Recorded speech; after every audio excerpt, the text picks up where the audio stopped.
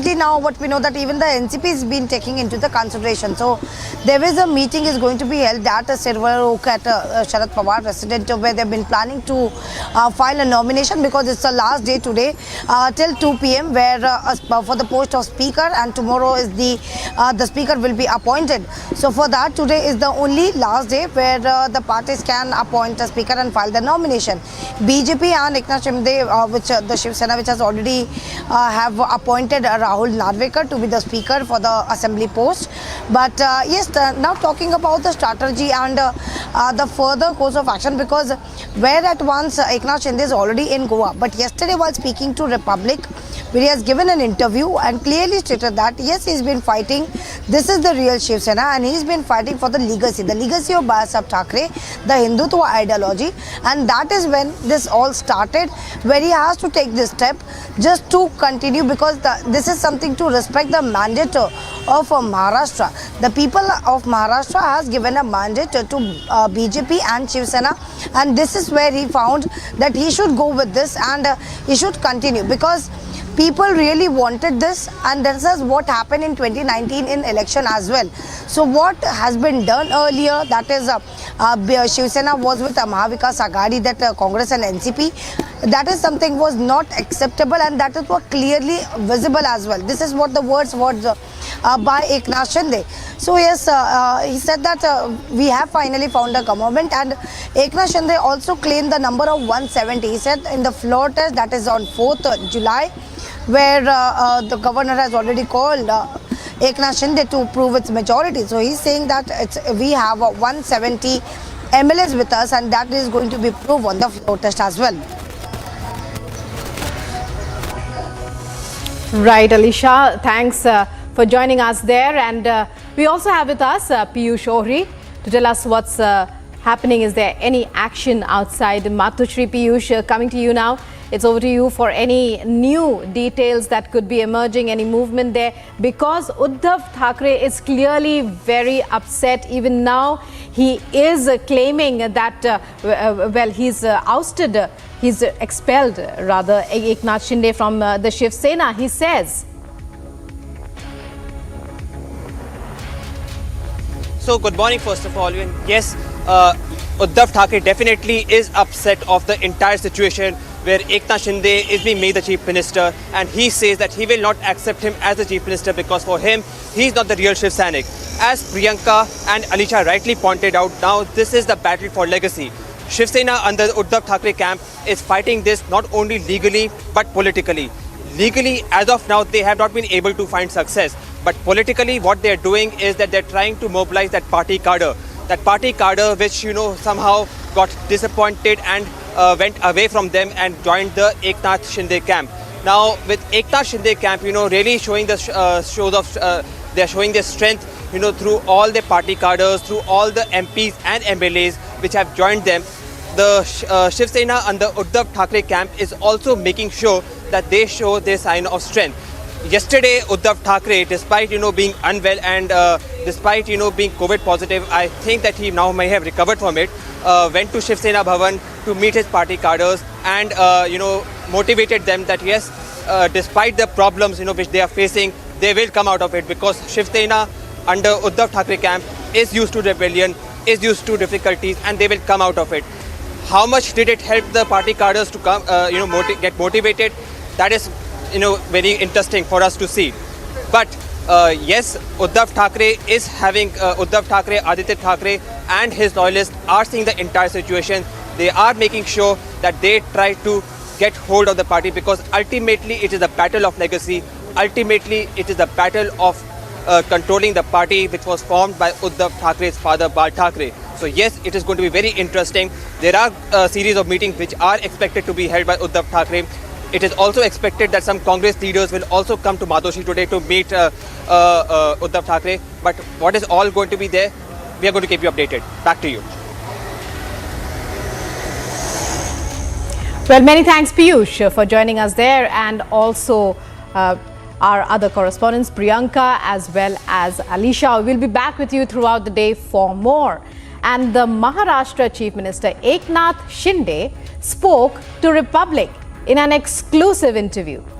For the first time since he took over as the Chief Minister, Eknath Shinde spoke to a television channel, and that was with Republic TV ahead of the floor test. Eknath Shinde asserts he has the support of 170 MLAs in the assembly, and also says the mistakes made under the Uddhav government would not be repeated. Let's listen in. हमारे साथ इस वक्त जुड़े हैं महाराष्ट्र के मुख्यमंत्री एकनाथ शिंदे जी। सबसे पहले तो सवाल ये करना चाहूँगा कि चर्चे में ये चल रहा था कि आप डेप्यूटी सीएम बनेंगे, पर आखिरकार जो हुआ, आप मुख्यमंत्री हैं, आप महाराष्ट्र के मुख्यमंत्री हैं। ये कहा जा रहा था, क्या आपने कोई ऐसी मांग की थी कि आप मुख्यमंत्री ही बनेंगे, इसी युति तभी बनेगी?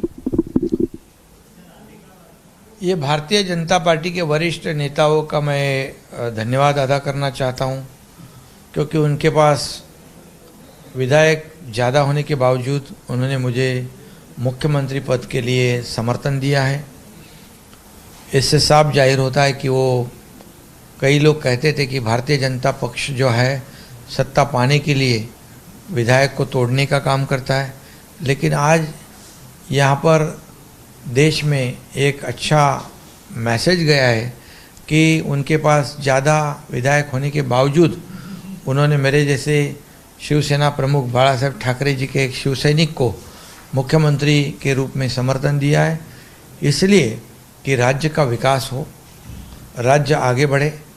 ये आम जनता के दिल की बात जो है, उनके दिल में जो विकास चाहते हो वो पूरा हो जाए, और इसीलिए मैं आज आपके सामने मुख्यमंत्री की हैसियत से यहाँ बैठा हूँ। इसलिए मैं भारतीय जनता पार्टी के वरिष्ठों को धन्यवाद देना चाहता हूँ। जब उद्धव ठाकरे अब संबोधित करते हैं, वो कहते हैं कि ये पहले ही, चुनाव से पहले ही ये बात हो चुकी थी कि मुख्यमंत्री शिवसेना से बनेगी, बट अमित शाह के साथ ये बात बनी नहीं। अगर वो आज यही करना था तो पहले क्यों नहीं किया? उद्धव ठाकरे का ये कहना है, आप क्या कहेंगे उस पर? हम लोगों ने किधर गलत कदम उठाया है? जो नेचुरल अलायंस है, शिवसेना भारतीय जनता पार्टी थी, आज भी हम लोग शिवसेना के विधायक हैं, बाला साहब ठाकरे जी के विधायक हैं, और आज भारतीय जनता पार्टी के साथ अलायंस में हम लोग काम करेंगे। उप मुख्यमंत्री जो है, डीसीएम जो है देवेंद्र जी फडणवीस साहब हैं, उनको बहुत ही 5 साल मुख्यमंत्री रह चुके हैं, उनको अनुभव है। एक अच्छी सरकार, स्थिर सरकार, मजबूत सरकार, 170 के ज़्यादा विधायक वाली सरकार ये राज्य का विकास करेगी। एक सवाल अलीशा भी लेना चाहूँ। मुख्यमंत्री जी, जहाँ तक आप आइडियोलॉजी, आप हिंदुत्व आइडियोलॉजी को लेकर आप आगे बढ़ रहे थे, कई सवाल इस पर भी उठ रहे हैं कि अचानक 2.5 साल बाद क्यों आप विधायकों के साथ पहले सूरत गए, फिर गुवाहाटी गए? इससे पहले जो 2.5 साल के बाद ये सवाल 2.5 साल पर पहले हमेशा से उठे हैं, तो ये तो कहा जा रहा है कि आप पिछले 1-1.5 साल से ही इस पर प्लानिंग कर रहे थे, सिर्फ इंतजार था आपको एमएलसी इलेक्शंस का। ऐसी बात नहीं है। हम लोगों ने पूरी कोशिश की, जो विधायक है 50, उन्होंने भी कोशिश की, क्योंकि उनका अस्तित्व खतरे में पड़ चुका था। जो हमारे अलायंस पार्टनर है, उनकी तरफ से उनके चुनाव क्षेत्र में बहुत ही अन्याय हो रहा था, उसकी सुनवाई हो, उसमें करेक्शन हो, ऐसी कोशिश उन्होंने भी की, मैंने भी की, लेकिन उसमें हम सफल नहीं हो पाए, इसलिए कदम उठाना पड़ा। ये आज की बात नहीं है। ये अगर चुनाव क्षेत्र में विधायक जो है, उसके चुनाव क्षेत्र में विकास के काम हो, जो लोग विकास चाहते हैं उनको न्याय मिले, यही कोशिश विधायक की होती है। लेकिन उसमें अगर वो असफल होता है तो उसका अस्तित्व ही खतरे में पड़ जाता है। और ये 50 विधायक ऐसी स्टेप, ऐसी भूमिका क्यों लेते हैं, इसका कारण ढूंढना चाहिए, आत्मपरीक्षण करने की आवश्यकता है। शिंदे साहब, एक बहुत गंभीर बात यह है महाविकास अघाड़ी को लेकर कि जब उद्धव ठाकरे मुख्यमंत्री थे, कई सारे ऐसे चीज़ हिंदुत्व को लेकर, आज चंद्रकांत दादा पाटिल भी ये सवाल उठाते हैं कि पालघर में जो हुआ था, उसमें जिस तरह से उस समय के मुख्यमंत्री उन्होंने कुछ नहीं किया, हिंदुत्व को उन्होंने महत्व नहीं दिया। उसके बाद कई सारे ऐसे इश्यूज हुए कि गलत तरीके से लोगों को अरेस्ट कराना, और आपके ही साथ जो एमएलएज हैं उन्होंने सीधे तौर पे जो आरोप लगाया कि दाऊद के साथ जो लिंक्स रह चुके हैं, तो आप उस समय मंत्रिमंडल में थे, कभी आपने ये सवाल उठाया कि कहीं ना कहीं जो गलत हो रहा था, महाविकास अघाड़ी जो चीज़ें गलत कर रहे थे, क्या उस समय आपने कुछ इसको लेकर बात की? क्या आपको उस समय लगा कि बहुत गलत हो रहा है? मुख्यमंत्री खुद उद्धव ठाकरे साहब थे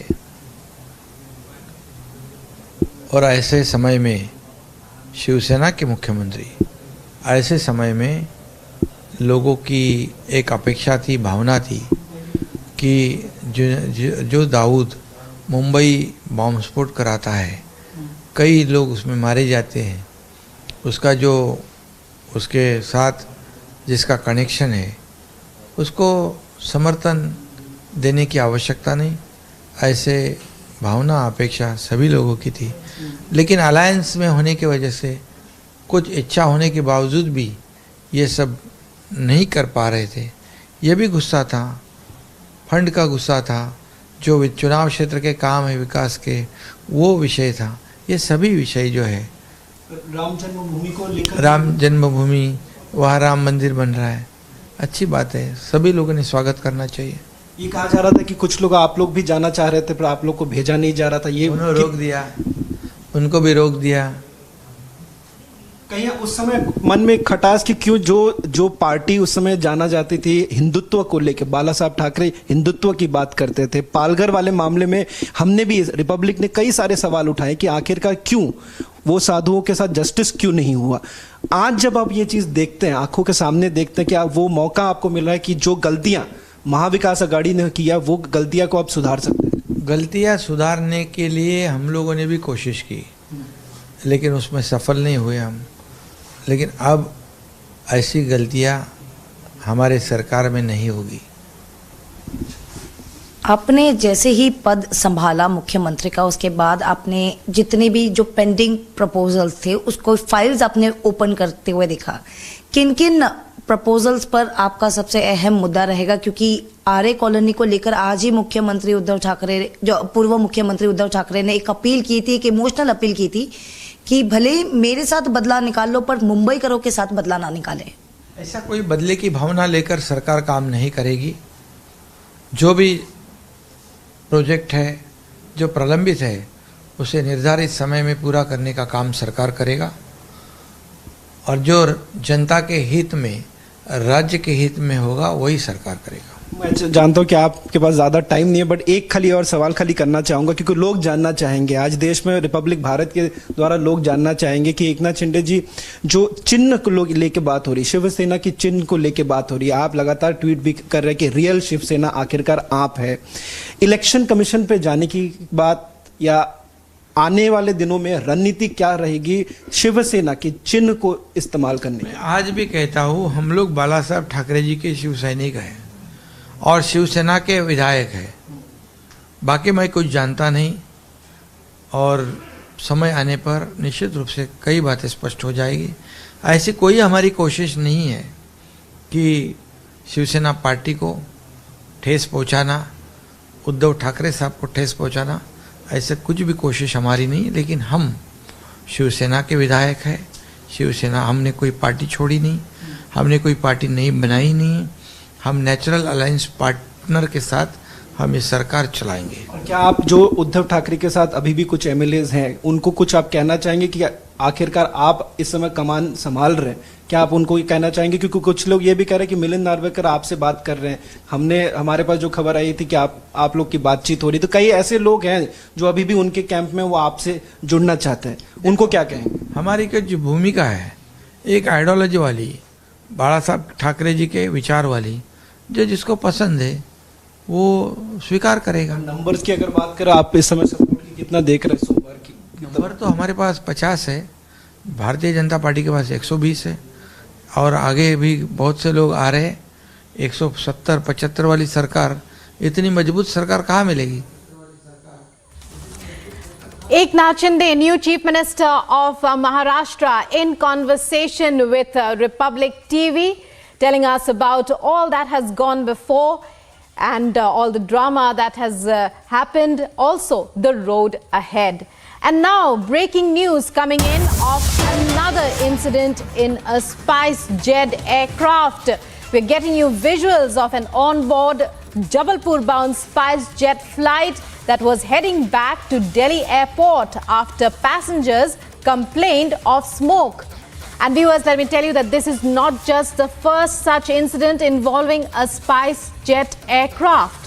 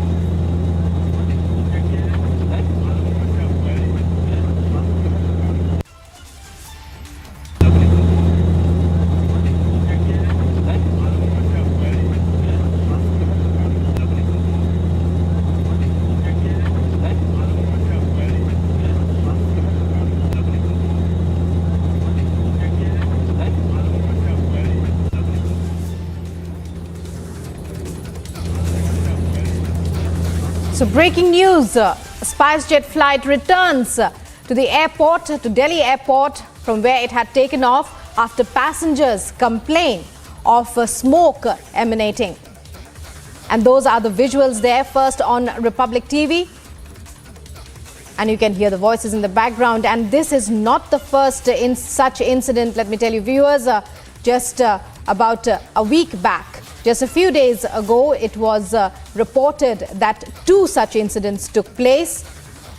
And the DGCA is taking note of all such incidents. The other flight also was a Jabalpur-bound flight, which had to return to the airport after taking off. In fact, 2 such incidents took place on the same day itself. This flight too was bound for Jabalpur, and the other.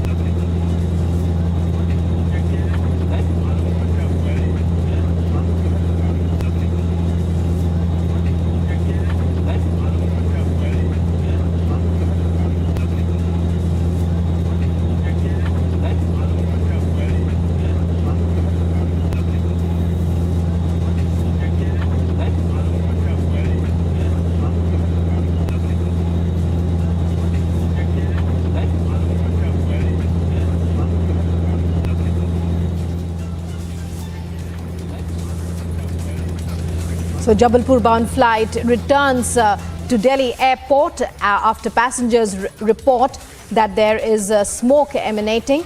And let me tell you, viewers, this is not the first such incident involving a SpiceJet aircraft. On the 19th of June, in fact, 2 such incidents took place, and one of those flights was also bound for Jabalpur. The DGCA is taking note of all these incidents.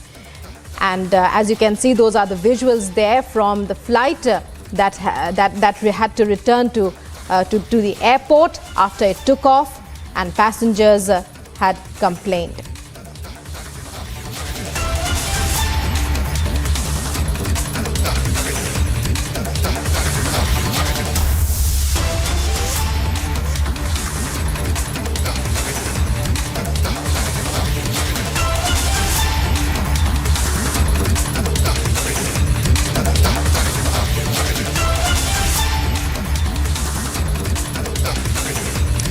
As the fight for Eknath Shinde from a Shiv Sainik to the Chief Minister is over, but the other part is still left as to what's really going to happen with the real Shiv Sena, with the Uddhav Thackeray camp, getting you all the updates as to what's happening with Eknath Shinde and Maharashtra right after this very short break.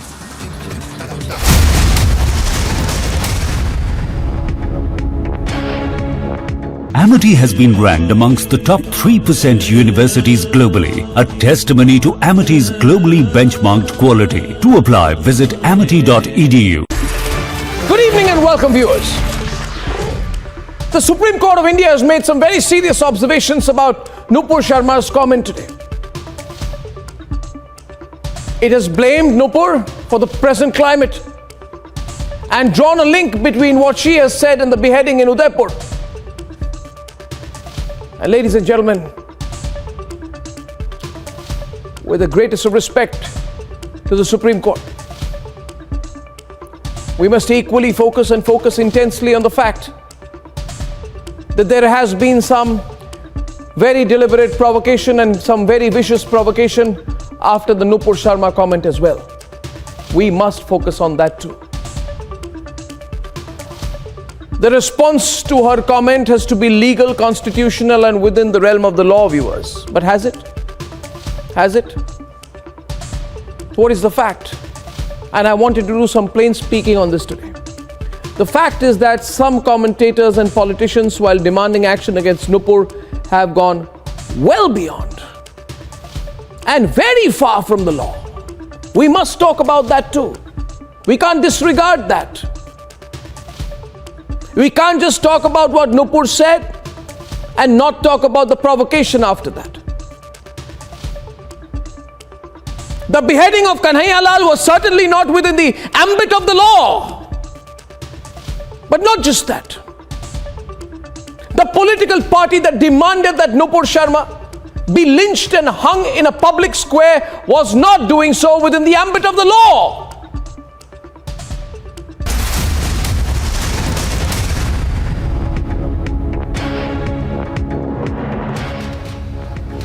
Well, miffed Uddhav Thackeray now sacks Eknath Shinde from the Sena. The battle for Bala Sahib's legacy gets bigger.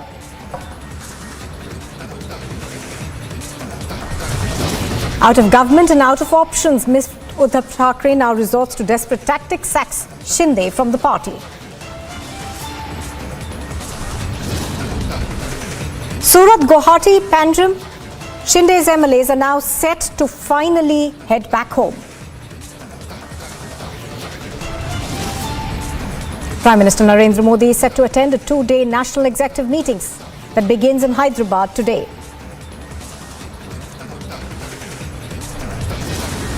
For the third time in a row, KCR won't receive the Prime Minister but appoints proxy to do so. 30 districts affected in Assam. The death toll mounts to 20 in Manipur as floods wreak havoc in the northeast.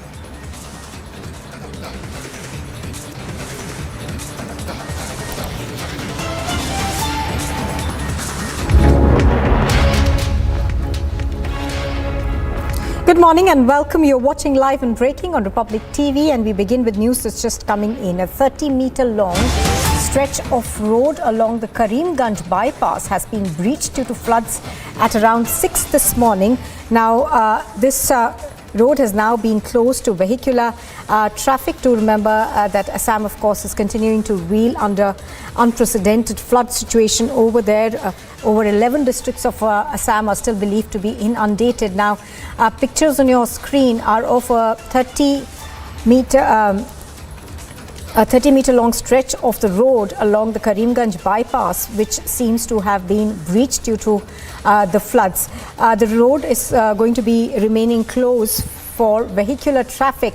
Assam, of course, is reeling under an extremely bad flood situation. Many lives have been lost and lots of villages still remain inundated. And as the Chief Minister was talking yesterday, he was speaking of the fact that once it rains again in the upper reaches, the rainwater will come down, and situations like this one could then come to the fore. In these pictures, you can see how this 30-meter long stretch of the road is essentially just caved in, being breached by floods. Now, Almost all rivers in Assam, including the Brahmaputra, are flowing above the danger mark. It has been raining incessantly across the northeast. Of course, the situation in Manipur also remains grim, where the landslide has killed several people, and rescue operations in that part of the northeast are still carrying on.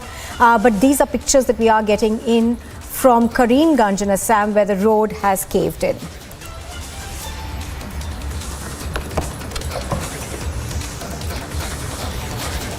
Well, even as the new Maharashtra government takes charge, taking many decisions on pending projects, the former Chief Minister Uddhav Thackeray continued to cry foul and whine over the rebellion in his party. The Shinde-Fadnavis duo took charge and got to work instantly. After meeting his legislators in Goa, the new Chief Minister chaired a meeting on disaster management.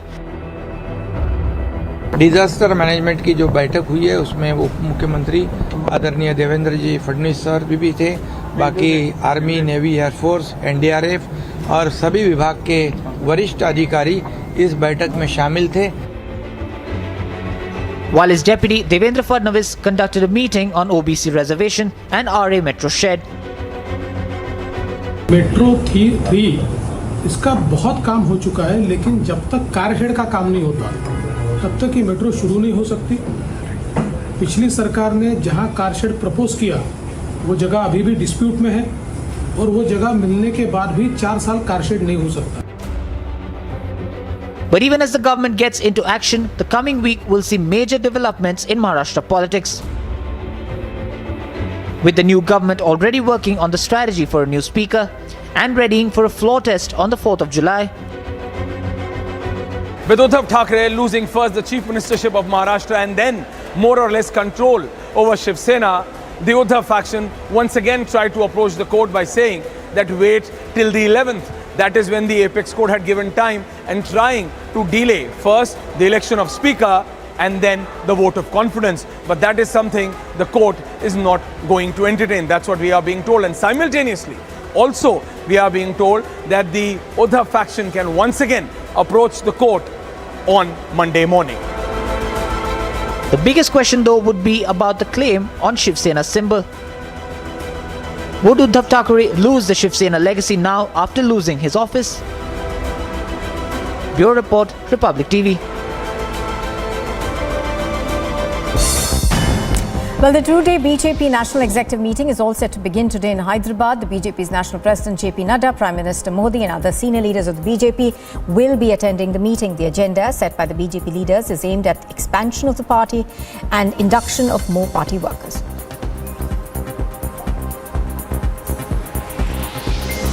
Ahead of the crucial Karnataka Assembly election in 2023, the Congress party has decided to go ahead with the collective effort to win elections.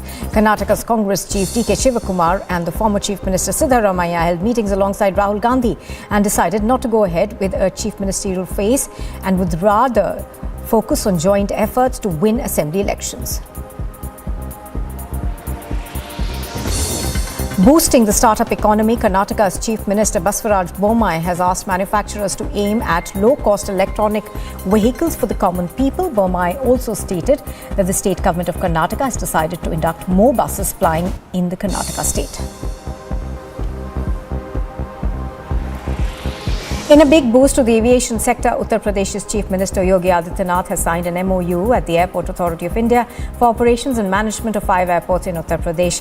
The airports are currently under construction and are being developed in Aligarh, Azamgarh, Saraswati, Chitrakoot and Sombhadra districts.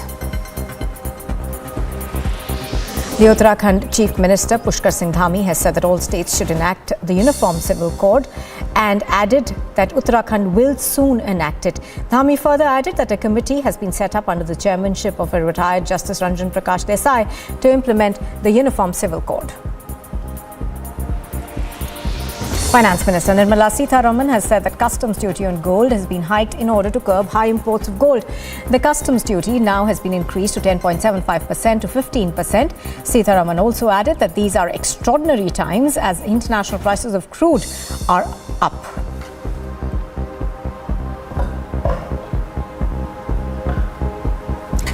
Well, the centre's ban on single-use plastic has come into effect since yesterday. 19 items that have been listed include cigarette packets, cups, cutlery, invitation cards, ice cream sticks, PVC banners, among others. Let's take a look at the people's response to this ban so far.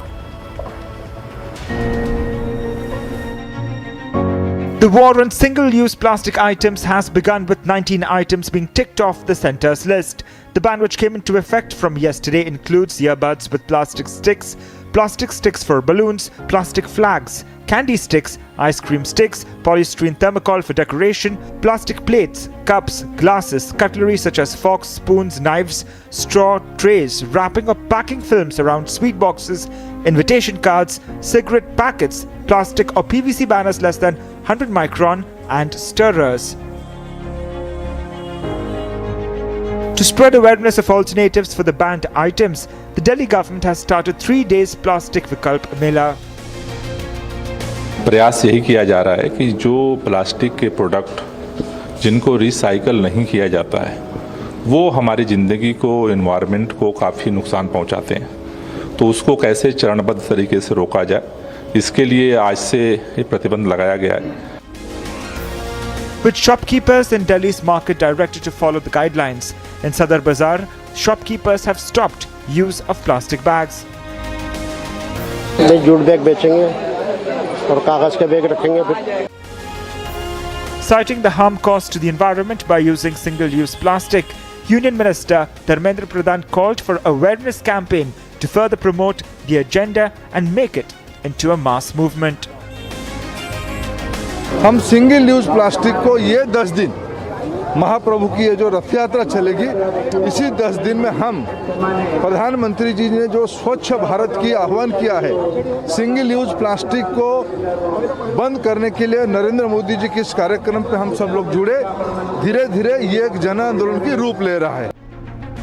In Ranchi, while some shopkeepers have already switched to paper bags and newspaper covers, some others are still using plastic items. Shopkeepers have, however, appreciated the move and demanded an alternative to replace plastic bags and called for stricter measures on manufacturers.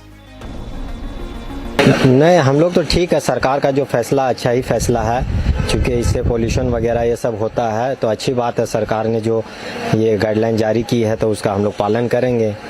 और हम लोग जो अब ये envelope वगैरह आता है कागज़ वाला, वो उसमें हम लोग देंगे. अब जो भी कस्टमर आएंगे तो उनको उसी में हम लोग देंगे. अच्छी बात है, पर्यावरण बचेगा, लेकिन इसको बंद करने के लिए अचानक में ये प्रोसेस ठीक नहीं है.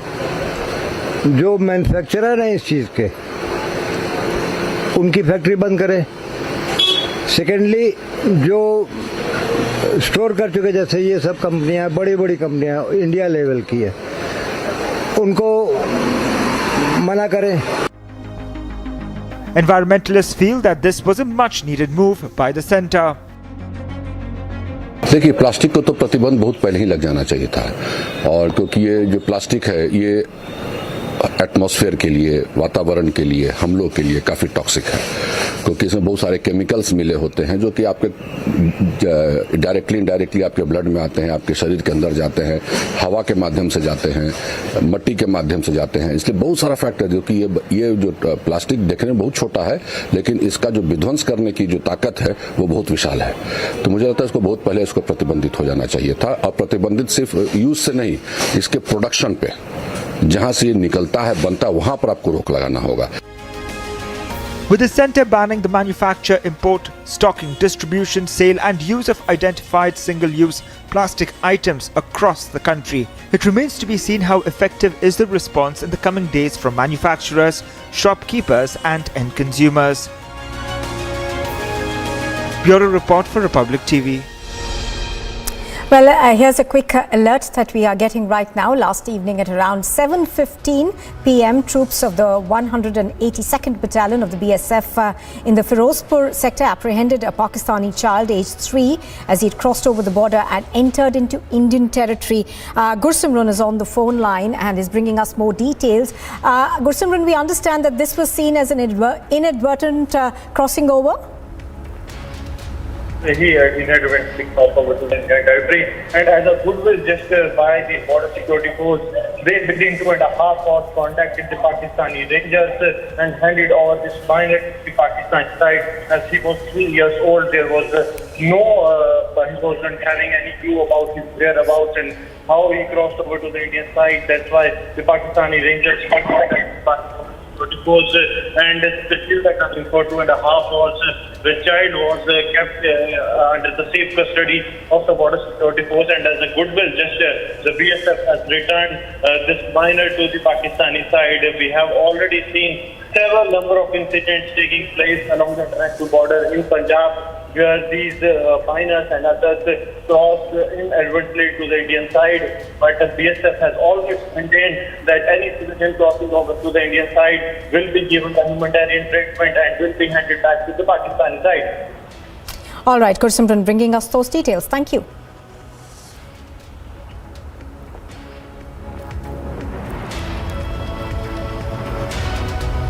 And here's a look at the top international news this morning. The United Nations Human Rights Council held an urgent debate on the rights of women and girls in Afghanistan, detailing instances of attacks on women, restrictions on access to schooling, movement, rest and basic services. The High Commissioner for Human Rights told the Council that she'd met with the country's authorities in March and was told that they would honour their human rights obligations as far as is consistent with Islamic Sharia law. Facing unprecedented challenges, the defensive military alliance NATO has wrapped up a 3-day meeting earlier this week in Madrid, with members showing unity as they concentrate on Russia's invasion of Ukraine. A former Deputy Assistant Secretary for Defense for Europe and NATO, who attended the summit himself, said that there was more unity than he expected. The UK's Prime Minister Boris Johnson has dismissed threats by Russia's president of a possible nuclear strike over Ukraine as saber-rattling. He later described the war in Ukraine as wanton, illegal, provoked, active aggression against a sovereign, independent country. On her departure from Egypt's Safaga on Thursday, the INS Kochi participated in maritime partnership exercise with the Egyptian Navy ships, the ENS Al Zubair and the ENS Abu Ubada. The exercise comprised of visit, board, search and seizure drills, flag hoisting drills and operational maneuvers, including the ceremonial steam pass. Rocket attacks hit the town of Bakhmut in eastern Ukraine, leaving residents devastated by the destruction to their community as Russian forces continue to approach slowly from the east, where a fierce battle for the city of Lysychansk is currently playing out. The town has seen an uptick in daily bombardments. Australia and France have opened a new chapter in relations as the new Australian Prime Minister Anthony Albanese seeks to heal wounds caused by a secret submarine contract that has infuriated France's President Emmanuel Macron. Warmly shook hands with the Australian Prime Minister outside the French presidential palace.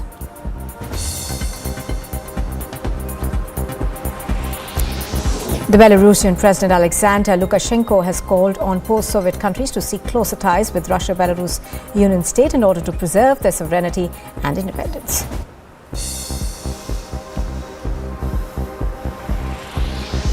China has rejected accusations by the US, UK and others that Beijing has undermined the freedoms and autonomy promised to Hong Kong as the country marks the 25th anniversary of the city's handover to Chinese rule. Russian President Vladimir Putin said that the West is pushing Russia and Belarus to speed up a purported unification process due to sanctions and political pressure. Seemingly in favor, Putin opined that it is easier to minimize damage from the imposed unlawful sanctions together.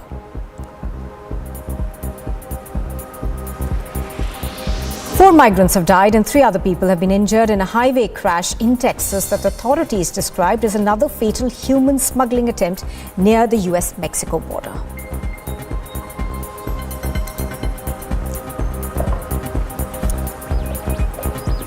Well, incessant rainfall continues to wreak havoc in the northeast and the death toll is mounting by the hour. Here's an exclusive ground report that's been filed from Assam's Dibrugarh as the flood situation remains grim.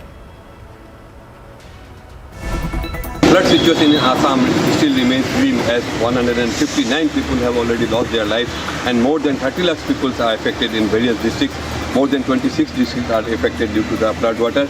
And we are right now reporting from Dibrugarh. This is police reserve, and due to incessant rain during last 24 hours, the rainwater has affected normal life in Dibrugarh due to the waterlogging and due to the artificial flood in various places.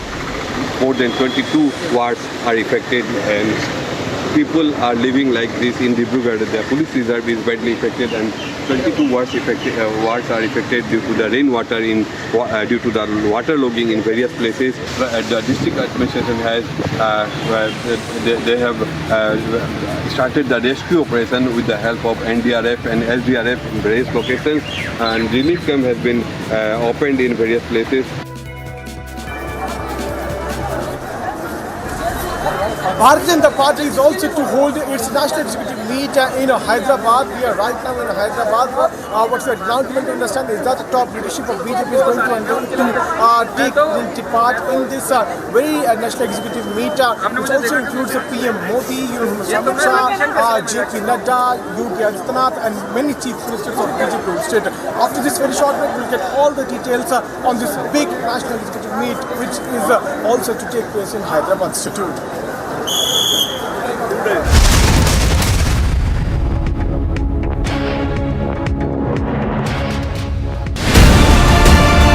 Whatsoever on Teesta Setalvad, RV Sri Kumar and others, they're basically defending Teesta Setalvad and going on to court from the Supreme Court. That I found going through the list, I have not been able to go through all the 300 names, but a good number of them are those people who were part of Teesta's ecosystem. They were an eco chamber which was supporting whatever Teesta was doing.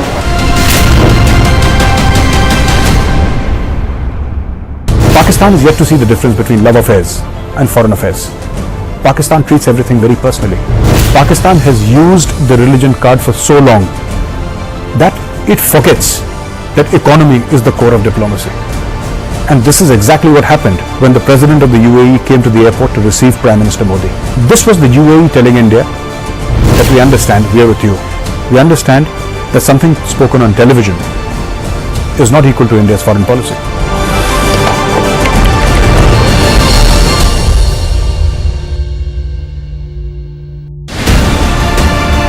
Whatsoever on Teesta Setalvad, RV Sri Kumar and others, they're basically defending Teesta Setalvad and going on to court from the Supreme Court.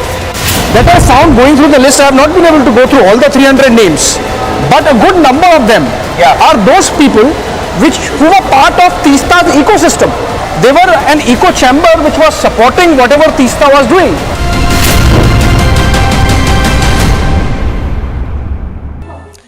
In other news on Republic, this morning, the United Nations Human Rights Council held an urgent debate on the rights of women and girls in Afghanistan, detailing instances of attacks on women, restrictions on access to schooling, movement, dress and basic services. The High Commissioner for Human Rights told the Council she had met with the country's authorities in March and was told they would honor the human rights obligations as far as is consistent with Islamic Sharia law. Facing unprecedented challenges, the defensive military alliance NATO wrapped up a 3-day meeting earlier this week in Madrid with members showing unity as they concentrate on Russia's invasion of Ukraine. A former Deputy Assistant Secretary of Defense for Europe and NATO who attended the summit himself said there was more unity than he expected. There's some news in brief now. 4 more bodies were recovered today from the rubble of Nupur city from the landslide that struck Noni district of Manipur. Now, according to officials, 13 territorial...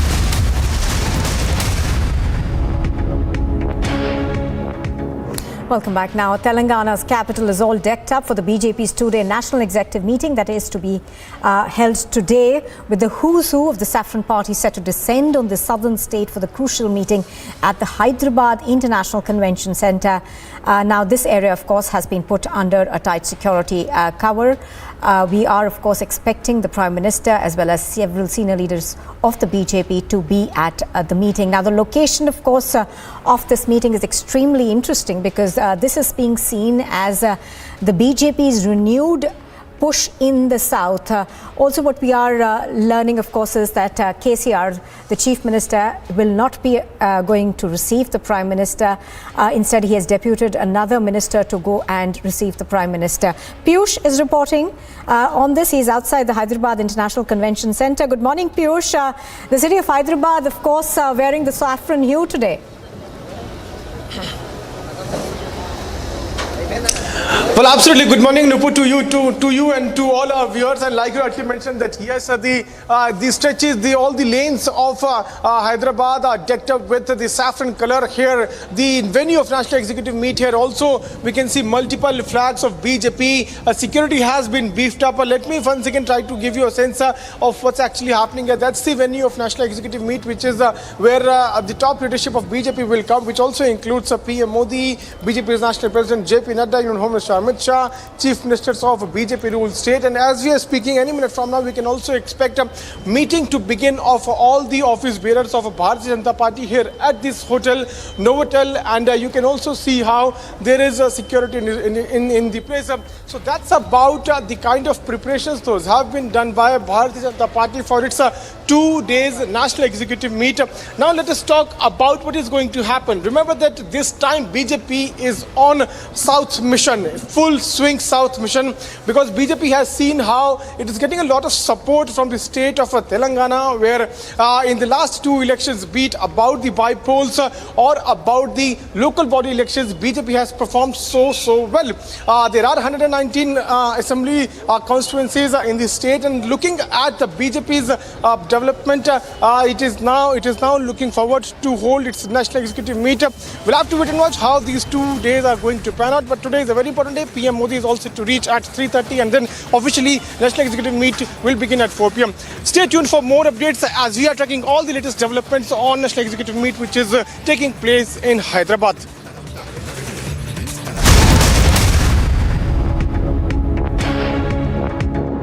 Pakistan is yet to see the difference between love affairs and foreign affairs. Pakistan treats everything very personally. Pakistan has used the religion card for so long that it forgets that economy is the core of diplomacy. And this is exactly what happened when the President of the UAE came to the airport to receive Prime Minister Modi. This was the UAE telling India that we understand, we are with you. We understand that something spoken on television is not equal to India's foreign policy.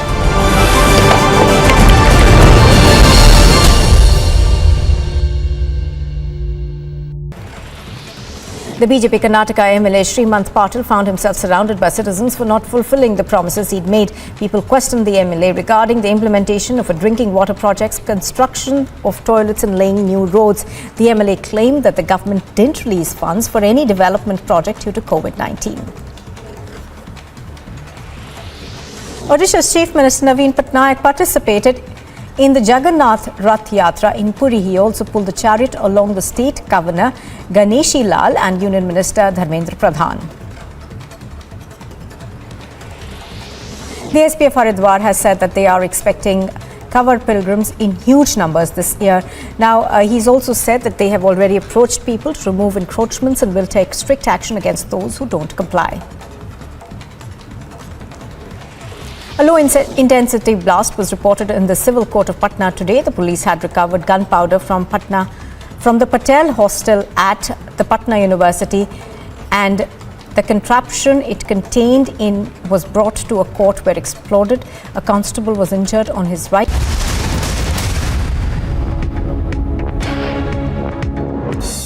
And here's a look at some news in brief. Manipur Chief Minister N. Birun Singh on Friday called the landslide in Noni district the worst incident in history of the state.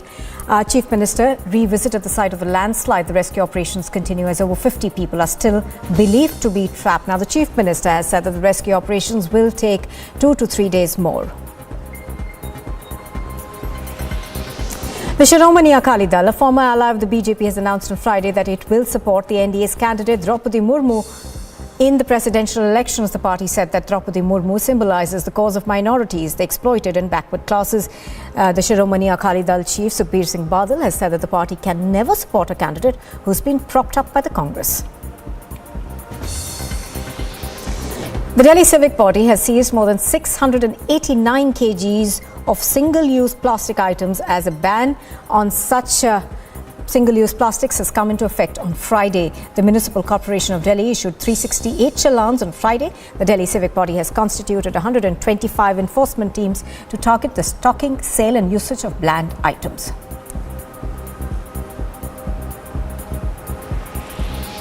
The Delhi government has introduced a new assessment guideline for government schools. The students will now be assessed for the impact of mindset curricula on their behavior along with scholastic subjects. Now, the new guidelines will be a supplement to the already existing evaluation norms. Incessant rains continue in Bihar. Water level of the Kosi River has risen, forcing people to leave their homes. Meanwhile, 5 people have been killed in the lightning on Friday in 3 districts in Bihar. The Chief Minister Nitish Kumar has expressed condolences and announced an ex gratia of 4 lakh rupees for the deceased kin.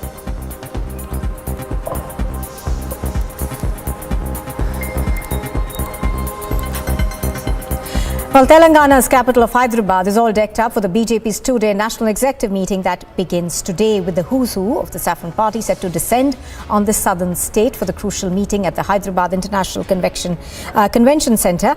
Let's go across to Piyush, who's reporting on this. Piyush, give us a sense of what's happening around you and how we understand that it's in just about 3 or 4 minutes that it'll be inaugurated. Well, absolutely, Nupur. As we are speaking, BJP's National President JP Nadda, along with other office bearers, including media in charge Anil Baluni, Tarun Chok, and many of the top leaders of BJP, they have entered inside the National Convention Centre. Right behind me, you can see that's the very venue where BJP's National President has just entered. And in few minutes from now, the first big meet of National Executive is also to take place, and that will be a meeting of all the office bearers.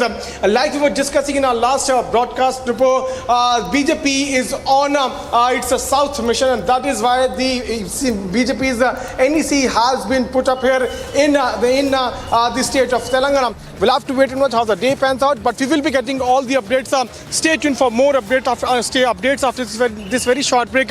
We'll be getting all the details as to who all leaders are going to attend this big meet, because the BJP is on South mission. Stay tuned.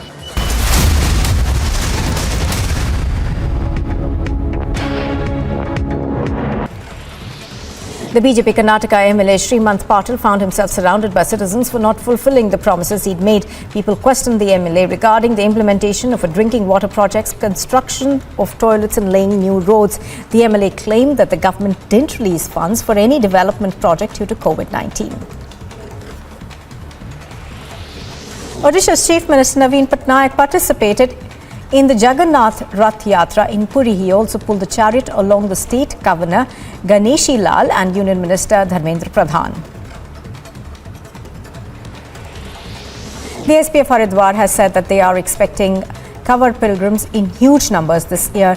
Now, he's also said that they have already approached people to remove encroachments and will take strict action against those who don't comply. A low-intensity blast was reported in the civil court of Patna today. The police had recovered gunpowder from the Patel hostel at the Patna University, and the contraption it contained was brought to a court where it exploded. A constable was injured on his right hand but is out of danger. No other people were injured.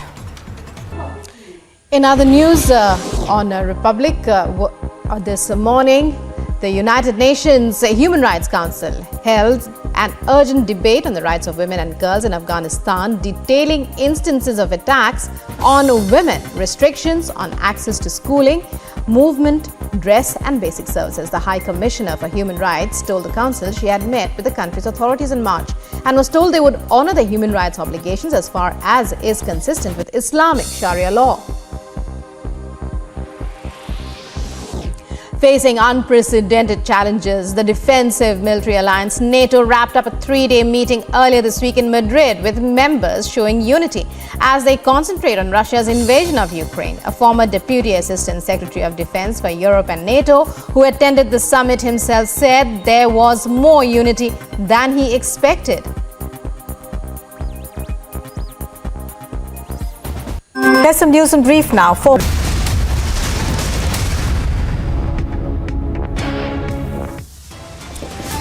Uddhav Thackeray now sacks Eknath Shinde from the Sena. The battle for Bala Sahib's legacy continues to get bigger. Out of government and out of options amidst, Uddhav Thackeray now resorts to desperate tactics, sacks Shinde from the party. Surat, Guwahati, Panjim, Shinde's MLAs are now set to finally head back home. Prime Minister Modi is set to attend a two-day National Executive meeting that begins today. For the third time in a row, the KCR won't receive Prime Minister Modi but appoints a proxy to do so.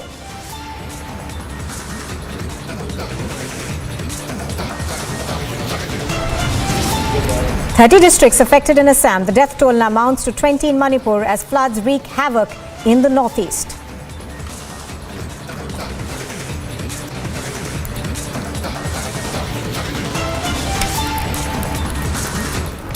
Good morning and welcome. You are watching Republic TV. This is live and breaking. I'm Nupur Sharma. Now, Telangana's capital is all decked up for the BJP's two-day National Executive meeting that is set to begin in just a while from now. The who's who of the Saffron Party are set to descend on the southern state for the crucial meeting at the Hyderabad International Convention Centre. And pictures on your screen are of JP Nadda over there, the BJP's national president, arriving at the Hyderabad Centre. Let's go across to Piyush, who's tracking all the developments from there. Piyush, take us through what's happening there currently. Of course, the Prime Minister will also be coming there shortly. Well, Nupur, what we are now given to understand is that Prime Minister will be reaching here at around 3:30. National Executive meet will begin at 4 p.m. But before that, the preparations have been done. But also, let me try to show you the pictures. You can see how the BJP flags have been put. The entire city has now donned a saffron color. A couple of minutes back, BJP's National President JP Nadda had also come here. We can also see as to how few workers have come here to take part in this entire National Executive meet. We are also joined with a few women workers who have come here to take part in a culture program. Ma'am, how excited are you? Prime Minister is coming today. We're actually very excited. So we are here as a part of invitation. Like we are actually arranged for inviting Prime Minister. So I think he might be coming in the afternoon time. So we're actually waiting for him. So very rarely he visits Hyderabad, and so we are very glad to see him here live today. So that is the reason we are all happy, and we are all a group of people who we are actually practicing Dandiya from past. You are going to perform Dandiya when Prime Minister comes? Yes. We are here to perform Dandiya. So as a welcome part. Yeah. Ma'am, are you also from, all of you are from Hyderabad? Yeah, we all are from local Hyderabad. So, how excited are you? Actually, we are very excited because as it is a 3-day program, we are very excited and we have been practicing since so long time. And yesterday also we have performed a welcome program, and even today also. We are very much excited and waiting eagerly for this to come. So you will be performing using Dandiya? Yeah, that's so in Hyderabad also Dandiya is very, very famous? Yes. For every festivals we perform Dandiya, yes. Okay. So how many people are there in your group? Currently we are 20-21 people around. Yeah. When are you going to perform? We are actually about to start. About to start here itself? Yeah, here itself. Can you please start now? No, we are actually waiting for, we need that sound and all, right? So we are waiting for the sound system. We are waiting for sound system. So they are actually waiting for sound system, but we spoke to them. They are very much excited, and they are from Hyderabad. They're very much excited to see Prime Minister. Remember that BJP's National President JP Nadda has already arrived. BJP's National Executive meet will take place. Officially will begin at 4 p.m. Before that, the preparations are going on, and as and when they perform here, we will show the live pictures to our viewers. But we are right now showing you the pictures of arrangements that have been made by the Bharatiya Janata Party for its big annual festival. That's the National Executive meet. Remember that today is a very big day because BJP is now focusing on its mission south. There are 119 seats in the state of Telangana, and BJP has seen as to how it has performed so well in the last 2 elections, be it about the local elections or about the by-elections where BJP was able to perform stupendous. Looking at its performance, BJP is now focusing on south. We have already seen how BJP has got the numbers in north, but it has not been able to achieve the mark it should in the last few years, in the last few elections, we have seen how BJP was not able to perform as well as it has performed in the North India. There are around 129 Lok Sabha seats which comes in these states, and that is why BJP is now very much focused on South India, and that is why Mission South India has now officially begun from today. As we are speaking, the meeting of office bearers is going on. Right behind me, you can also see few spokespersons have come. Let me try to show you more pictures as the meeting of spokespersons will also take place, and that's the convention center where Prime Minister will be reaching. BJP's National President JP Naddha has already reached. As we are speaking, the meeting is going on. We'll have to wait and watch how the day is going to pan out. Many cultural programs have been organized. Prime Minister to also do a rally tomorrow.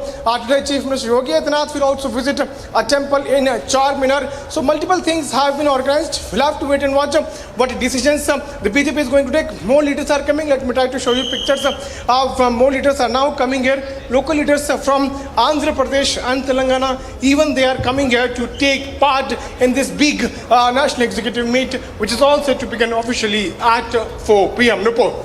Absolutely, Piyush. Of course, as you're pointing out, the BJP seems to be firmly turning its sights to the south, and that's why we are seeing, perhaps the first national executive meeting in many years that's taking place outside the national capital. The focus clearly for the BJP remains, to make inroads in the south.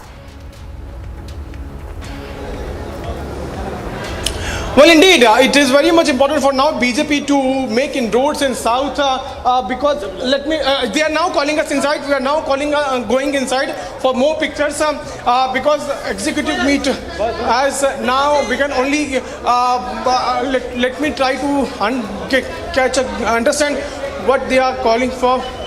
But all right. Is it for? All right, carry on. As you are speaking to the police officials over there, Piyush, we are told that JP Naddha, of course, who arrived at the venue shortly, will inaugurate this meeting in moments from now. But even as Piyush and Aneri continue to join us, Piyush, tell us what's happening over there.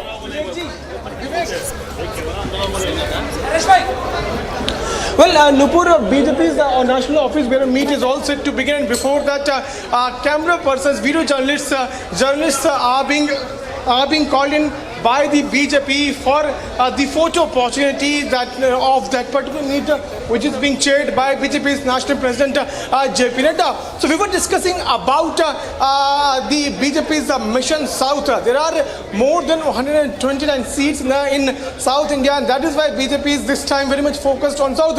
Not only the Lok Sabha elections are in mind, but also coming elections of Telangana, Karnataka, and also Gujarat. All these elections will also be discussed because for the first time the meeting is taking place in Hyderabad, and looking at the great performance of BJP in Hyderabad, this time BJP has decided to start its mission from the Hyderabad city. And while we were on our way to this very venue, we have seen the entire city has been decked up with saffron color. It has donned saffron color. Absolutely. And PM will be reaching. Piyush, I understand you need to go inside. I understand you need to go inside. We are going to quickly go across now to Aneri, who's reporting from the Khairatabad circle in Hyderabad. Aneri, of course, Hyderabad has been decked up for this national executive meeting, but there has been, news coming in that the Chief Minister has decided to skip essentially meeting the Prime Minister when he arrives there in Hyderabad. Instead, he's deputed someone else.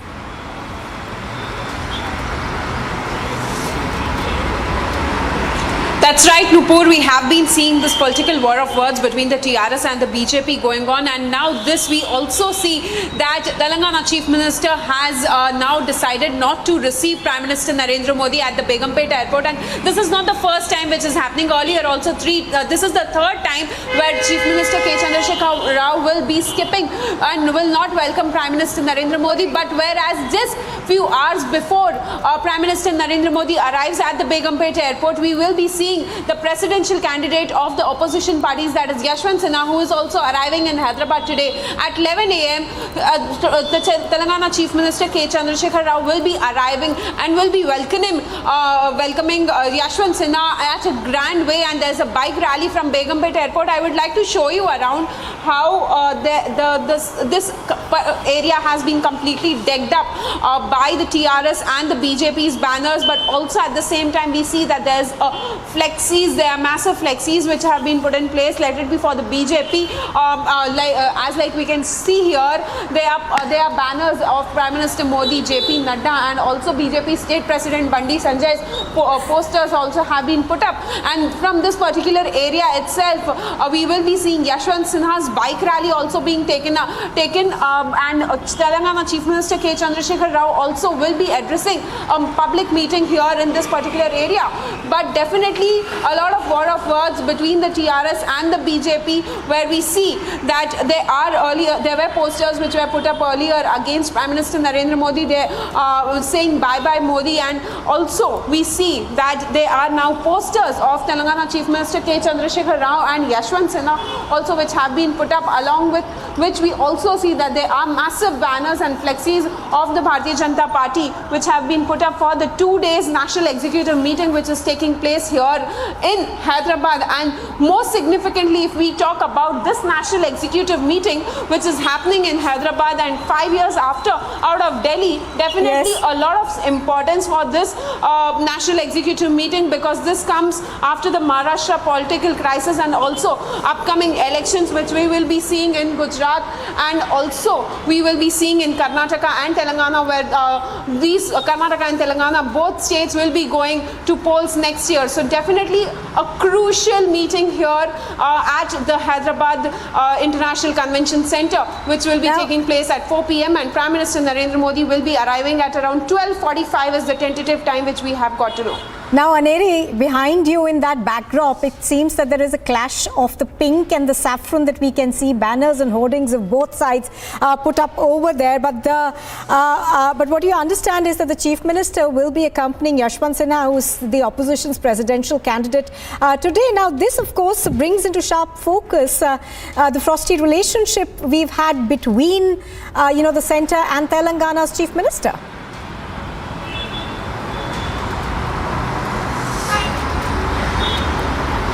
Definitely, Nupur, a lot of war of words between the TRS and the BJP has been going on. Level last night 250 से अंदर है, 250 kilometre के अंदर है, but यहाँ से समय लगता है 5.5 घंटा। आप सोचिए 250 किलोमीटर तो अब हम लोग आराम से 3.5 घंटा 3 घंटा में आजकल देश में कहीं भी हो जाता है। और ये हैदराबाद की चमक दमक से जैसे आप बाहर निकलिए या यहाँ की गलियों में चले जाइए, कल हम यहाँ एसबी कन्वेंशन सेंटर में जाने में फंस गए, मेरी गाड़ी हैदराबाद की सड़कों पे टूटते टूटते बची है। तो ये सारी चीज़ें लोगों के सामने है, केसीआर जी हों, केटीआर जी हों, अब इन लोगों के तंत्र से, और ख़ास तौर से मैं I am sorry to use this word, वसूली तंत्र से ये तेलंगाना बहुत परेशान है।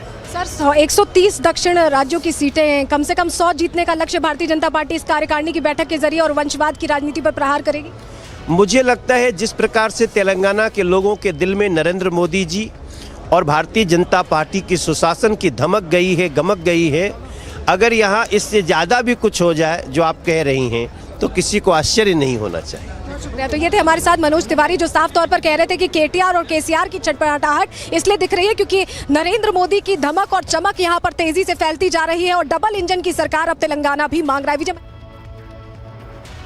All right, let's go back to Aneri over there. Aneri, even though the BJP says that KCR and KT are extremely worried about the BJP's advance into Telangana, the narrative that we've been hearing from the Chief Minister is quite different, isn't it?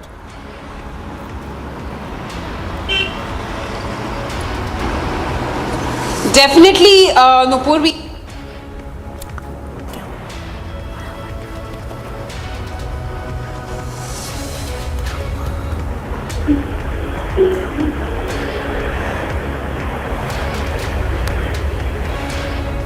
All right, we seem to have run into some audio trouble with Aneri over there, but pictures on your screen are of the senior BJP leaders, including JP Nadda, the national president of the BJP, as well as I think Manoj Tiwari was also there, going into the convention center. Now, do remember that JP Nadda is inaugurating this two-day BJP National Executive meeting that's taking place in Hyderabad even as we speak. Now, the Prime Minister, of course, will be arriving later in the afternoon, and the National Executive meeting actually begins at about 4 in the evening.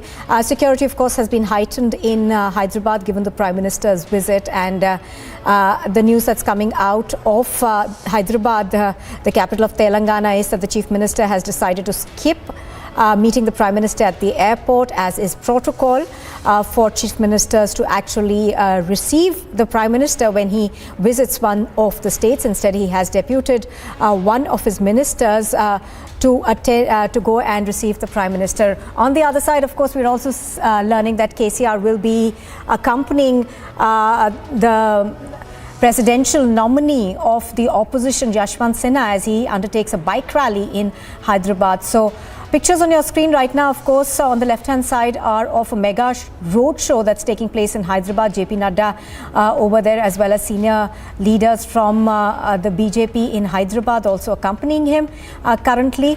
On the right-hand side, of course, we're also giving you visuals, bringing to you visuals of what's taking place at the convention center. Aneri, I think we'd lost that audio connection over there with you, but you were taking us through the narratives that are coming from both sides.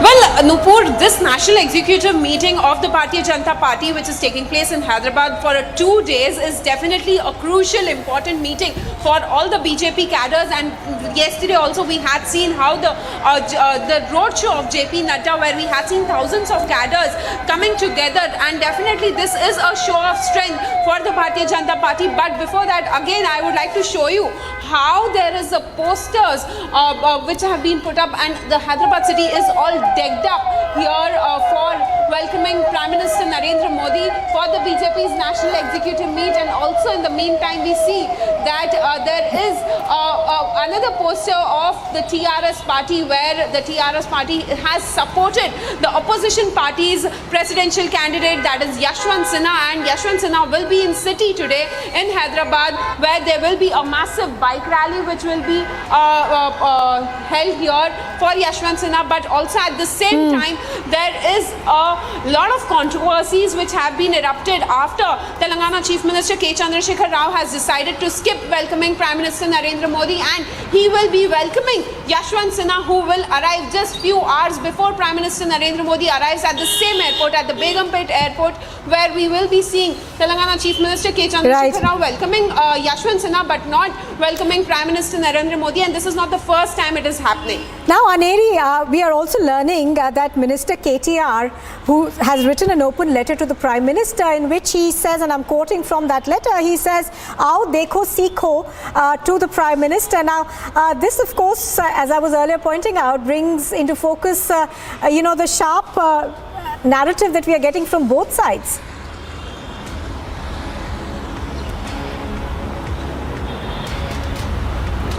That's right, Nupur. This open letter, which has been written by the TRS working president and also the IT Minister of Telangana, KT Rama Rao, he has written an open letter to Prime Minister Narendra Modi saying, "Aao dekho sikho," and this is ahead of the National Executive meeting of the Bharatiya Janata Party, which is taking place in Hyderabad. And also in the letter, KT Rama Rao further went on to state that welcoming the Prime Minister Narendra Modi and the other BJP leaders to Telangana, he also stated that the backwardness of the so-called double-engine states have made BJP opt a progressive state like Hyderabad for their meetings. And also he has stated that the real agenda of their meeting is to spread hatred and not talk about the innovative policies and schemes, but he also further went on to state that the BJP's real ideology has always been to divide politics, and so we see a clear picture, a clear tussle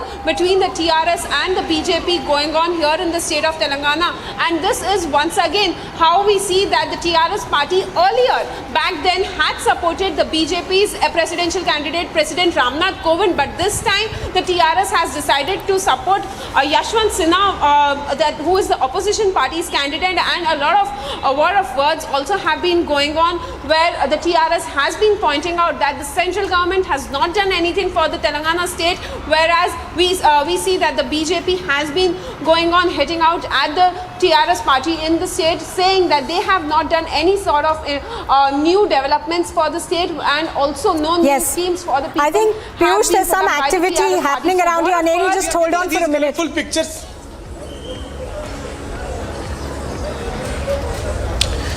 Well, Nupur, we are getting a lot of colorful pictures from the state of Hyderabad, from the location where a national executive meeting of BJP to take place. At one side, we can see how there are few workers have come here to perform dandiya. On the other side, there is another group which has come here, and I would ask Vivek to show you the pictures of this group which has come. कहाँ से आए हैं ma'am आप? शाहपुर से, शमशाबाद। शमशाबाद, कहाँ? टांडा। राजस्थान? हाँ, राजस्थान नहीं, बंजारा। बंजारा से आए हैं आप? आज प्रोग्राम में पार्टिसिपेट करेंगे? हाँ, पार्टिसिपेट करेंगे।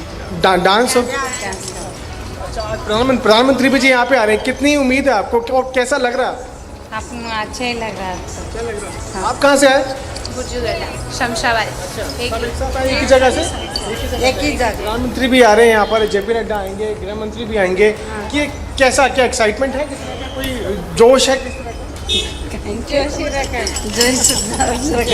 रात 10 बजे तक रहा। कल भी 10 बजे तक रह के गए। आज किस तरह का डांस होता है, अगर आप थोड़ा आकर करके बता दें किस तरह का होता है? हम जैसे करंट डांस दिखाओ। So they are waiting for their musical instruments, and then they are going to perform. We tried this from that group also, who is also to perform dandiya, but they are actually waiting for their musical instruments, and then only they will be performing. They are going to take part in a cultural program which will take place here at the National Executive Meet, which is officially beginning at 4 p.m. And like Nupur Aneri was also telling us about the politics which is underway. Pink versus saffron. We are seeing fight taking place in Telangana. BJP leaders believe that it's important to have a double engine sarkar in all these states so that development can take place. In fact, they are saying that if they focus on Telangana, then they will be able to get in touch with the electorates in other parts of southern India. There are around 130 Lok Sabha seats, and the eyes of BJP are not only on the upcoming state assembly polls but also on Lok Sabha, and that is why the venue has been kept here in Telangana. Let me also try to show you pictures from around me. You can see the security which is in place. These are two venues. One is Novotel Hotel.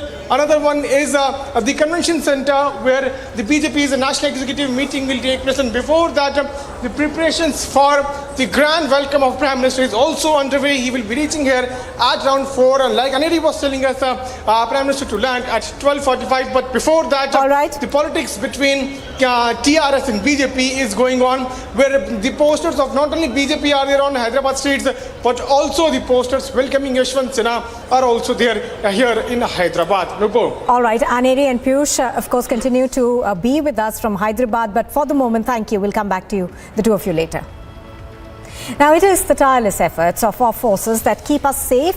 And here's a video of the Chinar Corps assisting the civil administration in terms of security and smooth conduct of the Amarnath Yatra. Watch how, on the intervening night of the 30th of June and the 1st of July, due to sudden increase in temperature, resulted in swelling of nalas near Kalimata on the Baltal route. The bridges at Kalimata were washed away. The civil administration requisitioned the Chinar Corps for rehabilitation of destroyed bridges in quick response to the call, the Chinar Corps Kilo Force coordinated the entire effort and mobilized resources, including the induction of bridging stores using helicopters, mule porters, and manually by the engineering regiment, which also mobilized technical experts to make sure that they could rework the fallen bridge. In record time frame, the 13 Engineer Regiment of the Chinar Corps laid entirely a new bridge in the night against all odds.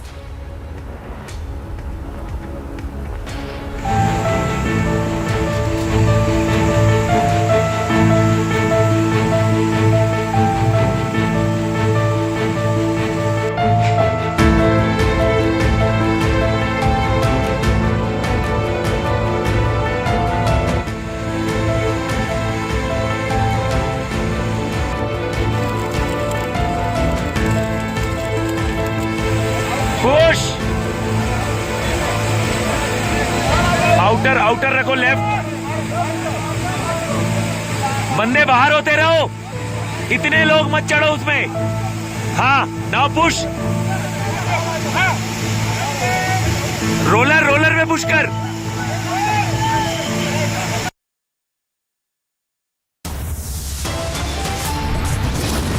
વ્યક્તિની જવાબદારી પણ નિશ્ચિત કરી છે. હમણાં ઉનાળામાં જ મેં રિવ્યુ લીધો હતો, કારણ કે ઉનાળો રિવ્યુ લેવા માટેનો પ્રોપર ટાઈમ ગણાય. ઉનાળામાં રિવ્યુ કર્યો તો 4,22,00,000માંથી લગભગ 4,12,00,000 વૃક્ષો જીવતા થયા.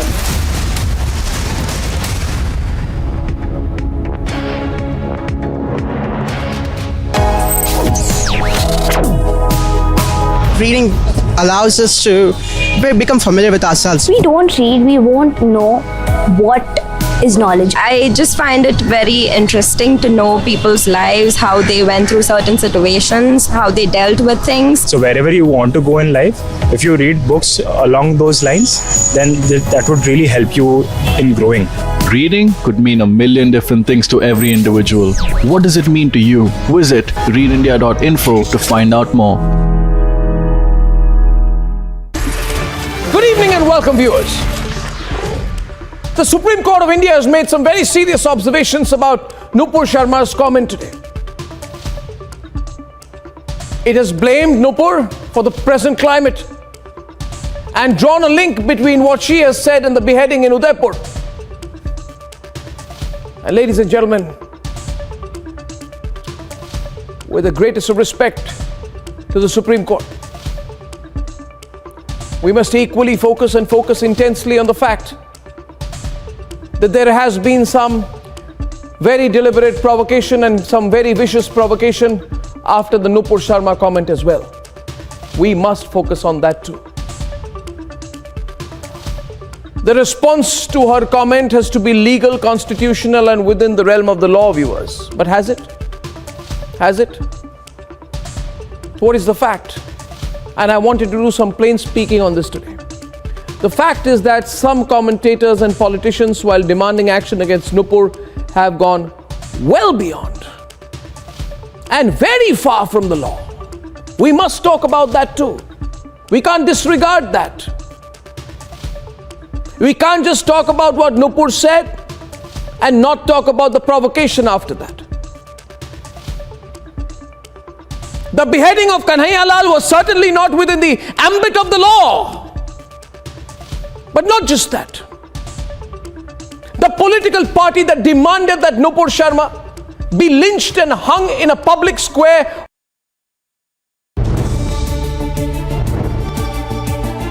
देश में एक अच्छा मैसेज गया है कि उनके पास ज्यादा विधायक होने के बावजूद उन्होंने मेरे जैसे शिवसेना प्रमुख बाला साहब ठाकरे जी के एक शिव सैनिक को मुख्यमंत्री के रूप में समर्थन दिया है. गलतियां सुधारने के लिए हम लोगों ने भी कोशिश की, लेकिन उसमें सफल नहीं हुए हम. लेकिन अब ऐसी गलतियां हमारे सरकार में नहीं होगी.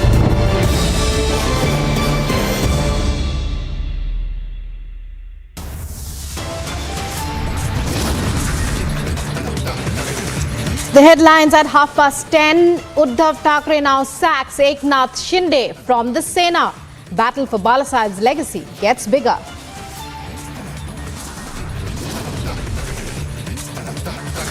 Out of government and out of options, a miffed Uddhav now resorts to desperate tactics, sacks Shinde from the party.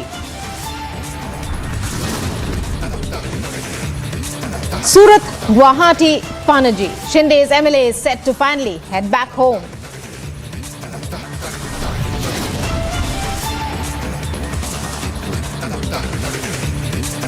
Hyderabad decked up in saffron hue as Prime Minister Modi set to chair the big national meet.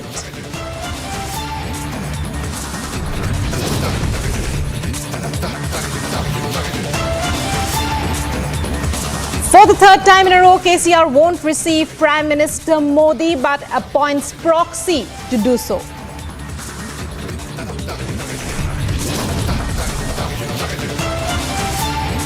Northeast flood situation continues to be grim. Death toll mounts further.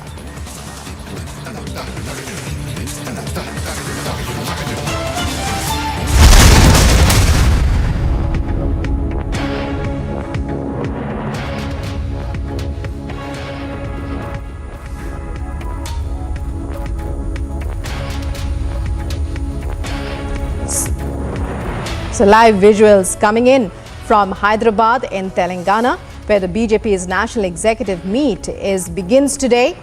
Prime Minister Narendra Modi expected to participate. Already a short while back, BJP chief JP Nadda arrived at the venue. It's BJP's Mission South as the National Executive meeting begins in Telangana. Those are visuals there from the venue of the BJP National Executive meet.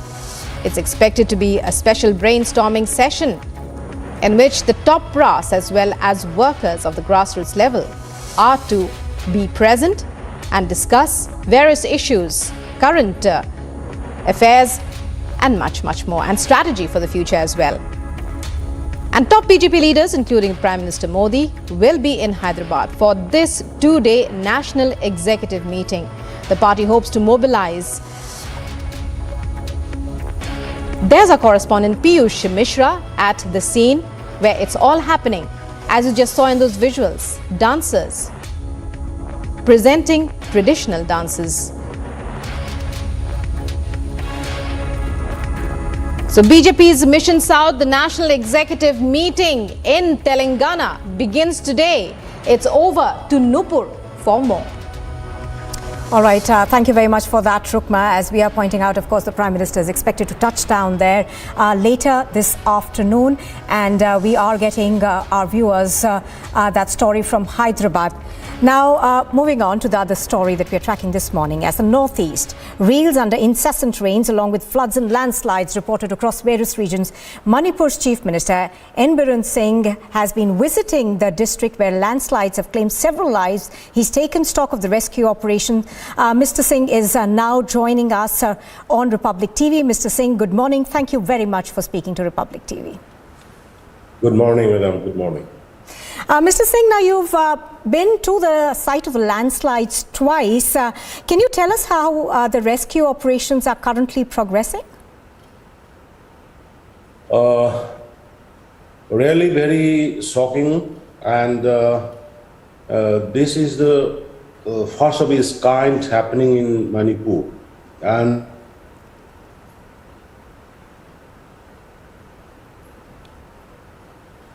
Mr. Singh, we seem to be running into some trouble over there, but as Mr. Singh, of course, was pointing out, he's earlier spoken about it in great detail and talked about how this is perhaps the worst incident of a landslide in history. I think we've got Mr. Singh back with us. Mr. Singh, you were talking us through how this has been a catastrophe like none before. yeah, this you see just 81 precious life lost in this, horrible, I will say, horrible, never happened before. And 81 precious life lost, here, altogether 43 precious territorial army life has lost, but 13 has survived, and 18 lost their life. And still 12 are missing. And altogether, out of 81, injured is 18. 18 has been already recovered, and 25 victim has been recovered. Till yesterday also I was there in the spot, and 13 more bodies were recovered. But still 38 precious life is missing. And the other 18 has already admitted in the hospital, and they are in the spot. Due to the much, we are not able to cross the exact area, exact location where the bodies are buried. But we are using available machineries, and we are making roads there to reach. And I am expecting that up to today's evening, the road connectivity will be there up to the actual site, and we will be able to recover all the precious body. Right, Mr. Singh, as you're pointing out, this rescue operation has been on since Thursday, and why are these rescue operations taking so long? You're of course pointing out that this is tough terrain, and not just that, is the weather also hampering it? Yeah, this is a very, very dangerous location, terrain, full of terrain, and our Manipur, particularly Manipur.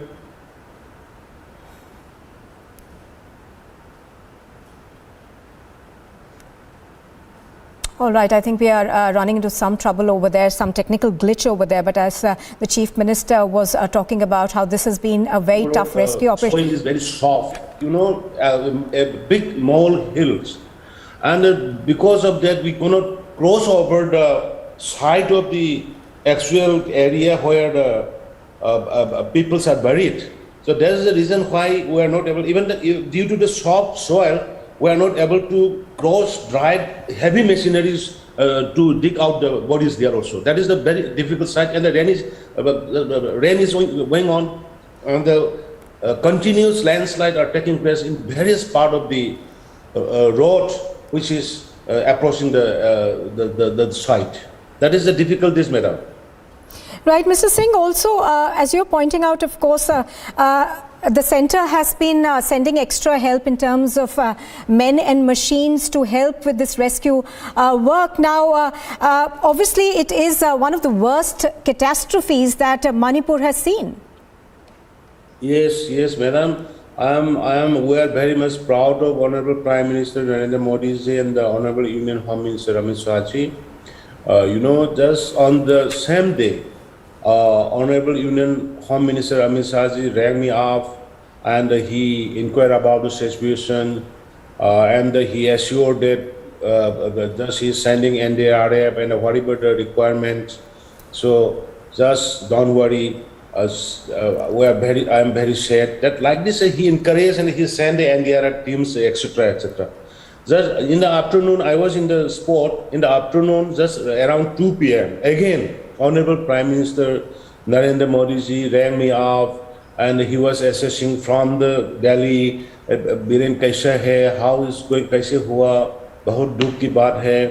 मतलब आप इसके लिए जो भी है maximum effort करके rescue करने की कोशिश करना है. हम आर्मी को बोल दिया है, एनडीआरएफ को बोल दिया है, और very glad to inform you that ये one machine which was used in the Ladakh Leh area, the radar which can pass through the wall, through wall radar, that kind of machinery has already arrived yesterday. And because of that machines, we will be able to locate the bodies where they buried. So it will be easier to find out and to recover the bodies. So I am really thanks to the Honorable Prime Minister Narendra Modi ji, Honorable Union Home Minister Amit Shah ji, and along with the Union Defense Minister Rajnath ji. Altogether, they are very much, with a shocking motive, thinking. They always monitoring what is happening minute by minute, and I also reporting minute by minute. Till today now, only 23 bodies has left. Almost 18 has already in the hospital, and 25 body has been recovered. So our effort is going on. We are using NDRF and state disaster management special teams. Army personnel is there. We are coordinating well. Central paramilitary forces, Army, NDRF, SDRF, government officials, we are all coordinating very well.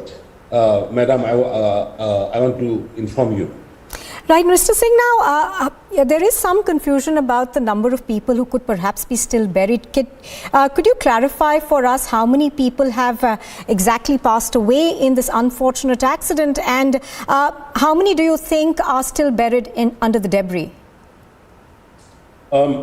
Madam, you see, total is 81, and among these 43 are territorial army personnel, and 23 are BSC Bhanka Cell Construction Limited agency का है 23, और 3 personnel railway का है, और 3 personnel Bharat infra private limited का है, और villager इसमें just 5 are villagers, and the others unidentified are 4. So altogether 81 dead.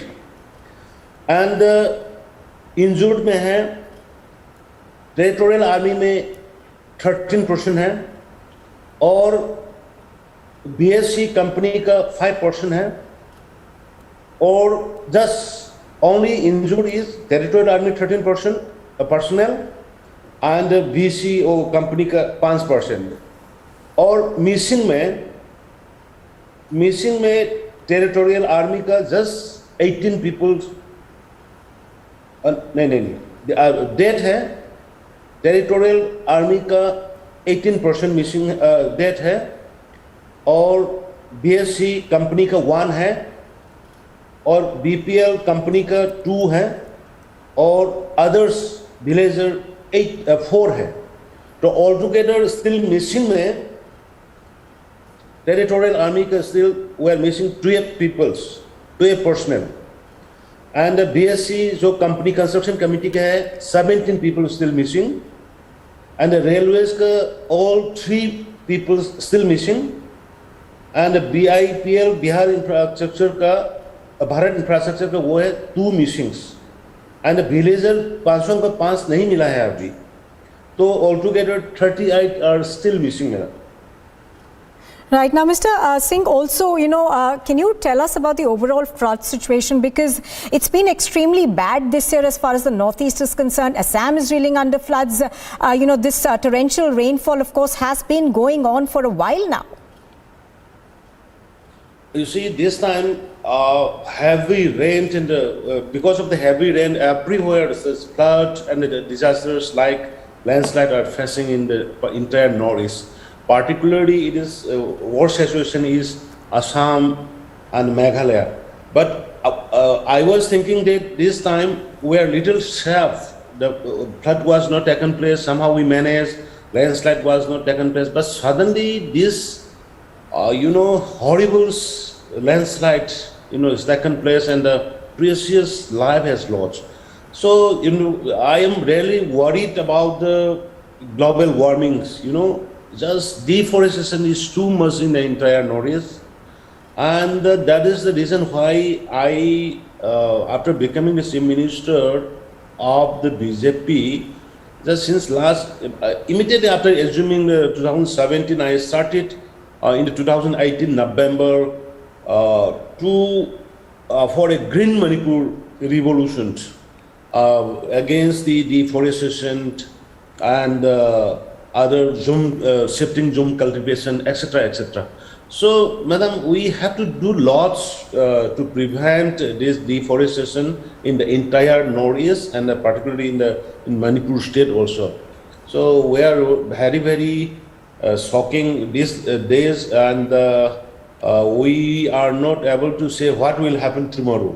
That has become the situation. That is the thing, sir.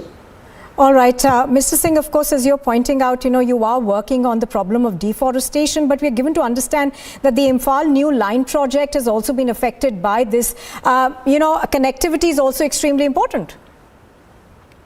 No, you see, deforestation is not because of the railway railway connectivity is touching only few, not mass.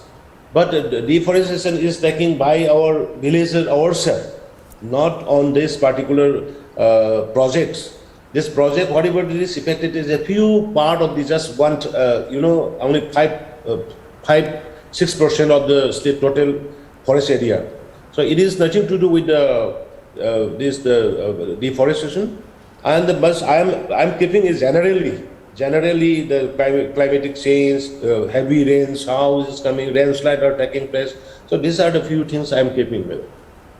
All right, Mr. Singh, appreciate your speaking to us on Republic TV. Thank you very much for joining us. Thank you. Thank you. Thank you, madam.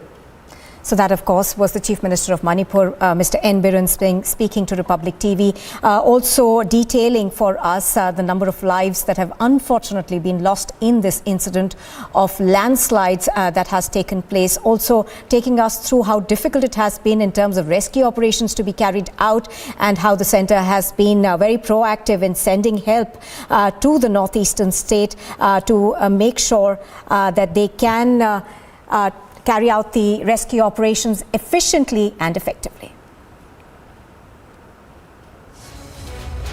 So the Manipur Chief Minister, of course, saying over there that 81 people have unfortunately lost their lives in this landslide that was caused in Manipur. This landslide, of course, took place on the intervening night of Wednesday and Thursday, and rescue operations have been on since Thursday. Teams of the NDRF as well as the Army and the Assam Rifles have been deployed in this area to make sure that rescue workers can reach all those who could be buried under the debris. So the death toll in this horrific tragedy, which the Manipur Chief Minister has described as the worst ever that has hit Manipur, has now reached 81. We are also just bringing you visuals of what's happening right now in Assam. Now, remember, Assam is also one of those states which have been inundated by floods this year. Assam has been one of the states which has been really hard hit by the floods. There are thousands of villages which are still underwater. The water level in most of the rivers, including the Brahmaputra, of course, is flowing above the danger mark. So pictures on your screen are coming to you from Assam, where the state government, of course, with the help from the centre, is trying to rescue as many people as possible. Now, we've also been, since the time that we have been bringing you updates on the flood situation in Assam, we've also been showing you how various bridges have been washed off in Assam, and that remains a cause for concern. Pictures, of course, on your screens are coming to you from various parts of Assam which remain inundated. Rainfall in Assam has been unprecedented this year. We are, in fact, now going to play out a report for you which has been filed by our correspondent Anirudh. Flood situation in Assam still remains grim, as 159 people have already lost their lives and more than 30 lakh people are affected in various districts. More than 26 districts are affected due to the flood water, and we are right now reporting from Dibrugarh. This is police reserve, and due to incessant rain during last 24 hours, the rainwater has affected normal life in Dibrugarh due to the waterlogging and due to the artificial flood in various places. More than 22 wards are affected, and people are living like this in Dibrugarh. The police reserve is badly affected, and 22 wards are affected due to the rainwater due to the waterlogging in various places, and people are badly affected in various areas, and more than 22 wards in Dibrugarh district, Dibrugarh area, municipal area and other areas are affected, and people are badly affected. क्या कहेंगे आप इस तरह से जो है डिब्रूगढ़ में बारिश की वजह से इस समय बाढ़ का हालत? एक तरफ बारिश का पानी है, एक तरफ बाढ़ का पानी है, लेकिन वो जो पानी जो हर निर्वाचन के पहले वो सरकार जब बाढ़ मुक्त असम बनने के लिए कोशिश करता है, लेकिन अभी देखिए आज 24 घंटा पहले स्थानीय विधायक ने बोला था जो अभी डिब्रूगढ़ में बाढ़ पानी नहीं होगा, ऐसा तो दिया है, लेकिन 24 घंटा बाद ही डिब्रूगढ़ जलमग्न हो गया है। लेकिन इसी तरफ से जो बाढ़ के लिए जो स्थायी समाधान नहीं हुआ है, कोई साइंटिफिक सबसे कोई ड्रेन एक नहीं बनाया है, इसलिए हर शहर का पूरा 24 22 वार्ड मतलब बार का हो गया है, लेकिन इसी तरफ से बार स्थायी समाधान नहीं करने के लिए तो इस बार के लिए वो है। हम स्थानीय विधायक को अपील किया है, लेकिन आप जो बोलते हैं वो काम और बात के डिफरेंस होते हैं, लेकिन आप अपील करते हैं आप डिब्रूगढ़ का जो स्थायी समाधान के लिए आप काम कीजिए। Yes, we can show you the visuals here in Dibrugarh. The various locations are badly affected and submerged due to the rainwater in last 24 hours, and flood also affected the various places in Dibrugarh district, and the district administration has they have started the rescue operation with the help of NDRF and SDRF in various locations, and relief camp has been opened in various places, and animals are also affected and washed away due to the flood water in Assam, and now the rainwater has also caused the damage in various locations in Assam, including Dibrugarh. It is the tireless efforts of our forces that keeps us safe. And here is a video of our DG SSB effortlessly performing 30 push-ups with the Jawans during his interaction, and a visit to the 43rd Battalion at Siddharth Nagar.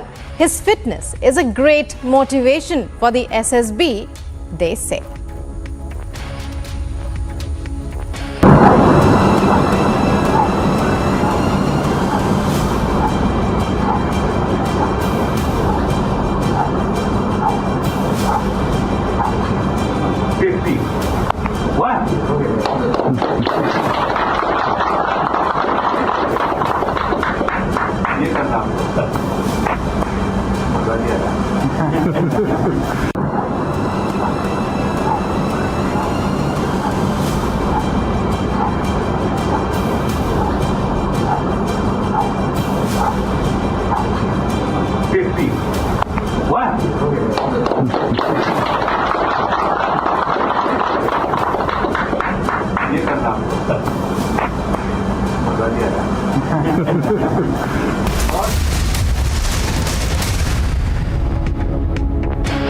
Here's some news in brief now. 4 more bodies were recovered today from the rubble of Nupur city from the landslide that struck Noni district of Manipur. Now, according to officials, 13 territorial army personnel and 5 civilians have been safely rescued, while the mortal remains of 9 territorial army personnel and 1 civilian have been recovered from the debris so far. Meanwhile, search operations for missing people are still ongoing.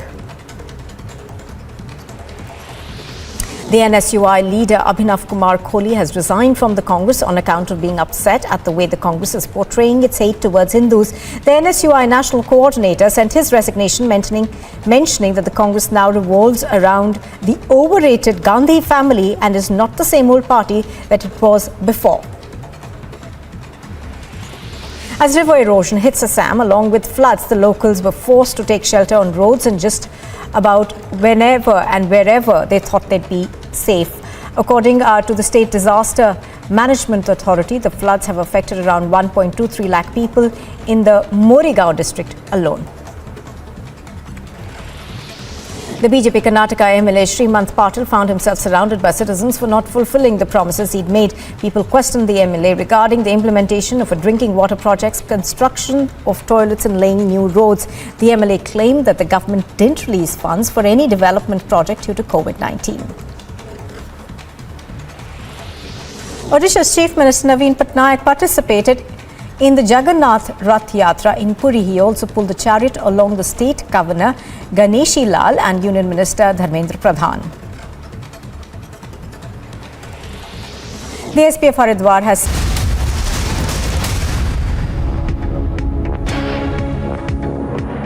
You're watching live and breaking on Republic TV. Alt News co-founder Mohammed Zubair. Latest updates on Mohammed Zubair. Police have moved a 14 days judicial custody application. With regard to Mohammed Zubair, Zubair himself has moved a bail application. Police have added 3 new provisions: 201, 120B of IPC and 35 of FCRA. And joining us is our correspondent Shavan to tell us all the details, all the implications of what's happening in the Zubair case. Shavan, it's over to you.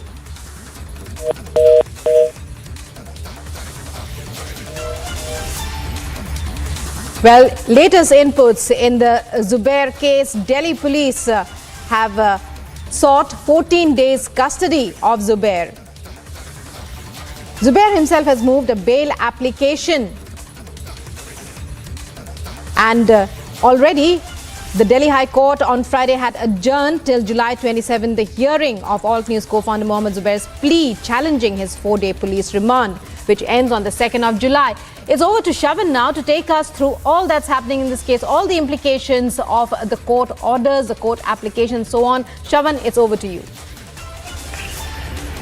Well, in fact, Rupa, the latest details coming in and rather significant development in Mohammed Zubair's case is that Delhi police has now added 3 new provisions. That is 201, 120B of the IPC, which is criminal conspiracy, and 35 of the FCRA, which is once again indicating that perhaps Mohammed Zubair, as well as the organization that he has been working with, has indulged in FCRA violations. Now, that's prima facie if you simply go by what the Delhi police has to tell the court right now.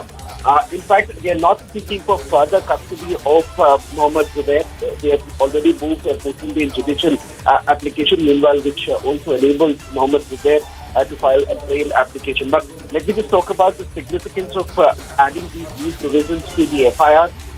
It basically widens the ambit of the investigation, number one. And secondly, this also comes at a time where the Enforcement Directorate has already sought for documents and the FIR copies from the Delhi police, which means that once these provisions have been added to the FIR, these are scheduled offences, enabling the Enforcement Directorate to also step in. Right, Shavan. Well, many thanks for joining us there, Shavan, and for putting that into perspective. So, even as the Delhi High Court on Friday adjourned till July 27th, the hearing of Alt News co-founder Mohammed Zubair's plea challenging his 4-day police remand, there have been new charges that have been put up. The police are now seeking 14 days custody.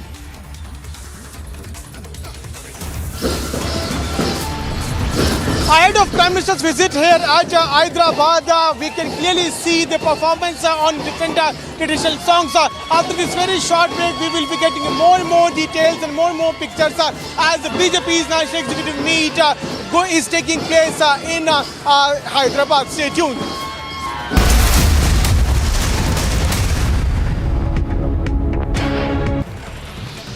The BJP Karnataka MLA Srimanth Patil found himself surrounded by citizens for not fulfilling the promises he'd made. People questioned the MLA regarding the implementation of a drinking water projects, construction of toilets and laying new roads. The MLA claimed that the government didn't release funds for any development project due to COVID-19. Odisha's Chief Minister Naveen Patnaik participated in the Jagannath Rath Yatra in Puri. He also pulled the chariot along the State Governor Ganeshi Lal and Union Minister Dharmendra Pradhan. The SP of Haridwar has said that they are expecting covered pilgrims in huge numbers this year. Now, he's also said that they have already approached people to remove encroachments and will take strict action against those who don't comply. A low-intensity blast was reported in the civil court of Patna today. The police had recovered gunpowder from the Patel hostel at the Patna University, and the contraption it contained was brought to a court where it exploded. A constable was injured on his right hand but is out of danger. No other people were injured. Well, the two-day BJP National Executive meeting is all set to begin today in Hyderabad. The BJP's National President JP Nadda, Prime Minister Modi and other senior leaders of the BJP will be attending the meeting. The agenda set by the BJP leaders is aimed at expansion of the party and induction of more party workers.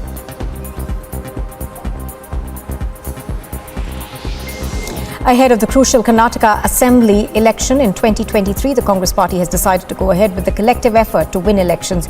Karnataka's Congress chief D.K. Shivakumar and the former Chief Minister Siddharamaiah held meetings alongside Rahul Gandhi and decided not to go ahead with a chief ministerial phase and would rather focus on joint efforts to win assembly elections. boosting the startup economy. Karnataka's Chief Minister Baswaraj Bommai has asked manufacturers to aim at low-cost electronic vehicles for the common people. Bommai also stated that the state government of Karnataka has decided to induct more buses plying in the Karnataka state. Here's some news in brief now. For more body.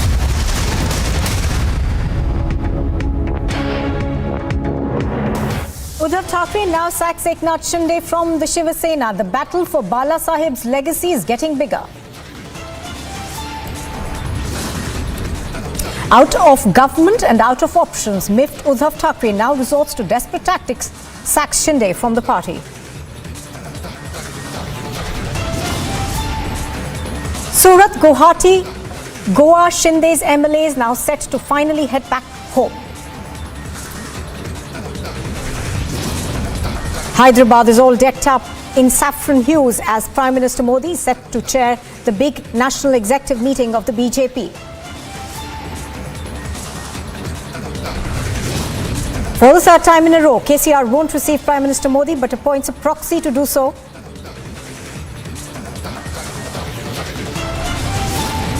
The situation remains tense in Manipur after a landslide. Chief Minister tells Republic TV that the death toll has now risen to 81.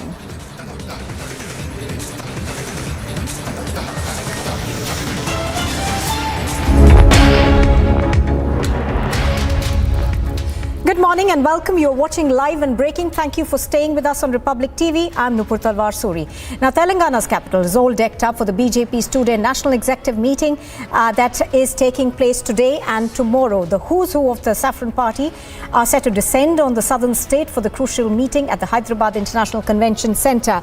Piyush and Aneri are reporting on this. Piyush joins us live right now.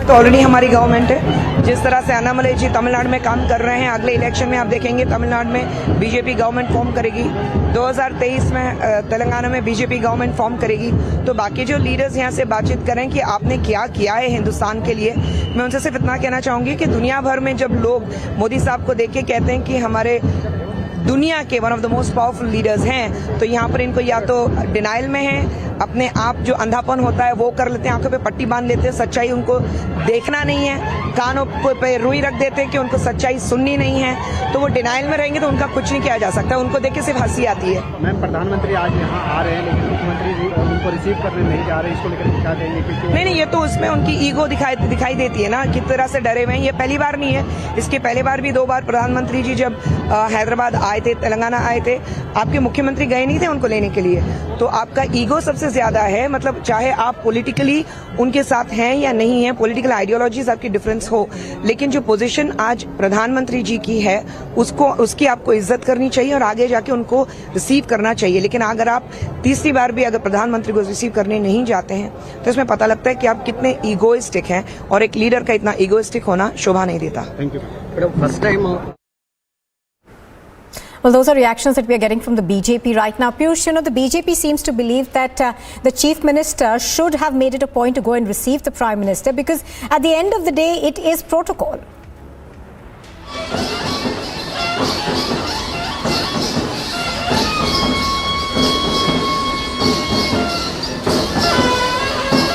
Piyush, can you hear me? Well. Yes. Now I can hear you, Nupur. At one side, BJP is going to do its national executive meet here in Hyderabad at Hyderabad Convention Centre. On the other side, we are seeing more of what's going on.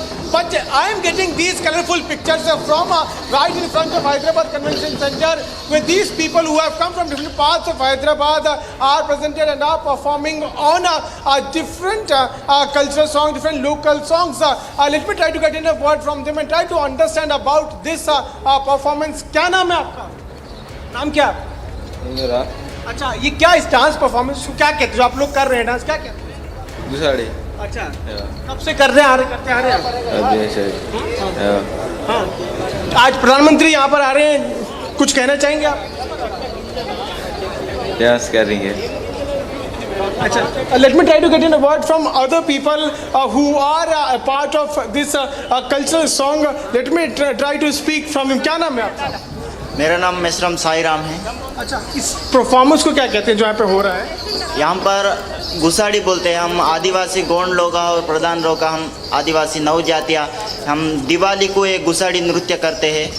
हमें ना हमारा संस्कृति सांप्रदाय एक गुसाड़ी नृत्य में हमें ना एक गुसाड़ी बोले तो एक भगवान का रूप मान के उसको हम नृत्य करते हैं। कृष्ण भगवान श्री अपना महादेव ब्रह्मदेव हम इसका रूप मान के वो गुसाड़ी को हम बोलते हैं, उसको पूजते हैं गुसाड़ी को।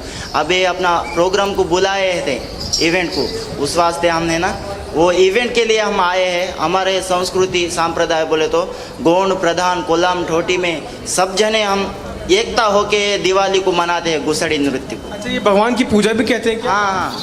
हाँ, भगवान की पूजा करते हैं। 8 दिवस दिवाली को हम है ना पूजते हैं, उसको डंडारी बोलते हैं वो देव को। प्रधानमंत्री आज आ रहे हैं, कितने एक्साइटेड हैं आप? कैसा लग रहा है? हम तो बहुत खुश हैं। खुश हैं? पीएम को देखना चाहते हैं। बीजेपी की बड़ी मीटिंग बैठक होने वाली है, ज़रूरत है आपको लगता है कि इस राज्य में तेलंगाना में बीजेपी की सरकार बने?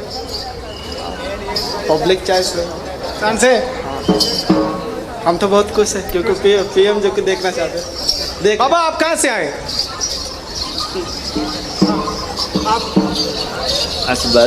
तेलंगाना। अच्छा, मैं हिंदी में बात कर सकता हूँ आपसे? समझ रहे हैं? समझते थोड़ा। अच्छा, क्या कहेंगे? आज बहुत बड़ा इवेंट है यहाँ पर, आज प्रधानमंत्री नरेंद्र मोदी भी आ रहे हैं। आ रहे So these are the people who have come from different parts of Telangana and they just performed, on the cultural song, on the local song. They also told us that it is a way to perform puja, it is a way to, offer prayers in front of God, and that is what they are also doing this.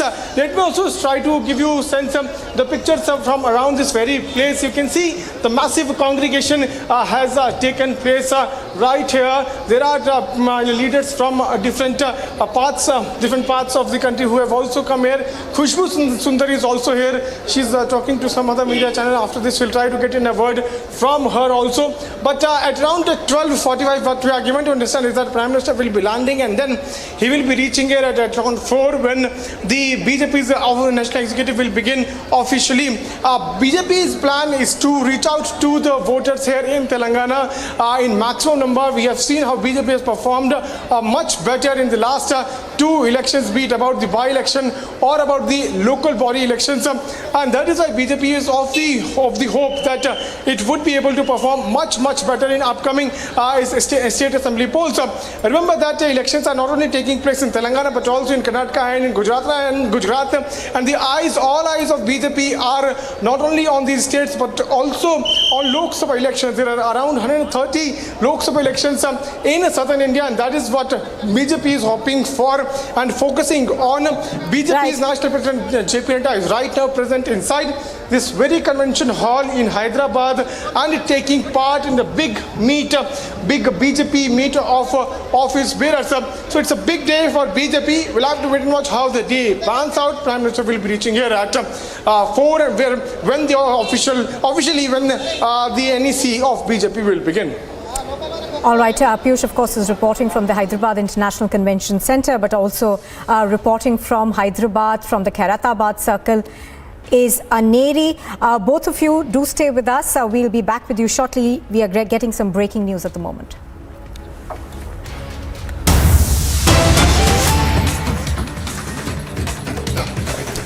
Well, we're now getting in more details on Mohammed Zubair's hearing. The Delhi police has given out bank account details to the ED and also a copy of the FIR. Now, details have been handed over on the 29th of June.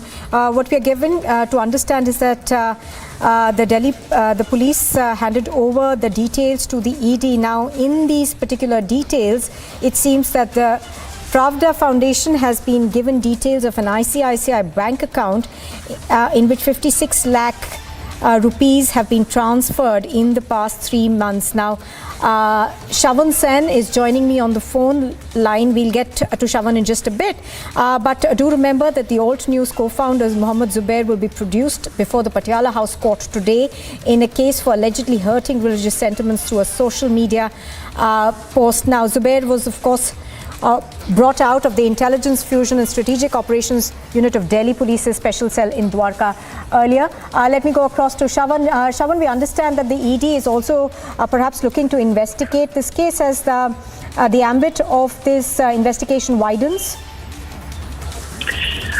Well, Nupur, I would say that they are still at a preliminary stage. They were certainly waiting for these provisions to be added, which has finally been added to the FIR that has been registered by the Delhi police, because these are scheduled offences, if I may say so. And in the earlier FIR, there were certainly difficulties that the enforcement directorate would have essentially faced to file an EPIR because there were no scheduled offences to begin with. They were essentially examining the documents that they had sought for, the FIR, the copy of the FIR. Now with these provisions that have been added, the 120p, the criminal conspiracy 35 of the FCRA. What is even more surprising right now is that 35 of the FCRA has now been added, which is essentially indicating that there could be FCRA violations.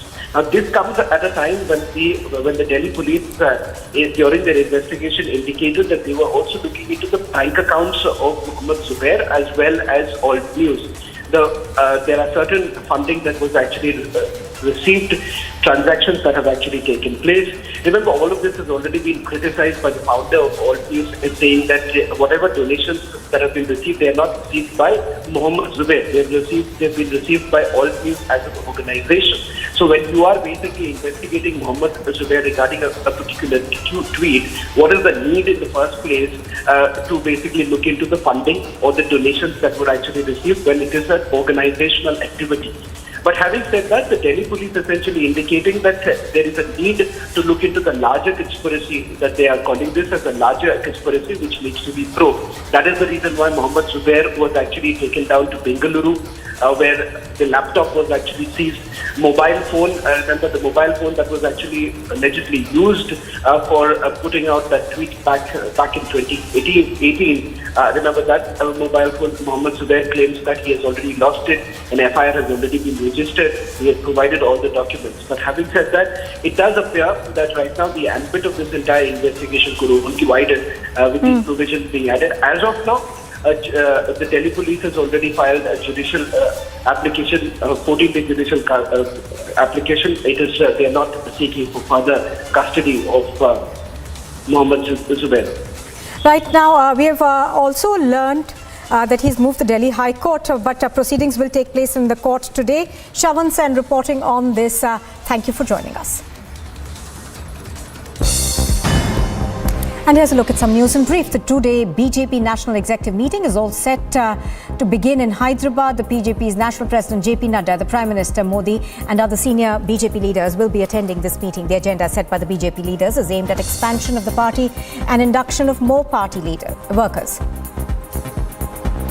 Ahead of the crucial Karnataka Assembly elections of 2023, the Congress party has decided to go ahead with a collective effort to win elections. Karnataka's Congress Chief D.K. Sivakumar and the former Chief Minister Siddharamaiah held meetings alongside Rahul Gandhi and decided not to go ahead with the chief ministerial phase and would rather focus on joint efforts to win the Assembly elections. Boosting the startup economy, Karnataka's Chief Minister Baswaraj Bommai has asked manufacturers to aim at low-cost electronic vehicles for the common people. Bommai also stated that the state government of Karnataka has decided to induct more buses plying in the Karnataka state. In a big boost to the aviation sector, UP's Chief Minister Yogi Adityanath has signed an MOU with the Airports Authority of India for operations and management of 5 airports in Uttar Pradesh. The airports are currently under construction and being developed in Aligarh, Azamgarh, Sharavasti, Chitrakoot and Sombhadra districts. Uttarakhand's Chief Minister Pushkar Singh Dhami has said that all states should enact the Uniform Civil Code and added that Uttarakhand will soon enact the same. Dhami further added that a committee has been set up under the chairmanship of the retired Justice Ranjan Prakash Desai to implement a Uniform Civil Code in Uttarakhand. Finance Minister Nirmala Sitharaman has said that the customs duty on gold has been hiked in order to curb high imports of gold. The customs duty has now been increased from 10.75% to 15%. Sitharaman also added that these are extraordinary times as the international prices of crude oil are going up.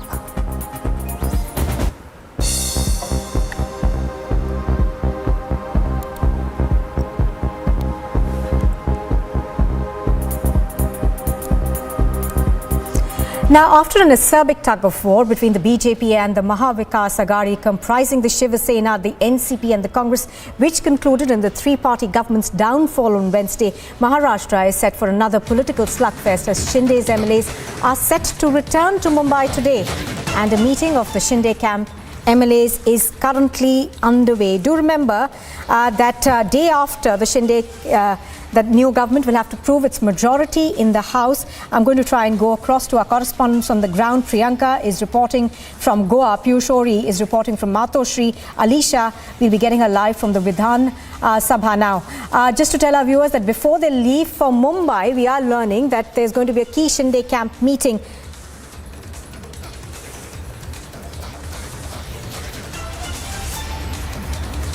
So, of course, there has been an acerbic tug of war between the BJP and the Mahavikas Aghadi government.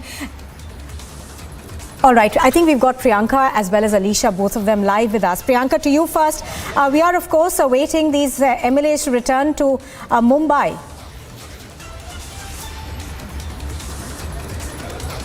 Well, that's what we're waiting for, Nupur. Right behind me is where, in fact, the Goa resort is, and the meetings as well that have been going on inside, where the Eknath Shinde camp has been holed up, and they had been waiting for Eknath Shinde, in fact, to get back so that they could also speak to him about the cabinet positions, the portfolios and all of the others as well, the nuances of the way forward as far as the Maharashtra government is concerned. And we were also being told that Eknath Shinde had been having a meeting with the MLAs one-on-one yesterday, and today as well there's a last briefing that is going to be taking place of Eknath Shinde with the MLAs. And of course, as we were talking about this in the morning as well, that the fight is not ended for Eknath Shinde. He had in fact left as a normal worker from this resort when he had been with the MLAs there in Surat, there in Guwahati, and also here in Goa. And since he had left here and come back as a chief minister, and of course the MLAs had also been euphoric about it, and they had been also speaking to him about the way forward, about the portfolios, the cabinet. But that being said, there's another fight that Eknath Shinde also faces now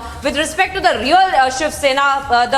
These are the words that we have heard from the Uddhav Thackeray clan, the loyalists like Sanjay Raut and other leaders as well, who have been completely disowning, completely distancing themselves from Eknath Shinde. In fact, they have been saying that Eknath Shinde is the one who's betrayed us. Eknath Shinde is the one who's betrayed Balasaheb Thackeray, betrayed Hindutva principles as well, and that is why he is not a real Shiv Sainik. Now, these are the statements that the loyalists have been making. Now, to that, we have seen Eknath Shinde claiming that he is the one who had been fighting for Anandige Balasaheb Thackeray, and that Uddhav Thackeray is the one who carried out this unholy alliance of the Mahavikas Aghadi government with the NCP and the Congress as well. And now Eknath Shinde is doing this course correction and going back with the BJP, that is the natural ally of Shiv Sena. So that fight is also something that is going to be discussed inside, and perhaps in an hour or two we can expect that the MLAs will be leaving along with Eknath Shinde, the new Chief Minister of Maharashtra.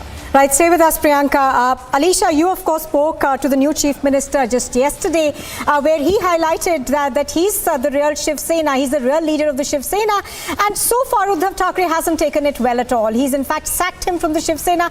How do you see this going forward now?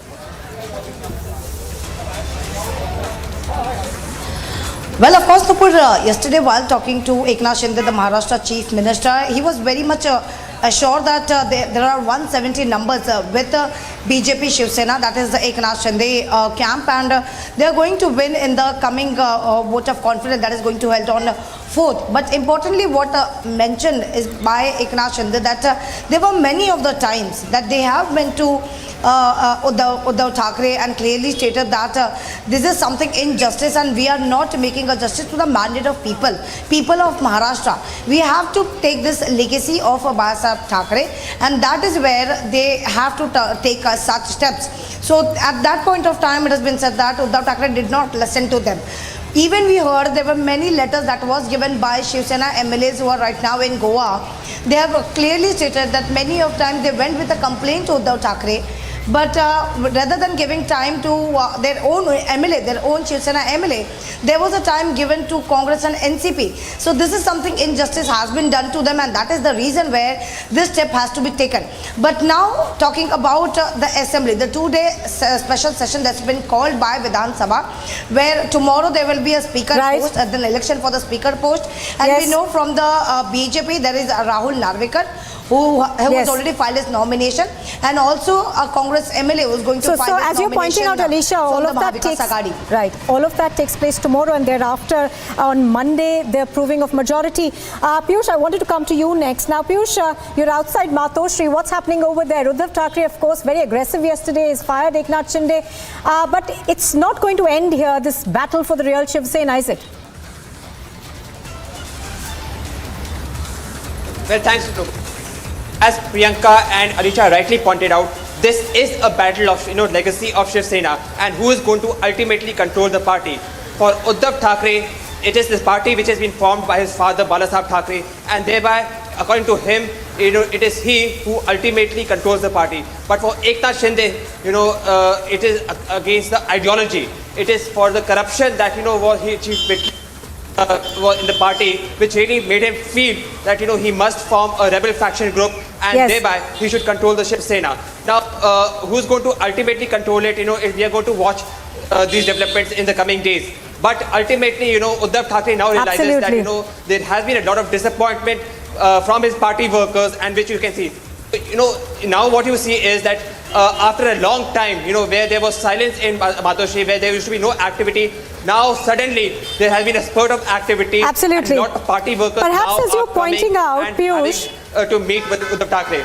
Absolutely. As you're pointing out, Uddhav Thackeray also trying to make sure that the base of the Shiv Sena remains with him. Thank you very much, all three of you, for joining us for the moment. Now, moving on and staying with politics, but now on to Telangana, where the Chief Minister, K. Chandrasekhar Rao, will not receive the Prime Minister Narendra Modi at the airport. Now, the Prime Minister, of course, arrives in the city today to participate in the two-day-long BJP National Executive meeting.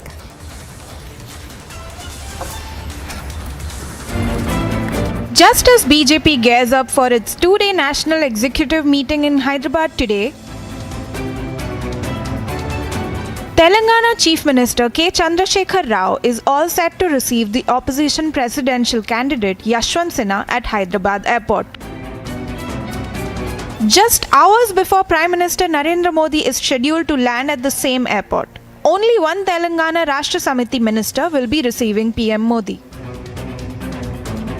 Meanwhile, all other ministers, including the Chief Minister, will accord a grand welcome to Yashwant Sena. Prime Minister Narendra Modi will be in Hyderabad today to participate in the two-day-long Bharatiya Janata Party National Executive meeting. Notably, this is the third time in 6 months that CM KCR is skipping the protocol of receiving a visiting Prime Minister. Bureau Report, Republic TV.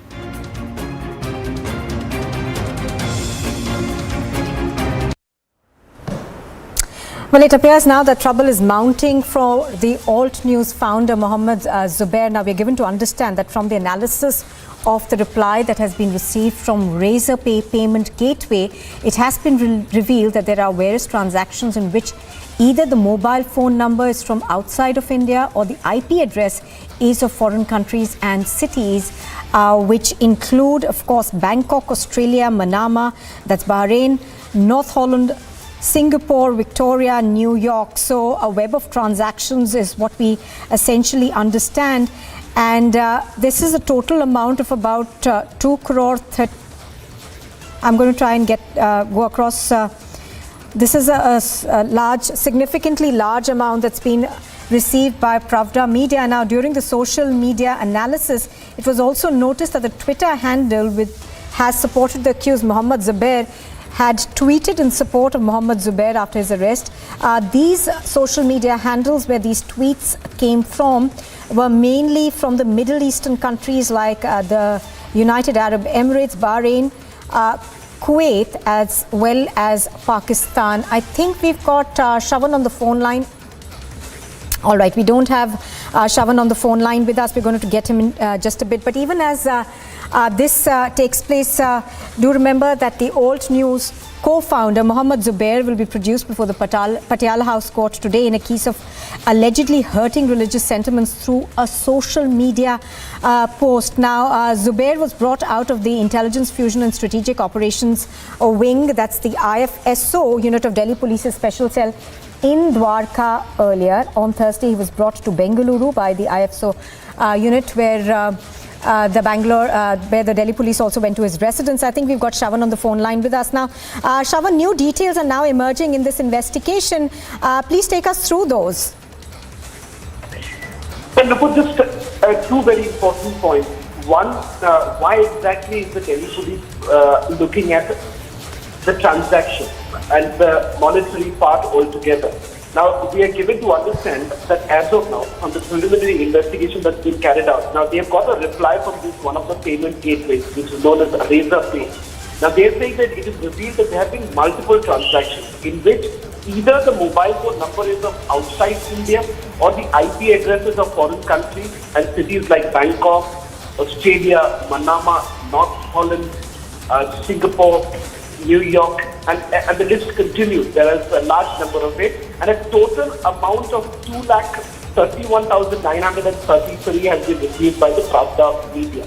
That's point number one. Point number two is that during the social media analysis, there was an analysis that was basically done to look into the pattern of the tweets that were being put out. Delhi police is essentially saying, now this is a claim that is being made by the Delhi police, let me reiterate this. They are saying that they have noticed that the Twitter handlers which had supported the accused Mohammed Zubair and had tweeted in support of him after his arrest were mostly from Middle Eastern countries like UAE, Bahrain, Kuwait and countries like Pakistan. All right, Shravan Sen bringing us the details of what the Delhi police is saying in this particular case. Shravan, thank you for joining us. Now, it is the tireless efforts of our forces that keep us safe. And here's a video of the Chinar Corps cadre, along with all ranks, the ex-servicemen, war veterans and Veer Naris paying homage to the valiant heroes of the Kargil war in Srinagar today.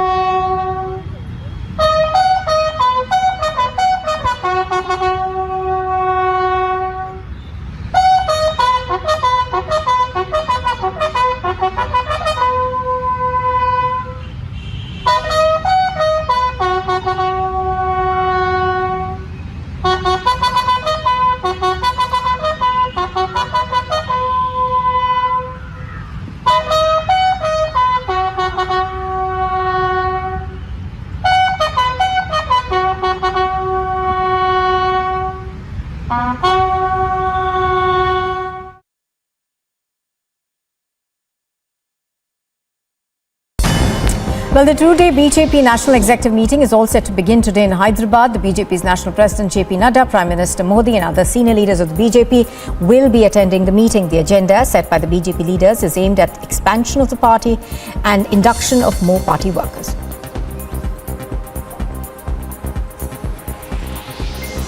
Ahead of the crucial Karnataka Assembly election in 2023, the Congress party has decided to go ahead with the collective effort to win elections. Karnataka's Congress chief D.K. Shivakumar and the former Chief Minister Siddaramaiah held meetings alongside Rahul Gandhi and decided not to go ahead with a chief ministerial phase and would rather focus on joint efforts to win assembly elections.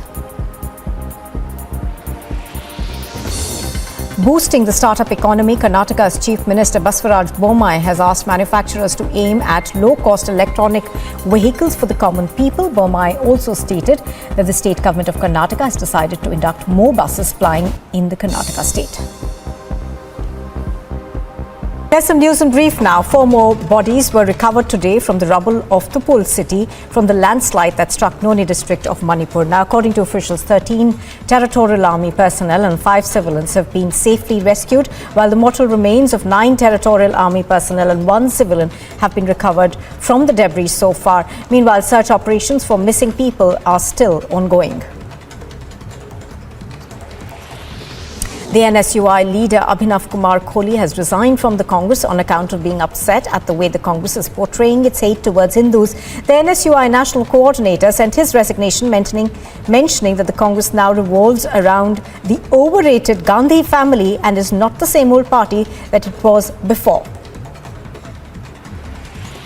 As river erosion hits Assam, along with floods, the locals were forced to take shelter on roads and just about whenever and wherever they thought they'd be safe. According to the State Disaster Management Authority, the floods have affected around 1.23 lakh people in the Morigaon district alone. The BJP Karnataka MLA Srimanth Patil found himself surrounded by citizens for not fulfilling the promises he'd made. People questioned the MLA regarding the implementation.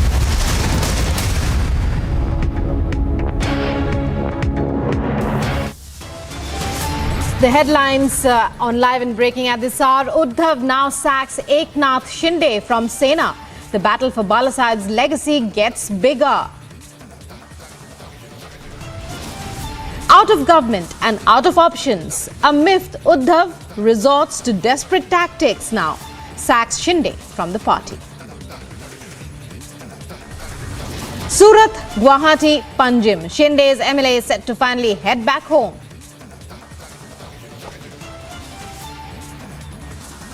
Hyderabad decked up in saffron hue as Prime Minister Modi is set to chair the big BJP national meet. For the third time in a row, KCR will not receive PM Modi but appoints proxy to do so.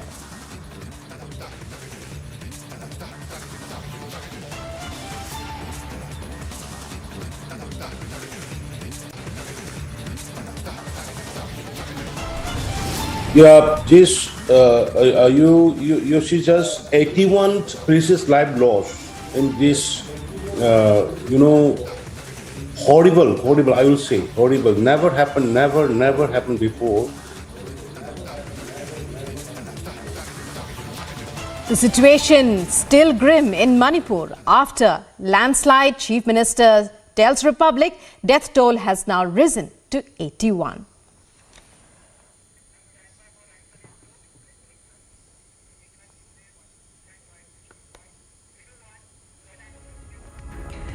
And now we begin with news from Maharashtra. Miffed Uddhav Thackeray has expelled Eknath Shinde, even as the Maharashtra Chief Minister Shinde spoke to Republic in an exclusive interview for the first time since he took over as the CM. Ahead of the floor test, he asserts he has the support of 170 MLAs in the assembly and says the mistakes made under the Uddhav government will not be repeated. Let's listen in. खटास की क्यों जो party उस समय जाना जाती थी हिंदुत्व को लेकर, बाला साहब ठाकरे हिंदुत्व की बात करते थे। पालघर वाले मामले में हमने भी, रिपब्लिक ने कई सारे सवाल उठाए कि आखिरकार क्यों वो साधुओं के साथ जस्टिस क्यों नहीं हुआ। आज जब आप ये चीज देखते हैं, आंखों के सामने देखते हैं कि वो मौका आपको मिल रहा है कि जो गलतियां महाविकास अघाड़ी ने किया वो गलतियां को आप सुधार सकते हैं। गलतियां सुधारने के लिए हम लोगों ने भी कोशिश की, लेकिन उसमें सफल नहीं हुए हम। लेकिन अब ऐसी गलतियां हमारे सरकार में नहीं होगी। आपने जैसे ही पद संभाला मुख्यमंत्री का, उसके बाद आपने जितने भी जो पेंडिंग प्रपोजल्स थे उसको फाइल्स आपने ओपन करते हुए देखा। किन किन प्रपोजल्स पर आपका सबसे अहम मुद्दा रहेगा? क्योंकि आर्य कॉलोनी को लेकर आज ही मुख्यमंत्री उद्धव ठाकरे, जो पूर्व मुख्यमंत्री उद्धव ठाकरे ने एक अपील की थी, एक इमोशनल अपील की थी कि भले मेरे साथ बदला निकाल लो पर मुंबई करो के साथ बदला ना निकाले। ऐसा कोई बदले की भावना लेकर सरकार काम नहीं करेगी। जो भी प्रोजेक्ट है, जो प्रलंबित है, उसे निर्धारित समय में पूरा करने का काम सरकार करेगा और जो जनता के हित में, राज्य के हित में होगा वही सरकार करेगा। मैं जानता हूं कि आपके पास ज्यादा टाइम नहीं है, बट एक खाली और सवाल खाली करना चाहूंगा क्योंकि लोग जानना चाहेंगे, आज देश में रिपब्लिक भारत के द्वारा लोग जानना चाहेंगे कि एकनाथ शिंदे जी जो चिन्ह को लेके बात हो रही, शिवसेना की चिन्ह को लेके बात हो रही है, आप लगातार ट्वीट भी कर रहे हैं कि रियल शिवसेना आखिरकार आप है। इलेक्शन कमीशन पे जाने की बात या आने वाले दिनों में रणनीति क्या रहेगी शिवसेना के चिन्ह को इस्तेमाल करने की? आज भी कहता हूं, हम लोग बाला साहब ठाकरे जी के शिव सैनिक हैं और शिवसेना के विधायक है। बाकी मैं कुछ जानता नहीं और समय आने पर निश्चित रूप से कई बातें स्पष्ट हो जाएगी। ऐसी कोई हमारी कोशिश नहीं है कि शिवसेना पार्टी को ठेस पहुंचाना, उद्धव ठाकरे साहब को ठेस पहुंचाना, ऐसे कुछ भी कोशिश हमारी नहीं। लेकिन हम शिवसेना के विधायक हैं। शिवसेना, हमने कोई पार्टी छोड़ी नहीं, हमने कोई पार्टी नहीं बनाई नहीं। हम नेचुरल अलायंस पार्टनर के साथ हम ये सरकार चलाएंगे।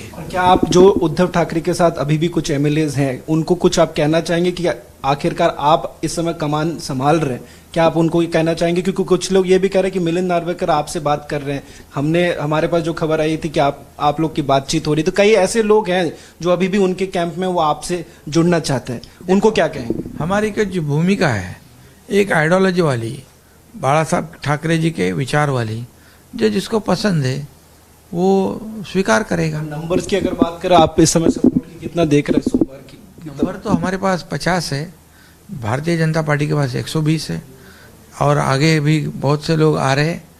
170-75 वाली सरकार, इतनी मजबूत सरकार कहाँ मिलेगी? Incessant rainfall continues to batter the northeast and the death toll is mounting by the hour. Here's an exclusive ground report filed from Assam's Dibrugarh as the flood situation remains grim. Flood situation in Assam still remains grim as 159 people have already lost their lives and more than 30 lakh people are affected in various districts. More than 26 districts are affected due to the flood water, and we are right now reporting from Dibrugarh. This is police reserve, and due to incessant rain during last 24 hours, the rainwater has affected normal life in Dibrugarh due to the waterlogging and due to the artificial flood in various places. More than 22 wards are affected and people are living like this in Dibrugarh. The police reserve is badly affected and 22 wards are affected due to the rainwater due to the waterlogging in various places, and people are badly affected in various areas, and more than 22 wards in Dibrugarh district, Dibrugarh area, municipal area and other areas are affected and people are badly affected. क्या कहेंगे आप इस तरह से जो है डिब्रूगढ़ में बारिश की वजह से इस समय बाढ़ का हालत? एक तरफ बारिश का पानी है, एक तरफ बाढ़ का पानी है, लेकिन वो जो पानी जो हर निर्वाचन के पहले वो सरकार जब बाढ़ मुक्त असम बनने के लिए कोशिश करता है, लेकिन अभी देखिए आज 2-26 घंटा पहले स्थानीय विधायक ने बोला था जो अभी डिब्रूगढ़ में बाढ़ पानी नहीं होगा, ऐसा दिया है, लेकिन 24 घंटा बाद ही डिब्रूगढ़ जलमग्न हो गया है। लेकिन इसी तरफ जो बाढ़ के लिए जो स्थायी समाधान नहीं हुआ है, कोई साइंटिफिक स्टेप से कोई ड्रेन एक्ट नहीं बनाया है, इसलिए हर शहर का पूरा 22 वार्ड मतलब बाढ़ का हो गया है। लेकिन इसी तरफ से बाढ़ स्थायी समाधान नहीं करने से लिए तो सब बाढ़ के लिए हुआ है। हम स्थानीय विधायक को अपील किया है, लेकिन आप जो बोलते हैं वो काम और बात के डिफरेंस होते हैं, लेकिन आप अपील करते हैं आप डिब्रूगढ़ का जो स्थायी समाधान के लिए आप काम कीजिए। Yes, we can show you the visuals here in Dibrugarh.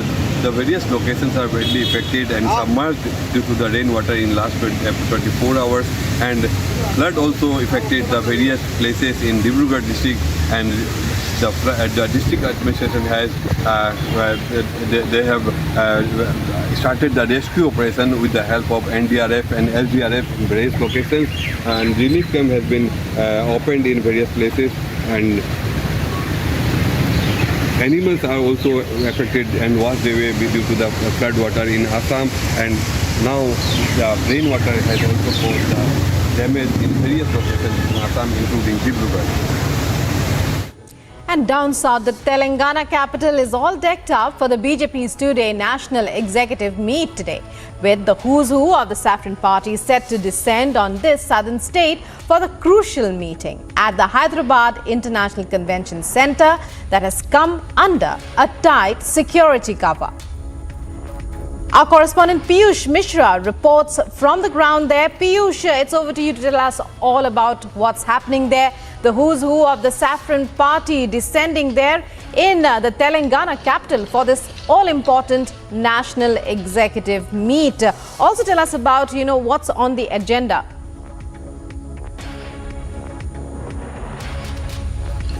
Well, the agenda of BJP is to reach out to the electorates in southern parts of India. Right now, I'm also joined with the top leader of BJP, Dinesh Trivedi, who has also come here to take part in BJP's National Executive meeting. Sir, what's the agenda of BJP as far as this? BJP's agenda is always a national agenda. BJP's agenda is always people's agenda. So there is nothing new about it. Whatever is the national agenda is the BJP's agenda. This time we are seeing how this meeting is taking place in Telangana, in Hyderabad. Are the eyes of BJP on the upcoming state assembly elections also? Ask the people. What do you think, sir? I ask the people. Your question itself has the answer. Because at the moment there is a huge nationalistic upsurge. And people have had enough. This is a new India. We have seen how our Prime Minister Narendra Modi ji is leading the world. The whole world has seen that. It doesn't happen just like that. There's a lot of convictions among the people.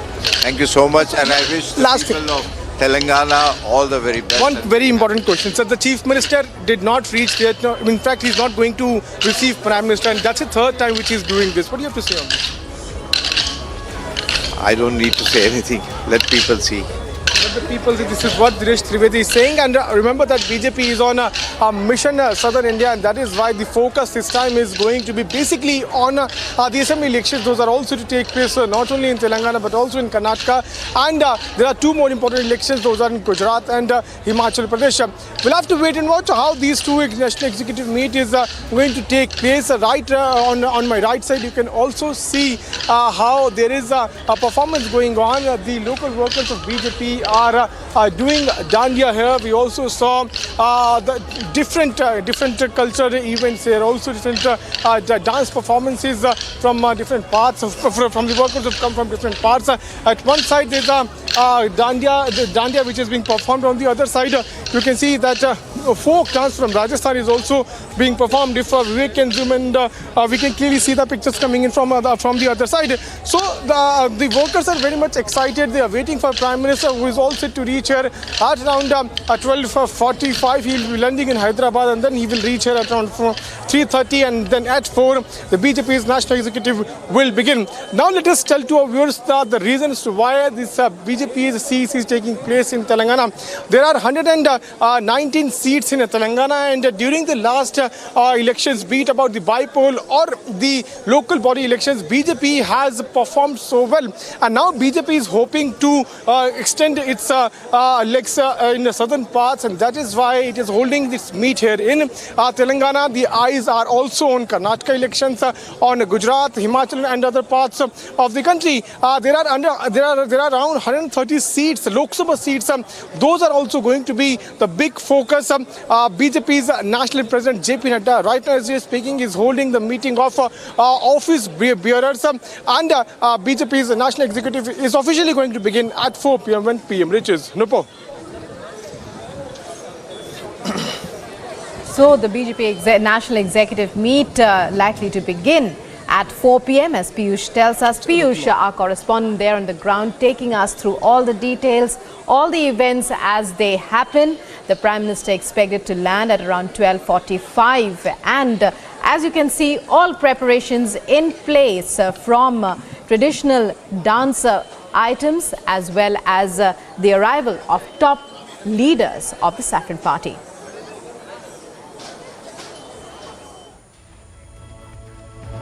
And it is the time.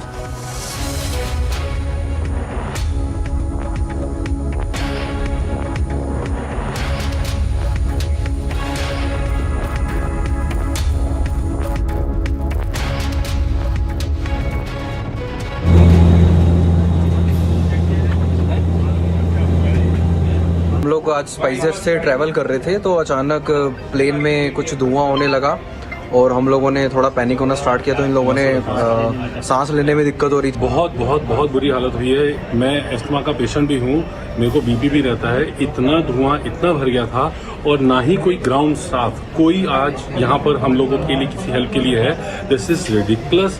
हम आज मरते बचे हैं, literally मरते, लेकिन यहाँ पे कोई भी ग्राउंड स्टाफ नहीं है जो कोई हम लोगों की हेल्प या कोई सेटिस्फेक्शन कोई आंसर दे। ये स्पाइसजेट के साथ लगातार हो रहा है। जयपुर फ्लाइट हुआ, पटना फ्लाइट हुआ, ये तीसरा इंसिडेंट है पिछले कुछ दिनों के भीतर। हम लोग इनसे बस एक रिक्वेस्ट कर रहे हैं कि प्लीज़ अगर 1 घंटे में हो जाए। मुझे क्रिमेशन अटेंड करना है जबलपुर में, बट मैं नहीं कर पा रहा हूँ।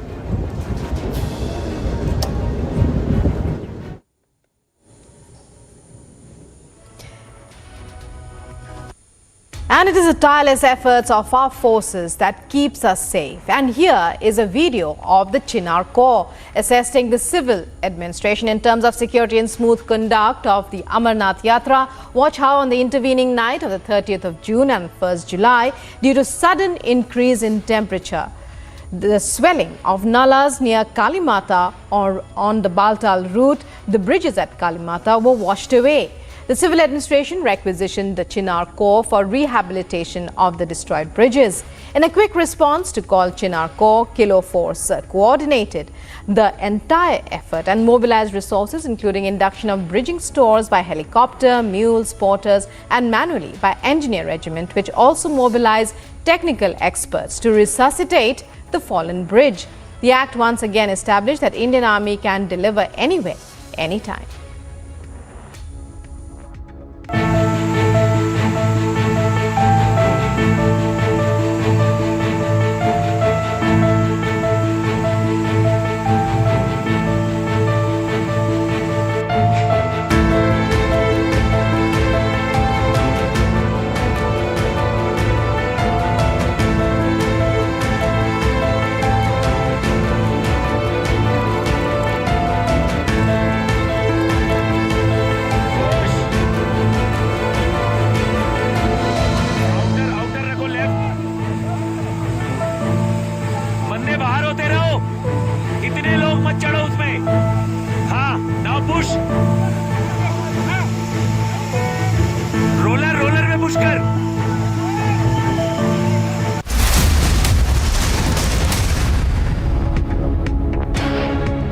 There's some news in brief now. 4 more bodies were recovered today from the rubble of Tupul city from the landslide that struck Noni district of Manipur. Now, according to officials, 13 territorial army personnel and 5 civilians have been safely rescued, while the mortal remains of 9 territorial army personnel and 1 civilian have been recovered from the debris so far. Meanwhile, search operations for missing people are still ongoing.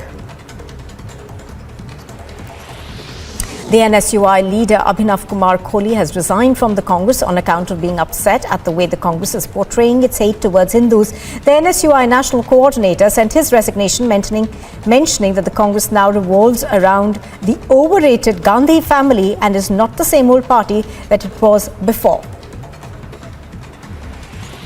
As river erosion hits Assam along with floods, the locals were forced to take shelter on roads and just about whenever and wherever they thought they'd be safe.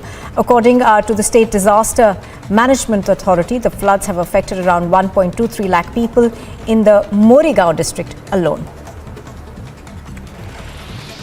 The BJP Karnataka MLA Srimanth Patil found himself surrounded by citizens for not fulfilling the promises he'd made. People questioned the MLA regarding the implementation of a drinking water project's construction of toilets and laying new roads.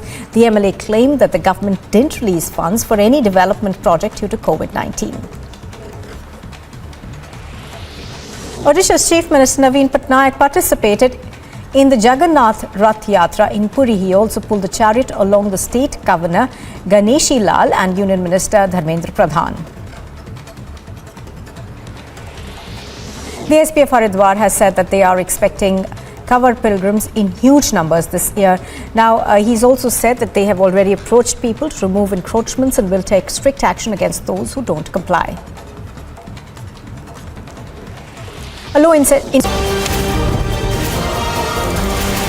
After the change of government, the first big test for the Shinde BJP government is going to be the election of a speaker. Rahul Narvekar of the BJP has filed nomination for the speaker's chair.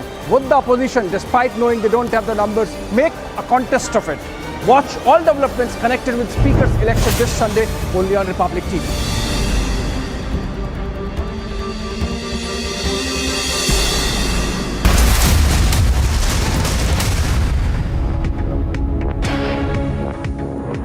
You're watching Live and Breaking on Republic TV. In other news related to the Maharashtra government, the Mahavikas Aghadi has fielded Shiv Sena MLA Rajan Salvi against BJP MLA Rahul Narvekar for the Maharashtra Assembly Speaker's post.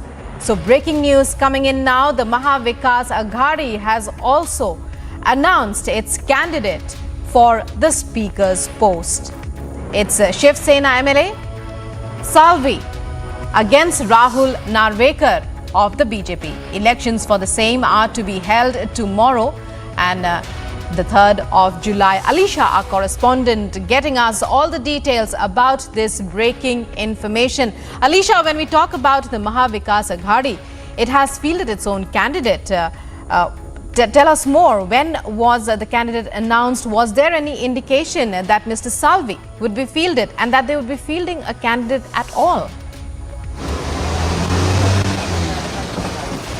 Well, Rukma, it's very interesting to know that there was, for the candidate for the Mahavikas Aghadi, there were two candidates that was in a fray, specifically from Congress and also from Shiv Sena as well. At one side, it was said that Congress MLA Sangram Topate will be the candidate for the speaker post and for Mahavikas Aghadi, whereas it was Shiv Sena, that is Rajan, who has been he's been elected. But now what we know that from Mahavikas Aghadi, so the Rajan Salvi has been appointed and has already filed his nomination. So there was some of the fight, we can see a cold war between Congress and Shiv Sena for the speaker post as well, because earlier when Mahavikas Aghadi was in government and when Uddhav Thackeray was the chief minister, Nana Patole was the speaker for the legislative assembly, but later he resigned as he was posted as the MPCC chief, and later that post was vacant for 2.5 years. So now what we have been told that the Shiv Sena MLA has already filed his nomination and tomorrow will be the speaker election. Yes. Right, Alisha, but clearly smooth sailing for the NDA, that's the Shiv Sena BJP combined candidate.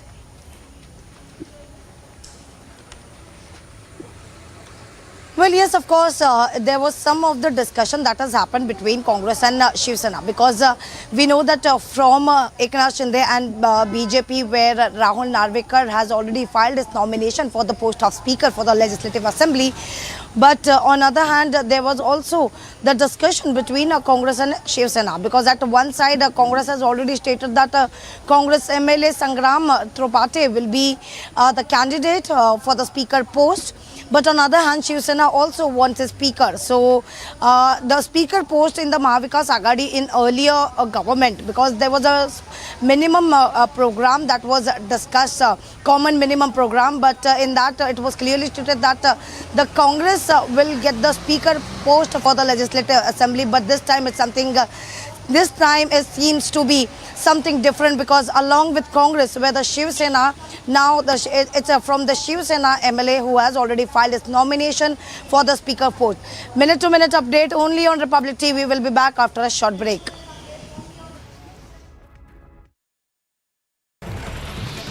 The BJP Karnataka MLA Srimant Patil found himself surrounded by citizens for not fulfilling the promises he'd made. People questioned the MLA regarding the implementation of a drinking water project, construction of toilets and laying new roads. The MLA claimed that the government didn't release funds for any development project due to COVID-19. Odisha's Chief Minister Naveen Patnaik participated in the Jagannath Rath Yatra in Puri. He also pulled the chariot along the state governor Ganeshi Lal and Union Minister Dharmendra Pradhan. The SP of Haridwar has said that they are expecting covered pilgrims in huge numbers this year. Now, he's also said that they have already approached people to remove encroachments and will take strict action against those who don't comply. A low-intensity blast was reported in the civil court of Patna today. The police had recovered gunpowder from the Patel hostel at the Patna University, and the contraption it contained was brought to a court where it exploded. A constable was injured on his right hand but is out of danger. No other people were injured. Well, the two-day BJP National Executive meeting is all set to begin today in Hyderabad. The BJP's National President JP Nadda, Prime Minister Modi and other senior leaders of the BJP will be attending the meeting. The agenda set by the BJP leaders is aimed at expansion of the party and induction of more party workers.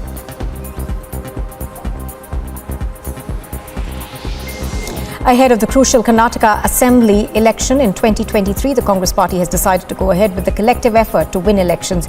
Karnataka's Congress chief DK Shivakumar and the former Chief Minister Siddharamaiah held meetings alongside Rahul Gandhi and decided not to go ahead with a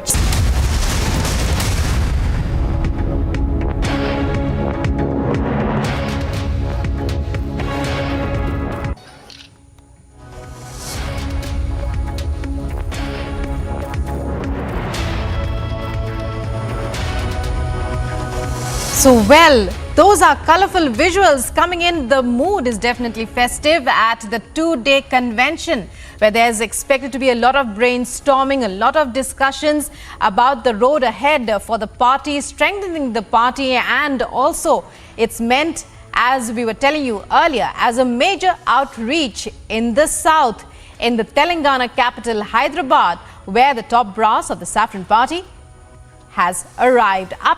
Our correspondent. With the people who were also performing Dandiya, and you can clearly see these live pictures coming in from BJP's National Executive Meet, where BJP top leader Khushbu Sundar is seen performing Dandiya. And she's also clicking selfie with all the performers here, and there's a ambience, there's a lot of excitement. There's a lot of excitement among the workers, among the people who have come here to take part in different cultural programs, and the BJP's Khushbu Sundar is also seen performing Dandiya. After this very short bit, we will be getting more colorful pictures from BJP's National Executive Meet, which is taking place in Hyderabad. Stay tuned. Well, the two-day BJP National Executive meeting is all set to begin today in Hyderabad. The BJP's National President JP Nadda, Prime Minister Modi and other senior leaders of the BJP will be attending the meeting. The agenda set by the BJP leaders is aimed at expansion of the party and induction of more party workers.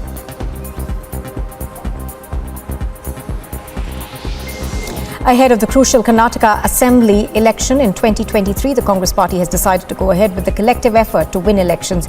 Karnataka's Congress chief DK Shivakumar and the former Chief Minister Siddaramaiah held meetings alongside Rahul Gandhi and decided not to go ahead with a chief ministerial phase and would rather focus on joint efforts to win assembly elections.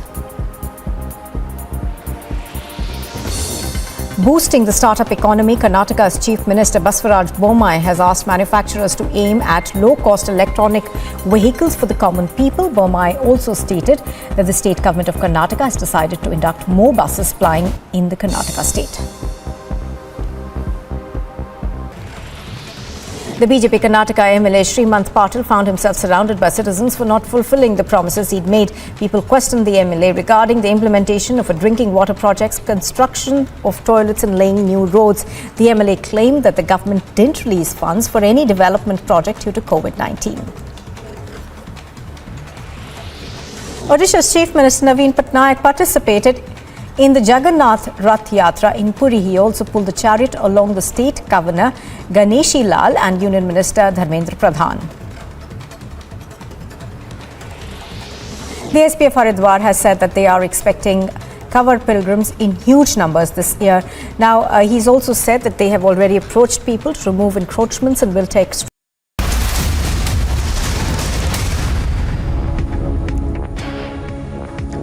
You're watching Live and Breaking on Republic TV, and as we've been telling you throughout this Saturday, it's the tireless efforts of our forces that keep us safe.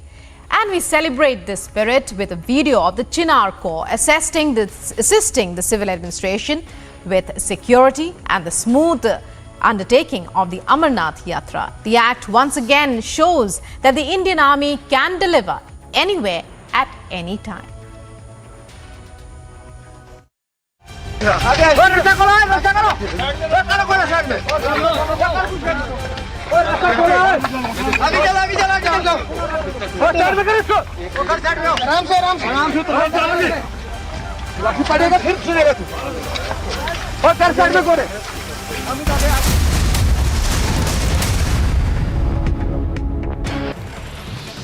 The BJP Karnataka MLA Srimanth Patil found himself surrounded by citizens for not fulfilling the promises he'd made. People questioned the MLA regarding the implementation of a drinking water project's construction of toilets and laying new roads. The MLA claimed that the government didn't release funds for any development project due to COVID-19. Odisha's Chief Minister Naveen Patnaik participated in the Jagannath Rath Yatra in Puri. He also pulled the chariot along the state governor Ganeshi Lal and Union Minister Dharmendra Pradhan. The SPF Haridwar has said that they are expecting covered pilgrims in huge numbers this year. Now, he's also said that they have already approached people to remove encroachments and will take strict action against those who don't comply. A low-intensity blast was reported in the civil court of Patna today. The police had recovered gunpowder from the Patel hostel at the Patna University, and the contraption it contained was brought to a court where it exploded. A constable was injured on his right hand but is out of danger. No other people were injured. In other news on Republic, this morning, the United Nations Human Rights Council held an urgent debate on the rights of women and girls in Afghanistan, detailing instances of attacks on women, restrictions on access to schooling, movement, dress and basic services. The High Commissioner for Human Rights told the Council she had met with the country's authorities in March and was told they would honor the human rights obligations as far as is consistent with Islamic Sharia law. Facing unprecedented challenges, the defensive military alliance NATO wrapped up a 3-day meeting earlier this week in Madrid. Out of government, a miffed Uddhav Thackeray now sacks Eknath Shinde from the Sena. The battle for Balasaheb Thackeray's legacy is getting bigger. Surat, Guwahati, Panjim. Shinde's MLAs are now set to finally head back home. The Delhi police seeks 14-day judicial custody of Mohammed Zubair, slaps 3 new sections against him. Trouble mounts for the Alt News co-founder Mohammed Zubair, from bank account details to foreign funding. It's all under the scanner now. Hyderabad is decked up in saffron hues as Prime Minister Modi is set to chair the big national executive meeting of the BJP. Situation still tense in Manipur after the landslide. The Chief Minister tells Republic TV that the death toll has risen to 81.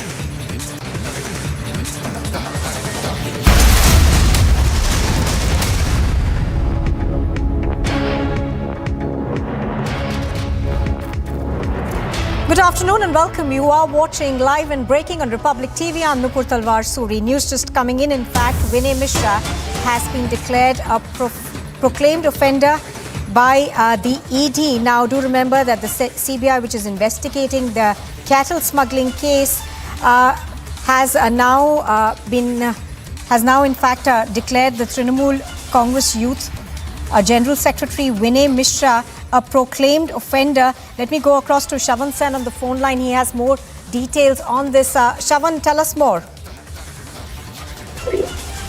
Well, Nupur, the biggest development that has taken place is the addition of new provisions, starting from criminal conspiracy under the IPC and the 35 of the FCRA.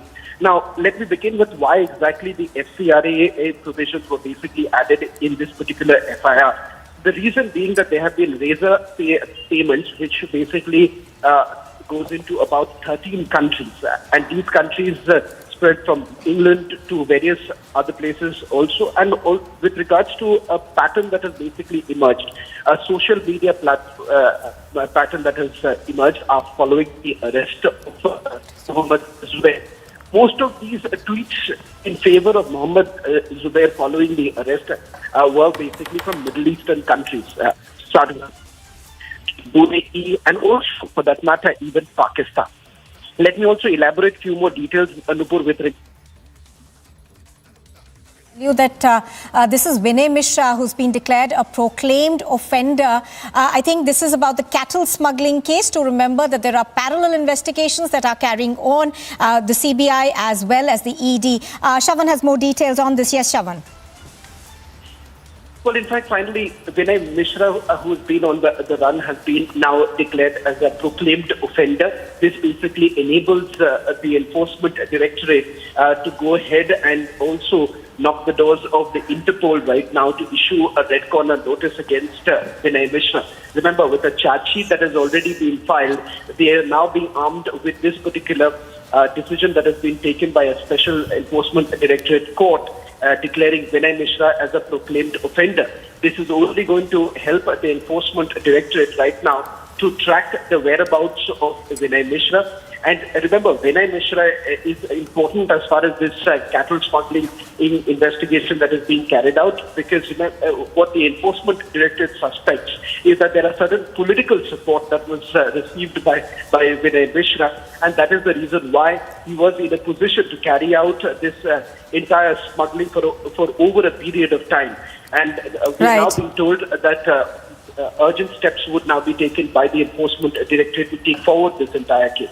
All right. So as Shavan is pointing out, of course, Vinay Mishra has now been declared a proclaimed offender in the case. Thank you, Shavan, for joining us. Now, we are now moving on to what's happening in Hyderabad. Do remember that the BJP's two-day National Executive meeting actually takes place over there. But on your screens right now are pictures that we are getting of KCR actually welcoming Yashwant Sena in Hyderabad. Now, do remember that it is protocol for the Chief Minister to go and receive the Prime Minister. But KCR, of course, has not done that 3 times in a row. Instead, what we are given to understand is that KCR is going to be with the presidential candidate of the opposition, that's Yashwant Sena. Yashwant Sena, of course, will be taking out a bike rally today, and thereafter, of course, there are also a host of programs that are lined up for Yashwant Sena. Pictures on your screen, of course, are of the Chief Minister of Telangana welcoming the opposition's presidential candidate. Now, this even as, of course, there is a big national executive meeting of the BJP that takes place in Hyderabad. That, of course, is aimed to focus on increasing the BJP's footprint down south. But visuals on your screen are of KCR deciding to skip the protocol that is usually followed across the country, where the Chief Minister actually goes on to receive the Prime Minister when he makes a visit to the state. Instead, he's going to be spending his day with Yashwant Sena, welcoming him there at the airport. Yashwant Sena is the opposition's candidate for the presidential elections. Now, this, of course, is not the first time that this has happened. This also brings into sharp focus the frosty relationship between... जब अच्छा है अच्छा करे। अभी वो लोग क्या है बोलो तो हमारे को देखते ही डरना शुरू करे, नहीं तो हाँ डरना शुरू करे, हम विरोध के जैसा दिख रहे वो लोगों को। ठीक है, राजनीति में तो होता ही होता। Thank you so much. So that was Talsani Srinivas Yadav, who will be receiving Prime Minister Narendra Modi. But we see that Telangana Chief Minister will not be welcoming Prime Minister. And this is not the first time. This is the third time where we see that Telangana Chief Minister K. Chandrasekhar Rao will be skipping the welcome for Prime Minister in Hyderabad. This is Aneri Shah with British journalist Chandra Sena for Republic TV. Laneri was, of course, speaking to the minister who's been delegated to do this job instead of KCR. Piyush is reporting from outside the convention centre where this BJP executive meeting is taking place. Piyush, give us a sense of what's happening over there, even as the chief minister has decided to skip the protocol of going and receiving the prime minister.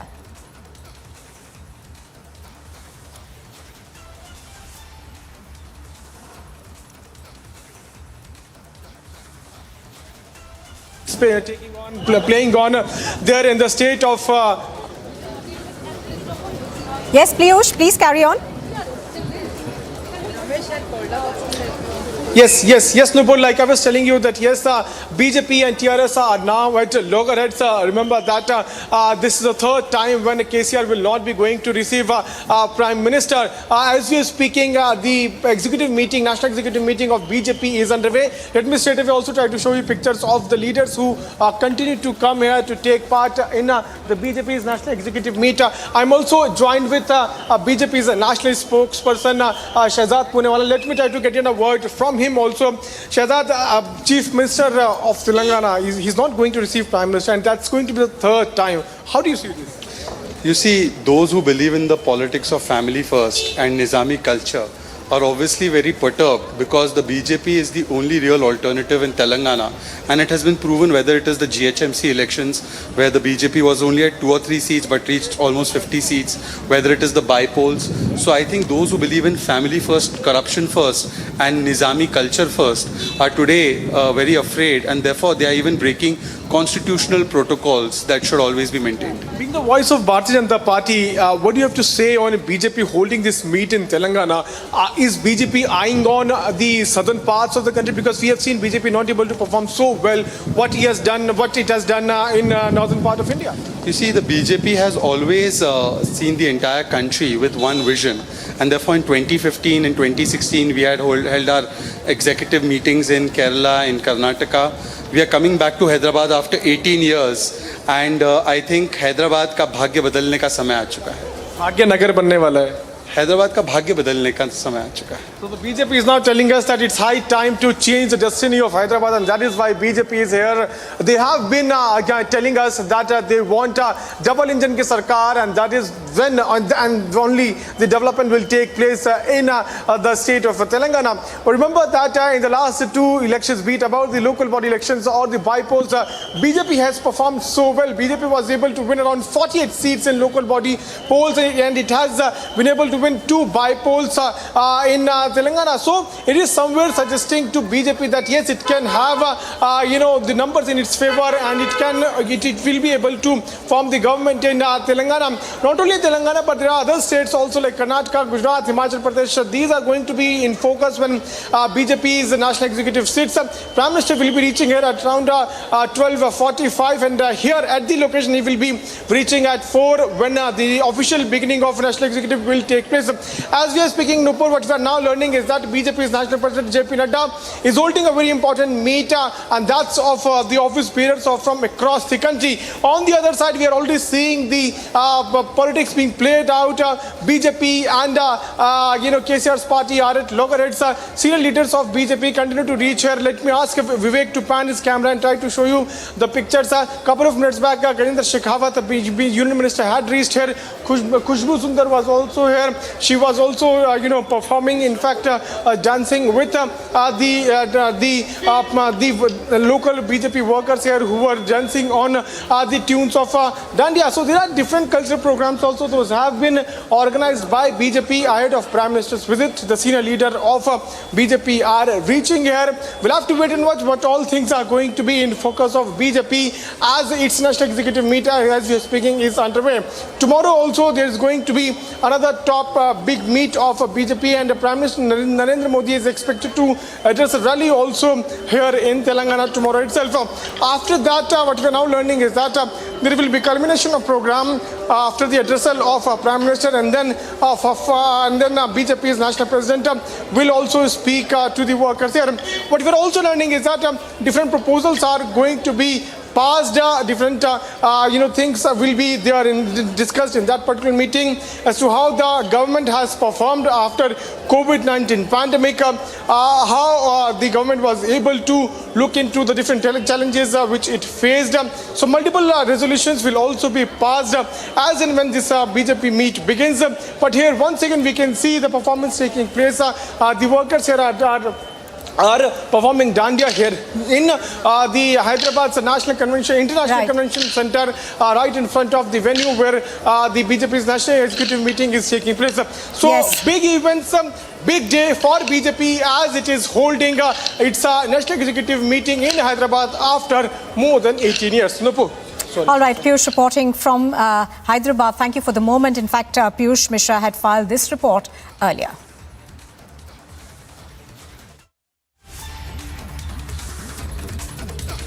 We'll have to wait and watch how these two national executive meet is going to take place. Right on my right side, you can also see how there is a performance going on. The local workers of BJP are doing Dandiya here. We also saw the different cultural events here. Also different dance performances from different parts from the workers who have come from different parts.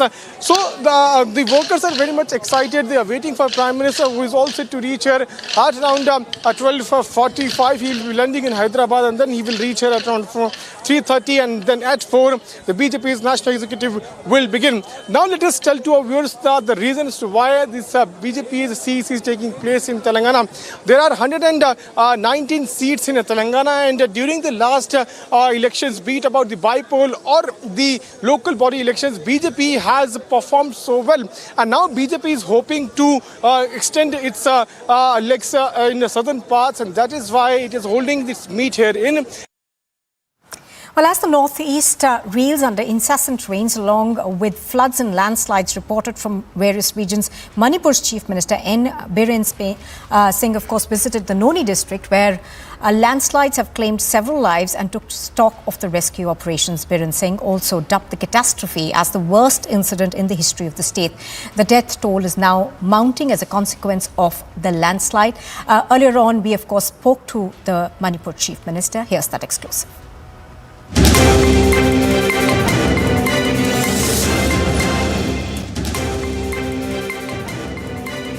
This rescue operation has been on since Thursday, and why are these rescue operations taking so long? You're of course pointing out that this is tough terrain, and not just that, is the weather also hampering it?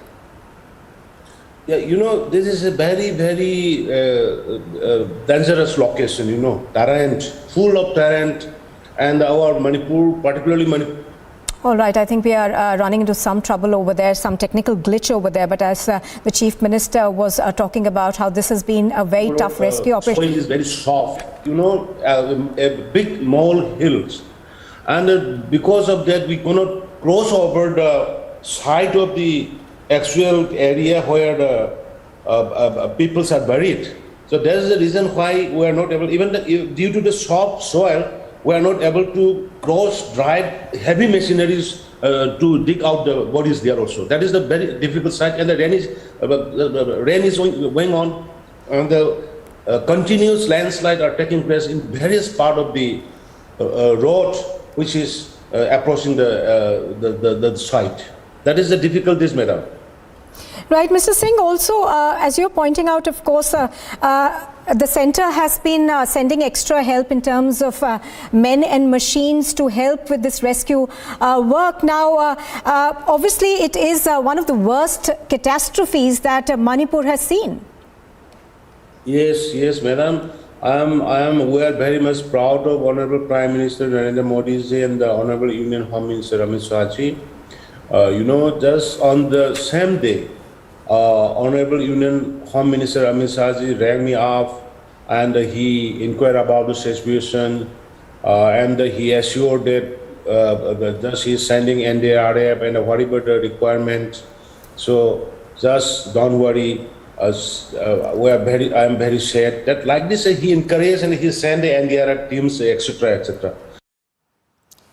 And here's a look at some news in brief this morning. The two-day BJP National Executive meeting is all set to begin in Hyderabad. In fact, it was inaugurated a short while ago. The BJP's National President JP Nadda, Prime Minister Narendra Modi and other senior BJP leaders will be attending that meeting. The agenda set by the BJP leaders is aimed at expansion of the party and induction of more party workers. Ahead of the crucial Karnataka Assembly elections in 2023, the Congress party has decided to go ahead with a collective effort to win elections. Karnataka's Congress chief D.K. Shivakumar and the former Chief Minister Siddaramaiah held meetings alongside Rahul Gandhi and decided not to go ahead with the chief ministerial phase and would rather focus on joint efforts to win the Assembly elections. Now, boosting the startup economy, Karnataka's Chief Minister Baswaraj Bommai has asked manufacturers to aim at low-cost electronic vehicles for common people. Bommai also stated that the state government of Karnataka has decided to induct more buses plying in Karnataka. In a big boost to the aviation sector, Uttar Pradesh's Chief Minister Yogi Adityanath signed an MOU with the Airport Authority of India for operations and management of 5 airports in Uttar Pradesh. Now, the airports are currently under construction and being developed in Aligarh, Azamgarh, Sharavasti, Chitrakoot and Sombhadra districts. Uttarakhand's Chief Minister Pushkar Singh Dhami has said that all states should enact the Uniform Civil Code and added that Uttarakhand will soon enact it. Dhami further added that a committee has been set up under the chairmanship of retired Justice Ranjan Prakash Desai to implement the Uniform Civil Code. The Finance Minister Nirmala Sitharaman has said that customs duty on gold has been hiked in order to curb high imports of gold. The customs duty has now been increased from 10.75% to 15%. Sitharaman also added that these are extraordinary times as the international prices of crude are going up.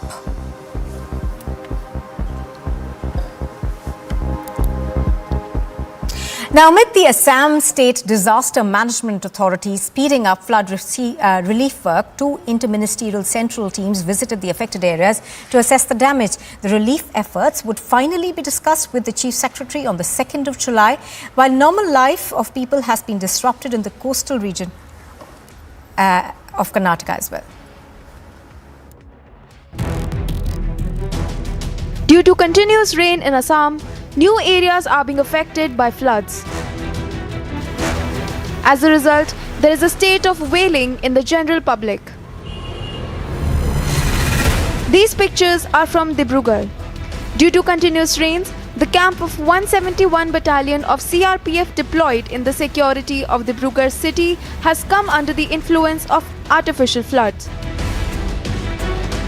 The CRPF personnel at the Dibrugarh Police Reserve are preparing to leave the camp and move to another camp. The barracks of the Jawan have also been flooded. While some Jawans try to escape, the remaining police personnel and their relatives are compelled to go to another place with their children. CRPF 171 Battalion Inspector Arvind Kumar Tiwari said that there was already light water due to rains. But due to the heavy rain that took place last night, water has accumulated everywhere in the office of the camp as well as barracks of the soldiers. Nearly 86 lakh people in the state's 32 districts have been affected by heavy rain and subsequent floods this year, bringing life to a screeching halt in many parts. More than 150 people have died so far. A total of 97,993 people have been evacuated over the past weeks from the flood-affected areas of Brahmaputra and Barak River basins by the personnel of NDRF, SDRF, Army and paramilitary forces. Meanwhile, heavy rains have also been lashing in the district of Dakshina Kannada for the past 2 days, including the city of Mangaluru. The route from Adyar to Kannur city was blocked due to the waterlogging, and people were seen pushing their two-wheelers to the submerged roads. Speaking to Republic over the MLAs facing heat over their Ladakh tour amid floods, Karnataka Chief Minister Basavaraj Bommai assured that he will look into the matter. Rain fury has been reported from Kotara Chowki and several other localities in the city. Bureau Report, Republic TV. Well, a mega political showdown is taking place in Telangana between the BJP and the Telangana Chief Minister. While the BJP is all set for the big national executive meeting, Chief Minister KCR, for the 3rd time in a row, has decided to go against protocol and will not be receiving the Prime Minister. Instead, the Chief Minister has received the opposition's presidential candidate, Yashwant Sena. And through the day, we are given to understand that the Chief Minister will be with the opposition candidate for the presidential election. Piyush is reporting live on this from Hyderabad. Aneri is also joining us live from there. Piyush, to you first. Those pictures, of course, are of Yashwant Sena being received by KCR. Now, the BJP, of course, all the leaders that you've been speaking to seem to suggest that this is protocol and the Chief Minister should stick to protocol. Well, absolutely, Nupur, and this is not the first time that he is not abiding by the protocol. We have seen earlier also Prime Minister, whenever he has reached in the last 2 times, KCR did not go to receive him. This time also he is not going to receive him. This is what we are now getting the confirmation. In fact, he has received Yashwant Sena, opposition's presidential candidate. This certainly tells us the kind of attitude which KCR has, and the BJP is now slamming KCR for this. Okay, you have a political differences, but at the end of the day, Narendra Modi is Prime Minister of this country, and you ought to go and receive him. This is what the BJP is suggesting to KCR. We'll have to wait and watch how things are going to pan out. But right now, I'm here in Hyderabad's International Convention, where this meeting is underway. BJP's National President JP Nadda is holding the meeting of office bearer from across the country. Prime Minister will be reaching at 4. He is likely to land in Hyderabad at 12:45, and the and he is likely to reach here at 4 when officially the NEC of BJP will begin. But here we are getting the colorful pictures. We have seen how the workers were seen performing dandiya, garba was also performed, a local traditional dance was also performed, and the people had come from different parts of Telangana. The senior leaders of BJP continued to pour in here. A couple of minutes back, Gajendra Singh Shekhawat had also come. We are also seeing the top leaders of BJP continuously reaching here. All the chief ministers of BJP ruled states, they will also come here to take part in BJP's National Executive meeting. So BJP is right now focusing on the southern parts of the country. Remember that BJP has got good numbers in northern states, but right now looking at the number of seats in southern parts of the country, now BJP is going to focus on southern part. It has not been able to perform much better, or better we can say, till now here in southern parts of India. There are around 129 Lok Sabha seats on which BJP is focusing, and if we talk specifically about Telangana, there are 119 seats on which BJP is now galvanizing its focus. During the last two elections, be it about the local body election or the by-polls, BJP was able to perform so well. Now it is hoping to form the government in the state of Telangana, and that is why executive meet is taking place here in this state. At the same time, BJP will be discussing about the current issues those are there in the country. The elections of Gujarat, Himachal and other parts of the country will also be discussed as the meeting will begin at 4 p.m. Nupur. Now stay with us. Aneri, even as the BJP holds its national executive, you are at the event that is being held by Yashwant Sinha, the opposition's presidential candidate, and the chief minister, we understand, is there.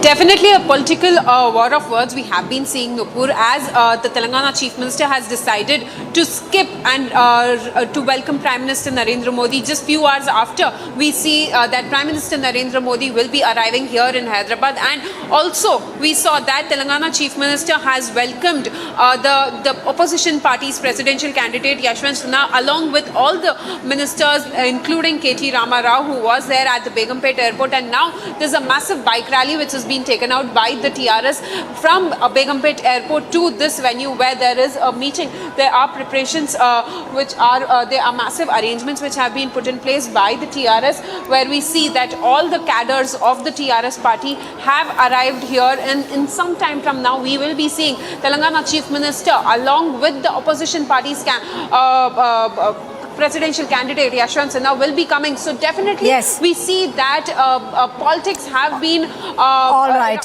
So of course Aneri is continuing to bring us the latest from that event. Both of you stay with us.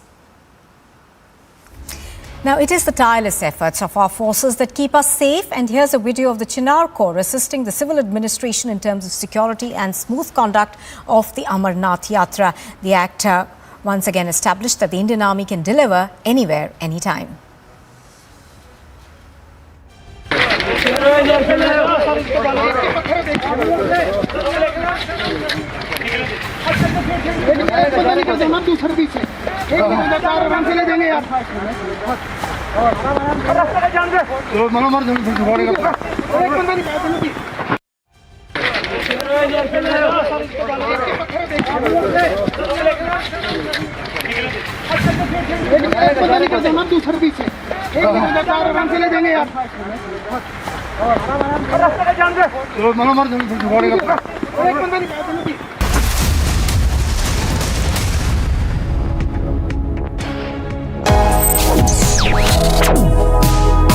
Reading allows us to become familiar with ourselves. We don't read, we won't know what is knowledge. I just find it very interesting to know people's lives, how they went through certain situations, how they dealt with things. So wherever you want to go in life, if you read books along those lines, then that would really help you in growing.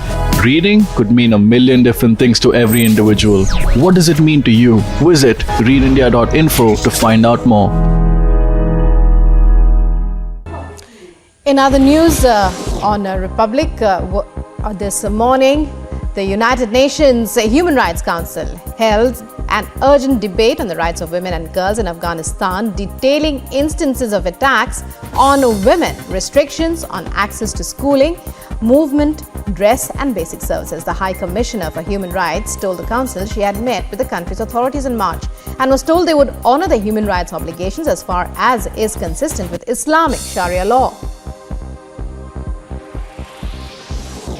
Facing unprecedented challenges, the defensive military alliance NATO wrapped up a 3-day meeting earlier this week in Madrid, with members showing unity as they concentrate on Russia's invasion of Ukraine. A former Deputy Assistant Secretary of Defense for Europe and NATO, who attended the summit himself, said there was more unity than he expected.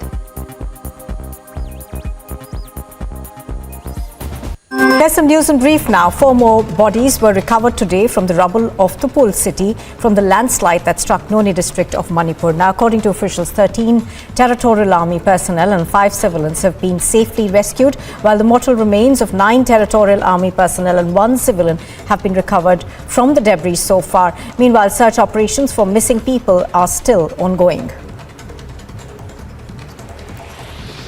The NSUI leader Abhinav Kumar Kohli has resigned from the Congress on account of being upset at the way the Congress is portraying its hate towards Hindus.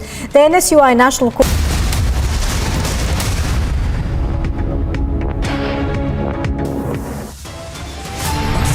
You're watching Live and Breaking on Republic TV, and the headlines at this hour: out of government, Amit Uddhav now sacks Eknath Shinde from the Sena. The battle for Balasaheb's legacy gets bigger.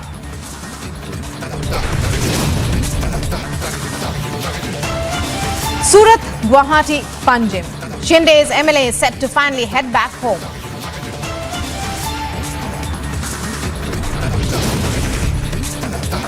Delhi police seeks 14 days judicial custody for Zubair. Slaps 3 new sections against him. Trouble mounts for Alt News co-founder Zubair. From bank account details to foreign funding, it's all under the scanner now.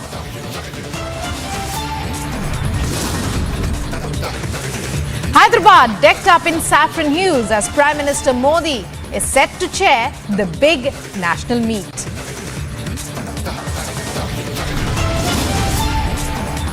Situation remains tense in Manipur after a landslide claims more than 80 lives. Chief Minister tells Republic death toll has now risen to 81.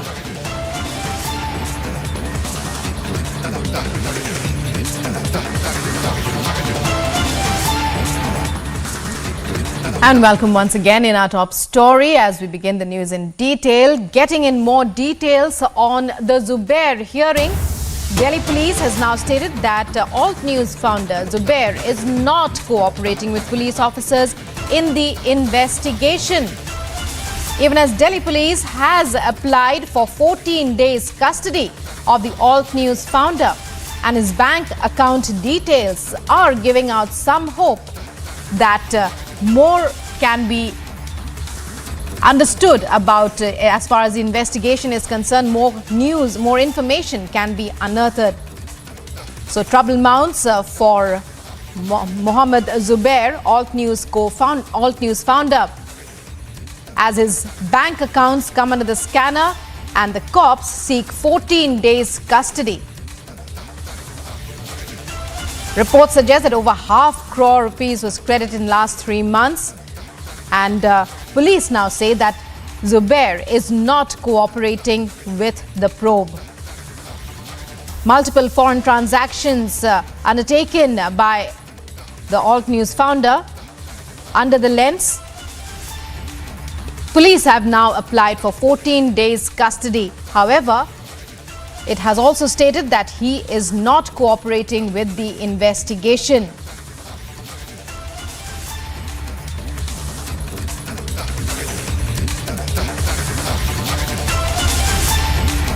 So police have moved the court for a 14-day judicial custody, whereas Zubair has moved the court for a bail application.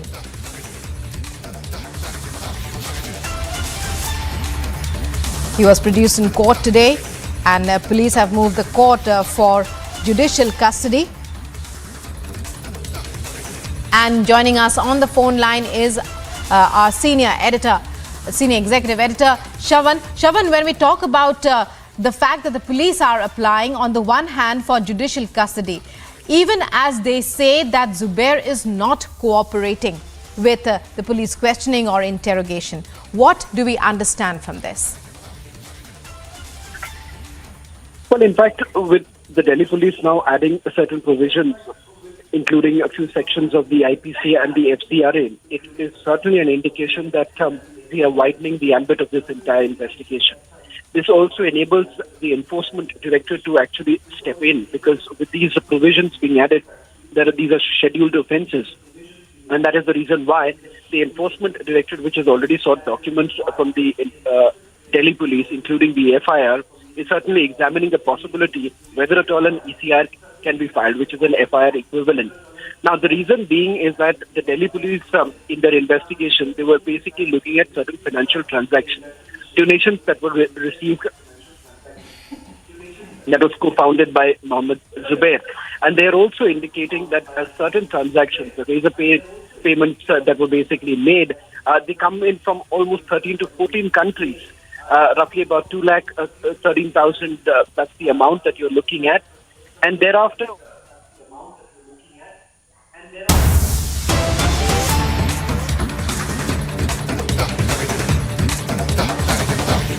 and more breaking news coming in now on Live and Breaking on Republic TV.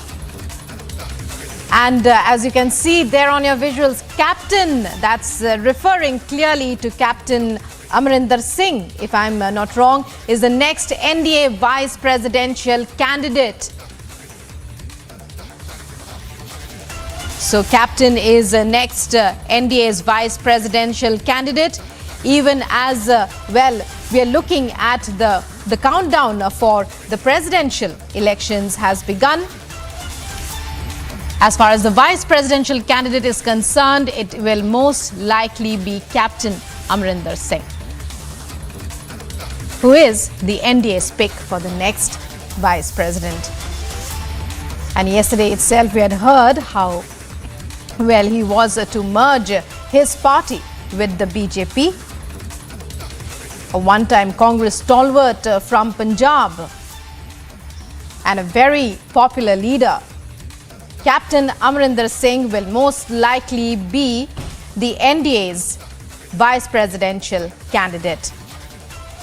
Breaking news here on Republic TV. Captain Amarinder Singh of Punjab, the next NDA vice presidential candidate. Aishwarya, breaking news coming in now. Captain Amarinder Singh, former Congress stalwart and extremely popular leader from Punjab, to be the NDA's next vice presidential candidate. How far is this confirmed? We are breaking it here on Republic TV. Well, absolutely. At this point of time, we are being clearly told that former Chief Minister of Punjab, Captain Amarinder Singh, and the leader who has just basically combined his party with the BJP, we are being told that his wife, another member of Parliament, Maharani Parneet Kaur, is going to resign, and her daughter is going to contest. But that is the political part of it. We are being clearly told by our sources that Captain Amarinder Singh is all set to be the next vice presidential candidate from the NDA. That is what we are being told by our sources at this point of time, that Captain Amarinder Singh, I repeat, former Chief Minister of Punjab, multiple time Chief Minister of Punjab, is all set to be the next Vice President of India, going by the numbers. But initially, he is going to be made as the candidate as far as the NDA is concerned. It is going to be very, very interesting that how does the opposition party, that is the Congress and then the NCP and also the TMC, with whom Captain Amarinder Singh has a one-on-one repo, a one-on-one personal repo as well, react to this candidature. So at this point of time, BJP, according to our sources, is locked in on Captain Amarinder Singh, a very strong Sikh leader, a former multiple-time Chief Minister of Punjab, to be the next Vice President of India. Right, he's also a stalwart. He's been a stalwart, extremely popular, not least because, well, of his lineage and of the heritage and legacy that he carries with him, Aishwarya. Well, absolutely. it's a big legacy. It's a big legacy. And whatever decision is being taken in regard, whether it was regarding the presidential candidate or now what we are being told regarding the vice presidential candidate, both of these candidates will be and have been chosen after a lot of process. And we are being told it is no more about politics of Punjab. It is about his stature. It is about his seniority, and it is also about his policy of nation first, which he has always kept. If you remember, he came out of the Congress and started his own party on the issue of how Navjot Singh Sidhu is keeping his personal interests first over the interests of Punjab and then over the interests of India. So nation first has been his policy. And at this point of time, now when we are being clearly told by our sources that he is going to be the next vice presidential candidate, as far as the NDA is concerned, and going by the numbers, he is going to be the next vice president of India.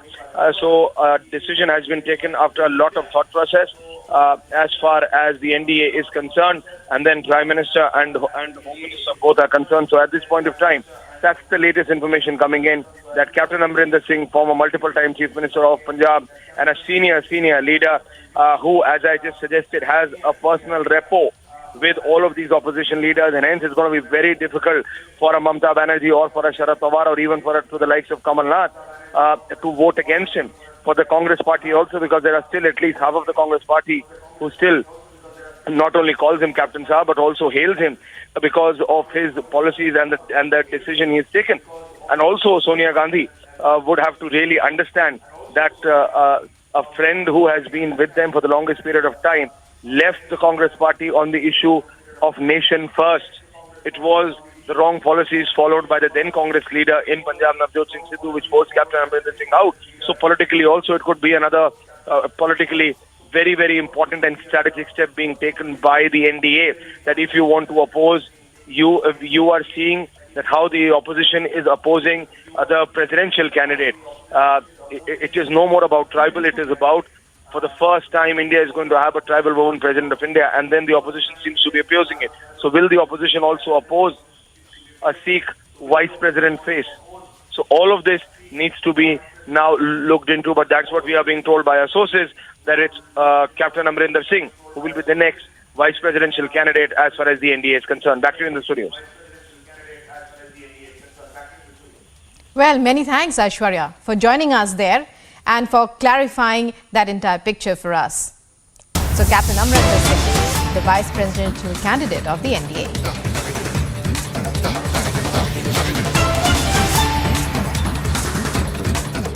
सगळ्यांची भावना म्हणून मी सांगतो की आम्ही त्याला उत्तर देत नाही, म्हणजे आमच्याकडे उत्तरं नाही तसं बिलकुल नाही. प्रत्येक गोष्टीला आमच्याकडे उत्तर आहे, परंतु भावना सुद्धा असतात, नाती सुद्धा असतात, आणि त्या नाती जपण्यामध्ये जी गोडी आहे ती राजकारणामध्ये सुद्धा नाही. आणि म्हणून किती ताणायचं त्याला मर्यादा असतात, ते तसं काढलं जाऊ नये. महाराष्ट्रातला एक सर्वसामान्य कार्यकर्ता म्हणून मला वाटतं शिंदे साहेब निवडून आल्यानंतर सुरुवात केलेली आहे. आज बघा ते पहाटे 4 वाजता आलेले, 4 वाजता आल्यानंतर 1-1:15 मनाने ते आमची मीटिंग घेणार आहे. या मीटिंग मध्ये आम्ही त्यांना नेहमी सांगतो की कार्यकर्त्याच्या भूमिकेतून बाहेर पडत नाही. त्यांनी आम्हाला सांगितलं की तुमच्यापैकी प्रत्येक जण मुख्यमंत्री आहे, तुम्ही साधा जरी एक अशी कृती केली की आनंदाच्या भरात तुम्ही जरी थोडंसं नाचलात तरी मला ते माझ्यावर हे येईल. त्याच्यामुळे काल सुद्धा मी दिलगिरी व्यक्त केली, तर आमचे व्हिडिओ व्हायरल झाले असतील, आणि ते सुद्धा काही सगळेचे सगळे आमदार होते असे नाही, त्याच्यामध्ये 1-2 आमदार होते, परंतु तेवढी सुद्धा छोटीशी चूक आमच्या आमदारांकडून जाता कामा नये. त्यांनी जनतेची सेवा करायचं जे व्रत घेतलेलं आहे, आमची ही लढाई ही आमच्या आनंदासाठी आमची लढाई आणि ती कर्तव्याची लढाई जिंकल्यानंतर आमच्यामध्ये करणार नाही, आम्ही आधीच सांगितलेलं होतं. आणि ते सेलिब्रेशन सेलिब्रेशन आम्ही करणार नाही. आणि महाराष्ट्रामध्ये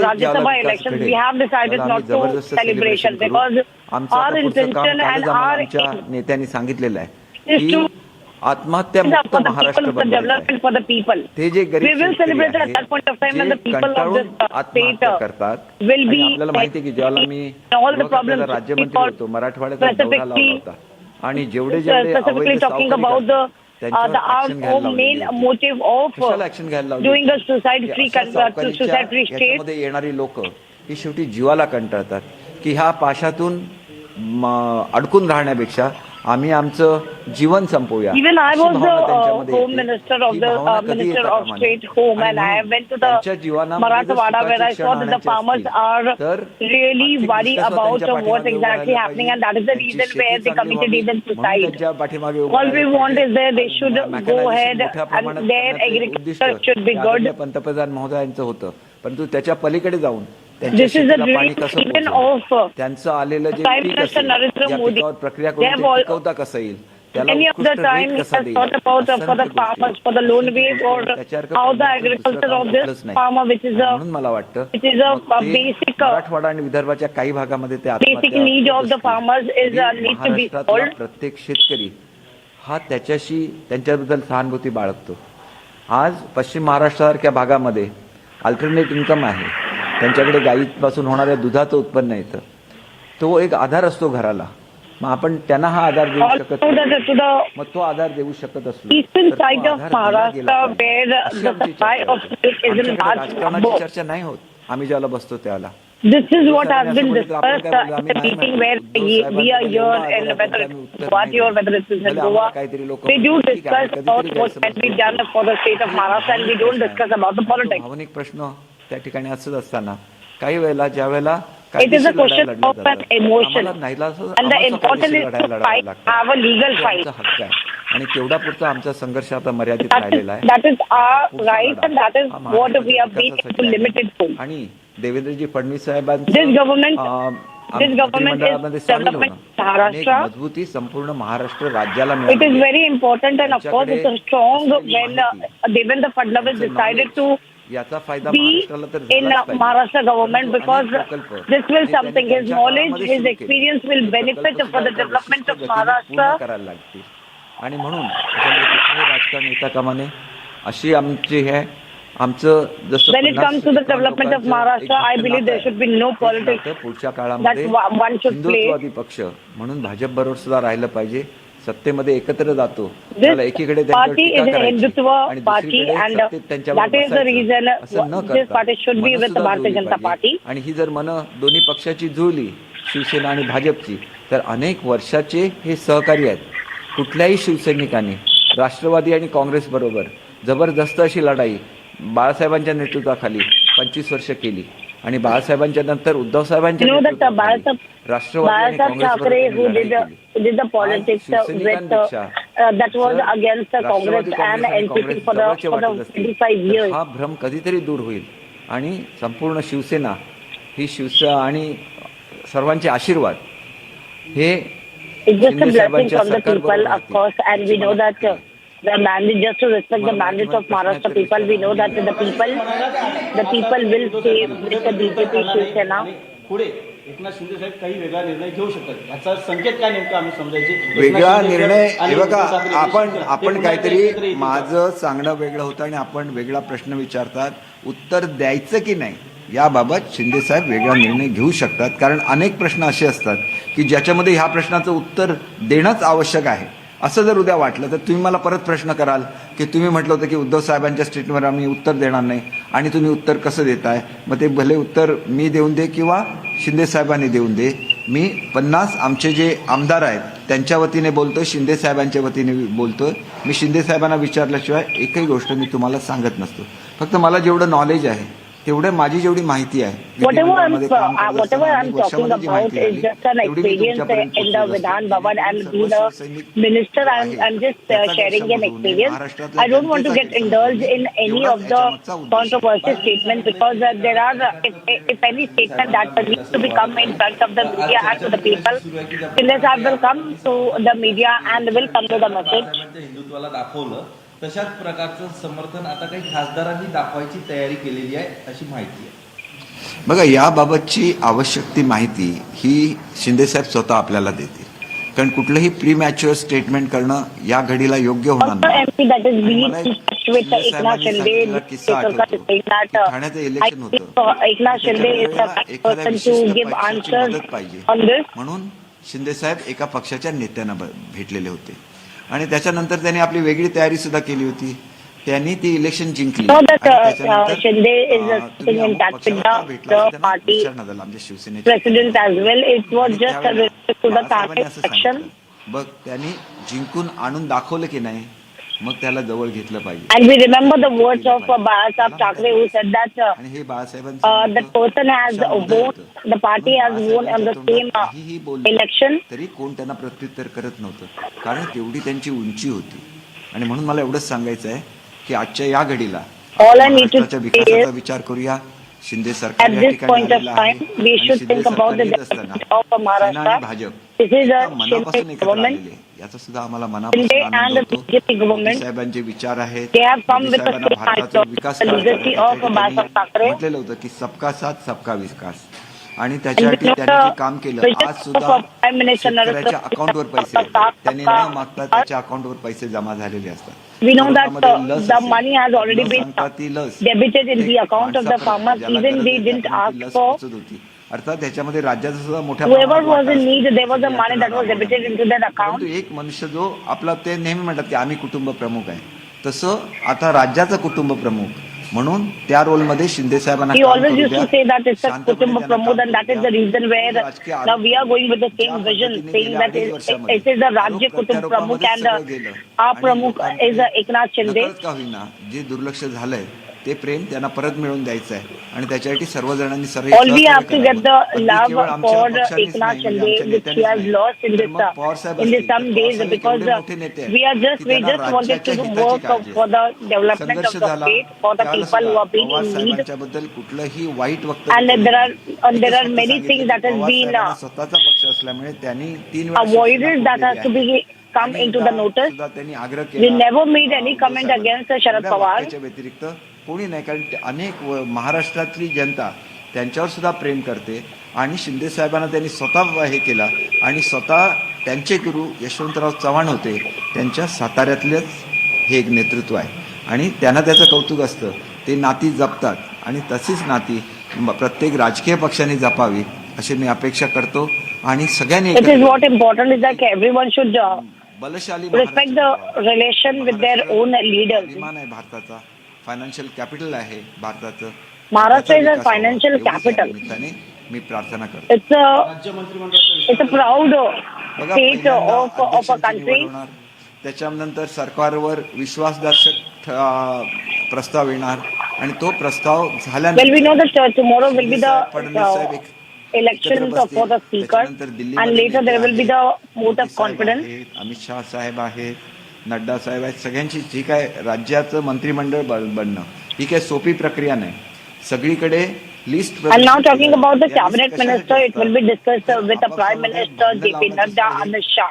This is not something we can take a decision in a short while, but yes, that list has to be given and discussed with the leadership, Delhi leadership. तुम्ही प्रवक्ते आहेत, तुम्हाला मंत्रिमंडळात स्थान मिळणार की नाही, तर मला हे सुद्धा माहिती नाही की स्थान मिळणार की नाही, आणि आम्ही कोणीही मंत्रिमंडळात स्थान मिळावं म्हणून एवढी मोठी लढाई केलेली नाही. ही महाराष्ट्राच्या विकासाची लढाई आहे. The fight what we have gone through is not something for the position or for the portfolio. आम्हाला प्राणापेक्षा This fight was for the legacy of Balasaab Thackeray and for the development of Maharashtra. प्रत्येक मनुष्य हिंदू हे बाळासाहेब समजायचे, आणि त्याच्यामुळे only Balasaab Thackeray used to understand the love of Hindus in the state. मला जास्त विस्ताराने काही सांगायला नको, परंतु ही परंपरा, महाराष्ट्राची परंपरा आम्हाला कायम ठेवायची आहे. This is a legacy that we have to continue in the state of Maharashtra. करण्यापेक्षा जे काही निर्धार काल आम्ही केलेले आहेत ते निर्धार असून दे, आज मुंबईत येणारी पूर परिस्थिती असून दे, याच्यावर कशी मात करायची. Whatever the situation that comes in Maharashtra, or whether it is a heavy rainfall situation in Mumbai, it is something like we have to make a solution for it. बांधावर पाणी पोहोचवणं आमच्या सगळ्यांची जबाबदारी आहे. We have to take up the betterment of farmers. त्यावेळेला whatever we will do, whatever we in our capacity. असंच आम्ही गृहीत धरून त्यांच्या वेगवेगळ्या जे अभियान असतील त्याच्यामध्ये, आणि त्यांचे जे ड्रीम प्रोजेक्ट असतील त्याच्यामध्ये सुद्धा whatever the dream project that will be सर्व नेत्यांच्या मागे Sena and BJP will complete it. मुंबईला निघाल्यानंतर ताज हॉटेलमध्ये, मुंबईच्या ताज प्रेसिडेंटला तुम्ही आणि भाजपचे आमदार असे सगळ्यांची संयुक्त बैठक होणार आहे. या बैठकीत नेमकं काय घडणार, म्हणजे कशाची बैठक होणार संध्याकाळी? हे बघा, असं असतं की तुम्हाला एकत्रित राज्य करायचं आहे. राज्य करायचं असेल तर कोऑर्डिनेशन सुद्धा पाहिजेच.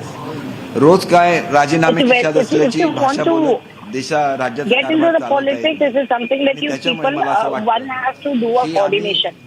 पूर्वीपासून 25-25 वर्ष एकत्र काम करणारे हे सगळे कार्यकर्ते आहेत. जे भाजपचे आमदार निवडून आलेले आहेत, शिवसैनिकांनी त्यांचा प्रचार केलेला आहे. जे शिवसेनेचे आमदार निवडून आलेले आहेत, भाजपच्या नेत्यांनी आणि कार्यकर्त्यांनी त्यांचा प्रचार केलेला आहे. त्याच्यामुळे हे कुटुंब आहे. कुटुंब एकत्र असताना आमचे कुटुंब प्रमुख फक्त बाहेर आहे एवढी खंत मनामध्ये आहे. आणि ती खंत सुद्धा दूर कधीतरी झाली भविष्यामध्ये तर आनंद होईल. आज काय आम्ही काय म्हणू शकत नाही, आमची तेवढी पात्रता नाही. आम्ही एवढीच प्रार्थना करतो. Well, you're watching the press briefing by the Shinde camp just a day ahead of that all-important election for the speaker's position.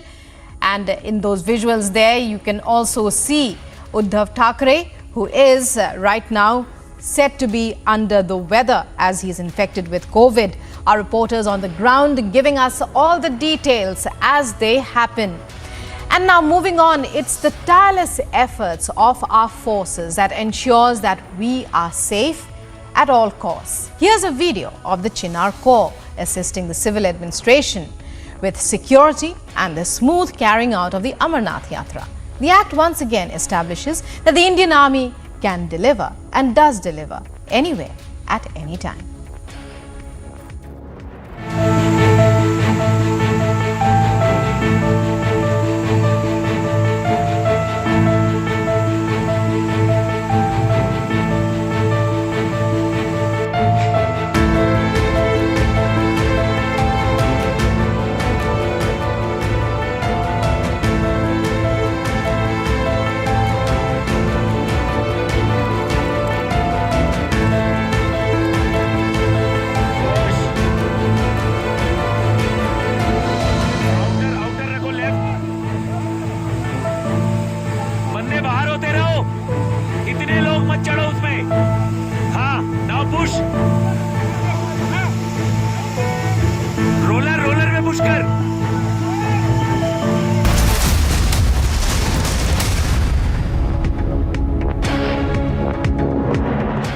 Amity has been ranked amongst the top 3% universities globally, a testimony to Amity's globally benchmarked quality. To apply, visit amity.edu.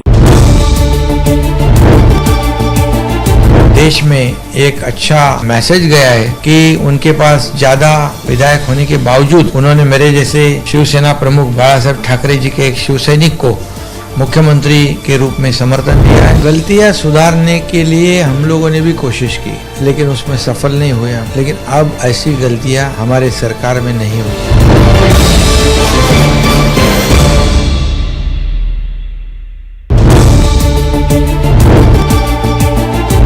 मुख्यमंत्री उद्धव ठाकरे साहब थे।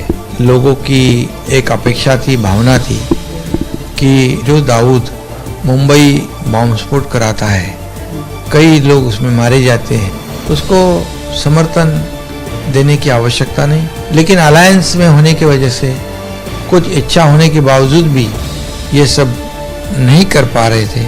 ये भी गुस्सा था, fund का गुस्सा था, जो चुनाव क्षेत्र के काम है विकास के, वो विषय था।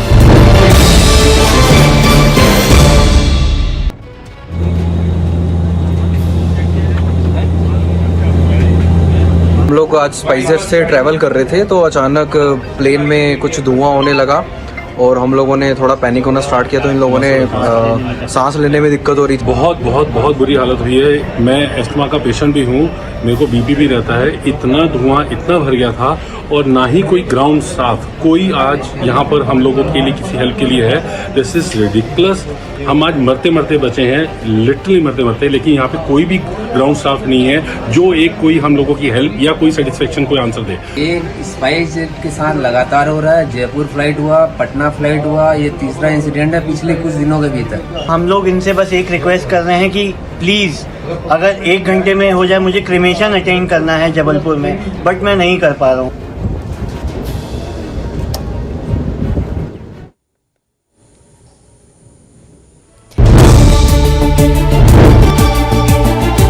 हम लोगों ने किधर गलत कदम उठाया है।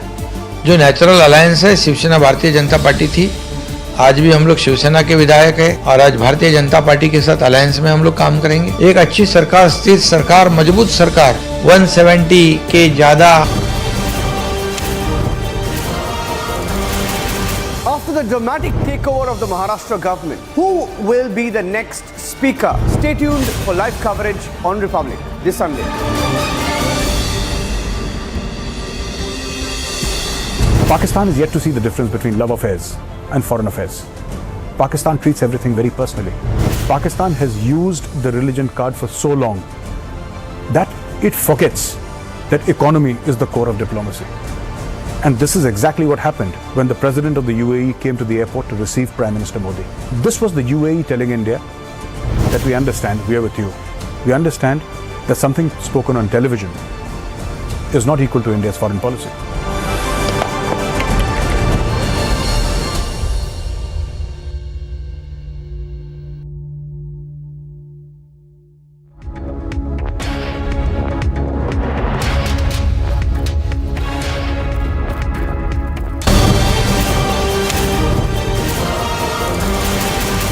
Change of government, the first big test for the Shinde BJP government is going to be the election of a speaker. Rahul Narvekar of the BJP has filed nomination for the speaker's chair. Would the opposition, despite knowing they don't have the numbers, make a contest of it?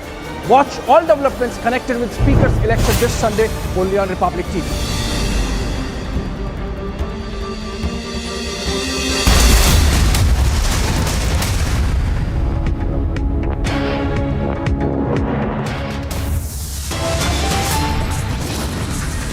The Delhi police seeks 14-day judicial custody of Mohammed Zubair, slaps 3 new sections against him. Fresh action, fresh sections are slapped on Mohammed Zubair as he stares at FCRA sections now.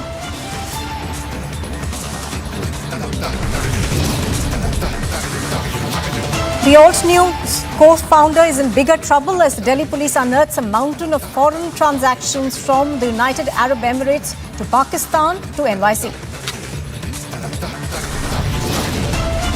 Out of government, a miffed Uddhav Thackeray sacks Eknath Shinde from the Sena. Shinde camp now tears into Uddhav Thackeray.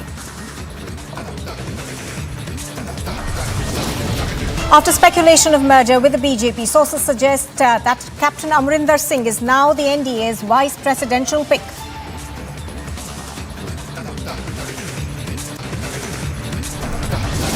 The Shinde camp hits back, says Uddhav Thackeray is acting out of character, calls expulsion wholly wrong.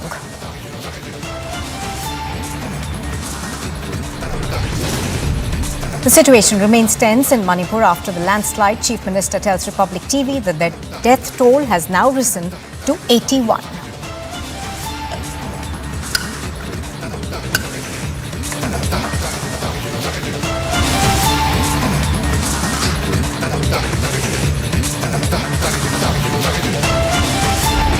Good afternoon. You are watching Republic TV. This is Live and Breaking. I'm Nupur Sharma. Now we are getting in more details of Mohammed Zubair's hearing that's taking place.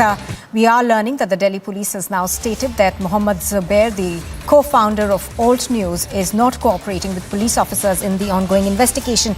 Getting us more details of what's happening, Niranjan Narayan-Swamy joins me on the phone line. Niranjan, tell us more. Well, the hearing continues. In fact, it started a little after 12, but right now the Delhi police has said that Zubair is not cooperating with the investigation. They've added that the police have the power to arrest, and it is at the discretion of the investigation and the investigating officer as per Section 41 of the CRPC. And they say that, all provisions of the law have been complied with in the case of Zubair. And the whole argument of Zubair's lawyer has been that, this is a scene from a movie, etc., that was retweeted. Not really cutting ice right now. The police, while referring to what this, what Zubair's, lawyer said, that it was a scene from a movie, the police said this is not the era of Rishikesh Mukherjee. This is the internet era, and you can't really just tweet anything and expect to get away from it. It's also not the only tweet that he's put out.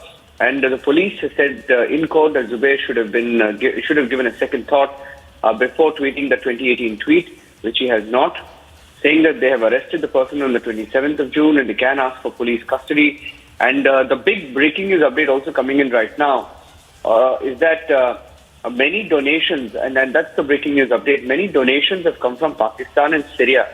Now, this has always been, something that that the police have, questioned, and given the nature of the case and the communal angle involved, and one thing that we have seen is that as a pattern, Nupur, every time there is a tweet that is put out by this guy called Zubair, it's picked up by Pakistani media handles, Pakistani government handles, Pakistani Prime Minister, and the entire Middle East. In the case of Nupur Sharma, has he single-handedly amplified this statement.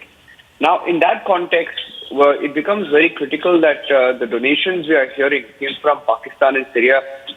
Considering the gravity of the case, the police council has set that on record, adding that this is a serious case.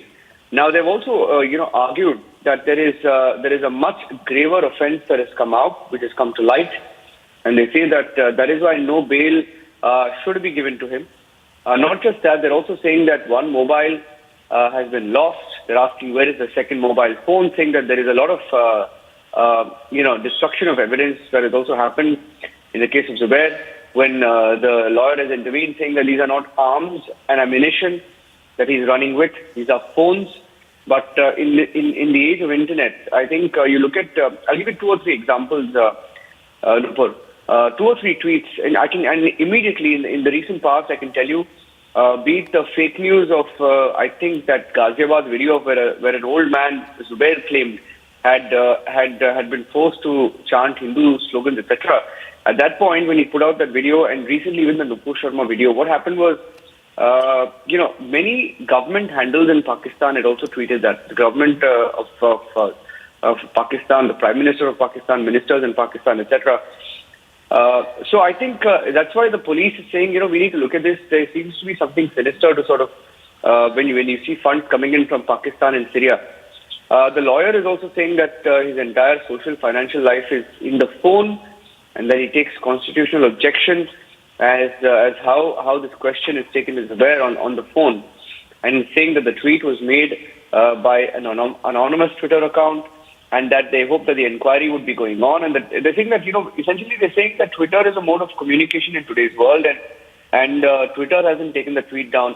Their entire argument is that if Twitter hasn't found it objectionable, why is it that the Delhi police is finding it objectionable, But we were going through some of the tweets. At least there are 6 or 7 tweets. Nupur, see, religion is you have to respect everyone's religion, and it appears that this person is a serial offender, because there are tweets that he's put out on Mahabharata, on Lord Ram, on Hanuman, on Shivling, comparing the shape of the Shivling, etc. See, when Nupur Sharma made those comments, condemnable comments, and yes, she's been condemned for it. Action is being taken against her. She's been suspended. She's facing the law. But that doesn't mean that you go on a spree to sort of insult and, offend someone else's religion. And this is evident from many of his tweets. There are at least 6 or 7 tweets. And the most shocking aspect also here is that he's deleted his Facebook account, Nupur, when many of his posts were flagged as offensive to one religion, that is the Hindu religion. He's deleted his Facebook account, knowing that he's in deep trouble. And someone like this is getting in so much of support. The lawyer is arguing now that the Delhi police is abusing their power, saying that no FCRA notice was given to the company. I think the company is called Pravda or something, saying that the money did not go to the client but went to the company. And the police says, how can you say that? He's the director of the company. The money is going to him. And there's been a heated argument inside the courtroom between both sides. And intentionally, the police say that intentionally the word 2014 has been put in the tweet. So basically, what he was trying to imply is that, it was offensive, yes, but he's also trying to imply that, after Modi came in, there is a sort of this Hindu assertion, etc. While offending the gods, he put that tweet out. And the judge has also asked why further police custody is required. Right. To which the police has gone on to say that FCRA needs to be noted from where he got the foreign funds. We need to investigate, ask him questions. They've already said on record that they've claimed in court that it came from Pakistan and Syria. The judge is asking how long will it take. You've already asked for judicial custody of 14 days. And the order is going to come out post-lunch. So that's the breaking news update. So that's the latest that we are getting. The court has reserved the order. They will pronounce post-lunch. Nupur. Right. Just to update our viewers that we are given to understand that the Delhi police, of course, has asked for judicial custody. But the order of the court has now been reserved post-lunch. Niranjan continues to be with us now. Niranjan, we are also given to understand that the Delhi police, of course, is looking at angles such as conspiracy as well as destruction of evidence. That's correct. Now they've added more charges this morning. I think that's the most serious aspect. They've added more charges, to the existing case. Because at the moment they've added these charges, when the FCRA angle came in, the Pakistan and Syria fund angle came in, the Enforcement Directorate had already taken, I think, some of the documents, the case papers from them, including the files and the investigation details. So this becomes a much more serious case. And when you spoke about the destruction of evidence, he's not willing to share details of, his second phone and his laptop. So I'm just wondering if there's nothing to object, why would anybody want to sort of hide their device? Because, these days everything is done over the phone, Nupur. So the digital evidence becomes critical. Absolutely. Niranjan, of course, is continuing to be with us. The focus also remains on the foreign transactions, Niranjan. So we are given to understand that he's staring at FCRA sections also that have been slapped against him. That's correct. If you look at, just to give you an idea about the different sections that have been added and what is being argued in court. In fact, at some point, the lawyers even brought out that point, saying that the Delhi police is abusing their power and that the company did not violate any law and that no FCRA notice had been given. And the police went into details of the funding pattern and how this company was getting in funds. And Zubair himself has been active, in fact, to sort of put out details of how much of donations he's been getting, etc. And the Delhi police has gone on record now to say that donations have come from Pakistan and Syria. And they're trying to link this donation to the religious sensitivity of the case. And the Delhi police has also said there are many vulgar films. Will you upload them? You're a well-read journalist, etc. The police is also saying that he should have given a second thought before putting the tweet out, which he did not. And they're also saying that it was said on behalf of the Delhi police that we had called Zubair for questioning by issuing a notice under Section 41A. But when we proceeded to the investigation, he did not give any information to us on some facts and did not cooperate on the investigation, and that's when the arrest happened. But they're also going on to detail the entire case out about stumbling into details one after the other. Going on to earlier when you look at the particular case. Now, that's the argument of the lawyer as well, that, you called him for one case, right. He had protection, and then you arrested him in another case, and then now you're adding more charges. Now, Section 35, let me tell you, the maximum punishment in the case which was imposed on Zubair was 3 years and 2 years, and now Section 35. You asked me about the section. Section 35 of the FCRA is being imposed, and the maximum punishment here is 5 years. And this, the lawyer says, is with malicious intent. And that's about the extra charge that was added. All right, stay with us, Niranjan. Also, let's go across live to Sambhav, who's reporting from outside the court. Sambhav, give us an update of what's happening in the court. We understand that the order has been reserved for after lunch. Yes.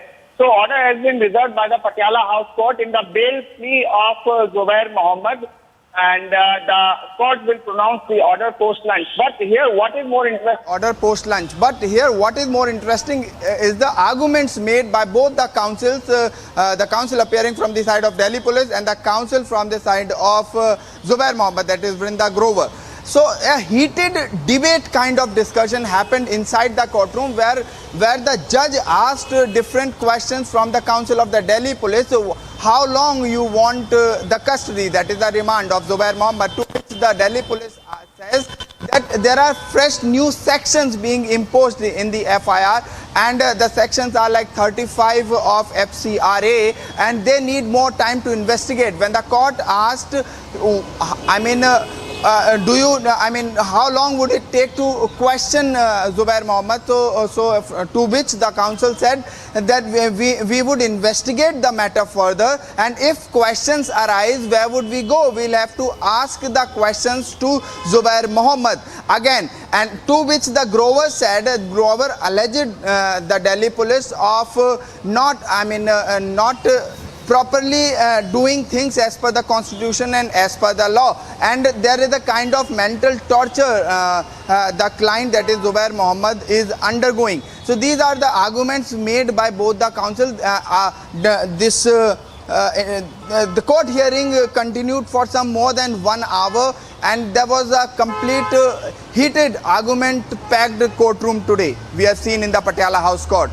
Absolutely. And now the order has been reserved. The court will pronounce the order. Yes. Absolutely. Sambhav, of course, is bringing us those updates from outside the Patiala House Court in Delhi. I'm going to go back to Niranjan, who has more details. Now, Niranjan, we're also given to understand that the police has said that there are many donations which have come from various foreign countries, including Pakistan and Syria, and this is something that needs to be considered.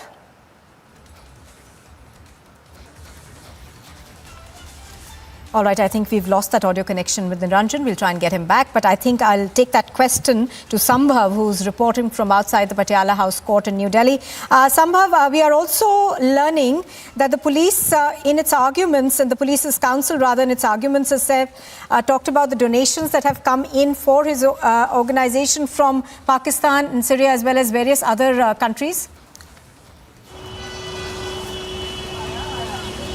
So, yes, that's a very interesting argument being made between the councils. On one hand, Vrinda Grover said there was no financial transaction happened between foreign countries and my client, that is Zubair Mohammed. That's what the Vrinda Grover said. On the other hand, the Delhi Police's Council said that he is the director. He is the director of a company named Prada and Prada Company, and the funds from Pakistan, mind you, Pakistan, Syria and allied other countries were transferred to the director. So when he is the director, why not the fund? I mean, the arguments here were, right, on one hand, yes, Vrinda Grover, the counsel for yes, Zubair. Yes, I'm going to come back to you. I'm going to come back to you, Sambhav, in just a minute. But Niranjan is back with me on the phone line. Niranjan, I was earlier asking you, what we understand is that the Delhi Police's Council seemed to talk of the foreign funds that came in, and those came in from a large number of countries? Well, that's what they're saying. I mean, they've said on record that it came from Pakistan and Syria, and that's what makes it even more serious, I think. Nupur, as a journalist, I can tell you that someone, who's followed, how stories develop and how stories escalate and how stories are developed really escalate to the kind of level that we saw, especially in the case of Nupur Sharma. Now, let me tell you, I have followed this very, very closely because, we saw how the story evolved. And that story evolved, from being a comment that was made. Yes, it's a condemnable comment, and action should have been taken. It could have been a case where the police, takes action, and the manner in which the entire story escalated in Nupur, with countries, neighboring countries, Middle Eastern countries, and all these countries sort of escalating it, and using that tweet. In fact, it was that tweet of Zubair that was used, and his tweet, his social media handle was used as a catalyst to escalate this issue. And this is not the first time. Observation also is that in several cases in the past. Absolutely. Niranjan, of course, we will have to wait and watch for the court's order to come out. Thank you for the moment.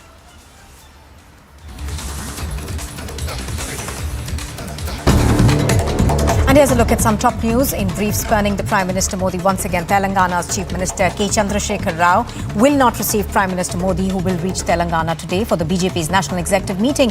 In lieu of KCR, Telangana Minister Talasani Srinivas Yadav will be receiving the Prime Minister from the Begumpet Airport in Hyderabad. During the Prime Minister's last two visits as well, the Chief Minister has avoided welcoming him at the airport. A Jabalpur-bound SpiceJet flight had to make an emergency landing at the Delhi airport after the cabin crew noticed smoke inside the flight post-takeoff. Now, without any casualties, the flight landed safely and all passengers were deboarded without any trouble. A goods train derailed near Shahzadpur railway station in Uttar Pradesh's Rampur. The incident took place at around 10 last night. Following the mishap, the railway carriage and wagon along with the railway protection force reached the accident spot and carried out repair work.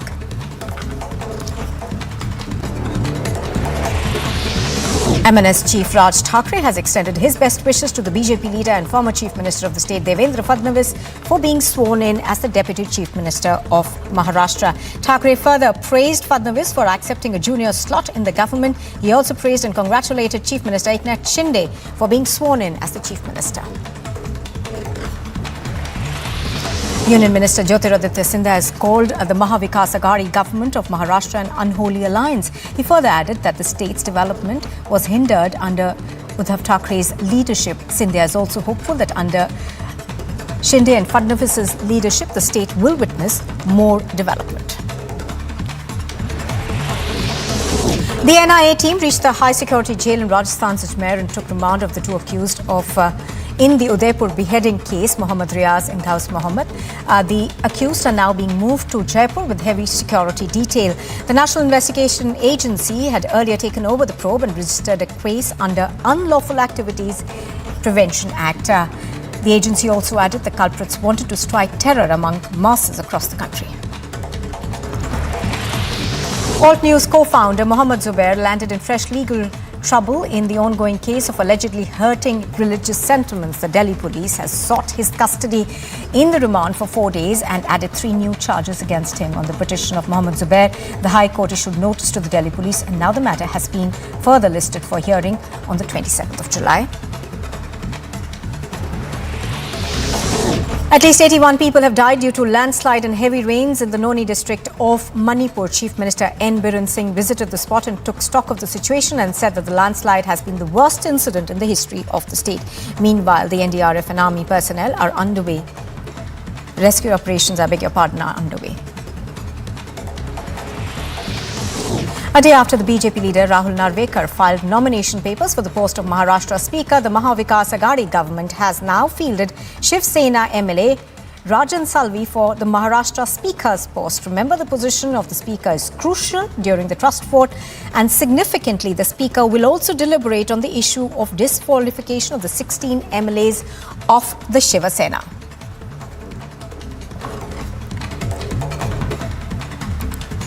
Well, as the northeast reels under incessant rains along with floods and landslides reported across various regions, Manipur's Chief Minister N. Biren Singh on Friday visited the area where the landslide took place and claimed several lives. He took stock of the rescue operations. Biren Singh also dubbed the catastrophe as the worst incident in the history of the state. The death toll is mounting as a consequence of this landslide, and we spoke earlier this morning to the Manipur Chief Minister.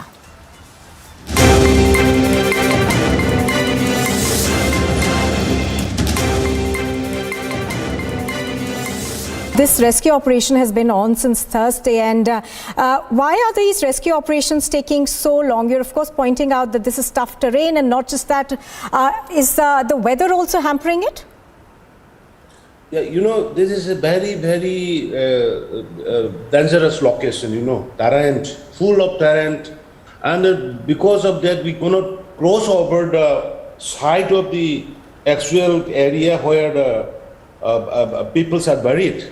So that is the reason why we are not able, even due to the soft soil, we are not able to drive heavy machineries to dig out the bodies there also. That is the very difficult site, and the rain is going on, and the continuous landslide are taking place in various part of the road which is approaching the site. That is the difficulties, madam. Right, Mr. Singh, also, as you're pointing out, of course, the centre has been sending extra help in terms of men and machines to help with this rescue work. Now, obviously, it is one of the worst catastrophes that Manipur has seen. Yes, madam. We are very much proud of Honorable Prime Minister Narendra Modi ji and the Honorable Union Home Minister Amit Shah ji. Just on the same day, Honorable Union Home Minister Amit Shah ji rang me off and he inquired about the situation and he assured that he is sending NDRF and whatever the requirements. So just don't worry. I am very sad that like this he encouraged and he sent the NDRF teams, etc., etc.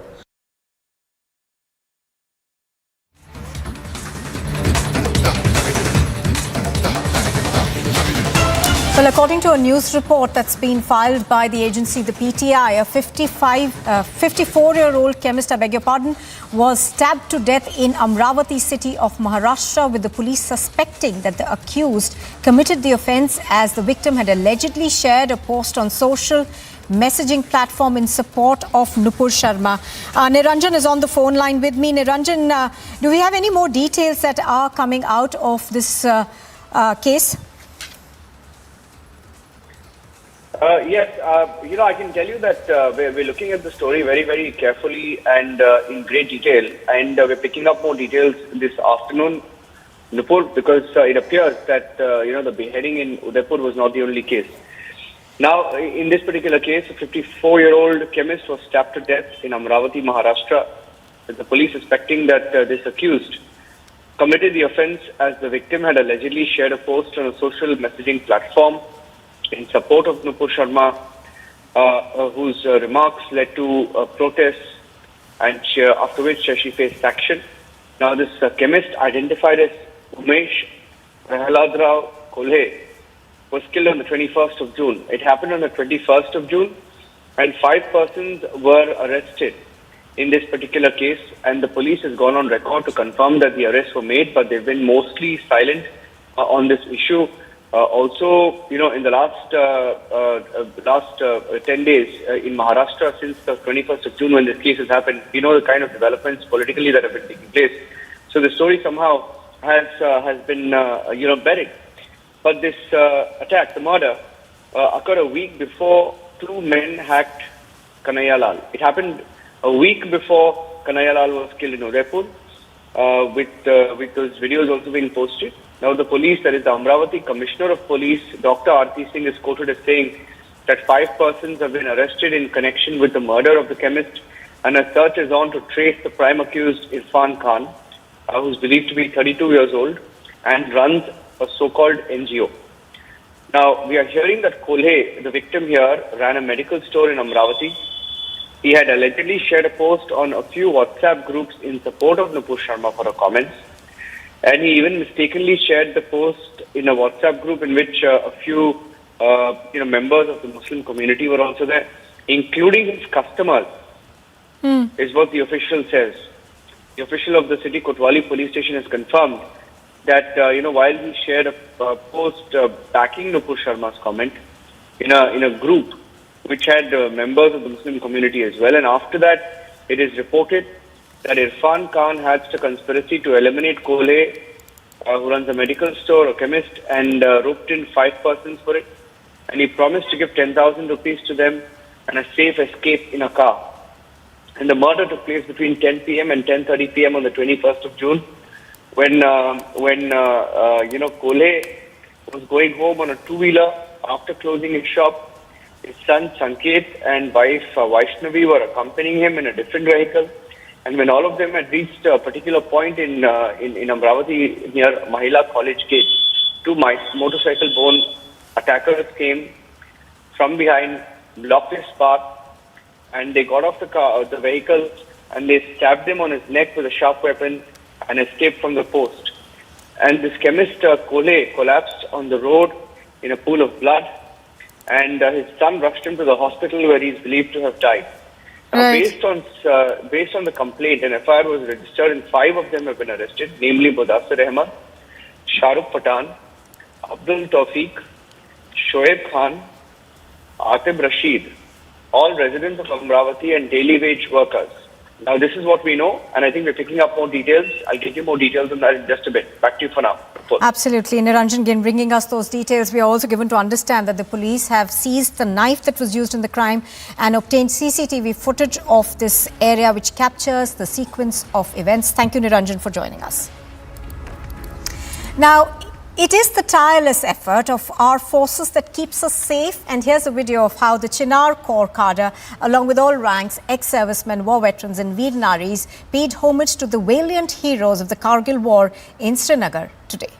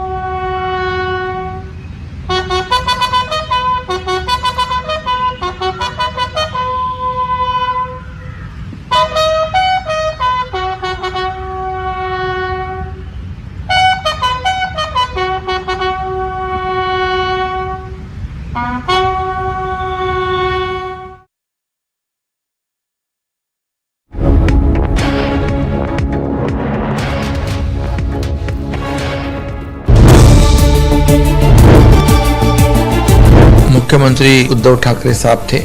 लोगों की एक अपेक्षा थी, भावना थी कि जो Dawood Mumbai bomb स्फोट कराता है, कई लोग उसमें मारे जाते हैं, उसको समर्थन देने की आवश्यकता नहीं। लेकिन अलायंस में होने की वजह से, कुछ इच्छा होने के बावजूद भी ये सब नहीं कर पा रहे थे। ये भी गुस्सा था, फंड का गुस्सा था, जो चुनाव क्षेत्र के काम है विकास के, वो विषय था।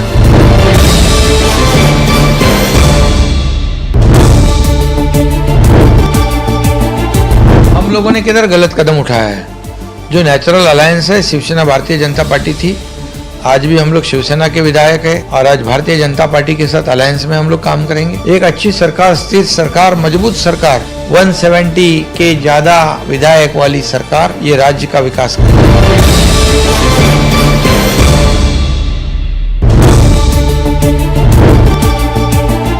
देश में एक अच्छा मैसेज गया है कि उनके पास ज्यादा विधायक होने के बावजूद उन्होंने मेरे जैसे शिवसेना प्रमुख बाला साहब ठाकरे जी के एक शिव सैनिक को मुख्यमंत्री के रूप में समर्थन दिया है। गलतियां सुधारने के लिए हम लोगों ने भी कोशिश की, लेकिन उसमें सफल नहीं हुए। लेकिन अब ऐसी गलतियां हमारे सरकार में नहीं होती।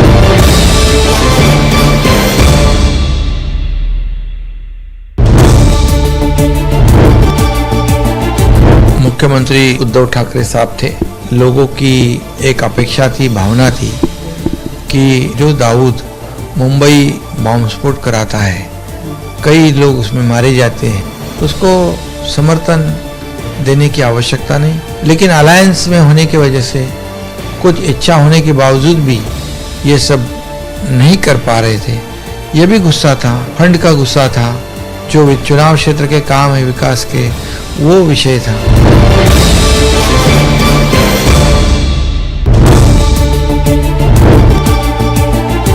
हम लोगों ने किधर गलत कदम उठाया है। जो नेचुरल अलायंस है, शिवसेना भारतीय जनता पार्टी थी, आज भी हम लोग शिवसेना के विधायक है और आज भारतीय जनता पार्टी के साथ अलायंस में हम लोग काम करेंगे। एक अच्छी सरकार, स्थिर सरकार, मजबूत सरकार, 170 के ज्यादा विधायक वाली सरकार, ये राज्य का विकास करेगी।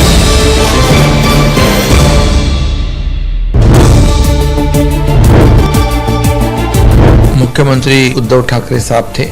लोगों की एक अपेक्षा थी, भावना थी कि जो दाऊद मुंबई बॉम्ब स्फोट कराता है, कई Fresh action, fresh sections slapped on Zubair Mohammed as he stares at FCRA sections now. Zubair in bigger trouble as the Delhi police unearths mountain of foreign transactions from UAE to Pakistan to New York City. Out of government, miffed Uddhav sacks Eknath Shinde from the Sena. Shinde camp now tears into Uddhav Thackeray. Shinde camp hits back, says Uddhav is acting out of character, calls the expulsion wholly wrong. After speculation of merger with BJP, sources suggest Captain Amrinder Singh is now the NDA's vice presidential pick.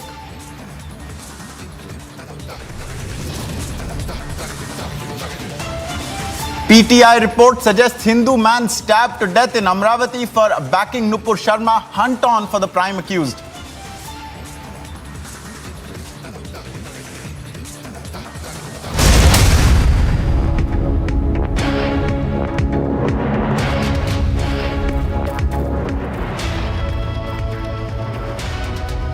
Hello and welcome viewers. Our top story this afternoon is the hearing that is ongoing with regards to Zubair Mohammed, the co-founder of Alt News, who is in a world of trouble because additional sections have now been slapped against him by the Delhi police, which is seeking 14 days custody. Remember, Zubair was first arrested, sent to 1-day police custody. Then at the remand hearing, he was sent to 4 days further Delhi police special cell custody. And now a 14 days of custody has been sought, and the order is likely to be pronounced after a short break. We have all the sections that have been imposed against him, details of all of that, and there are a number of new violations that have been flagged by the Delhi police in seeking their remand, including foreign transactions and also the deletion of evidence. Furthermore, the Delhi police is of the view, and that is what it has told the court, that Zubair was not cooperating with the probe. And so, on account of that, they have sought a significant period of custody. The court is set to pronounce its order, but we have key details of the arguments that were made. Remember, viewers, another thing to keep in mind is this comes just 1 day after Zubair failed to get relief after moving the Delhi High Court as well. Just yesterday, his plea was in the Delhi High Court 1 day before the remand expiring, and he had moved for bail at that point as well. However, yesterday, the Delhi High Court refused to grant him bail and provide him with relief. And now today is the bail hearing upon completion of his 4-day remand. However, the police does not seem intent on letting him go and has added 3 additional sections. We have Niranjan right now joining us on the phone. Niranjan, could you walk us through some of the arguments that were made and what Zubair stares at? Well, as far as the Zubair case is concerned, we've seen that both sides have argued, and essentially the argument on the part of the police has been that this is not a simple case; it's a complex case, and that he's trying to basically destroy evidence or conceal evidence. And they claim that in court they have said, and that's the increased claim, that countries like Pakistan and Syria, some of these countries, the donations came in for the company, the firm, etc.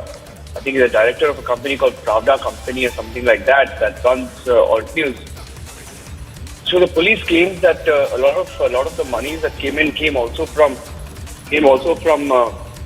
these countries, and they feel that there was a second mobile device and a laptop that had the details, and they claim that some of these details are not being shared by Zubair, and they claim that there is evidence that is being concealed. Now, and they go on to say that it's not a simple case. He should not have tweeted, given that we live in an internet age. Even though the argument of Zubair's lawyer has been seen from a movie, etc. Now the argument has been from Zubair's lawyer, but the phone seized is not of the time the tweets were, saying that the tweets were from 2018, and the phone which was seized is the phone that he was using presently, and he hasn't even denied the tweet. And they needed to essentially ask Twitter. And basically the new provisions that have also been invoked against Zubair are 120B and 201 of IPC and section 35 of the Foreign Contribution Regulation Act, or the FCRA. Now, these are serious allegations, and the lawyer has argued that they're placing on record an application to say that electronic devices and hard disks have been seized. Until date, no hash value or clone is generated by the cybercrime claiming that it was subject to manipulation, etc.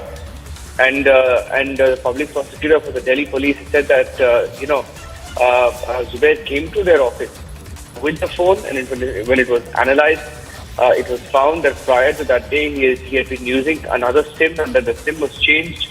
And when he received a notice, he basically took out the SIM and put the SIM card in another mobile, in a new mobile, trying to talk about the tactics that was used by Zubair to use a second device, for just as a cover-up, is what the Delhi police is claiming, saying that it was a clever strategy, saying that the investigation was at a nascent stage, and they refer to Section 35 of the FCRA Act as well, and they refer to it while talking about the contravention of any provision of the Act, that whoever accepts assist any person, political party or organization in accepting a foreign contribution from a foreign source and contravention of the Act, they will face the punishment. I think the maximum punishment is up to 5 years in that particular case. And they talk about how if you accept a donation from a foreign country, that there is a contravention. And they say that as per their analysis of the phones, as per their CDR analysis, he's accepted through Razor Pay, the Razor gateway, which is used to make online payments from Pakistan and Syria. And this is something that the police and the public prosecutor have said on record, which makes it all the more complicated, all the more serious. Ankit, I think Shavan is also joining us live. I'm handing it over to him as he picks up more details of the case and why this is far bigger than what we thought and what meets the eye. Shavan.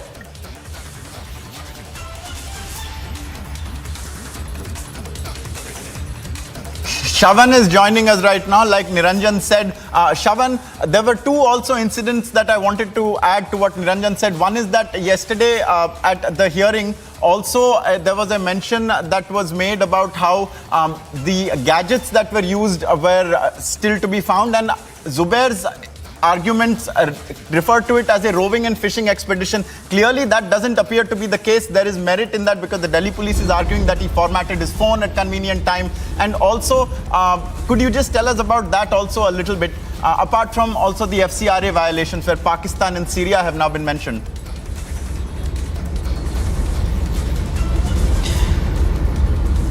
Well, in fact, Ankit, I'll just stick to some of the facts in terms of the investigation that has been carried out. One will have to certainly wait because, the investigation is still underway.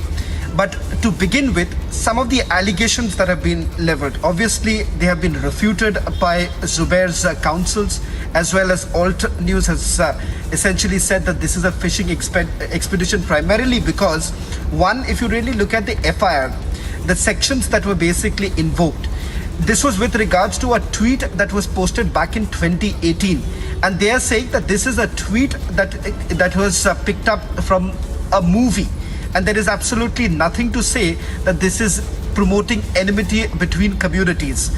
Now, the fact here is a little different if you really look at it from the investigative point of view. The reason being, one, they are saying that there is a pattern. The pattern being that this is provocative in nature. And secondly, they are saying that if this was a case of being vindictive, then perhaps he would have been arrested in a case previously, the NCPCR complaint that was basically registered, where he was called in for questioning, but the Delhi police at that point in time did not feel the need to really arrest Zubair because they felt that this was not provocative, and they had let it pass. But as far as this particular case goes, it has only, over a period of time, the investigation has only widened. And let's look at those aspects. Today, there's been a significant development. They're looking at criminal conspiracy. They're looking at provisions of the FCRA because they are now suspicious about certain transactions that have taken place, certain donations that have been received. Now, these Razor payment gateway transactions that have taken place, which Niranjan was essentially talking about, now this is amounting to about 2 lakh rupees right now. Whether it's going to increase or not, that we do not know. But this is what the Delhi police is alleging at this point in time, that these are payments that have come from about 13 countries, major cities too. And they are also saying that there is a pattern that basically emerges as far as these tweets are concerned, and the support tweets that he has received, support in favor of Mohammed Zubair, the tweets that have been put out, these are from coming in from countries like Middle Eastern countries like Bahrain, UAE, and also interestingly even from Pakistan, and that's been the pattern for over a period of time. Now, let's also look at the Enforcement Directorate right now. Why is it that the Enforcement Directorate has basically sought details from the Delhi police, including a copy of the FIR? There is a scheduled offence that they're looking at, and these provisions that have been added today actually makes this case cut out for a scheduled offence, enabling the Enforcement Directorate to basically step in and looking at whether at all there is a FEMA violation, or for that matter, they are looking at under the purview of the Prevention of Money Laundering Act. At this stage, no case has been filed by the Enforcement Directorate. They are only examining the documents that have come in. They're examining the transactions that have taken place. Let's also talk about the transactions. Now, there is a significant amount of funding that has been received by Alt News. And Mohammed Zubair is the co-founder of Alt News. And these transactions are now being scrutinized. If you go by the claims that have been made by Alt News, they are saying that if this case is about a tweet that has been posted by Mohammed Zubair, what is the business that Delhi police has at this point in time to look into the funding of Alt News, first of all? Secondly, these money that was actually being received, this money was not being received by Mohammed Zubair himself. This was on behalf of the organization coming into the accounts of Alt News. Now that's exactly what the Alt News has to, the area of concern that they have at this point in time. But clearly what turns out is that there is a larger design that the investigative agencies are probing. Right, Shavan there sharing key details of what exactly stares at Zubair Mohammed, even as the court is set to deliver its verdict on his bail plea and the police's request for 14 days further custody. We'll be getting you more on that story because it's a developing story, so viewers, stay with us on that. Meanwhile, moving on, viewers, at least 5 people were killed and 44 were injured when a strong earthquake shook southern Iran early on Saturday. Have a look at this report, viewers. At least 5 people were killed and 44 others injured in a 6.3 magnitude earthquake in southern Iran on Saturday. Rescue teams were deployed near the epicenter in Sai Kosh village, which is home to around 300 people in Hormozgan province. People took to the streets as aftershocks continued to jolt the area after the early morning quake, which also damaged buildings and infrastructure. The area has seen several moderate earthquakes in recent weeks. Last November, 1 man died following 2 magnitude 6.4 and 6.3 earthquakes. Situated on the edge of several tectonic plates and crossing various fault lines, Iran is an area of strong seismic activity. Iran's deadliest quake was a 7.4 magnitude tremor that struck in 1990, killing 40,000 people in the north of the country. Agency report, Republic TV.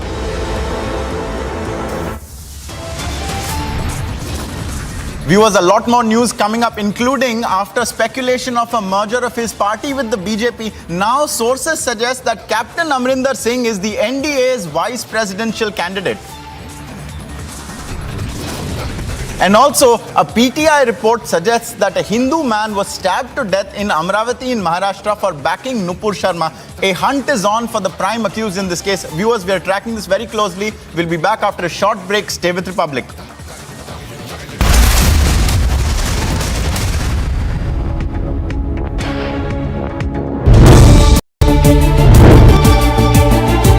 हम लोगों ने किधर गलत कदम उठाया है?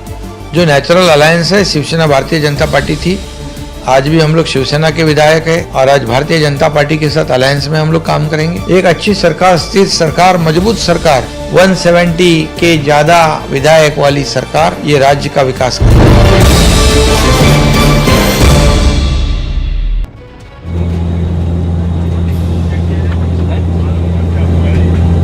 हम लोग आज स्पाइसजेट से ट्रैवल कर रहे थे तो अचानक प्लेन में कुछ धुआं होने लगा और हम लोगों ने थोड़ा पैनिक होना स्टार्ट किया तो इन लोगों ने सांस लेने में दिक्कत हो रही थी। बहुत बुरी हालत हुई है। मैं एस्थमा का पेशेंट भी हूँ, मेरे को बीपी भी रहता है, इतना धुआं इतना भर गया था और ना ही कोई ग्राउंड स्टाफ कोई आज यहाँ पर हम लोगों के लिए किसी हेल्प के लिए है। This is ridiculous. हम आज मरते मरते बचे हैं, लिटरली मरते मरते, लेकिन यहाँ पे कोई भी ग्राउंड स्टाफ नहीं है जो एक कोई हम लोगों की हेल्प या कोई सेटिस्फेक्शन कोई आंसर दे। ये स्पाइसजेट के साथ लगातार हो रहा है। जयपुर फ्लाइट हुआ, पटना फ्लाइट हुआ, ये तीसरा इंसिडेंट है पिछले कुछ दिनों के भीतर। हम लोग इनसे बस एक रिक्वेस्ट कर रहे हैं कि प्लीज़ अगर 1 घंटे में हो जाए, मुझे क्रिमेशन अटेंड करना है जबलपुर में, बट मैं नहीं कर पा रहा हूँ।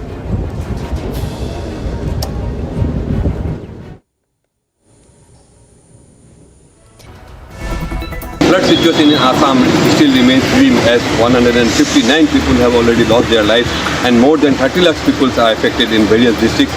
More than 26 districts are affected due to the flood water, and we are right now reporting from Dibrugarh. This is police reserve, and due to incessant rain during last 24 hours, the rainwater has affected normal life in Dibrugarh due to the waterlogging and due to the artificial flood in various places. More than 22 wards.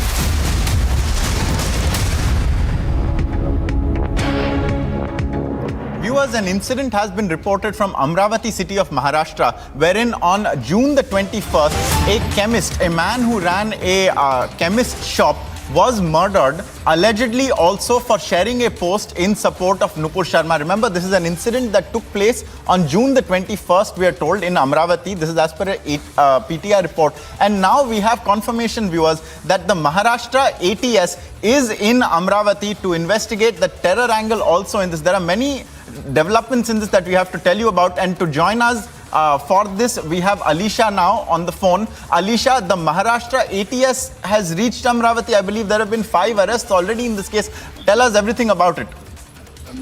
Well, yes, it has been said that in the Amravati Umesh Kole murder case, well, yes, 5 has already been arrested and 1 is still absconding is what we are getting information. But right into this case, the Maharashtra ATS are in Amravati to investigate terror angle as well. This is what they have been informed by our sources in ATS, and they are further informed that the ATS is also ascertaining whether the accused arrested used the same pattern as same as Udaipur incident. So let me tell you this. This is something an incident that happened in Amravati in Maharashtra, where Umesh Kole, who is a 54 years old chemist, that who was killed in Amravati district on June 21. Preliminary investigation had led to the police belief that Kole was killed in retaliation of a social media post supporting Nupur Sharma, whose remark on Prophet Muhammad in a TV debate that really led to a nationwide protest and global condemnation. What we have been also informed by our sources in Amravati that the preliminary investigation into the murder by Amravati City Kochwali Police Station has followed a complaint by Sumit Kole's son Sanket that led to the arrest of 5 persons. The name are Mudassir Ahmad, Shahrukh Pathan, Abdul, Shoaib and Atif. One, Hamim Ahmad, is still absconding. And the more information, if we look into the FR that has been accessed by the public TV, it says that Umesh Kole was on his way home after closing his shop at around 10:30 p.m. He was accompanied by his wife and son on another scooter. 2 motorcycle assassinates intercepted Umesh near Mahila College in New High School gate, and one of them had stabbed him on his neck. Sanket and his mother started shouting for help as another man came and 3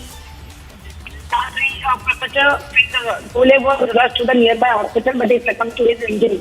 So importantly, the Maharashtra ATS has already reached Amravati, and they have been looking into the terror angle as well. Minute-to-minute update only on Republic TV. Will be back after a short break. Stay tuned.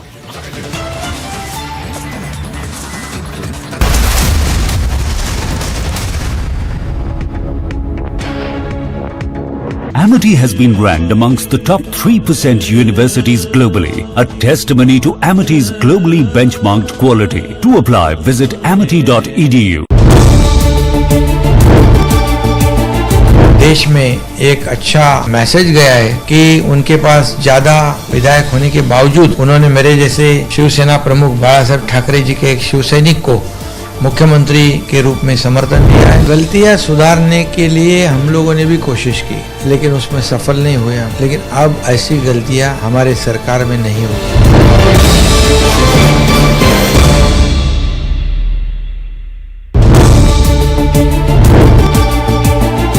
मुख्यमंत्री उद्धव ठाकरे साहब थे, लोगों की एक अपेक्षा थी, भावना थी कि जो दाऊद मुंबई बॉम्ब स्फोट कराता है, कई लोग उसमें मारे जाते हैं, उसको समर्थन देने की आवश्यकता नहीं। लेकिन अलायंस में होने की वजह से कुछ इच्छा होने के बावजूद भी ये सब नहीं कर पा रहे थे। ये भी गुस्सा था, फंड का गुस्सा था, जो चुनाव क्षेत्र के काम है विकास के, वो विषय था।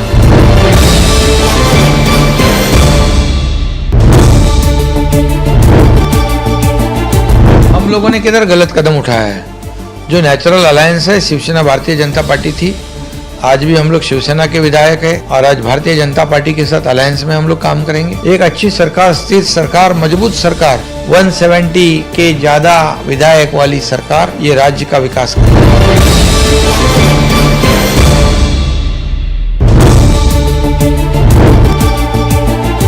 मुख्यमंत्री उद्धव ठाकरे साहब थे, लोगों की एक अपेक्षा थी, भावना थी कि जो दाऊद मुंबई बॉम्ब स्फोट कराता है, कई लोग उसमें मारे जाते हैं, उसको समर्थन।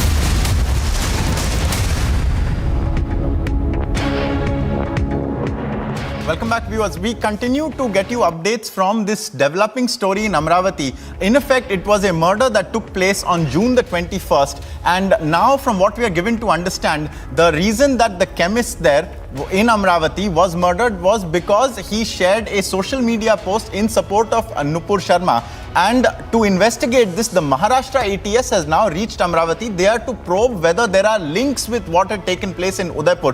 Now, to tell us more about this, Shavan is joining us. Shavan, the chemist, that is Umesh Praladlao Kole, he was murdered on June the 21st. The Maharashtra ATS has now gone to Amravati. What are you picking up, especially in terms of the fact that the prime accused, I believe, is still absconding? 5 arrests have been made, but not the prime accused.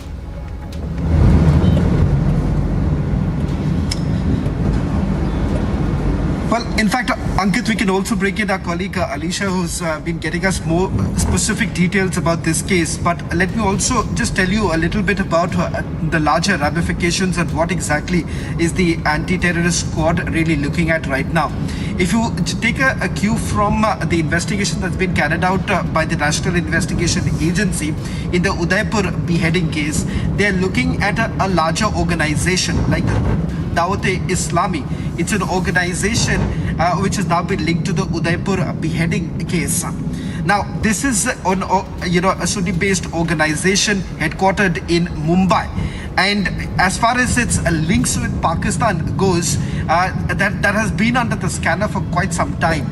And that is the reason why the anti-terror squad also right now looking at this particular organization, which is based out of Mumbai. Its operations are basically based out of Mumbai, and they are trying to find out what are the links that is basically emerging at this point in time.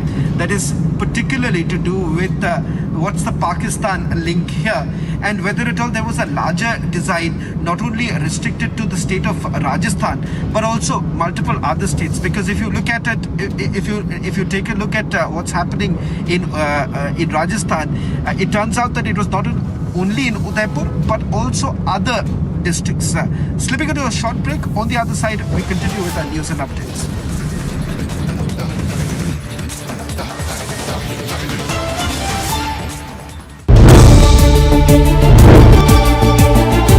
मुख्यमंत्री उद्धव ठाकरे साहब थे, लोगों की एक अपेक्षा थी, भावना थी कि जो दाऊद मुंबई बॉम्ब स्फोट कराता है, कई लोग उसमें मारे जाते हैं, उसको समर्थन देने की आवश्यकता नहीं। लेकिन अलायंस में होने की वजह से कुछ इच्छा होने के बावजूद भी ये सब नहीं कर पा रहे थे। ये भी गुस्सा था, फंड का गुस्सा था, जो चुनाव क्षेत्र के काम है विकास के, वो विषय था।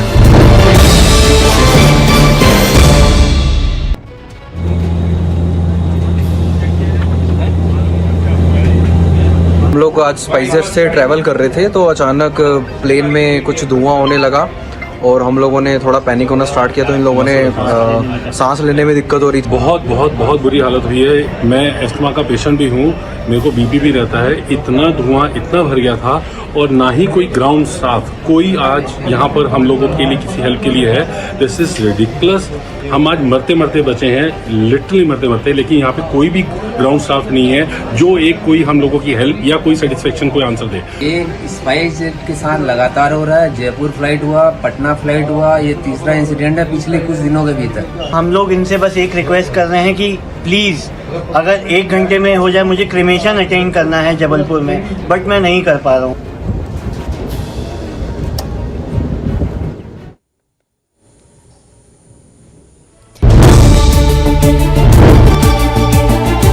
हम लोगों ने किधर गलत कदम उठाया है।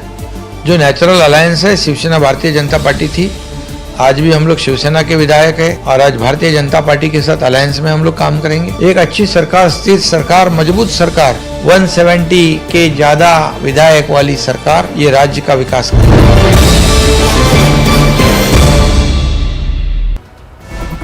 Flood situation in Assam still remains grim as 159 people have already lost their lives and more than 30 lakh people are affected in various districts. More than 26 districts are affected due to the flood water, and we are right now reporting from Dibrugarh. This is police reserve, and due to incessant rain during last 24 hours, the rainwater has affected normal life in Dibrugarh due to the waterlogging and due to the artificial flood in various places. More than 22 wards are affected and people are living like this in Dibrugarh. The police reserve is badly affected and 22 wards are affected due to the rainwater due to the waterlogging in various places. The district administration has they have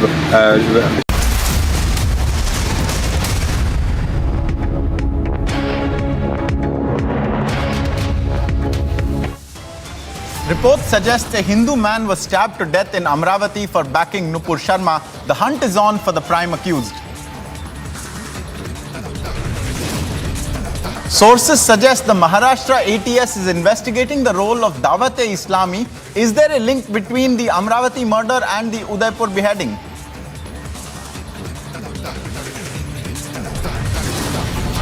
Fresh action, fresh sections slapped on Zubair as he stares at an FCRA violation section now.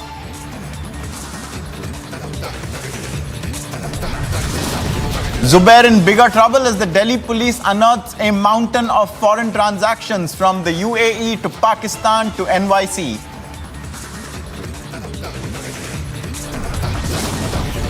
Shinde camp hits back, says Uddhav is acting out of character, calls the expulsion of Shinde wholly wrong. After speculation of a merger of his party with the BJP, sources suggest Captain Amrinder Singh is now the NDA's vice presidential pick.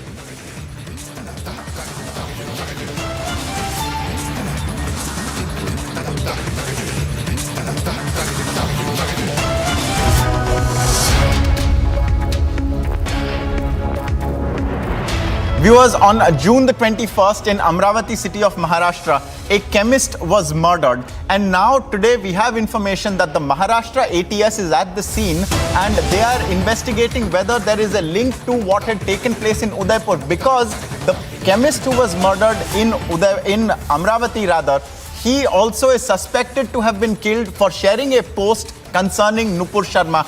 The same essential reason for the beheading in Udaipur is perhaps being touted and witnessed in Amravati. We have Shavan joining us with more on this, and it's also crucial to mention that 5 people have been arrested but not the prime accused. Shavan was also telling us about a link of the Dawat-e-Islami perhaps with this murder, and that is also being investigated. Shavan, over to you to tell us more about what essentially is being looked at.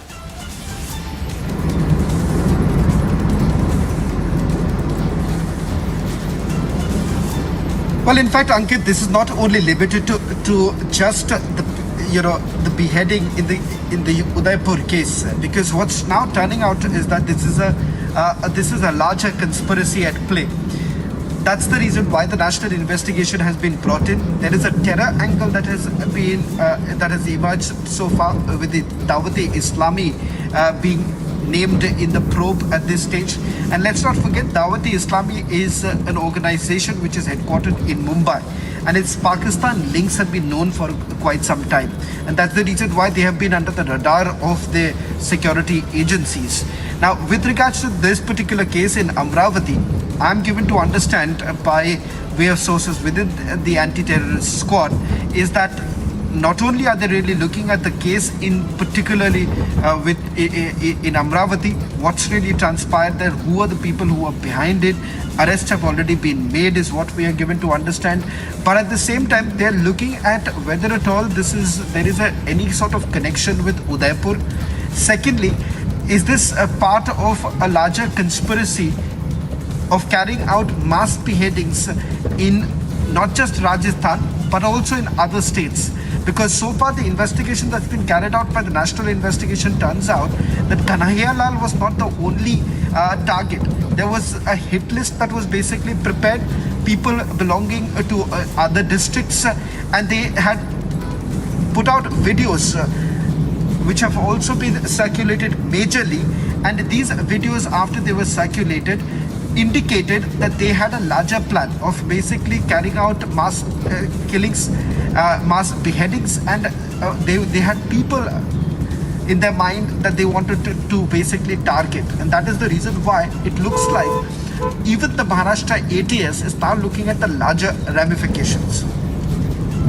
Shavan, another question here is the prime accused appears to be still on the run. 5 arrests have been made. According to reports, the 5 accused who have been arrested have claimed that they were paid 10,000 rupees by the prime accused in this case. And given the fact that this murder took place on June the 21st, why has it taken so long for it to reach this stage?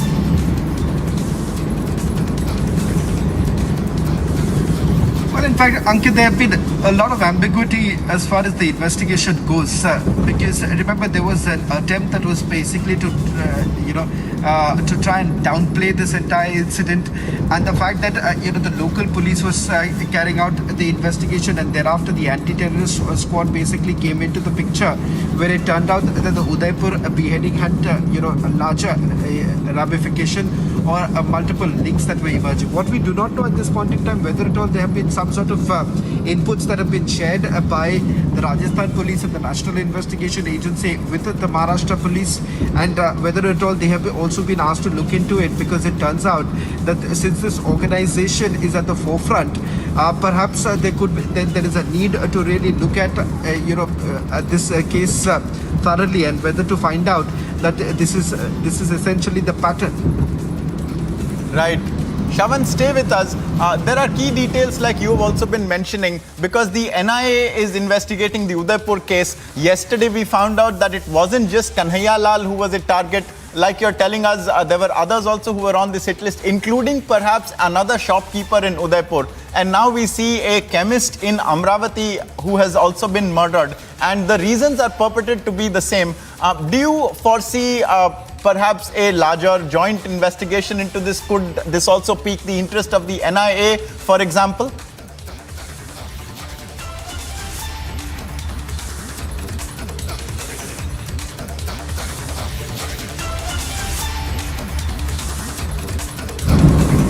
Amravati Police Commissioner is joining.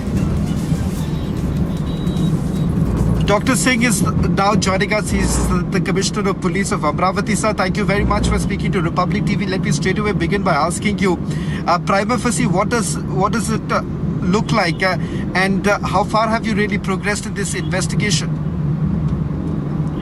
We have arrested 6 accused till now. 1 main accused and 1 accomplice is still absconding, and we have got all the clues and we'll be arresting them shortly. Prima facie, it looks like the murder was done because the deceased had shared a post of his to Nupur Sharma statement, and that is the reason the accused and in the mastermind decided to pull in his accomplice and murder the deceased. However, when we get the final conspirator, the theory would be better established, but perhaps it looked like the motive was the post of Nupur Sharma shared by the deceased. Dr. Singh, can I also...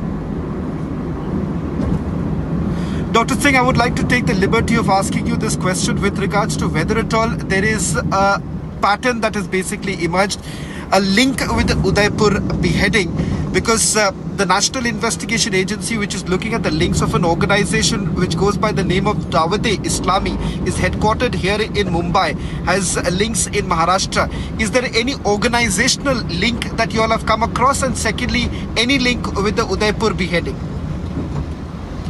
Dawat-e-Islami organization is not there in Amravati. We are yet to, we couldn't find any link of this particular murder with either Udaipur or with any other radical organization. However, we are still working on it.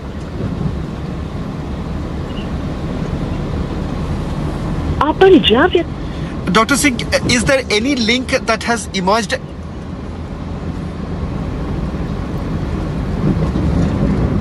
Dr. Singh, if you can hear me, can I?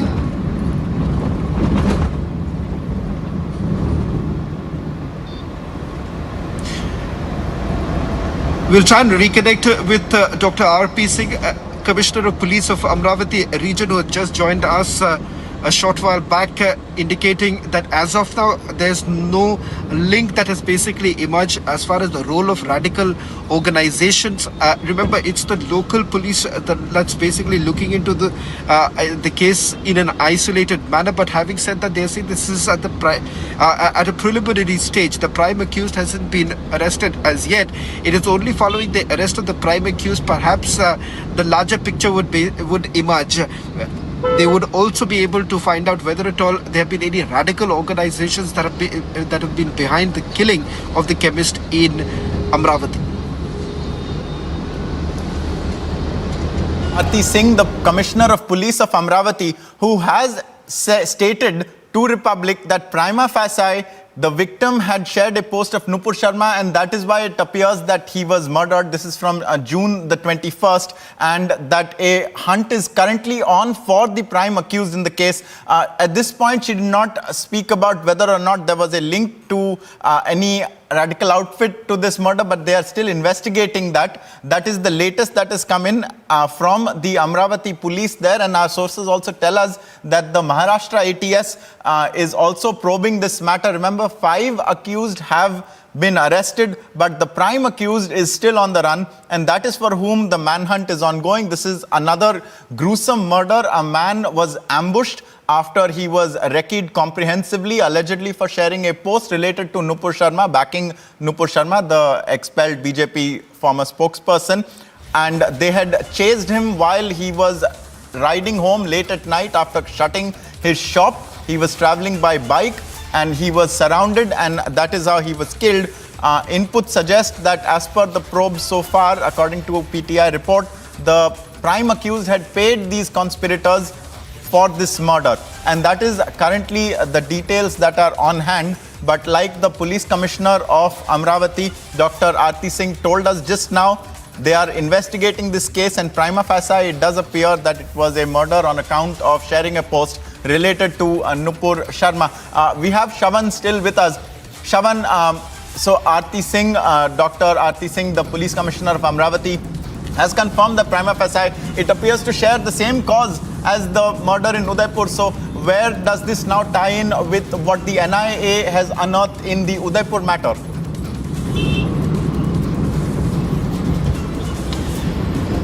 See, Ankit, we are really looking at a case which is at a preliminary stage. The investigation is still underway, and that's exactly what Dr. Singh, Police Commissioner of Amravati, has indicated. They are not ruling out the role of any radical organization. They are only saying that at this stage they do not have any information about the role of any radical organization. But we are talking about the National Investigation Agency, which has been looking at the Udaipur beheading case. In their investigation, of course, they are looking at a larger role. They are not only limiting their investigation to just the Udaipur beheading, but also the role of these Islamic fundamentalists who have been funded by Pakistan, who have had their training in Pakistan, and also looking at these radical organizations which has their tentacles across in various other states also. That's the reason why Maharashtra plays an important role, because Dawat-e-Islami is headquartered here in Mumbai. Right. That is the latest, viewers, with regards to the Udaipur probe as well, because the NIA is looking at whether or not there was a larger conspiracy and there was a mass plot also there. And now, in the backdrop of that, this gory incident has been reported from Amravati, a June 21st incident. So we are about 9 days on from that. 5 arrests have been made. You can see some of the accused who are under arrest. They are on your screens right now, viewers. Their faces are cloaked. The police commissioner of Amravati just spoke to us, Dr. Aarti Singh. Here's what she said. Arrested 6 accused till now. One main accused and one accomplice is still absconding, and we have got all the clues. We will be arresting them shortly. Primarily, it looks like the murder was done because the deceased had shared a post of to Nupur Sharma's statement, and that is the reason the accused had been the mastermind, decided to pull in his accomplice and murder the deceased. However, when we'll get the final conspirator, the theory would be better established. But perhaps it looked like the motive was the post of Nupur Sharma shared by the deceased. Dr. Singh, can I also... Dr. Singh, I would like to take the liberty of asking you this question with regards to whether at all there is a pattern that has basically emerged, a link with the Udaipur beheading, because the National Investigation Agency, which is looking at the links of an organization which goes by the name of Dawat-e-Islami, is headquartered here in Mumbai, has links in Maharashtra. Is there any organizational link that you all have come across? And secondly, any link with the Udaipur beheading? Dawat-e-Islami organization is not there in Amravati. We couldn't find any link of this particular murder. Viewers, we have breaking inputs coming in that the Maharashtra government has handed over the Amravati murder probe to the NIA. This is fresh news coming in minutes after Republic broke the story of the ATS also investigating the case. There is confirmation now that the National Investigation Agency has been asked to probe the case as well by the Maharashtra government. We have Aishwarya, if I'm not mistaken, joining us on the phone right now. Aishwarya, tell us more about this. We'll be getting Aishwarya on the phone with us very shortly, viewers. But for the moment, this is a huge development in the Amravati murder probe. The National Investigation Agency, which is also probing currently the Udaipur beheading case, has been asked to join the investigation into the murder of the chemist on June the 21st in Amravati in Maharashtra. Aishwarya now joins us on the phone. Aishwarya, tell us more. The NIA has been roped in. We are breaking this news first prior to anyone else that the Maharashtra government has handed over to the NIA, keeping in mind that there were very, very close similarities to the Udaipur incident. The new Maharashtra government, under the leadership of Eknath Shinde and Devendra Fadnavis, has just handed it over to the NIA. The NIA will be taking it over today itself. By today evening, 2 NIA teams will reach to Amravati and take this investigation over. The central government and then the Home Ministry is taking it very, very seriously and want to make it a point that these kind of terror incidents should not be repeated. And hence, NIA is going to treat the Amravati incident also an equivalent to a terror incident like the Udaipur one and continue the whole investigation. Back to you in the studio.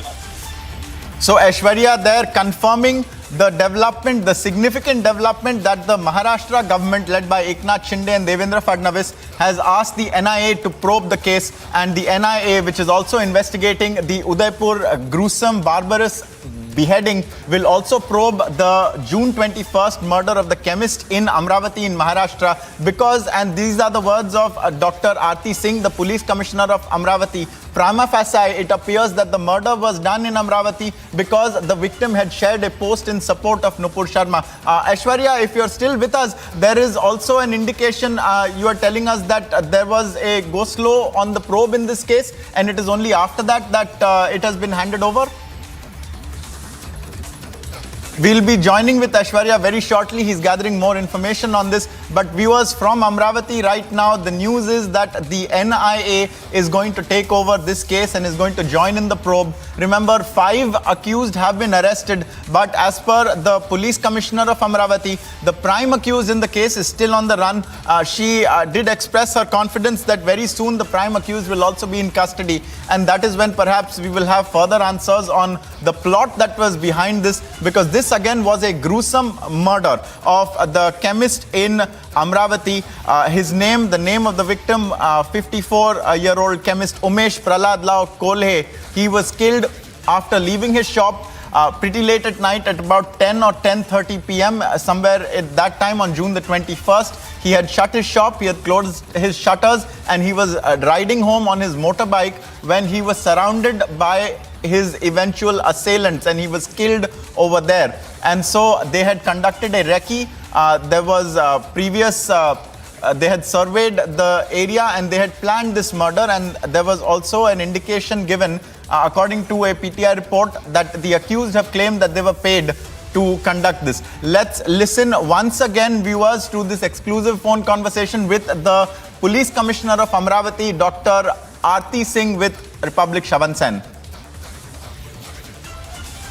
Arrested 6 accused till now, one main accused and one accomplice is still absconding, and we have got all the clues. We will be arresting them shortly. Prima facie, it looks like the murder was done because the deceased had shared a post of his to Nupur Sharma's statement, and that is the reason the accused had in the mastermind decided to pull in his accomplice and murder the deceased. However, when we'll get the final conspirator, the theory would be better established. But perhaps it looks like the motive was the post of Nupur Sharma shared by the deceased. Dr. Singh, can I also... Dr. Singh, I would like to take the liberty of asking you this question with regards to whether at all there is a pattern that has basically emerged, a link with the Udaipur beheading, because the National Investigation Agency, which is looking at the links of an organization which goes by the name of Dawat-e-Islami, is headquartered here in Mumbai, has links in Maharashtra. Is there any organizational link that you all have come across? And secondly, any link with the Udaipur beheading? Dawat-e-Islami organization is not there in Amravati. We couldn't find any link of this particular murder with either Udaipur or with any other radical organization. However, we are still working on it. So there you heard it, viewers. That was the police commissioner of Amravati, Dr. Aarti Singh, speaking to Republic and stating that prima facie it appears that the murder was done because the victim had shared a post in support of Nupur Sharma. Now, where have we heard this before? We heard it in the case of Udaipur, where Kanhaiya Lal, the tailor, was butchered. He was beheaded because he had shared a post in support of Nupur Sharma. In both the cases, a recce had been done. And so on account of that, because of the similarities, the Maharashtra ATS first had gone to probe this case in Amravati, and now, first on Republic, this is where you heard it, the NIA is also going to investigate this case. The Maharashtra government has decided to invoke the NIA and bring it in, and so the investigation will proceed under the NIA's watch, viewers. We'll be tracking more on this. Stay with us.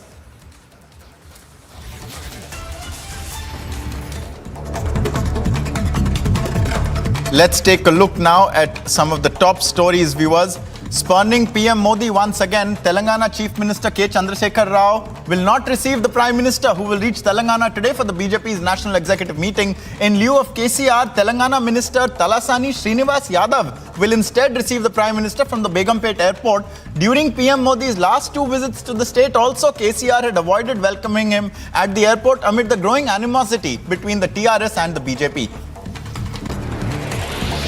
A Jabalpur-bound SpiceJet flight had to make an emergency landing at the Delhi airport after the cabin crew noticed smoke inside the plane post-takeoff. Without any casualties, the flight landed safely and all the passengers were deboarded without any hassle. A goods train derailed near the Shehzadpur railway station in Uttar Pradesh's Rampur. The incident took place at around 10 p.m. last night. Following the mishap, the railway carriage and wagon along with the Railway Protection Force reached the accident spot and carried out repair work. Maharashtra Navnirman Sena MNS Chief Raj Thackeray has extended his best wishes to BJP leader and former Chief Minister of the state Devendra Fadnavis for being sworn in as the Deputy Chief Minister. Thackeray further praised Fadnavis for accepting a junior slot in the government. He also praised and congratulated Chief Minister Eknath Shinde for being sworn in as the CM of Maharashtra. Union Minister Jyotiraditya Scindia called the Mahavikas Aghadi government of Maharashtra, the erstwhile government, an unholy alliance. He further added that the state's development was hindered under the Uddhav Thackeray leadership. Scindia is also hopeful that under Shinde and Fadnavis's leadership, the state will witness more development. The NIA team reached the high-security jail in Rajasthan's Ajmer and took remand of the two accused in the Udaipur beheading case, Muhammad Riaz and Ghaus Muhammad. The accused are now being moved to Jaipur with heavy security deployment in place. The NIA has earlier taken over the probe and registered a case under Unlawful Activities Prevention Act, that is the UAPA. The agency also added that the culprits wanted to strike terror among the masses across the country.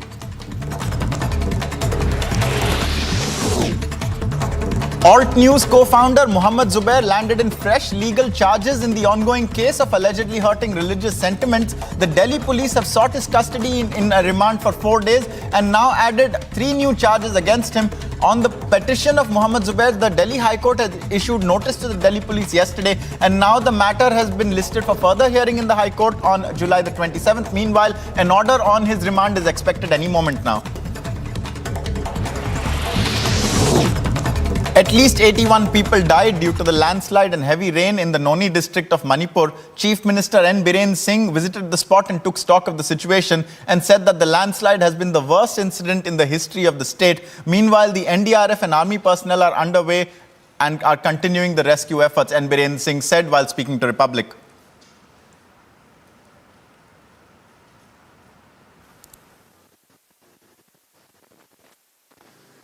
Political campaigns over here at Madhusri as Congress leaders come and visit Uddhav Thackeray. What are going to be the updates? How Shiv Sena is going to salvage itself under Uddhav Thackeray? Will it? Will it not? For all these, stay tuned to Republic Network.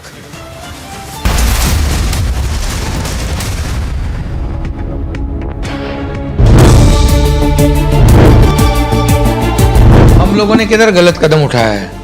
जो natural alliance है Shiv Sena Bharatiya Janata party थी, आज भी हम लोग शिवसेना के विधायक है और आज भारतीय जनता पार्टी के साथ अलायंस में हम लोग काम करेंगे। एक अच्छी सरकार, स्थिर सरकार, मजबूत सरकार, 170 के ज्यादा विधायक वाली सरकार ये राज्य का विकास करेगी।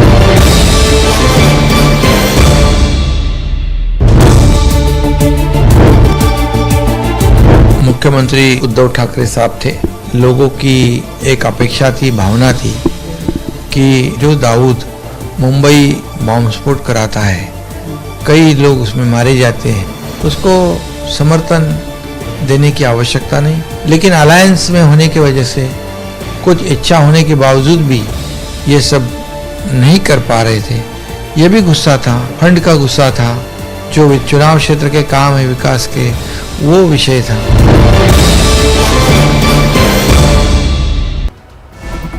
Flood situation in Assam still remains grim as 159 people have already lost their lives and more than 30 lakh people are affected in various districts. More than 26 districts are affected due to the flood water, and we are right now reporting from Dibrugarh. This is police reserve, and due to incessant rain during last 24 hours, the flood The rainwater has affected normal life in Dibrugarh due to the water logging and due to the artificial flood in various places. More than 22 wards are affected and people are living like this in Dibrugarh. The police reserve is badly affected and 22 wards are affected due to the rainwater due to the water logging in various places. The district administration has they have started the rescue operation with the help of NDRF and SDRF in various locations, and relief camp has been opened in various places.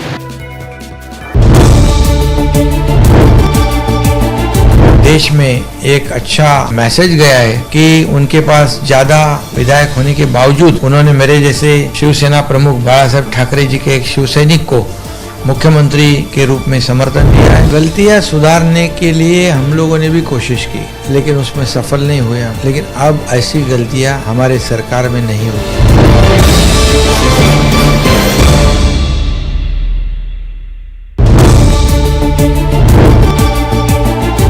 मुख्यमंत्री उद्धव ठाकरे साहब थे।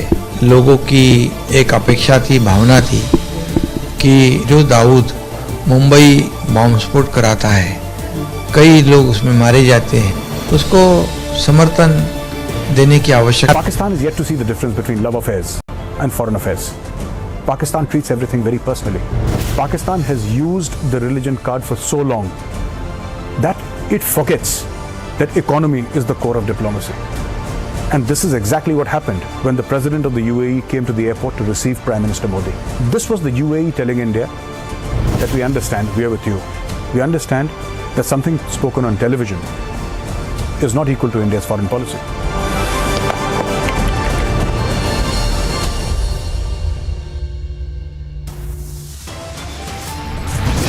Top headlines at this hour. PTI report suggests Hindu man stabbed to death in Amravati for backing Nupur Sharma. Hunt on for prime accused.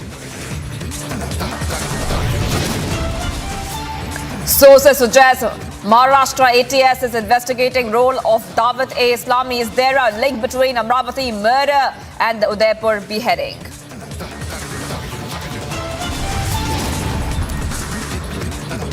Fresh action, fresh section. Slapped Zubair as he stares at FCRA sections now.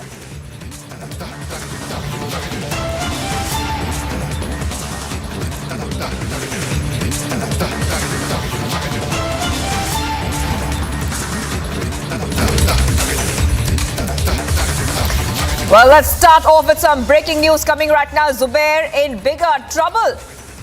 In fact, the news we are breaking right now, Delhi police gets 14-day judicial custody. 14-day judicial custody now given. This is the big news coming in for Zubair. This is the latest update right now. I would like to go across to Niranjan, who's getting us more on this breaking development. Niranjan. 10 to 14-day judicial custody. That's the big breaking news update coming in. Let me tell you, the Alt News co-founder, and it's been a day of big arguments between both sides. And the Alt News co-founder has now been sent to 14 days of judicial custody. That's the big breaking news update that we are getting in right now. It's now confirmed that he's been sent to judicial custody. I'll go across to Shawan as well. It's a case where the Delhi police has been speaking about the different aspects they now need to look at in the case of Zubair, saying that there is an FCRA violation as well. They've added FCRA charges. And these are very serious charges, saying that foreign contribution was made to the company which Zubair reportedly co-founded, etc. There's a company called Pravda, which got monies from Pakistan and countries like Syria as well. Now, these are some of the allegations made by the police in their arguments. The police saying that they're looking into some of these charges about foreign contribution against and in contravention of the laws. And this is a very serious charge because they say that several lakhs of rupees may have been transferred into the account of Zubair from foreign accounts, and they want to see a larger pattern because they also talk about and try to draw a link between his tweets that are reportedly that affect harmony, is what they say. And some of these tweets are offensive. You look at the tweets in isolation, there are at least 5 or 6 tweets which seem to mock Hindu gods, seem to mock the religion, the Hindu religion, and seem to mock, for example, there is a tweet which seems to mock the Mahabharata, a tweet that seems to mock the Shivling, a tweet that seems to mock Lord Hanuman, even if it's from a scene, from a movie. I think the intent is clear that, from honeymoon to Hanuman, it's clear that they're using and slightly sort of try to, they try to sort of mock religion. Now, that is as far as the investigation and why he was called in is concerned. But the Delhi police has said there is a deliberate attempt to sort of provoke. He should have thought about it before he tweeted, and he was trying to clearly draw a 2014 link. The intent was political. But I think going across to the larger question, and Shravan is also joining me live. Shravan, the larger question is, and I think it's a pattern. You would know, Shravan, and tell me if I'm wrong. There have been several cases of several tweets that have been put out, several cases that have been amplified, several stories that Zubair has tried to push, which have been picked up by Pakistan. For example, just giving you an example of the Ghaziabad case, where a tweet was put out by the likes of Zubair, not just him alone, but that story was amplified, was used by countries like Pakistan several times. When he's given other countries a handle to target India. I mean, the case of Nupur Sharma, for example, was tweeted by him, amplified by him, and picked up by other countries almost simultaneously. So there's a pattern. I don't know whether that's the pattern they're trying to look at, but when they talk about money coming in from Pakistan, money coming in from Syria, these are some very serious allegations. Shravan will know more about the investigation. Shravan.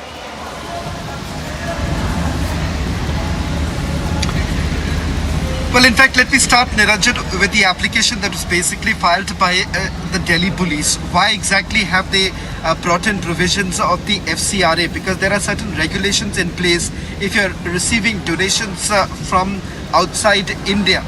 And you're looking at these donations coming in from multiple cities, 13 countries put together. And these are razor payments that have been made. And they believe that there is a contravention of the FCRA.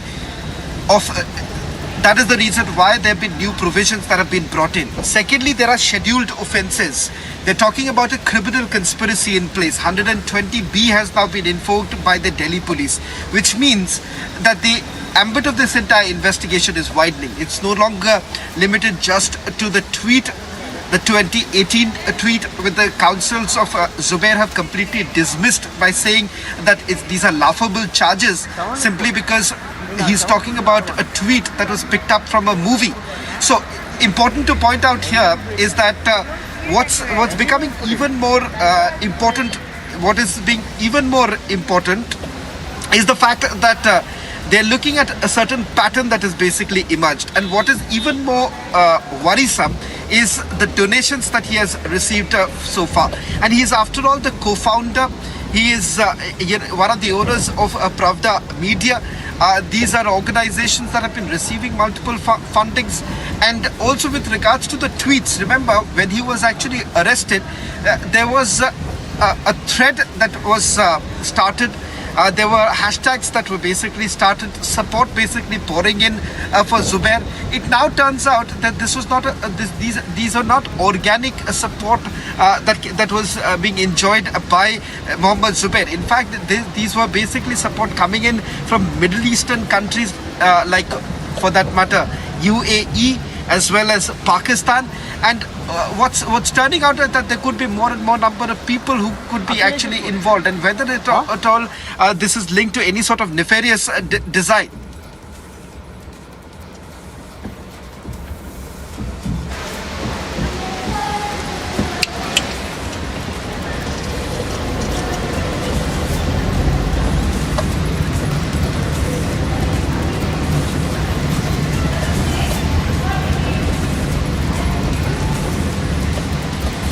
Okay. So let me also get in, Shravan, on the angle of Pakistan and Syria, which I think, was unexpected, Shravan.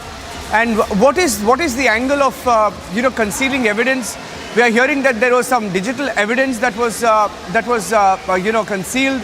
that he's not willing to share or cooperate with the investigation, especially when it comes to a few devices. Is that true? What is the police saying about, concealing of evidence? At one point, the special public prosecutor spoke of how he changed SIMs, changed his handheld device just before going to the police, which seems like a very old tactic, Shravan, and you'll know about that. There have been several instances where in the past, you use one device and to sort of cover up, change the SIM, change the device, etc. And they also claim there is a laptop. And in a digital age, how important does all of this evidence become? Shravan.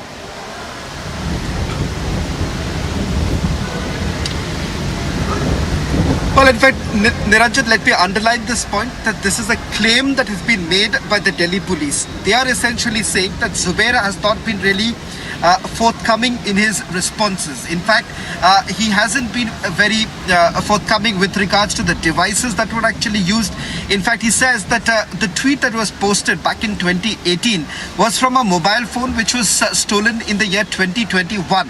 He says that he's already furnished police documents to show that this mobile phone was actually stolen. Now, the Delhi police is not really convinced. They believe that there is a pattern that has basically emerged which needs to be probed, and that is the reason why in the last remand they said that they wanted to take Zubair to Bengaluru, to his residence, and then they wanted certain electronic devices to be seized by them. Now that's what the Delhi police, their basic intention was, because they believe that there is a larger design which needs to be probed at this stage. Of course, since the investigation is at a preliminary stage, one cannot come to any sort of conclusions, and the Delhi police is basically saying that why should this be only limited to one particular tweet? Yes, it's the trigger point, it's the starting point of this investigation, but they believe that this is interconnected. You've already had some sort of response really coming in from Alt News saying that why did we look at the donations in the first place? Because these are donations that were received not by Mohammed Zubair in his individual capacity, but as a co-founder of Alt News, and the money was received by the organization.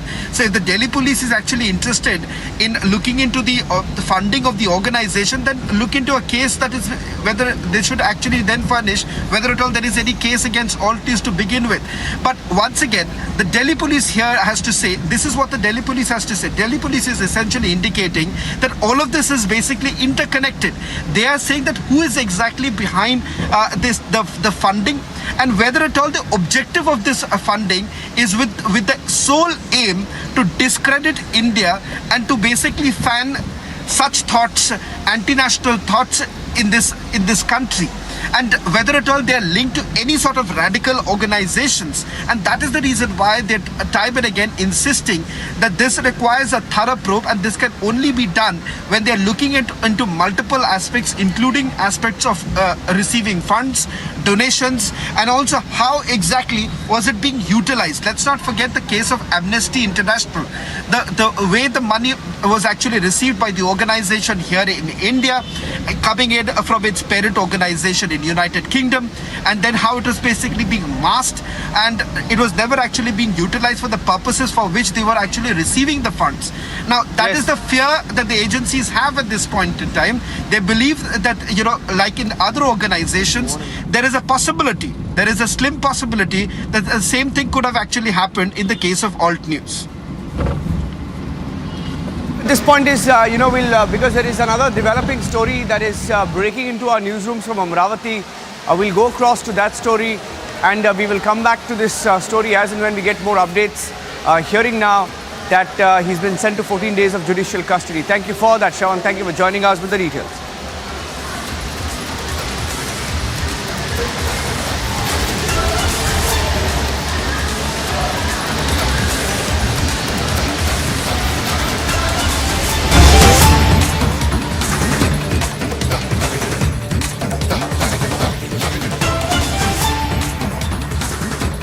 All right, we're getting some more breaking news, and this is coming from the Amravati case. The news we're getting right now is that getting it first, Shinde government's reaction to the Amravati case.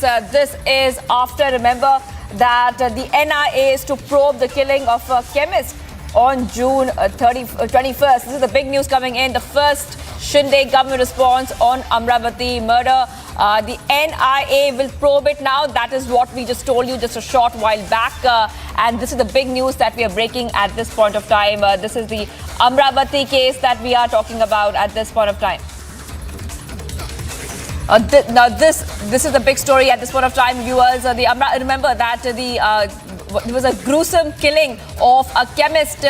This is coming in from Amravati just after that gruesome Udaipur killing as well. I would like to go across to Alisha. Alisha, tell us more details on that. We've got a response from the Shinde government. What are they saying? Well, yes, the state government has been looking into the matter, but the most importantly, what we are getting to know that there is a tweet, an official tweet from Home Ministry office, which clearly stated that the Ministry of Home Affairs has handed over the investigation of the case relating to the killing of Umesh Kole in Amravati, Maharashtra on 21st June to NIA. So this means the killing of Umesh Kole, the incident that happened in Amravati, has been transferred to a national investigation agency. This also, the further tweet stated that the conspiracy behind the killing, involvement of organization and international leakage would be thoroughly investigated. So it is confirmed from the MHA itself. And all right, and let's have a look at the reaction which had come in from the Shinde government. जो भी social reforms हुए पूरे India में, वो महाराष्ट्र के धरती से हुए हैं। ऐसे कोई भटक रहा है तो उसको राह पे लाना पड़ेगा और प्यार से दुनिया जीत जा सकती है, इसी पे हम लोग विश्वास कर सकते हैं। एट द सेम टाइम मैं भी इस राज्य मंत्री था होम डिपार्टमेंट का, तो हमें अच्छी तरह से मालूम है कि किस तरह से लोगों को शांत करना चाहिए, किस तरह से उनमें बदलाव लाना चाहिए, वो हम जानते हैं। और मेरा जितना भी नॉलेज है वो नए आने वाले जो होम मिनिस्टर हैं, जो नए आने वाले MOS होम हैं, उनको मैं जरूर, मेरा जितना एक्सपीरियंस है मैं उनके साथ शेयर करूंगा। जो भी सोशल रिफॉर्म्स हुए पूरे इंडिया में, वो महाराष्ट्र के धरती से हुए हैं। ऐसे कोई भटक रहा है तो उसको राह पे लाना पड़ेगा और प्यार से दुनिया जीत जा सकती है, इसी पे हम लोग विश्वास कर सकते हैं। एट द सेम टाइम मैं भी इस राज्य मंत्री था होम डिपार्टमेंट का, तो हमें अच्छी तरह से मालूम है कि किस तरह से लोगों को शांत करना चाहिए, किस तरह से उनमें बदलाव लाना चाहिए, वो हम जानते हैं। और मेरा जितना भी नॉलेज है वो नए आने वाले जो होम मिनिस्टर हैं, जो नए आने वाले Well, Niranjan, we just heard Deepak Kesarkar there speak on this gruesome murder after the NIA will probe the killing of a chemist which happened on June 21st. This is big news. So this is coming in just after, in fact, the new government has been formed. Now, of course, there will be a vote of confidence. How are you reading this? Well, before the vote of confidence, going back to the story that we are tracking of Amravati, this is the tweet that was put out by the Home Ministry a few minutes back. And the Home Ministry has gotten into the Amravati case. Can we please show the tweet, Jimmy? Okay, those are pictures also coming. First visuals of the arrested coming in on our screens, I think. First visuals of the arrested accused in the case of Amravati murder. Once again, linked to Nupur Sharma, someone who backed Nupur Sharma was murdered in Amravati. That's the first visual coming in of the accused being taken away. And the most shocking aspect we are hearing is in this particular case, there may have been a political stalling to not highlight the killing when it happened on the 21st of June is what I'm hearing from Alisha as well. Our colleague Aishwarya also reported that there may have been a case of trying to underplay the incident when all the political turmoil was underway. And after this government has come in, they've just gone on to sort of give it to the NIA so that all links are probed. Meanwhile, the Home Ministry has tweeted saying that NIA will take over the case. I'll take a short break now and come back with more details. This is a shocking case, a second murder for backing Nupur. I'm taking a break. Back with the details. Stay tuned.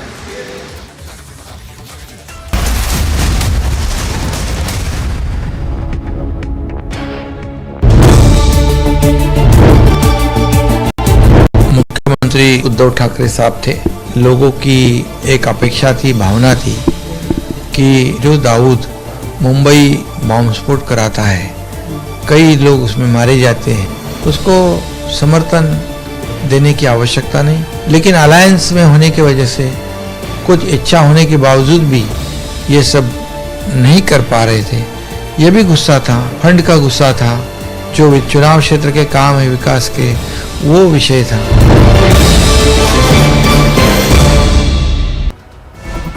Flood situation in Assam still remains grim as 159 people have already lost their lives and more than 30 lakhs people are affected in various districts. More than 26 districts are affected due to the flood water, and we are right now reporting from Dibrugarh. This is police reserve, and due to incessant rain during last 24 hours, the rainwater has affected normal life in Dibrugarh due to the waterlogging and due to the artificial flood in various places. More than 22 wards are affected and people are living like this in Dibrugarh. The police reserve is badly affected and 22 wards are affected due to the rainwater due to the waterlogging in various places. The district administration has they have started the rescue operation with the help of NDRF and SDRF in various locations, and relief camp has been opened in various places. Flood situation in Assam still remains grim as 159 people have already lost their lives and more than 30 lakhs people are affected in various districts. More than 26 districts are affected due to the flood water, and we are right now reporting from Dibrugarh. This is police reserve, and due to incessant rain during last 24 hours, the rainwater has affected normal life in Dibrugarh due to the waterlogging and due to the artificial flood in various places. More than 22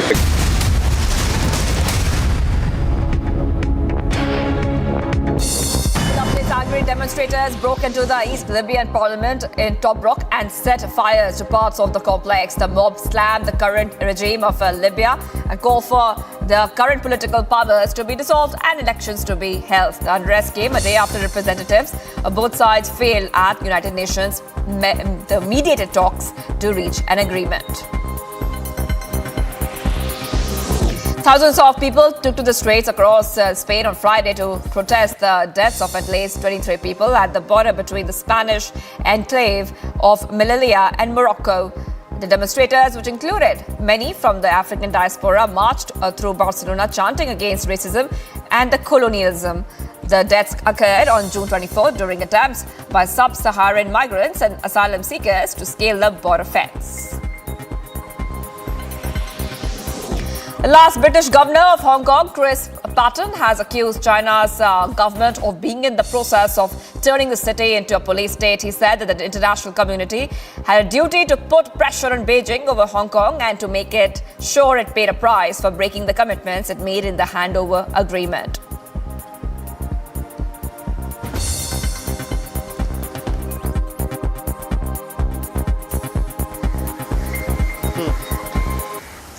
The battle for Shiv Sena is on. Whose Shiv Sena will it be?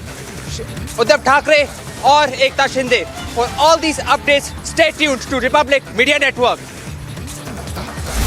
Amity has been ranked amongst the top 3% universities globally, a testimony to Amity's globally benchmarked quality. To apply, visit amity.edu.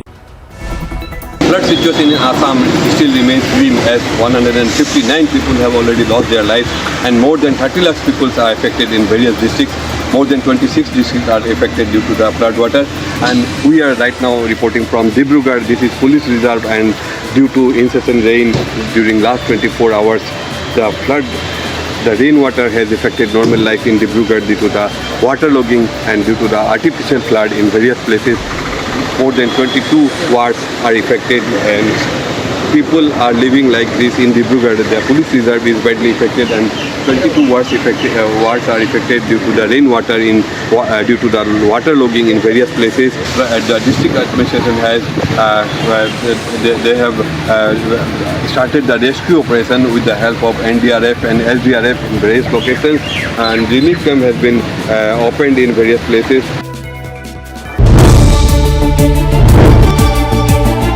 देश में एक अच्छा message गया है कि उनके पास ज्यादा विधायक होने के बावजूद उन्होंने मेरे जैसे शिवसेना प्रमुख बाला साहब ठाकरे जी के एक शिव सैनिक को मुख्यमंत्री के रूप में समर्थन दिया है। गलतियां सुधारने के लिए हम लोगों ने भी कोशिश की, लेकिन उसमें सफल नहीं हुए हम। लेकिन अब ऐसी गलतियां हमारे सरकार में नहीं होती।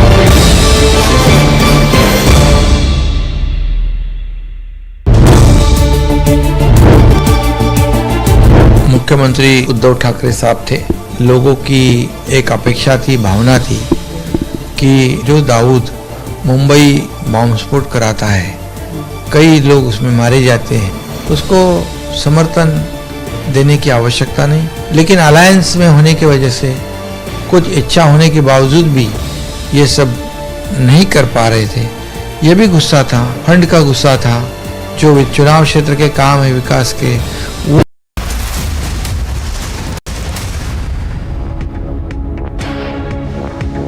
Breaking news now, an exclusive footage that I have with me here on the screen. This is the Amravati CCTV. Let me go across full frame. 21st of June 2022. The timestamp is also there on this video. And this video shows the moment when he left his shop. There is the victim in this case, the chemist who left his residence, can be seen in this particular video leaving from his shop. And I want to go across also to Priyanka joining us. Let's zoom out a little bit.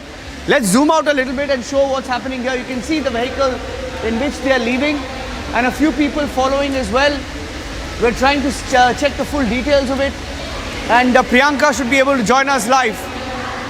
And this is the day that he was killed. The chemist was killed. And you can see that this is on the 21st of June. There's a timestamp as well at around 10:28 p.m. Between 10:15 and 10:30 is when the act is reported to have taken place. And this CCTV footage showing you what happened that day. What happened that day while you can see the two accused as well reportedly following. And this is the video that is coming in, that is playing in on a loop right now. I'll take a break, and when we come back, we'll go across to Priyanka and we'll get you more details. This is the CCTV of Amravati accessed by Republic TV of the day the attack took place, when he was murdered. Taking a break, stay tuned.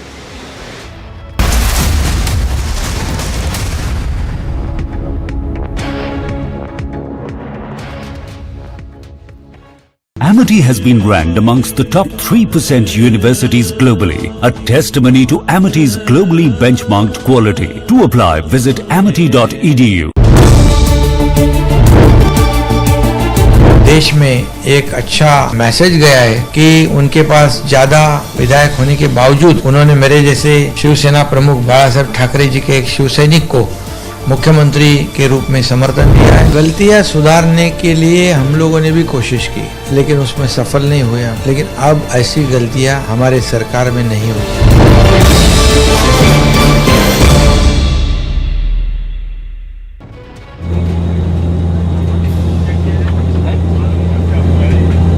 हम लोग आज SpiceJet से travel कर रहे थे, तो अचानक plane में कुछ धुआं होने लगा और हम लोगों ने थोड़ा पैनिक होना स्टार्ट किया। तो इन लोगों ने सांस लेने में दिक्कत हो रही थी। बहुत बुरी हालत हुई है। मैं एस्थमा का पेशेंट भी हूँ, मेरे को बीपी भी रहता है। इतना धुआं इतना भर गया था और ना ही कोई ग्राउंड स्टाफ, कोई आज यहाँ पर हम लोगों के लिए किसी हेल्प के लिए है। This is ridiculous. हम आज मरते मरते बचे हैं, लिटरली मरते मरते, लेकिन यहाँ पे कोई भी ग्राउंड स्टाफ नहीं है जो कोई हम लोगों की हेल्प या कोई सेटिस्फेक्शन, कोई आंसर दे। ये स्पाइसजेट के साथ लगातार हो रहा है। जयपुर फ्लाइट हुआ, पटना फ्लाइट हुआ, ये तीसरा इंसिडेंट है पिछले कुछ दिनों के भीतर। हम लोग इनसे बस एक रिक्वेस्ट कर रहे हैं कि प्लीज़ अगर 1 घंटे में हो जाए, मुझे क्रिमेशन अटेंड करना है जबलपुर में, बट मैं नहीं कर पा रहा हूँ।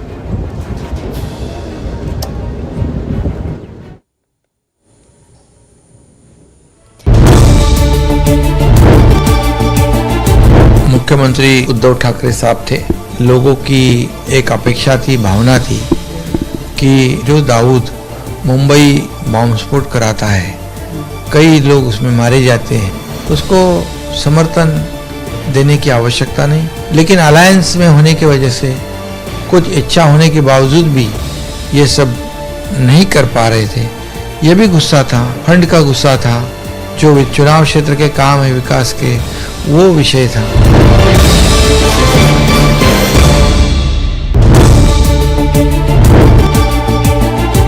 हम लोगों ने किधर गलत कदम उठाया है।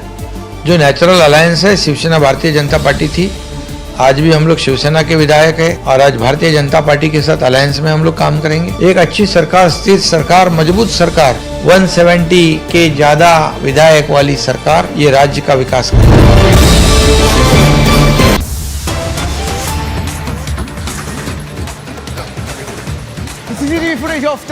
CCTV footage of the murder. In fact, in this footage, you can see that this is where the murder took place. At one point, you can see the accused here running away, fleeing the scene. There is a bike here. The accused in Amravati seen killing the chemist Kolhe and running away. Priyanka is live with me. I'm going across to Priyanka. You can see that they're running away after committing the murder. Priyanka, I'm coming across to you. Priyanka, I'm coming across to you. Take us through the footage and what the footage shows. Yeah. Well, that's right, Niranjan. This is an incident of 21st of June, and these are at least 6 people who had been present at that spot, and they had carried out this gruesome murder. And they had, in fact, in one swift move, in fact, they had also attacked the neck of Umesh Kolhe, in fact, who was the shopkeeper in Amravati, and these 6 people had surrounded him. And these images are also telling a sign of itself, the kind of conspiracy that is now coming to light about how these 6 people had done the recce of the house, the shopkeeping, the shops as well, to understand where exactly did Umesh go at what time, and after which they had surrounded him and then had attacked him as well, and in one swift move he had also been killed as well. Now another very shocking incident that we are getting is the information, piece of information about this gruesome incident is that his family members had in fact been present there, and he had been attacked in front of them as well, and we have in fact gotten the confirmation that there were police officers who are in fact investigating into this entire matter, and the CCTV footage as well is that of Umesh Kolhe, in fact, who had been returning home after the day, and he had been attacked by these 6 people. Now we are also being given to understand that there were WhatsApp messages, there were WhatsApp statuses, there were social media posts that had been shared by Umesh Kolhe in support of Nupur Sharma, in support of the comments that she had made as well. And now we are getting you all the exclusive details about this entire matter in Amravati, and getting you the exclusive inputs, the videos, the visuals, and inputs from the police officers as well as to how the investigation will go forward. Stay tuned with Republic TV. We'll be back after a very short break.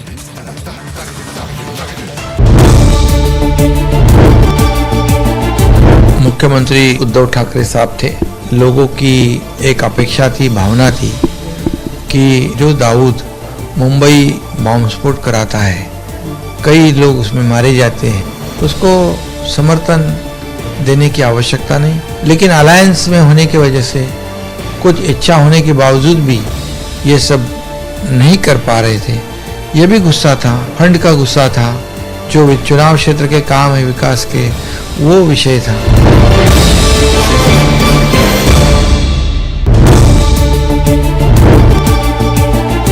हम लोगों ने किधर गलत कदम उठाया है। जो natural alliance है Shiv Sena Bharatiya Janata party थी, आज भी हम लोग शिवसेना के विधायक है और आज भारतीय जनता पार्टी के साथ अलायंस में हम लोग काम करेंगे। एक अच्छी सरकार, स्थिर सरकार, मजबूत सरकार, 170 के ज्यादा विधायक वाली सरकार ये राज्य का विकास करेगी।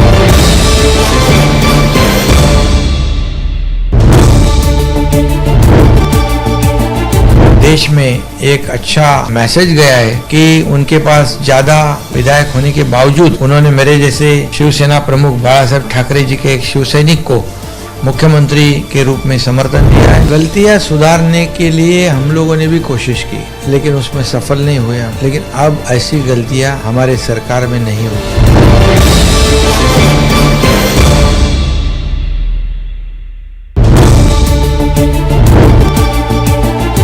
मुख्यमंत्री उद्धव ठाकरे साहब थे। लोगों की एक अपेक्षा थी, भावना थी कि जो दाऊद मुंबई बॉम्ब स्फोट कराता है, कई लोग उसमें मारे जाते हैं, उसको समर्थन देने की आवश्यकता नहीं, लेकिन अलायंस में होने की वजह से कुछ इच्छा होने के बावजूद भी ये सब नहीं कर पा रहे थे। ये भी गुस्सा था, फंड का गुस्सा था, जो चुनाव क्षेत्र के काम है विकास के।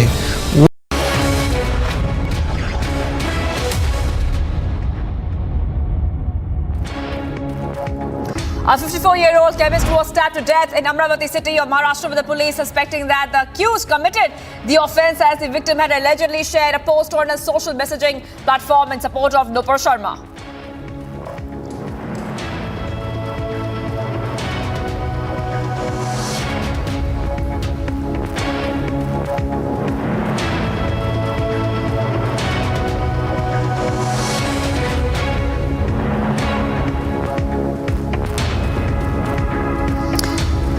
Sources suggest that Maharashtra ATS is investigating the role of Dawat-e-Islami and is ascertaining whether the accused arrested in the Amravati has used the same pattern as Udaipur incident. Maharashtra government has now handed over the case to NIA. Earlier, ATS was also present there to investigate the terror angle. Delhi's Patiala House Court has rejected the bail plea of Alt News co-founder Mohammed Zubair and has granted 14-day custody of him, judicial custody.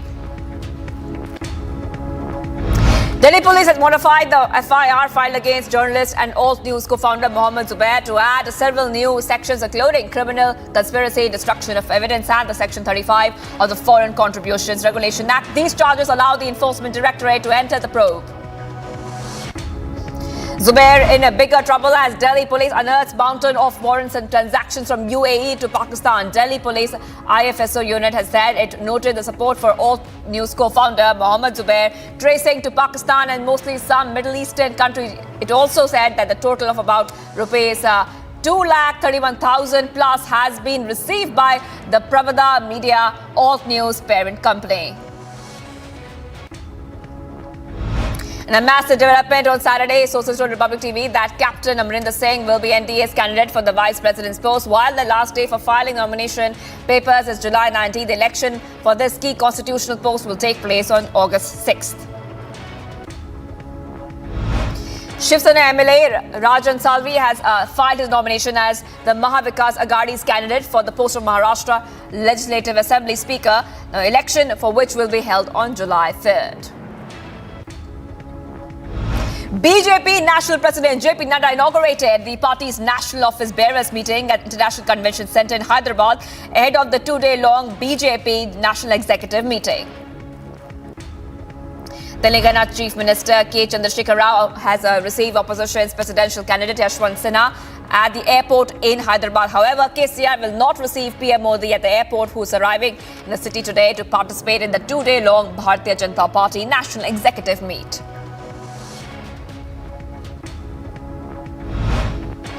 National Investigation Agency has taken Udaipur murder accused into their custody amid tight security. Remember that 2 alleged killers have been sent to 14 days in judicial custody, while 2 more accused were arrested. Meanwhile, the probe agencies have also recovered 1 suspicious scooty. Manipur continues to face the wrath of nature. Another fresh landslide hit Manipur after the tragedy in Noni district, according to Manipur Mountaineering and Trekking Association. This even as the rescue operations continue to save the trapped people in the landslide incident. Manipur Chief Minister earlier in an exclusive interview with Republic TV said that a total 81 are dead so far, while 51 people are feared trapped.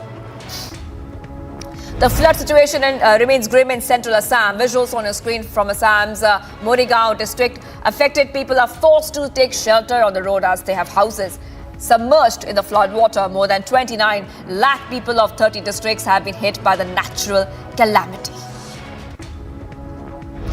Actor producer Vijay Babu was questioned for the 6th consecutive day in the sexual assault case. The actor has been appearing for questioning since Monday in the case registered against him. Kerala High Court had granted him anticipatory bail and asked to cooperate with the investigation. The actor has been accused of sexual assault on the pretext of offering roles in movies. A SpiceJet flight had to return to Delhi airport after passengers claimed that there was smoke in the plane. The plane was headed to Jabalpur. In the visuals on your screen, passengers can be seen fanning the smoke-filled cabin. All the passengers on board were evacuated safely. Border security force handed over a 3-year-old child who had inadvertently crossed the border to Pakistan. BSF said that the child was apprehended when he crossed the international border at around 7:15 p.m. on Friday, and BSF approached Pakistan authorities and handed over the child safely on humanitarian ground. Union Home Minister Amit Shah is in Gujarat. He inaugurated a series of development projects of Ahmedabad Municipal Corporation and Western Railway. Union Home Minister also laid the foundation stone of multiple projects. Jagannath Yatra celebrations underway in Odisha's Puri. The grand celebration of annual chariot festival began on Friday after a gap of 2 years due to the pandemic. Devotees from all over India and across the globe joined the celebrations and expressed their happiness. Man in Vadodara, Gujarat took his own robotic Rath Yatra out on the streets to mark the grand celebration for the 145th Lord Jagannath Rath Yatra, an annual chariot festival associated with Hindu god. In a video, Chinar Kaur has been seen assisting the devotees and civil administration in the Amravati Yatra. Bridges at the Kali Mata were washed away due to the overflowing water bodies on the intervening night of June 30th and July 1st. Coming to rescue, Chinar Kaur Kilo Force has now laid an entirely new bridge in the record time. Ahead of the crucial Karnataka Assembly elections in 2023, the Congress party decided to go ahead with a collective effort to win the elections. Karnataka Congress Chief DK Shiv Kumar and former CM Siddaramaiah held meetings alongside Rahul Gandhi and decided not to go ahead with the CM phase. They would rather focus on a joint effort to join and win the Assembly elections. Boosting the startup economy, Karnataka CM Baswaraj Bommai has asked the manufacturers to aim at low-cost electronic vehicle for the common people. Bommai also stated that the state government of Karnataka has decided to, in fact, induct more buses plying in the Karnataka state. Ahead of the presidential elections, which is slated to take place on July 18th, the West Bengal CM Mamata Banerjee on Friday stated the NDA's candidate Draupadi Murmu's chances of winning the polls are higher considering the recent political developments in Maharashtra, which led to the downfall of the Uddhav Thackeray-led NDA regime. Shiromani Akali Dal, a former ally of BJP, announced on Friday that it will support NDA candidate Draupadi Murmu in the presidential elections. The party said that the Draupadi Murmu symbolizes the cause of minorities, the exploited and the backward class.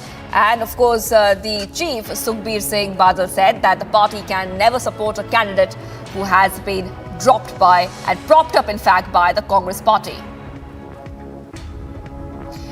In a big boost to the aviation sector, UP CM Yogi Adityanath signed an MOU with the Airport Authority of India for operations and management of the 5 airports in UP. The airports are currently under construction and being developed in Aligarh, Azamgarh and other places, including Chitrakoot.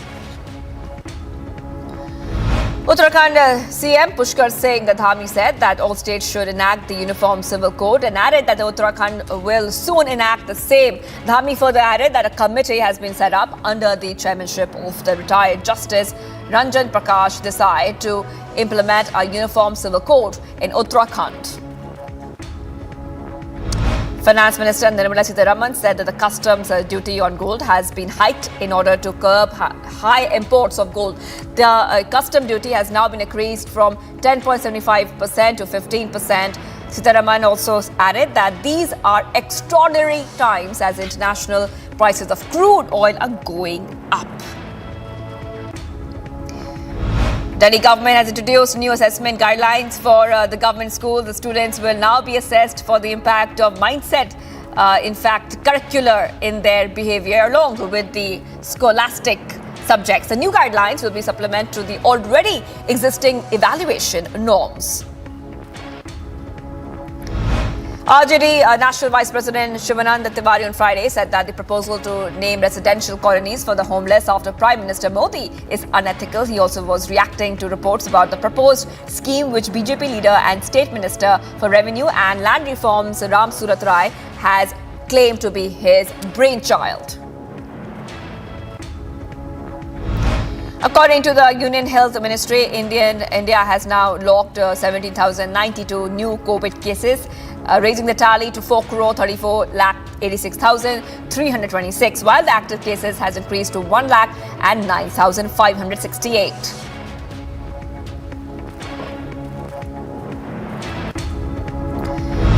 After the collapse of Uddhav Thackeray-led MVA, Uddhav camp's Shiv Sena MP Sanjay Raut has claimed that he also received a call from Guwahati. He said that he was given the offer to go to Guwahati and join the rebels under Eknath Shinde, but he chose to follow the path of Balasaheb Thackeray. Making a strong statement, the Chief Justice of India has said that on Saturday that the judiciary is only answerable to the Constitution. CJI also said that the party in power believes that each of their action is entitled to judicial endorsement, while the opposition expects judiciary to advance their position, and he emphasized on the need to focus on issues uniting the nation. Heavy rains continue to lash the city of Mumbai. 4 houses collapsed on Friday night in the Chunabatti area of city. However, fortunately no casualties have been reported. Maharashtra CM Eknath Shinde has been chairing a meeting with the State Disaster Management Department last evening in the wake of heavy rainfall. Clash and stone pelting has been reported from Madhya Pradesh's area of Dhar. The stones were pelted on the polling party there. Few people have been injured in the incident. Congress leader also, in fact, Congress leader Rahul Gandhi took a dig at PM Modi's remark against Meganirega in the Lok Sabha back in 2015. He said that he was shocked to hear PM Modi call the scheme a living monument of failures of the UPA. Local administration held an awareness rally, says no to single-use plastic. Rally is aimed at raising awareness on the harmful effects of single-use plastic items on the environment. City Mayor said that the violators will be punished. From north to south, similar campaign was observed against the single-use plastic. Tamil Nadu Health Minister flagged off a reverse-run awareness campaign against the plastic use. Passing out parade ceremony was held for the 383 young CRPF soldiers. The ceremony was held in Odisha's Bhubaneswar at the Group Centre, CRPF. Vijay Divas was commemorated in the national capital. Indian Army and India Air Force has conducted a cycling expedition from Delhi to other regions on the occasion. Our visuals on the screen are from India Gate. In a video shared by actor Rakul Preet Singh, she gave a sneak peek of a golf session with cricket legend Kapil Dev and spiritual leader Sadhguru. She can be seen posing and engaged in a candid conversation with Kapil Dev and Sadhguru. Angry demonstrators broke into the East Libyan parliament in Tobruk and set fires to part of the complex. The mob slammed the current regime of Libya and called for the current political powers to be dissolved and elections to be held. The unrest came a day after representatives of both sides failed at United Nations mediated talks to reach an agreement. Thousands of people took to the streets across Spain on Friday to protest the deaths of at least 23 people at the border between the Spanish enclave of Melilla and Morocco. The demonstrators, which included many from the African diaspora, marched through Barcelona chanting against racism and colonialism. The deaths occurred on June 24th during attempts by sub-Saharan migrants and asylum seekers to scale the border fence. The last British governor of Hong Kong, Chris Patten, has accused China's government of being in the process of turning the city into a police state. He said that the international community had a duty to put pressure on Beijing over Hong Kong and to make sure it paid a price for breaking the commitments it made in the handover agreement. Ukrainian soldiers are on their way back from Russian-infiltrated regions and termed the zone as hell on earth. The Ukrainian troops described the dire conditions to be dangerous and said that the war zone is taking a toll on the mental health. Russia's airstrike, which killed almost a dozen of people, the Russians' army has now been constructing residential apartments in Mariupol. The building network is overseen by Russia's military construction company, and the work has been carried out at fast pace, claimed by Russia's military officials. South African citizens were left for darkness as a massive power outage hit households and businesses across the country. The country's state-owned power utility, Eskom, said that there is a chronic power shortage in the state and there will be continuous risk of load shedding at any stage. President Cyril Ramaphosa has also said, and briefed by the Eskom chief, has said talked about it on the power outage as well. Typhoon Chaba is going to hit the coast of Hong Kong and expected to bring high winds and plenty of rain. Big waves hit shorelines of Hong Kong, spraying water over some thrill seekers who brave the high winds to witness extreme weather conditions.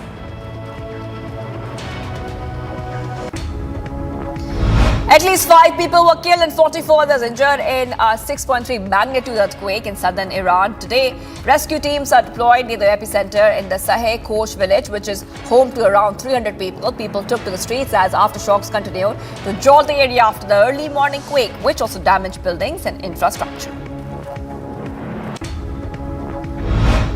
Indian men's cricket team is in a strong hold after Rishabh Pant's historic 146 runs of 111 balls at the 5th test against England in Birmingham, and India has scored at least a total of 338 runs and losing 7 wickets, and Pant and Jadeja are scripting a record-breaking partnership of 222 runs of 239 balls.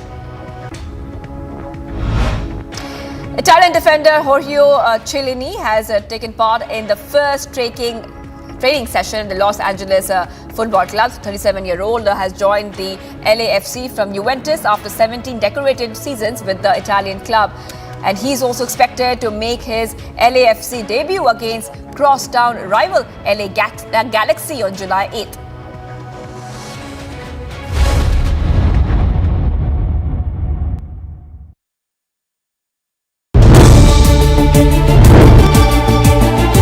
हम लोगों ने किधर गलत कदम उठाया है। जो natural alliance है Shiv Sena Bharatiya Janata party थी, आज भी हम लोग शिवसेना के विधायक है और आज भारतीय जनता पार्टी के साथ अलायंस में हम लोग काम करेंगे। एक अच्छी सरकार, स्थिर सरकार, मजबूत सरकार, 170 के ज्यादा विधायक वाली सरकार ये राज्य का विकास करेगी।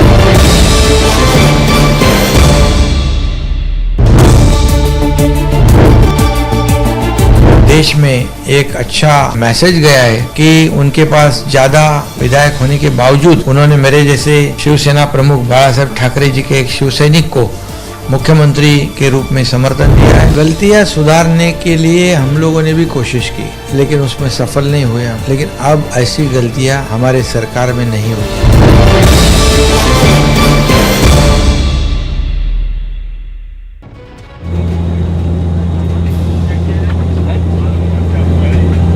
हम लोग आज स्पाइसजेट से ट्रैवल कर रहे थे तो अचानक प्लेन में कुछ धुआं होने लगा और हम लोगों ने थोड़ा पैनिक होना स्टार्ट किया, तो इन लोगों ने सांस लेने में दिक्कत हो रही थी। बहुत बुरी हालत हुई है। मैं एस्थमा का पेशेंट भी हूँ, मेरे को बीपी भी रहता है। इतना धुआं इतना भर गया था और ना ही कोई ग्राउंड स्टाफ कोई आज यहाँ पर हम लोगों के लिए किसी हेल्प के लिए है। This is ridiculous.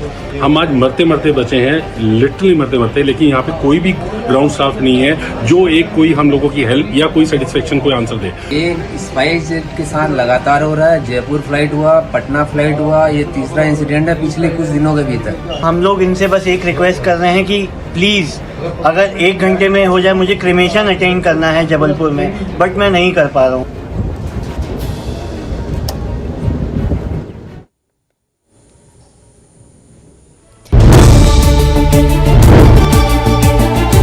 मुख्यमंत्री उद्धव ठाकरे साहब थे। लोगों की एक अपेक्षा थी, भावना थी कि जो दाऊद मुंबई बॉम्ब स्फोट कराता है, कई लोग उसमें मारे जाते हैं, उसको समर्थन देने की आवश्यकता नहीं। लेकिन अलायंस में होने की वजह से कुछ इच्छा होने के बावजूद भी ये सब नहीं कर पा रहे थे। ये भी गुस्सा था, फंड का गुस्सा था, जो चुनाव क्षेत्र के काम है विकास के, वो विषय था।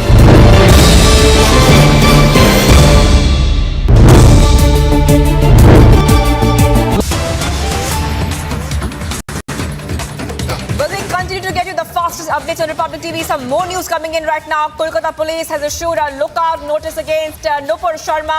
Notice issued by the Lal Bazar police station, big news coming in right now. Lookout notice issued against Nupur Sharma. This time coming from the Kolkata police there. And this has been in fact issued by the Lal Bazar police station. Now this happened after the key development yesterday when a vacation bench of the Supreme Court refused to entertain the petition filed by suspended BJP spokesperson Nupur Sharma, and she had moved the Supreme Court seeking transfer of all FIRs filed against her in many states over a controversial remark. So after that, she got no relief.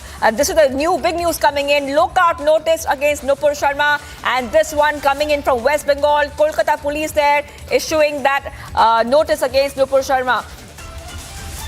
Also remember that when this had happened yesterday, the Supreme Court bench comprising of Justices Surya Kant and others came down heavily on Sharma, accused her of threatening the security of the country. So after those back-to-back developments we have been seeing, viewers, we're getting some more news at this time. Lookout notice issued. Mayuk is joining me from the Republic Bangla office. Mayuk, tell us more about this. Now we are seeing a lookout notice coming in from West Bengal. Tell us all the details. Well, that is what we are hearing from our sources, that Kolkata police has issued a lookout notice, and this lookout notice has been issued by Lal Bazar, that's the headquarters of Kolkata police. The Nupur Sharma incident saw various incidents of arson and violence in different parts of India as well as in West Bengal also. So this is related to the incident of violence and instigating mob, inciting violence, inciting rioting situations, and several other cases related to disharmony and law and order degradation in West Bengal and also across the country. And this lookout notice that has been issued, this is following several FIRs that has been registered against Nupur Sharma. That is what we are learning from our sources. Right, Mayuk, thank you for joining us there. Mayuk Ghosh joined us and told us all about what's really happening right now. The big news at this hour and at this moment is the Kolkata police issued a lookout notice against Nupur Sharma.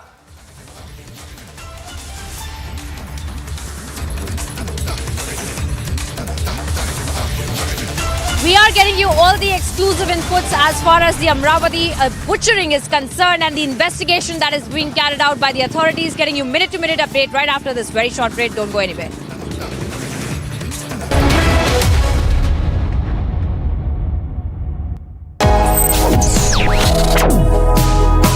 Reading allows us to become familiar with ourselves. We don't read, we won't know what is knowledge. I just find it very interesting to know people's lives, how they went through certain situations, how they dealt with things. So wherever you want to go in life, if you read books along those lines, then that would really help you in growing. Reading could mean a million different things to every individual. What does it mean to you? Visit readindia.info to find out more.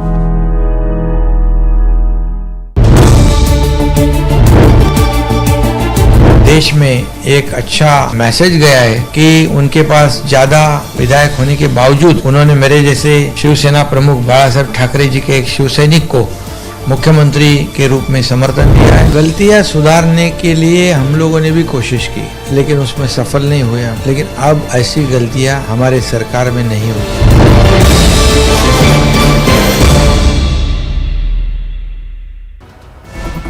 Flood situation in Assam still remains grim as 159 people have already lost their lives and more than 30 lakh people are affected in various districts.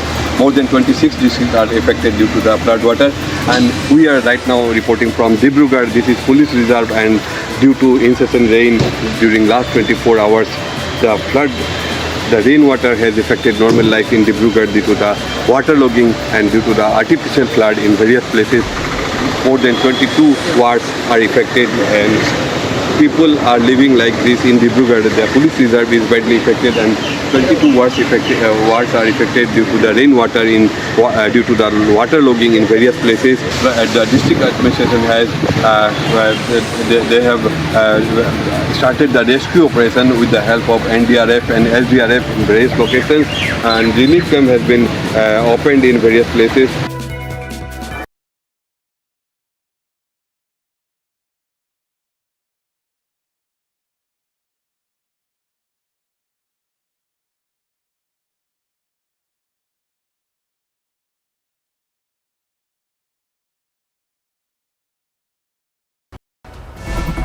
flood situation in Assam still remains grim as 159 people have already lost their lives and more than 30 lakhs people are affected in various districts.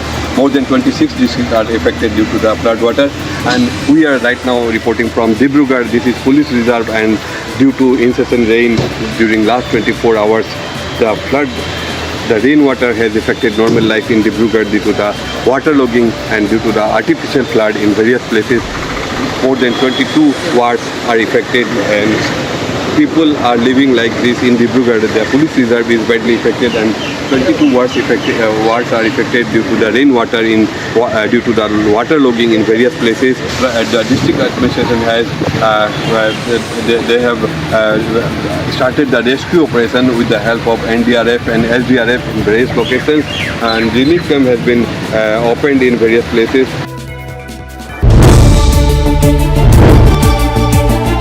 देश में एक अच्छा message गया है कि उनके पास ज्यादा विधायक होने के बावजूद उन्होंने मेरे जैसे शिवसेना प्रमुख बाला साहब.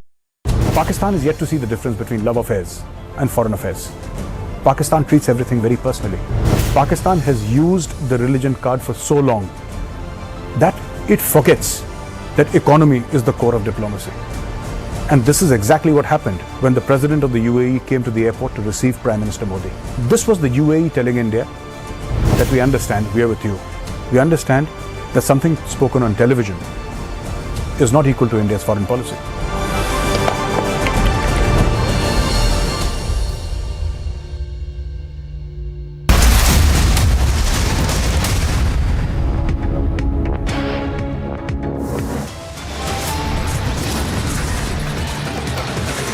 Reports suggest Hindu man stabbed, chemist stabbed to death in Amravati for backing Nupur Sharma, 6 accused arrested.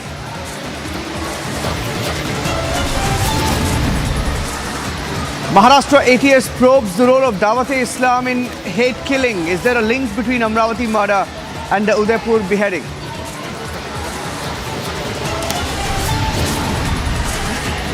Republic accesses the tell-all hate-killing Amravati CCTV tapes. The full sequence of what happened on the 21st of June is on camera. Fresh action, fresh section slapped on Zubair as he stares at FCRA sections now in the case of his objectionable post.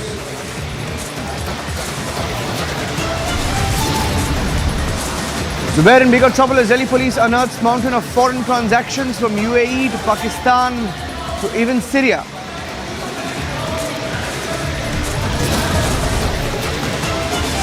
Shinde camp hits back, says Uddhav acting out of character, calls expulsion wholly wrong.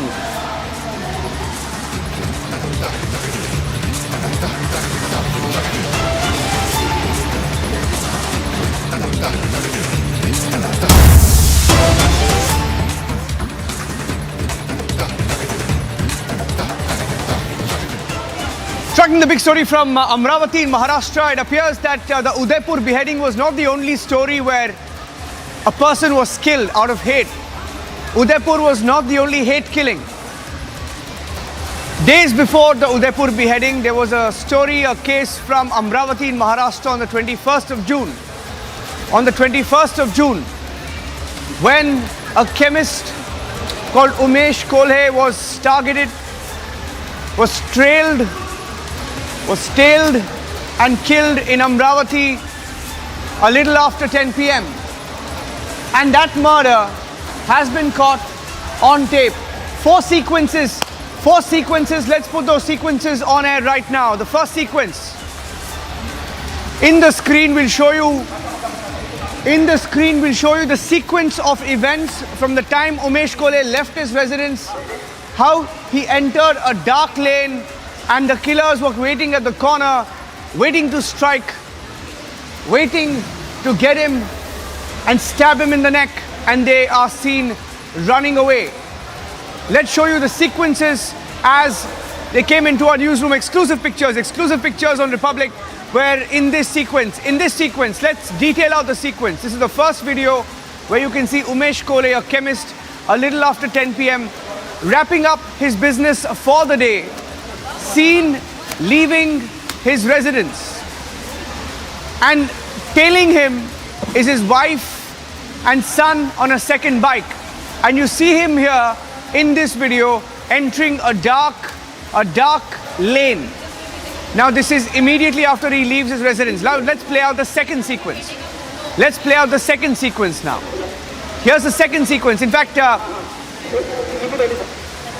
in the second sequence, you can see that Umesh Kole, the accused, the killers are waiting in a corner. They are waiting in a corner and they are seen running into the lane. You can see at the corner where there's a car park, two killers, the accused in this case, running into that darkly lit lane. It's a dark lane. They're seen running behind the bikes. This is the second sequence where the accused are seen chasing Umesh. Let's show you the third sequence as it came into our newsrooms this afternoon. In the third sequence, the murder is caught as the bike. You can see that there are lights flashing in this lane. And in this lane, when Umesh entered, there were attackers from the front and behind. His bike was pushed. He was stabbed in the neck several times. Umesh was attacked, and that is captured on this CCTV footage. And the attackers in the fourth sequence, let's show you the fourth sequence. In the fourth sequence, the attackers are seen fleeing from the site. There is one on a bike. There is another attacker who's running. There are two of them who leave. There's a second bike which comes, and the second bike also leaves. So there are three of them, three attackers perhaps, who are seen in these sequences. Four sequences as they came in, and I'm going across to my colleague Priyanka, who accessed these visuals, is joining us live right now. Priyanka.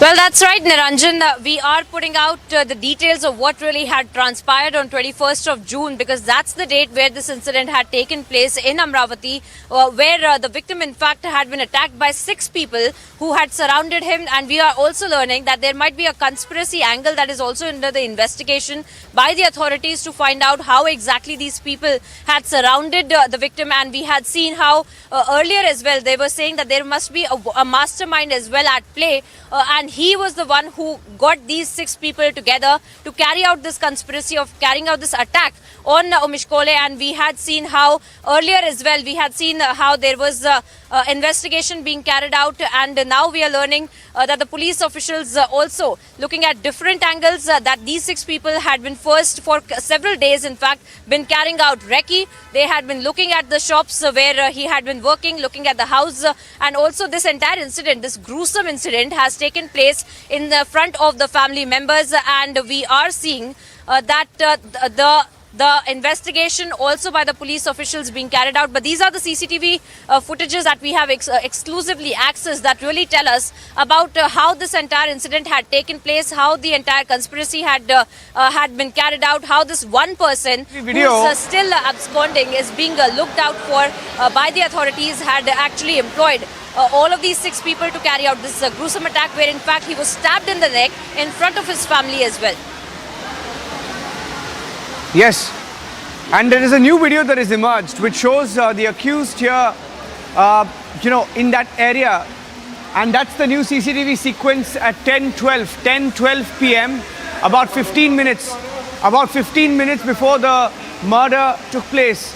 This is a sequence from 10:12 p.m. when the accused are seen following. And in the area. And this is the 4th tape that we've accessed, the 5th one in fact, that shows the accused in that particular area before the act of murder was reported. Now there are 5 accused who've been arrested so far. And Republic TV spoke to the son of Umesh Kole. And I'm going to play that sequence out. The son of Umesh Kole also spoke to you, Priyanka. He also spoke to you, the son of Umesh Kole. And in the next 2 minutes, we'll play that out. We've had the audio sequence with us. I'm going across to you. What are they alleging? Why did the police not report the Nupur angle in this story? Was there a cover-up? What's the allegation? Priyanka. Well, that's really the question, Niranjan, because in fact he had spoken to us exclusively, and he had also told us that the cops had told him not to speak too much about it, and we were learning that this entire incident was that of 21st of June. So what really took that much time for this entire incident to come out in the public domain as well? Because there had been a release that had been sent out by the police officials there, claiming that this entire incident was that related to a robbery. They had not said anything about how there had been some relation to these people who had carried out this conspiracy and attacked this person, surrounded him. There was a recce that had been carried out as well with respect to him sending out a WhatsApp message claiming that he was in support of Nupur Sharma, after which this entire conspiracy had been carried out by this one key conspirator who had taken these 6 other co-accused under his wing and as well, had trained them and also had told them to carry out a recce. I have access to it now. As well, and that is when this entire incident had taken place. Yeah. I have access to that conversation that you had with Sanket Kole, the son of Umesh Kole, the chemist who was killed. The second murder, I repeat, the second murder reported in India, the hate killing simply for backing Nupur Sharma. Now, that's the story on Republic. A second hate killing for backing Nupur Sharma. Let's play that out. ये आप ही के father के साथ में ये हुआ था क्या इंसिडेंट? आपने एफआईआर रजिस्टर करवाई है वहाँ पे अमरावती पुलिस स्टेशन में? हाँ हाँ। मुझे थोड़ा सा आप अपना घटना बता सकते हैं, क्या हुआ था, क्या एग्जैक्टली था? मैडम, हम लोग 10:10 के आसपास घर के लिए निकले थे। हाँ, ये 21 तारीख की बात है? 21 तारीख की बात है। हाँ। हम 2 गाड़ी पे 2 लोग थे, पिताजी आगे वाली गाड़ी पे थे और मेरी मिसेज दूसरे गाड़ी पे थे। अच्छा। तो कुछ समझिए 15-20 फीट का डिस्टेंस था दोनों की गाड़ी के बीच में। हाँ। तो बाजू की गली में से जब गुजर रहे थे तो उतनी देर में समझो चाइनीज चाकू जो रहता है ना, हाँ। चाइनीज, उसका इस्तेमाल करके उसने चाइनीज चाकू, हाँ, उसका इस्तेमाल करके उसने मर्डर किया। ये आपके सामने हुई है? हाँ, सामने हुआ मेरे। और ये क्या इशू था? ये आई थिंक नुपुर शर्मा के ऊपर कुछ स्टेटमेंट्स दिए थे आपके पिता ने? मैडम, अभी फिलहाल तो कुछ भी आइडिया नहीं वैसे। हाँ हाँ। पुलिस भी बता रही है कि इन्वेस्टिगेट कर रही है, लेकिन अभी तक पुलिस के तरफ से भी कुछ चाहिए वैसे जवाब मिला नहीं है। हाँ। आपको कौन सा पुलिस आपसे बात कर रहा है इस समय पे? मैडम, महाराष्ट्र पुलिस जो सिटी कोतवाली अमरावती का कमिश्नर ऑफ पुलिस के अंडर आता है, सिटी पुलिस स्टेशन है ना? सिटी पुलिस सीपी ऑफिस के जो अंडर आता है, सिटी कोतवाली पुलिस स्टेशन है करके। हाँ हाँ, जानती हूँ, मैं जानती हूँ। आपको क्या एग्जैक्टली बोला गया है? क्योंकि एफआईआर में लिखा हुआ है ना कि ये नुपुर शर्मा वाला इशू था, उसी के ऊपर ये हुआ है पूरा। मैम, बिकॉज अभी तो हमको यानी 2-3 दिनों तक 4 दिनों तक कुछ इन्फॉर्मेशन नहीं थी। अभी भी हमें यानी घटना की पूरी जांच बता नहीं रहे पुलिस वाले कि ये रीजन क्या है करके। एक 5 जनों का गिरफ्तारी हो चुका है अभी तक केस में, लेकिन उन्होंने हमको एक ये नहीं इशू किया कि रीजन क्या है करके।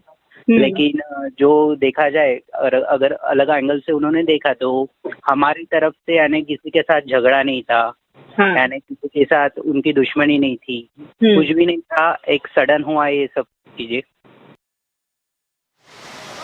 Well, that's a big revelation in the case. Umesh Kole's son, Sanket Kole, tells Priyanka that there were no answers coming from the police and they wanted to keep something under the wraps, Priyanka. Is that correct? There was perhaps an element of cover-up that is now emerging in the case. If yes, it is a very, very serious allegation, and technically this is the first case of killing because it happened on the 21st, days before Kanhaiya Lal was murdered. Priyanka.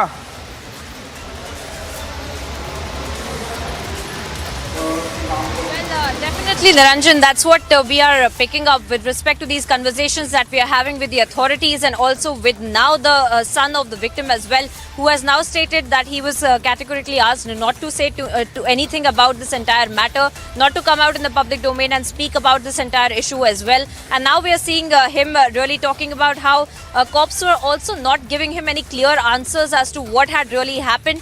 And we are also learning about how this entire incident had taken place in front of the son as well, and who is also a very key witness in this entire investigation as well. But as of now, what we are seeing that the local authorities had told him not to speak too much about it. And this is, as you rightly pointed out, that technically the first case of this kind of a incident, the first case of a murder that we are witnessing here with respect to the Nupur Sharma's comments that had taken place in Amravati. But there was absolutely no word from the authorities as well. There were, in fact, locally, we had picked up from our sources that the police officials had been saying that this was actually a robbery that had taken place. They had spoken this to the local media as well, and they had said that this is an incident of robbery and that this has got nothing to do with the Nupur Sharma. But however, they had said that they were not willing to share the much more details about it. There was no official document, there was no official press release as of now, but this is what they were trying to do. This is what they were trying to do with respect to misguiding the media as well. But the reality is out now. We are seeing that this kind of an investigation that is being taken place,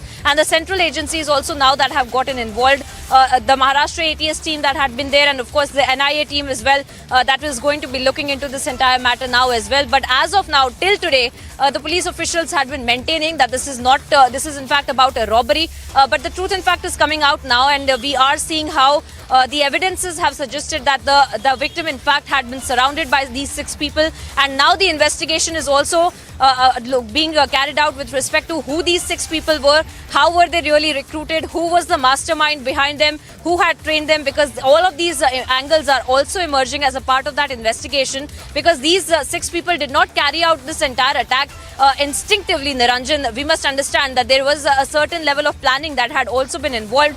There were 2 to 3 people, and if we play out certain more parts of that conversation that I had with the son, he also said that there were 2 to 3 people who were recognizable because they came to those places where he used to go, where his father used to go on a daily basis, and they were carrying out recce as well. Post which we see all of these 6 people in one place and then carrying out this gruesome attack on Umesh Kole as well, stabbing him in the neck and in front of his son, in front of his other family as well, that this entire incident had taken place. And as of now, the investigation is being carried out. The police now officially confirming that this is with regards to the statements that were being made by Nupur Sharma. And now that Umesh Kole had also come out in support of her, made several social media posts with respect to supporting Nupur Sharma, which is why this entire incident had also taken place. The investigation also being carried out by the NIA as of now, looking into the matter as to who really was the key conspirator, because there is one person, Niranjan, who's still absconding and the authorities are on the lookout for him. As of now, as we speak, Niranjan, the latest development also is that the accused were being produced in the court as well, and further remand will be sought for them. The investigation will also be carried out. But as of now, the police has also shared that there is one person who is the mastermind or the key conspirator in this entire matter, and he was the one who got all of these 6 people together.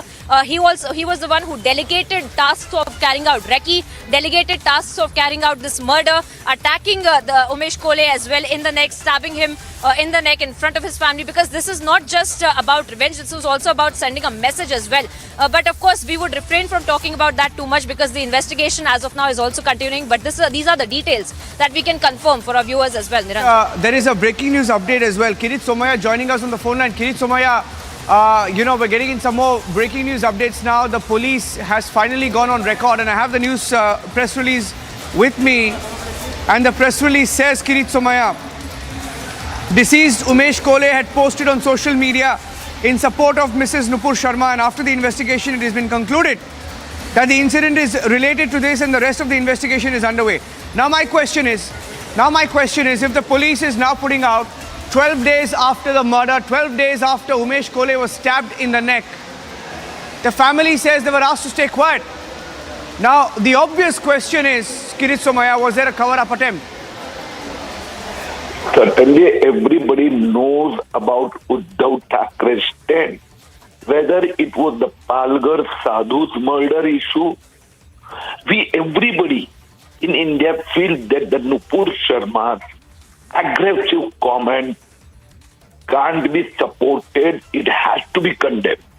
But simultaneously, if the laws and order situation is to be given in the hand of the militants, Islamic militants, who can come and go and murder anybody, kills anybody, and the Thakre Sarkar wanted to protect such type of element.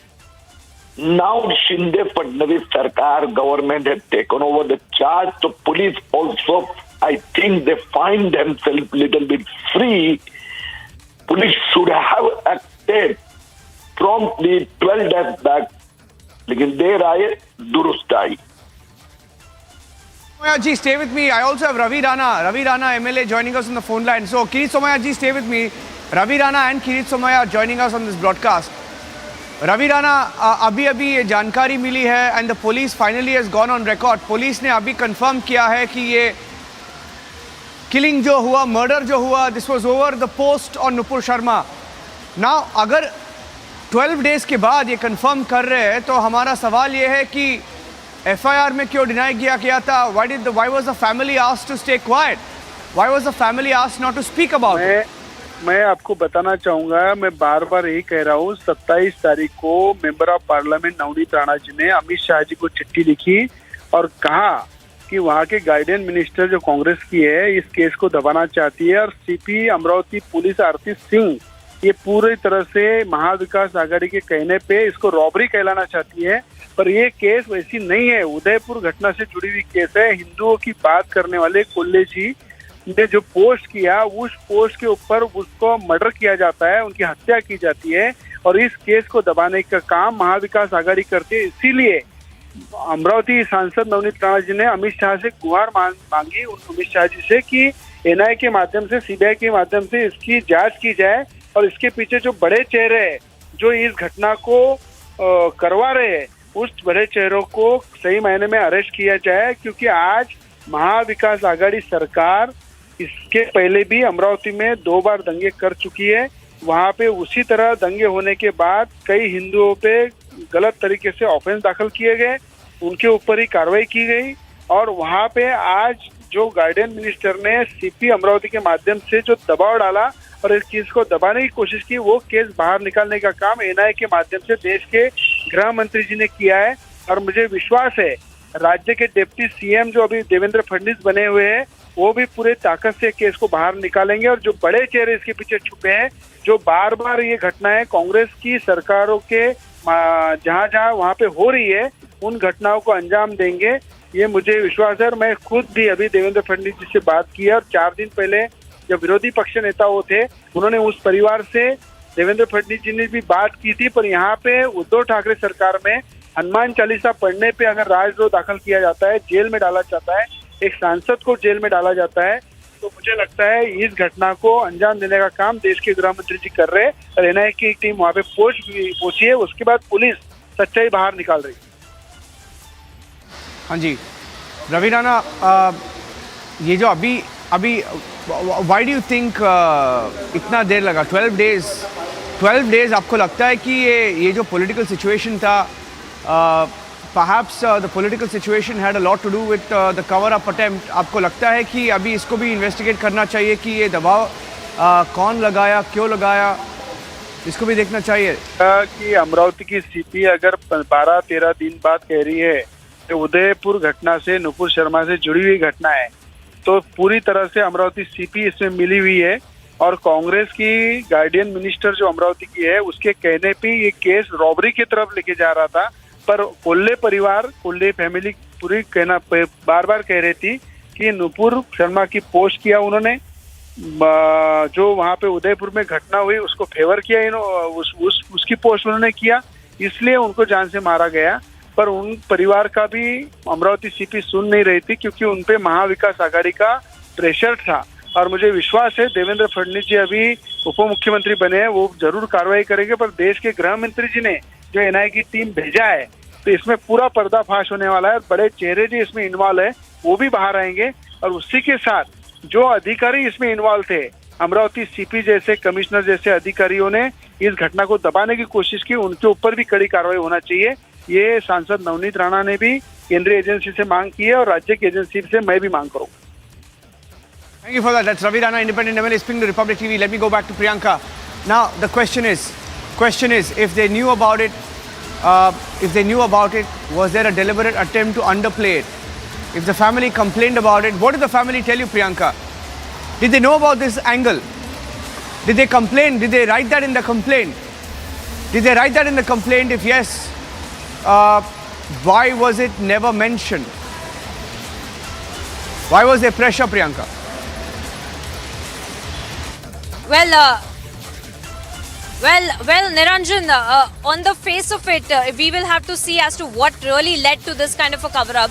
Because on the face of it, we do know that the police officials had told to the local media and to everybody, in fact, whoever asked, that this entire case was that of a robbery that had gone wrong. And that is exactly why this kind of an attack had taken place on Umesh Kole with 6 people that had been involved. And this video, in fact, the CCTV footage also kind of shows us as to the kind of gruesome attack that had been carried out by these 6 people, stabbing Umesh Kole in the neck. And of course, later on, of course, we also found out that the police officials claiming that this was a robbery that had gone wrong. And now the truth has come out in the open that this was exactly a conspiracy that was being carried out by these 6 people, including plus one key conspirator who had been getting all of these 6 people together and carrying out this kind of a gruesome attack of stabbing Umesh Kole in the neck in one swift move, also killing him right in front of this family, sending out a message when it comes to the entire Nupur Sharma controversy as well. We'll be getting you all the exclusive details, all the live updates that we are picking up with respect to the investigation. Don't go anywhere. We'll be back after a very short break.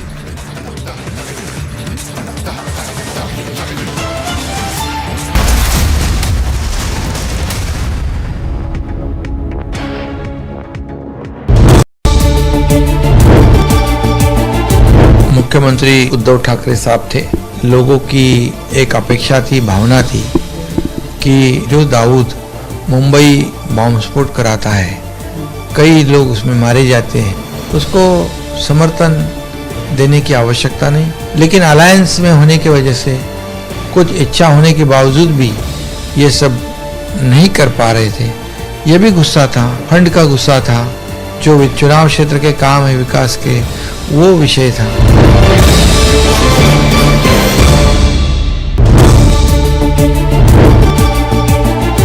हम लोगों ने किधर गलत कदम उठाया है?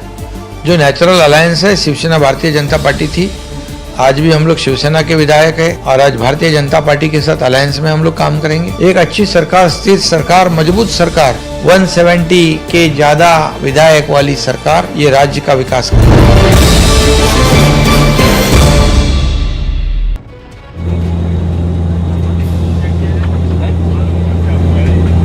हम लोग आज स्पाइसजेट से ट्रैवल कर रहे थे तो अचानक प्लेन में कुछ धुआं होने लगा और हम लोगों ने थोड़ा पैनिक होना स्टार्ट किया, तो इन लोगों ने सांस लेने में दिक्कत हो रही थी। बहुत बुरी हालत हुई है। मैं एस्थमा का पेशेंट भी हूँ, मेरे को बीपी भी रहता है। इतना धुआं इतना भर गया था और ना ही कोई ग्राउंड स्टाफ, कोई आज यहाँ पर हम लोगों के लिए किसी हेल्प के लिए है। This is ridiculous. हम आज मरते मरते बचे हैं, लिटरली मरते मरते, लेकिन यहाँ पे कोई भी ग्राउंड स्टाफ नहीं है जो एक कोई हम लोगों की हेल्प या कोई सेटिस्फेक्शन कोई आंसर दे। ये स्पाइसजेट के साथ लगातार हो रहा है। जयपुर फ्लाइट हुआ, पटना फ्लाइट हुआ, ये तीसरा इंसिडेंट है पिछले कुछ दिनों के भीतर। हम लोग इनसे बस एक रिक्वेस्ट कर रहे हैं कि प्लीज अगर 1 घंटे में हो जाए, मुझे क्रिमेशन अटेंड करना है जबलपुर में, बट मैं नहीं कर पा रहा हूँ।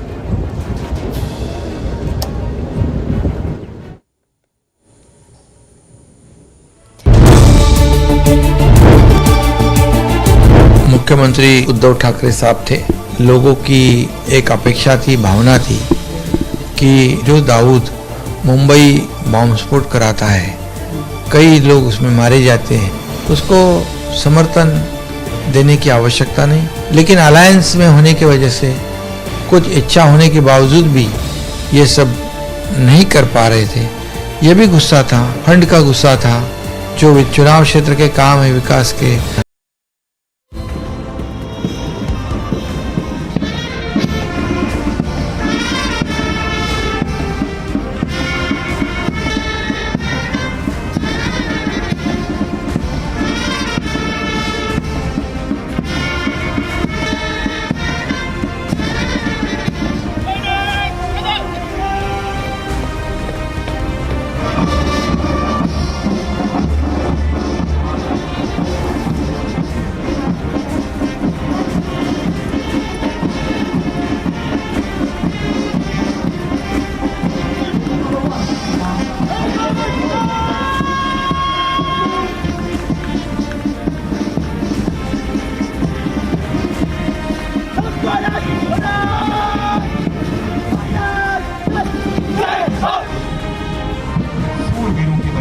कार्रवाई राष्ट्र की रक्षक में जाती है।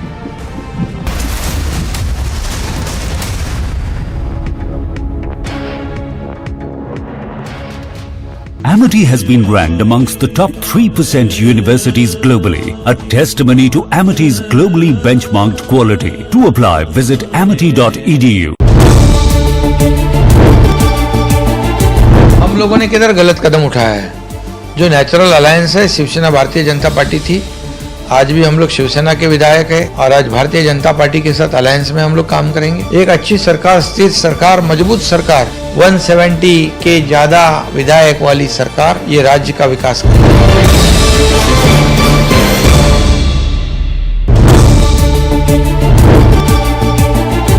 मुख्यमंत्री उद्धव ठाकरे साहब थे, लोगों की एक अपेक्षा थी, भावना थी कि जो दाऊद मुंबई बॉम्ब स्फोट कराता है, कई लोग उसमें मारे जाते हैं, उसको समर्थन देने की आवश्यकता नहीं। लेकिन अलायंस में होने की वजह से कुछ इच्छा होने के बावजूद भी ये सब नहीं कर पा रहे थे।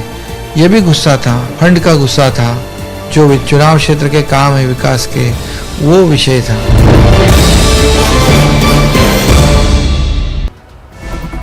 Flood situation in Assam still remains grim as 159 people have already lost their lives and more than 30 lakhs people are affected in various districts.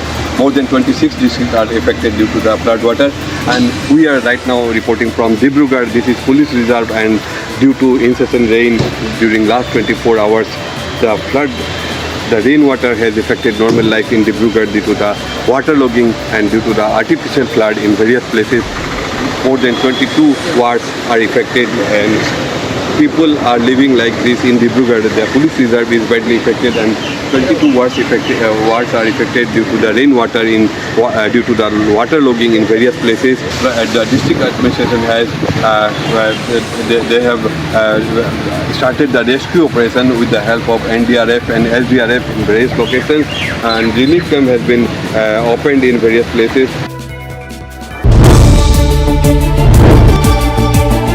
देश में एक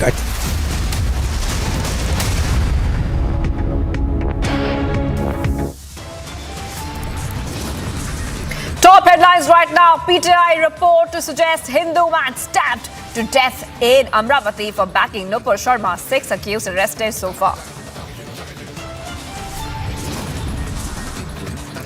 Maharashtra ATS probe role of Dawat-e-Islami in hate killing. Is there a link between Amravati murder and Udaipur beheading? Republic accesses tell all hate killing. Amravati CCTV tape. India demands justice.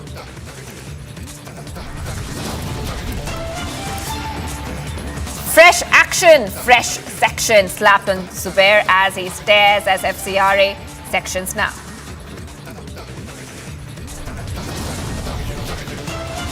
Zubair in bigger trouble as Delhi police unearths mountain of foreign transactions from UAE to Pakistan to New York City.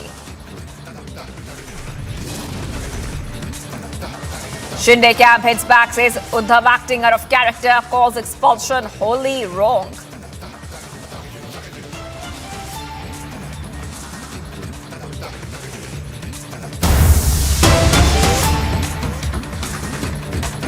We continue to be live and breaking, and what we have for you right now is a Republic super investigation. Super investigation, viewers, on the Udaipur beheading.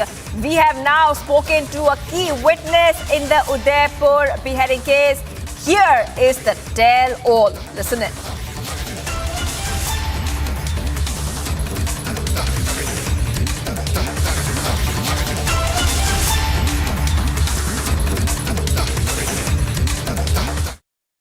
आए अंदर तो नाप ले रहे थे sir. अच्छा, उनमें नाप ले रहे थे तो वो अंदर आगे नाप ले रहे थे, वो मैं इधर काम कर रहा था, बस उनने हमला कर दिया उस पर। अच्छा, हाँ, तो एकदम चीखे तो वो एक लड़का और बैठा था, वो बाहर चला गया, फिर मैं उसके पीछे गया, वो पीछे मेरे को मार दिया उन्होंने। अच्छा, ठीक है। और जब आपके सामने उन्हें मारना शुरू कर दिया, चिल्लाए भी बचाओ, पर कोई आया नहीं। आसपास थे लोग? नहीं मतलब चिल्लाना तो पड़ा ना, आसपास तो कोई नहीं था, कोई नहीं, तो फिर भी सर इस समय चलिए सुनिए की दुकानें हैं 2-3, तो वो तो छोड़ के भाग गए। नीचे भी एक मीडियम की दुकान है, वो भी छोड़ के भाग गए। पहले जा चुके थे वो या वो तो जब वो दुकान में आए थे तब आपको कुछ पता नहीं चला? नहीं पता सर, कस्टमर रहते सर, कितने कस्टमर आते हैं, वो तो आते हैं कस्टमर, तो नाप तो लेंगे ना सर। आप दोनों अकेले थे दुकान में? हाँ हम 3 जने थे। 3 जने थे। उसको जो नियाज था उसको पहले से जानते थे आप लोग? नहीं सर। नहीं, जिसने शिकायत कराई थी सामने वाला, हाँ उसको तो हम जानते थे, पहले से जानते थे, साथ में कितना बैठना था? हाँ वो तो साथ में उठते बैठते, उसके फादर तो बहुत अच्छे दोस्त थे हमारे। अच्छा ये बताइए, दोनों बार कर लेते हैं आपसे या अच्छा ये हमला दोनों किया था? दोनों ही किया।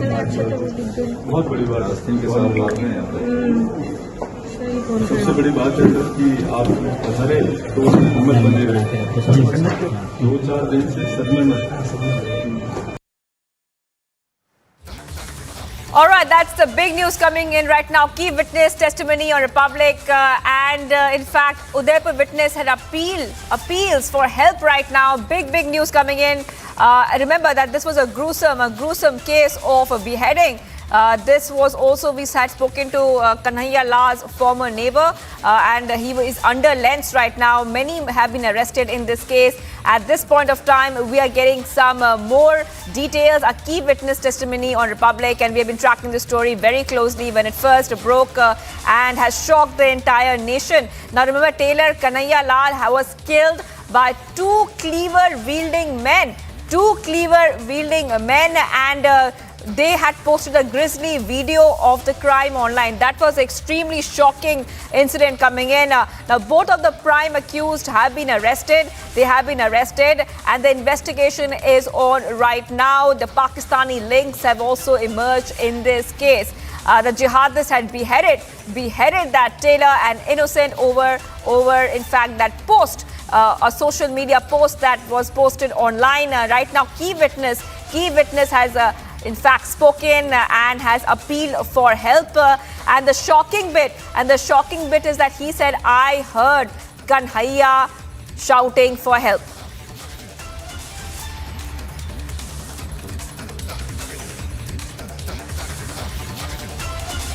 आए अंदर तो नाप ले रहे थे सर। अच्छा, उन्हें नाप ले रहे थे, तो वो अंदर आगे नाप ले रहे थे, वो मैं इधर काम कर रहा था, तो सुनने उसने हमने हमला कर दिया उस पर। अच्छा, हाँ, तो वो एकदम चीखे, तो वो एक लड़का और बैठा था, वो बाहर चला गया, फिर मैं उसके पीछे गया, वो पीछे मेरे को मार दिया उन्होंने। अच्छा, ठीक है। और जब आपके सामने उन्हें मारना शुरू कर दिया, समझ चिल्लाए भी बचाओ, पर कोई आया नहीं। आसपास थे लोग? नहीं मतलब चिल्लाना तो पड़ा ना, आसपास तो कोई नहीं था, कोई नहीं, फिर भी सर इस समय चलिए सुनिए की दुकानें हैं 2-3, तो वो तो छोड़ के भाग गए। नीचे भी एक मीडियम की दुकान है, वो भी छोड़ के भाग गए। पहले ही जा चुके थे वो या वो तो जब वो दुकान में आए थे तब आपको कुछ पता नहीं चला? नहीं पता सर, कस्टमर रहते सर, कितने कस्टमर आते हैं, वो तो आते हैं कस्टमर, तो नाप तो लेंगे ना सर। आप दोनों अकेले थे दुकान में? हाँ हम 3 जने थे। 3 जने थे। उसको जो नियाज था उसको पहले से जानते थे आप लोग? नहीं सर। नहीं, जिसने शिकायत कराई थी पहले? सामने वाला, हाँ उसको तो हम जानते थे, पहले से जानते थे, साथ में कितना बैठना था? हाँ वो तो साथ में उठते बैठते, उसके फादर तो बहुत अच्छे दोस्त थे हमारे। अच्छा ये बताइए, दोनों बार कर लेते हैं आपसे या अच्छा ये हमला दोनों किया था? दोनों ही किया। बहुत बड़ी बात है के साथ बात में। सबसे बड़ी बात है कि आप सारे हिम्मत बने रहे थे 2-4 दिन से सदमे में। आए अंदर तो ना। All right, we're getting some visuals coming in right now. The accused there being produced there in NIA court. This is the big news coming in at this point of our time. This is the visuals that you see on your screens. And these are the visuals coming in of the accused being produced in NIA court. I would in fact also like to go across to Anuj, who is on with us right now. Anuj, we are seeing some visuals coming in of the accused being produced in NIA court. Take us through what are we seeing on our screens. Well, these are two accused who was arrested later. First, the two prime accused who was arrested. Later, this was Asif and Mohsen who was arrested. And these are the duo who are being now produced by the NIA court. And there, let me also remind you, one day custody was given by the CGM court. And now the dots has been connected. The links has been connected. The prime accused were Riaz and Ubaid. And finally, I beg your pardon, Gauze. Riaz and Gauze were the prime accused who have been arrested. And later, Mohsen and Asif was arrested. So Asif and Mohsen was also in link, was also in connection. That is something what we have been told. And these are the visuals coming in. Then now NIA is going to produce them again. Further, their NIA is going to ask the custody. Further, NIA is going to go for the investigation and will connect the dots. Till now, the link which is coming in is from the literature which was found of Zakir Naik. So Zakir Naik link coming in, the Pakistan angle coming in, the terror group sitting in Pakistan was operating the duo, and we have seen and we have been told that even the training was given in Pakistan back in 2014.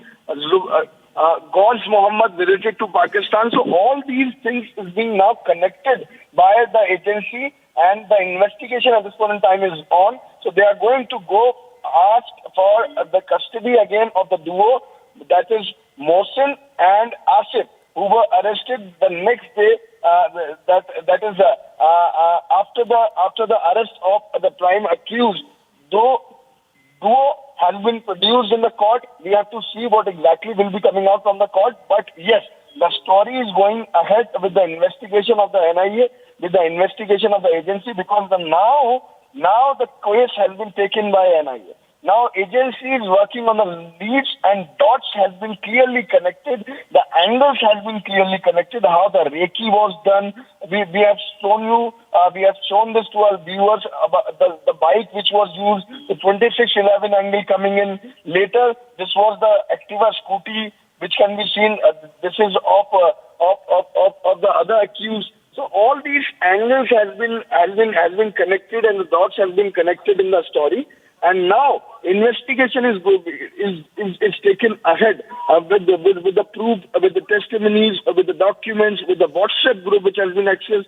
When we are talking about the WhatsApp group, then we have seen how this was the terror activities which was discussed in that group. Yes. Right. Stay on with us, Anuj. I just want to take our viewers through what is happening right now. The accused are being produced in the NIA court, and Republic TV's investigation has revealed and spoken to the Eyewitness, where some shocking details have emerged, where the Eyewitness has said that he was crying out for help. That's a very shocking statement coming in as well.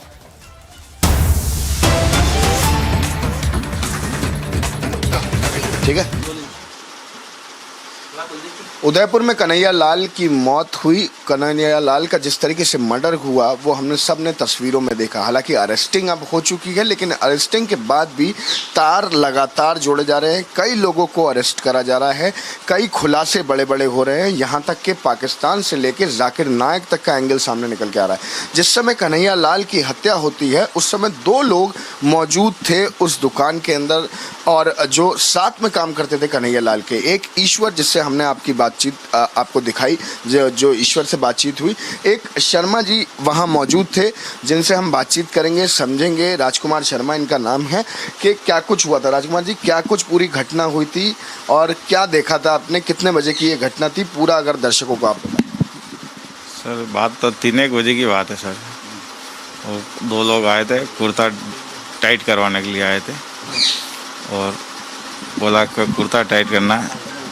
इतनी ही देर में उन्होंने नाप दिया और उन्होंने हल्ला होने लग गया। कन्हैया लाल जी ने कहा क्या कर रहे हो करके, तो उन्होंने 2-3 बार अंदर ही कर दिए थे और हम खड़े हुए।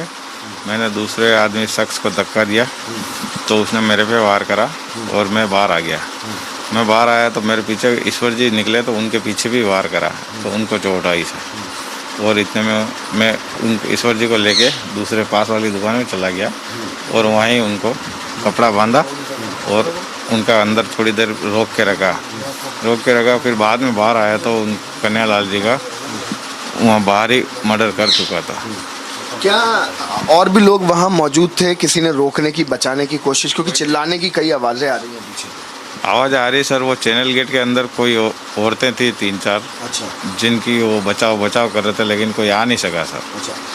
अच्छा राजकुमार जी, क्या इन लोगों को कभी देखा गया, कभी इन लोगों के साथ कुछ ये रेकी क्योंकि बहुत दिनों से कर रहे थे, ऐसा हमें सूत्रों के हवाले से पता? हमने कभी इनको देखा नहीं है सर, पहली बार ही देखा था मैंने उसी दिन जिस दिन मर्डर हुआ उस दिन। अच्छा, इस पूरी घटनाक्रम की बात करें तो पोस्ट जो डाली उसके बाद ऐसा बताया गया कि कंप्लेंट हुई, FIR हुई, कई थ्रेट कॉल राजकुमार ये कन्हैया जी को आ रहे थे, कई उनको धमकियां दी जा रही थी। वो लोग कौन थे जो उनको धमकी देते थे? उसका मुझे नॉलेज नहीं है सर, वो हमारे से कभी चर्चा नहीं हुई। अच्छा, इस पोस्ट के बारे में कभी चर्चा हुई? सही हो गया, गलत हो गया, ऐसा हो गया, वैसा हो गया? उस बारे में हमारे को मालूम नहीं। अब जब पोस्ट हो चुका था, जिस समय अरेस्टिंग हो गई या फिर जमानत पे आए, दुकानें बंद हुई, तो कभी तो ये आपस में बात हुई होगी ना कि गलती हो गई, बच्चे ने कर दिया, गलती से हो गया। यही बात वो बोल रहे थे यार, क्या पता कैसे पोस्ट हो गई, ये मेरे को भी नहीं मालूम, यही बात होती है सर, और कुछ नहीं, उनको भी नहीं मालूम पोस्ट कैसे हुई। अच्छा, ऐसी भी कुछ बात सामने आ रही थी कि कुछ लोग आए थे जिन्होंने बुरखे में, कोई लेडी थी जिन्होंने धमकी दी थी, शॉप पे आए थे, तब आप लोग भी मौजूद थे? आए थे सर उस दिन, लेकिन उसी दिन जिस दिन वो लोग आए थे उसी दिन राजीनामा हो गया था सर। अच्छा, क्या कह रहे थे वो लोग जो आए? बस आए रहे थे सर, वो यही कह रहे थे कि अगर पोस्ट बच्चे से हुई है, किसी से हुई है, तो तुम्हें सोचना चाहिए। क्या है, गाली गलौज कर रहे थे, थोड़ी गाली दे रहे थे, लेकिन उनको भी उन्होंने समझाया था, उन्होंने यही बोला था थोड़ा ध्यान रखना। और राजकुमार जी, आप कितने टाइम से कन्हैया जी के साथ जुड़े हैं? सर मैं 8 साल से उनकी दुकान पे काम करता हूँ सर। अच्छा, तो सामने बिल्कुल नाजिम की दुकान हुआ करती थी, नाजिम के फादर साहब वो दुकान चलाते थे जो पहले बताया गया था, तो क्या आप नाजिम को जानते हैं? जी जानते। नाजिम के साथ कैसे रिश्ते थे आप लोगों के और कन्हैया के? घर जैसे रिश्ते, बड़ा अच्छे रिश्ते थे उनसे। अच्छे रिश्ते थे। तब ऐसा क्या हुआ कि नाजिम ने FIR करा दी इस पोस्ट को लेके, और इतने खास रिश्ते होने के बावजूद? इसका मुझे नॉलेज नहीं है सर। कभी ये बात सोची, डिस्कशन हुआ कभी इस तरीके का कि भाई नाजिम के साथ जब आप बता रहे हैं घर जैसे रिश्ते हैं, लोग कहते हैं एक प्याला चाय आती थी तो आधा कप नाजिम को और आधा कप आप लोग पीते थे, इस तरीके का रिश्ता था, तो नाजिम ने FIR क्यों करा दी? सर इसका मुझे पोस्ट को लेके नाजिम ने अपनी नाराजगी क्यों दिखाई? आपस में बातचीत करते? नहीं, इसका मुझे कोई नॉलेज नहीं सर, ये वही जान सकता है और कन्हैया जी जान सकते हैं, इससे हमारा कुछ लेना।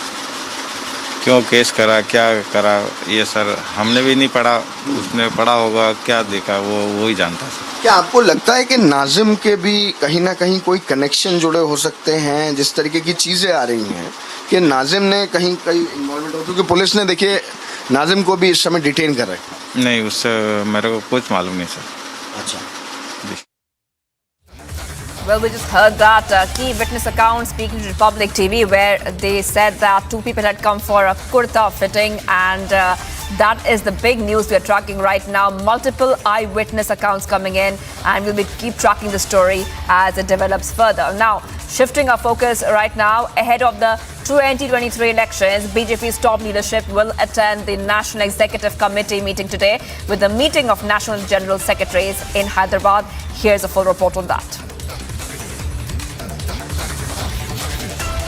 As we see that the Bharatiya Janata Party is holding the BJP's National Executive meeting for 2 days here in Hyderabad. We also see that Bharatiya Janata Party's National President JP Nadda is holding a massive road show here from Shamshabad, where we see that Hyderabad is all decked up for the Bharatiya Janata Party's National Executive meeting in Hyderabad, which will begin from 2nd of July to 3rd of July, and also where we will be seeing the top brass of the BJP, including Prime Minister Narendra Modi, who will be here attending the National Executive meeting in Hyderabad. And also, this is to the build-up momentum, and this roadshow, as we see, is a mega build-up for the National Executive meeting in Hyderabad. And also, the main reason why we see that the National Executive meeting is being done here by the BJP in Hyderabad is that as Telangana.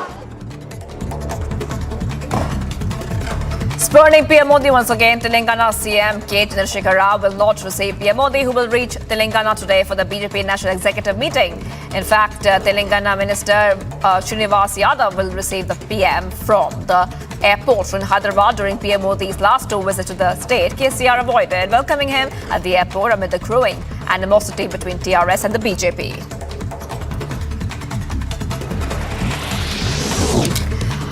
A Jabalpur-bound SpiceJet flight had to make an emergency landing at the Delhi airport after the cabin crew noticed smoke inside the flight post takeoff. Without any casualties, the flight has landed safely and all the passengers were deported without any hassle.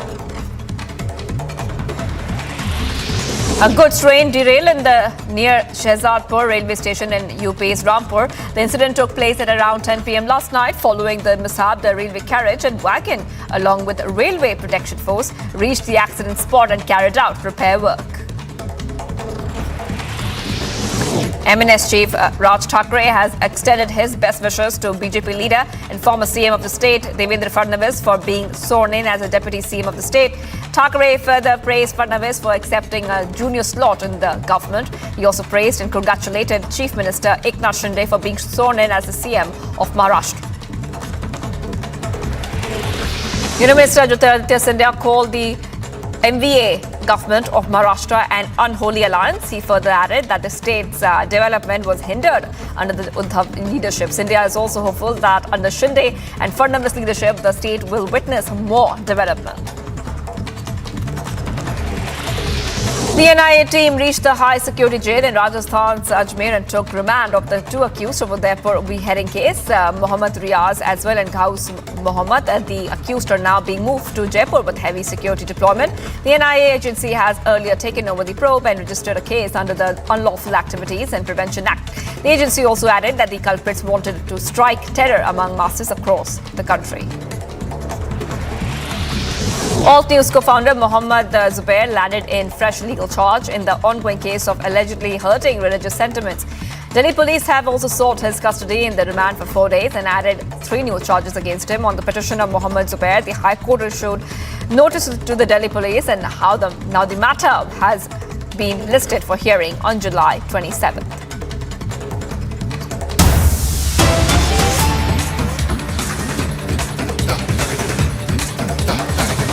All right, the BJP National Executive meet is right now underway and we're getting those visuals there on your screen. This is right now happening in Hyderabad and PM Modi will also be reaching there very shortly. Exclusive visuals coming in. Now this 2-day BJP National Executive meet has begun and it will begin very soon. After PM Modi also arrives. All right, we are being joined by Neri who will take us through what we are seeing on our screens. And Neri, take us through the details.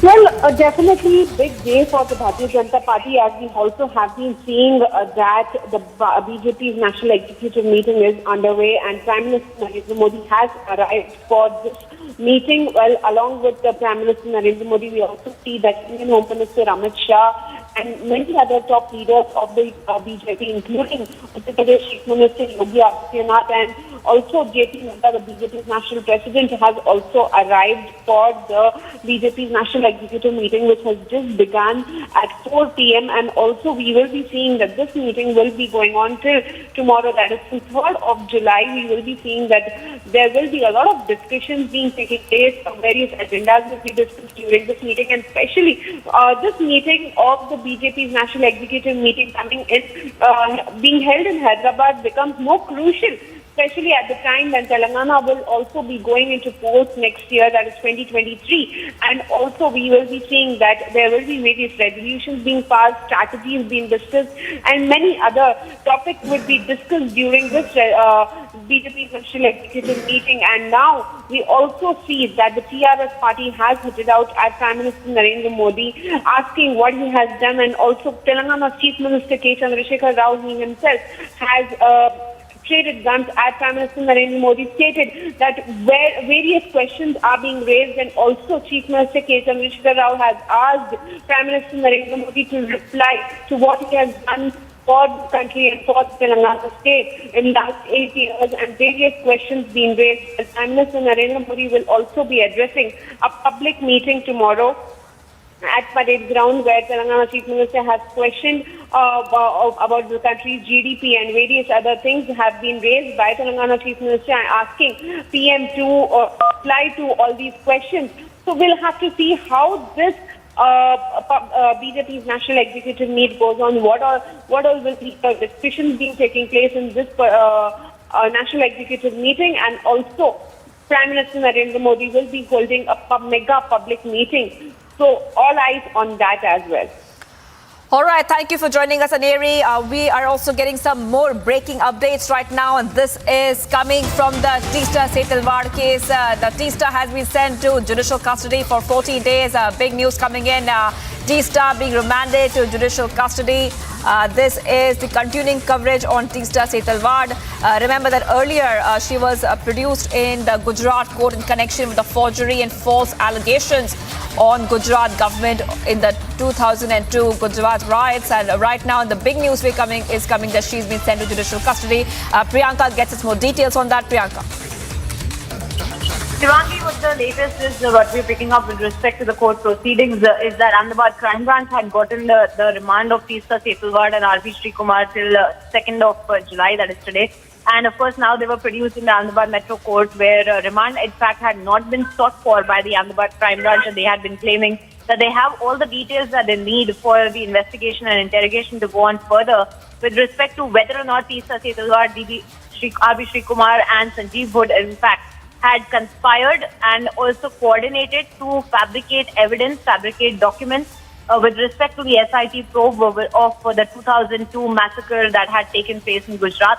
And now we have seen how they had also approached the lobby as well, had approached the Supreme Court talking about questioning these entire excerpts of the judgment as well that had been produced. But the Ahmedabad Crime Branch, as of now, is saying that they do not require all the accused in their custody anymore. So now 14 days of judicial custody has been sent to Teesta Setalvad and R.V. Srikumar. And furthermore, we are expecting that they will be applying for a bail as per the procedure. And whether or not the court grants it is something that we will have to wait and watch for, Shivangi. All right, Priyanka, thank you for getting us all those details. Teesta now sent to judicial custody for 14 days.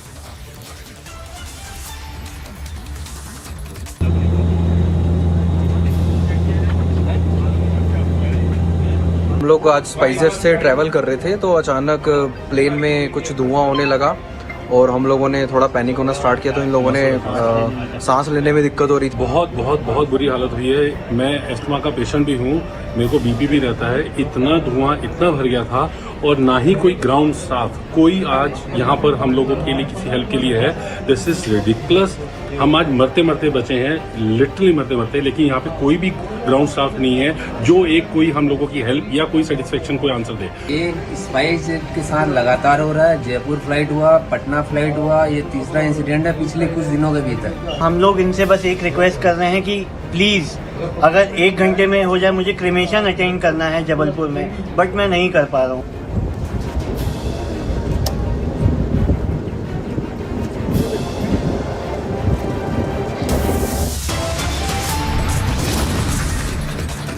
Much more coming up on the other side. Republic access tell-all hate killing. Amravati CCTV tape. India demands justice. Fresh action, fresh section. Slapped on Zubair as he stares at FCRA sections now.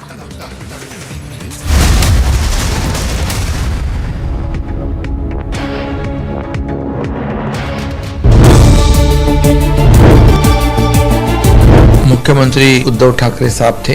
लोगों की एक अपेक्षा थी, भावना थी कि जो Dawood Mumbai bomb स्फोट कराता है, कई लोग उसमें मारे जाते हैं, उसको समर्थन देने की आवश्यकता नहीं। लेकिन अलायंस में होने की वजह से कुछ इच्छा होने के बावजूद भी ये सब नहीं कर पा रहे थे।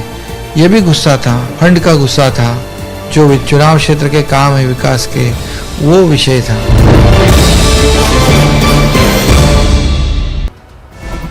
Flood situation in Assam still remains grim as 159 people have already lost their lives and more than 30 lakh people are affected in various districts. More than 26 districts are affected due to the flood water. And we are right now reporting from Dibrugarh. This is police reserve, and due to incessant rain during last 24 hours, the rainwater has affected normal life in Dibrugarh due to the waterlogging and due to the artificial flood in various places. More than 22 wards are affected, and people are living like this in Dibrugarh. The police reserve is badly affected, and 22 wards are affected due to the rainwater due to the waterlogging in various places. The district administration has they have started the rescue operation with the help of NDRF and SDRF in various locations, and relief camp has been opened in various places.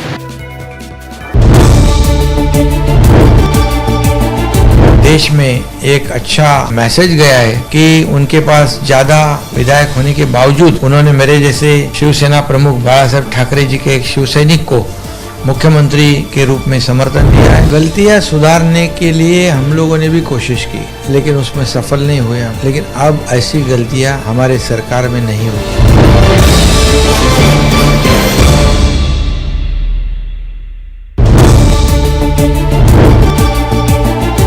मुख्यमंत्री उद्धव ठाकरे साहब थे।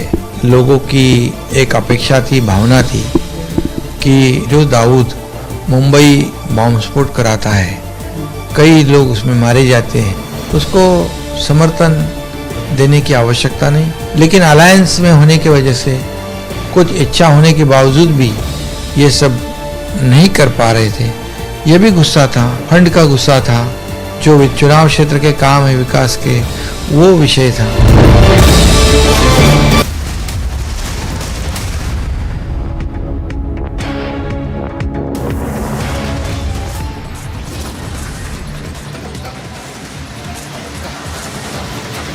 Another hate killing reported in Amravati. Days before the Udaipur beheading, a man, a chemist, was killed in Amravati for supporting Nupur Sharma.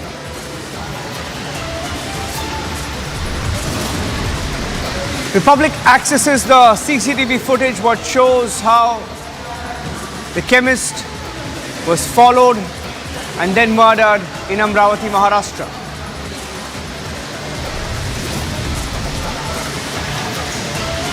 Was there a big Amravati cover-up?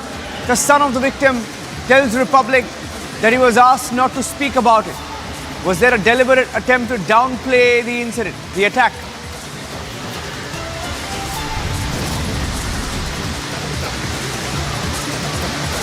BJP alleges that the cover-up was political, says there was a deliberate attempt in the last days of the MVA government to somehow hide the truth.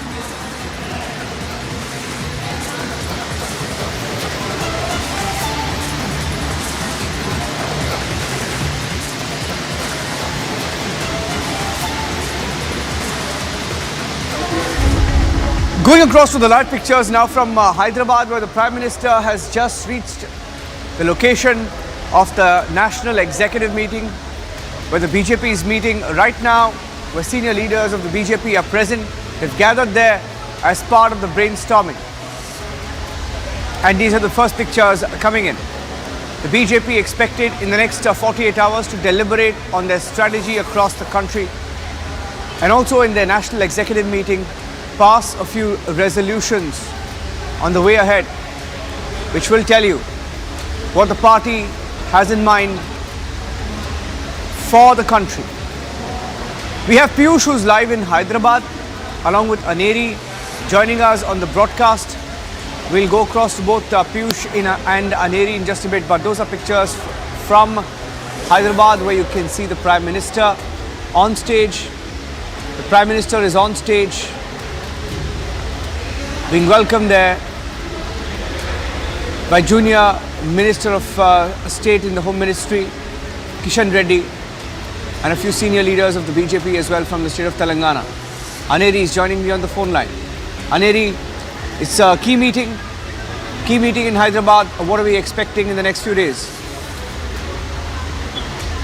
Definitely a crucial meeting underway at the SpiceJet that the top brass of the BJP, including Prime Minister Narendra Modi, has arrived at the National Executive meeting. has arrived at the National Executive meeting venue, where we see that the meeting is currently underway, and also we have been seeing that there will be discussions in regard with the political scenario and also various issues in regard with what further strategies would be taken up, will be discussed. Various agendas will also be discussed during this National Executive meeting, which is taking place in Hyderabad. Starting from today at 4 p.m, the National Executive meeting has begun and it will continue till tomorrow. So 3rd of July, we will be seeing many resolutions also would be passed during this particular National Executive meeting, which takes place, where all the leaders of the BJP from across the country have come here, have landed here in Hyderabad. Very crucial meeting underway, but also at the same time we have been seeing the tussle between the TRS and the BJP continues, where we see that the Telangana Chief Minister K. Chandrasekhar Rao did not go to receive Prime Minister Narendra Modi at the airport, and this is not the first time. This is almost 3rd time where we see that the Telangana Chief Minister has skipped the protocol. It was Talsani Srinivas Yadav who was appointed to welcome the Prime Minister, and also we see that there was a grand welcome for Yashwant Sinha, who was the presidential candidate of the opposition party, where we see that the Telangana Chief Minister K. Chandrasekhar Rao along with all the TRS leaders had welcomed him, but definitely a lot of questions also been raised by the Telangana Chief Minister, asking PM Modi to answer to all of them during tomorrow's public meeting, which will be held in Hyderabad. And also we have been seeing the BJP leaders hitting out at the TRS and hitting out at the Telangana Chief Minister for not following the protocol and questioning why is Telangana Chief Minister not welcoming Prime Minister, whereas when we happen to speak exclusively to Talsani Srinivas Yadav, who was appointed to welcome the Chief Minister, he said that these BJP leaders are tourists here at the Telangana state, so they will come and they will go, but it is the TRS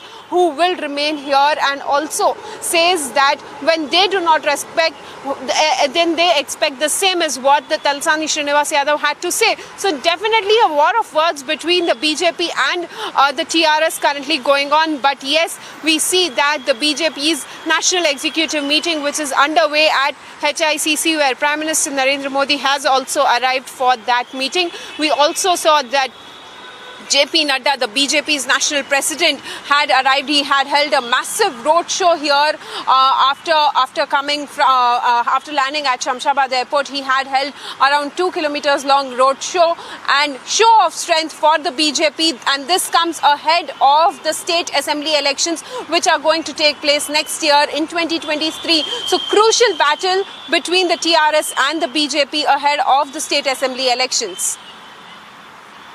In pictures. These are pictures. Okay, thank you for that. Thank you for that. We are getting in pictures from Udaipur that we played out earlier. We're going back to those pictures, and let's go across now to the pictures coming in from Udaipur. Pictures from Udaipur, cutting across from Hyderabad to Udaipur now. Going across from Hyderabad to Udaipur right now, and these are pictures from Udaipur, where the accused, the killers. And these are pictures coming in right now of the accused in Udaipur, and these are the pictures of sloganeering against them in the court. Accused face sloganeering in the court against the killers. Sloganeering in court against the killers. And these are latest pictures coming in. And let's play those pictures on ANI and take the audio as well. Let's play the audio on this. There's a little bit of a sloganeering, we are told of it,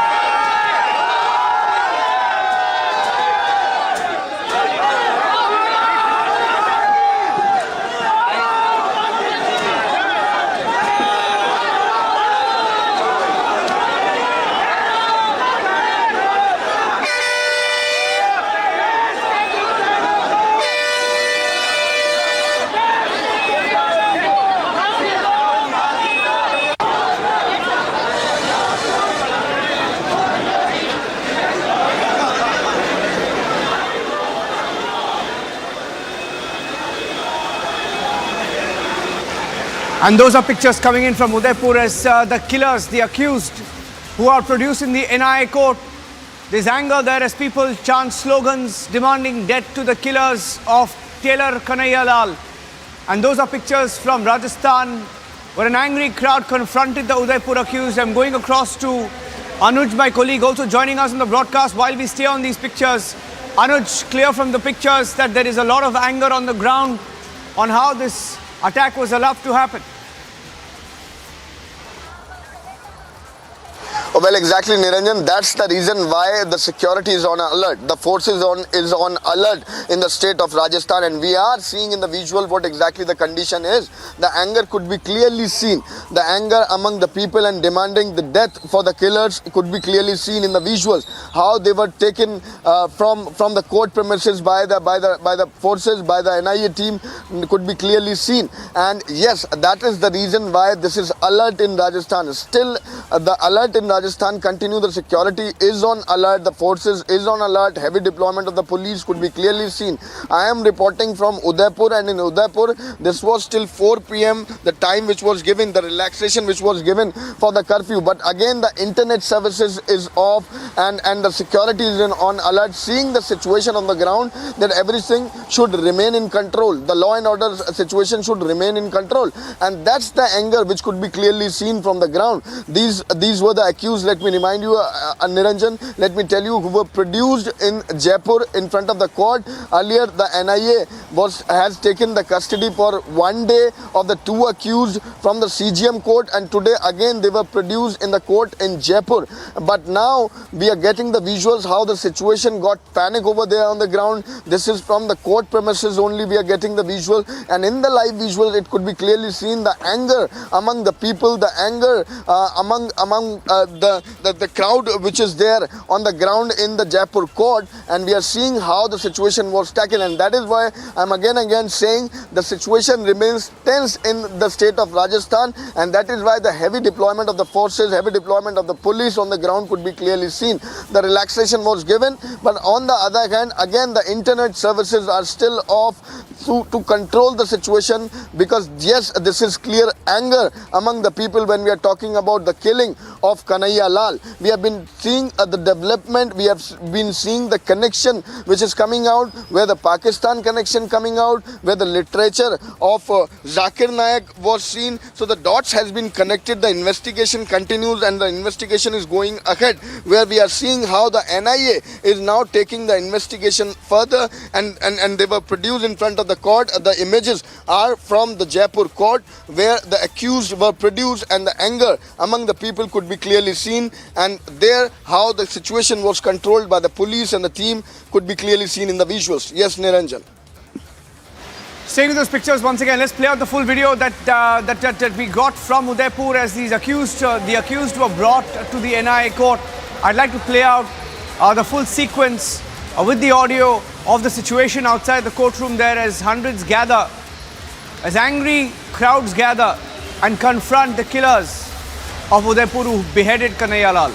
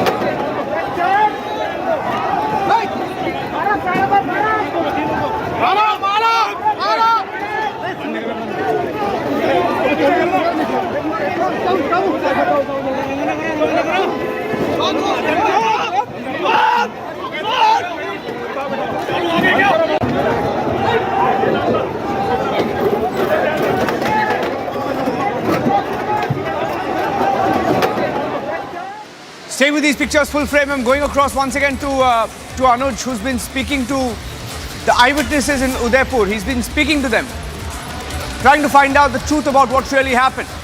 Anuj, what are these eyewitnesses telling you? Some of them even being shunned for speaking out.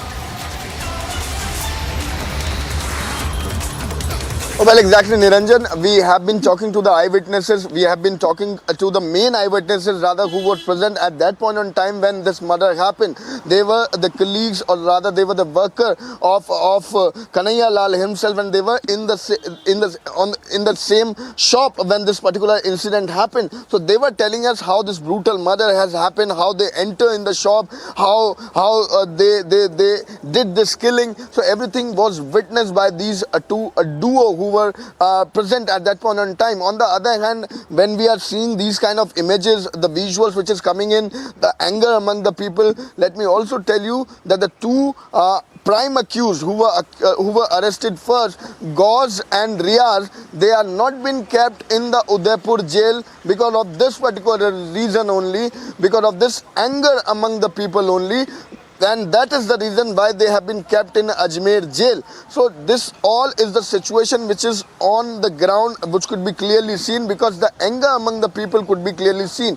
We have been tracking the story. We have been talking to the eyewitnesses how the things has happened. We are knowing it. We have been told that this was proper planning which was done. It was the WhatsApp group which was in which it all was discussed. Even the terror activities was discussed. This was around 50 participants in that particular WhatsApp group. The NIA and the agency is doing the investigation in the same, that how this happened and where all the dots are connected. We have seen and we have shown rather one of the meat shop which is right outside the lane in which Kanhaiya Lal shop is, and there it was the regular visit of Gauze Muhammad, who was visiting there at that particular meat shop, and his scooty rather at this point in time also is standing at the same place. We have shown the 2611, I beg your pardon, angle coming in light. So everything is being looked up by the agencies now. Everything is being investigated and the dots has been connected. Whereas this is not limited to Udaipur, Niranjan. We have to keep this in mind,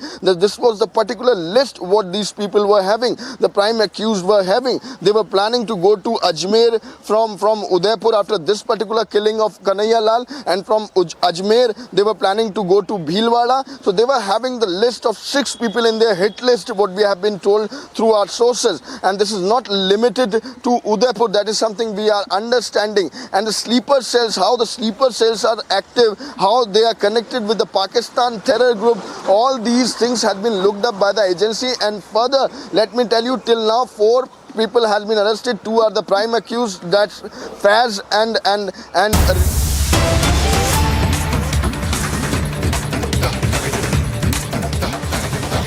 Getting in these live pictures from Goa now, where the Shinde camp is just leaving the hotel there. They are returning to Mumbai. The entire Shinde camp is en route Mumbai now, and they will be a part of the proceedings in the assembly tomorrow, where the speaker's election is likely to take place tomorrow. The BJP has fielded its own candidate, and on Monday the floor test will take place in Maharashtra after Shinde takes oath as the Chief Minister of Maharashtra. These are live pictures coming in from Goa as the Shinde camp MLAs leave for Mumbai, and they are en route to Mumbai now, where they will be taking part in the Maharashtra Speaker's election on Sunday. And on Monday, that's the big floor test that will take place. I'd like to go across also to Priyanka. Priyanka, who's in Goa, is on the phone line with us right now. Priyanka, they're headed to Goa. We hear, to Mumbai. Priyanka, if you can hear me, Priyanka. Okay, I'll just go across to Priyanka. She'll join us on the phone line. Priyanka is in Goa, tracking the Shinde camp. The 39 MLAs of the Sena Shinde faction who are inside the hotel, and they're now headed towards Mumbai. So we'll keep a close track on the situation there. We'll take a break on Republic, and when we come back, tracking the big stories from across India, including the hate killing in Amravati. It appears days before Kanhaiya was beheaded, Umesh, a tailor, was stabbed in the neck in Amravati.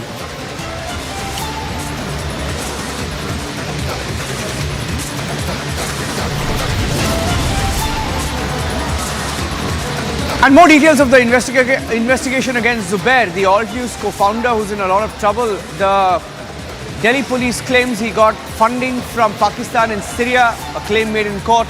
Tracking that story very closely.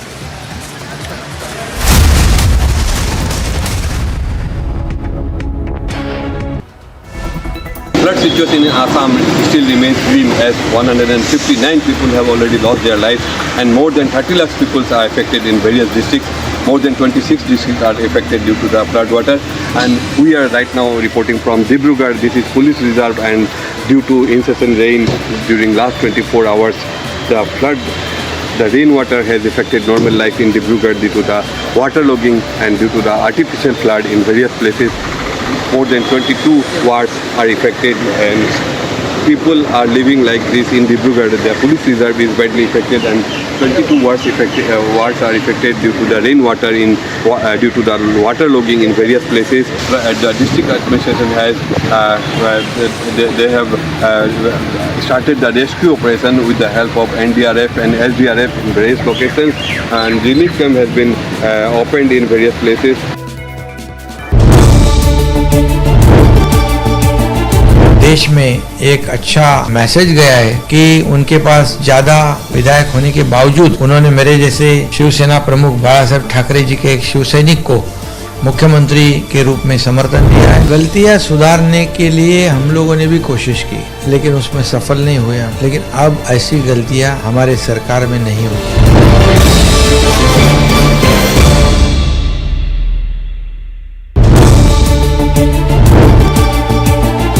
मुख्यमंत्री उद्धव ठाकरे साहब थे।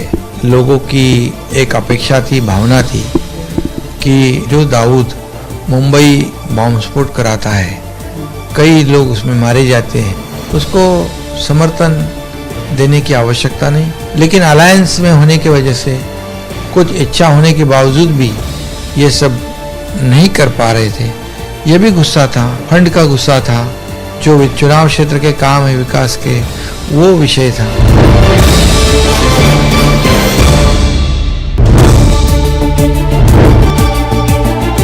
हम लोगों ने किधर गलत कदम उठाया है। जो नेचुरल अलायंस है, शिवसेना भारतीय जनता पार्टी थी, आज भी हम लोग शिवसेना के विधायक है और आज भारतीय जनता पार्टी के साथ अलायंस में हम लोग काम करेंगे। एक अच्छी सरकार, स्थिर सरकार, मजबूत सरकार, 170 के ज्यादा विधायक वाली सरकार ये राज्य का विकास करेगी।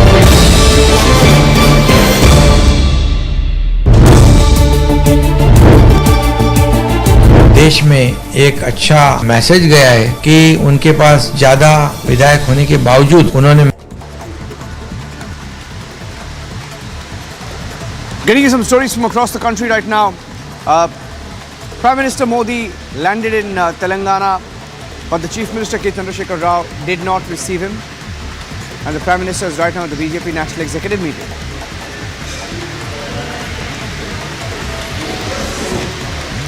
A Jabalpur-bound SpiceJet flight had to make an emergency landing at the Delhi airport after the cabin crew noticed smoke inside the flight. Post takeoff without any casualties, the flight landed safely. All passengers deboarded without a hassle.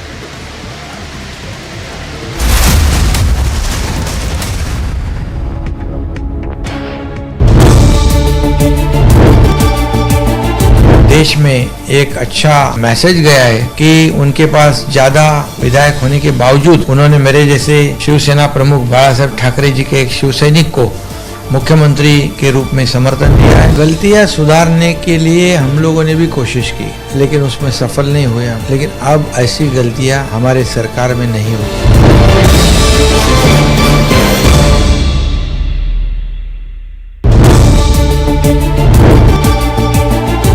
मुख्यमंत्री उद्धव ठाकरे साहब थे। लोगों की एक अपेक्षा थी, भावना थी कि जो दाऊद मुंबई बॉम्ब स्फोट कराता है, कई लोग उसमें मारे जाते हैं, उसको समर्थन देने की आवश्यकता नहीं। लेकिन अलायंस में होने की वजह से कुछ इच्छा होने के बावजूद भी ये सब नहीं कर पा रहे थे। ये भी गुस्सा था, फंड का गुस्सा था, जो चुनाव क्षेत्र के काम है विकास के, वो विषय था।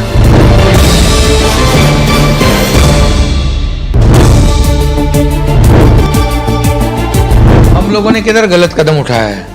जो नेचुरल अलायंस है, शिवसेना भारतीय जनता पार्टी थी, आज भी हम लोग शिवसेना के विधायक हैं और आज भारतीय जनता पार्टी के साथ अलायंस में हम लोग काम करेंगे। एक अच्छी सरकार, स्थिर सरकार, मजबूत सरकार, 170 के ज्यादा विधायक वाली सरकार ये राज्य का विकास करेगी।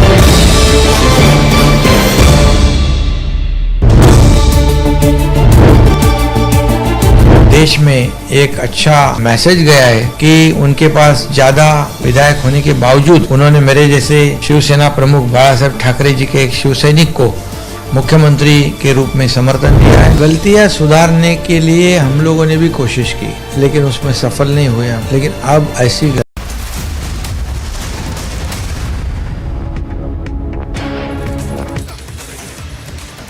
Getting in some more breaking news now that the Prime Minister has been lauded for the huge vaccine drive and the Digital India transformation at the BJP National Executive meeting.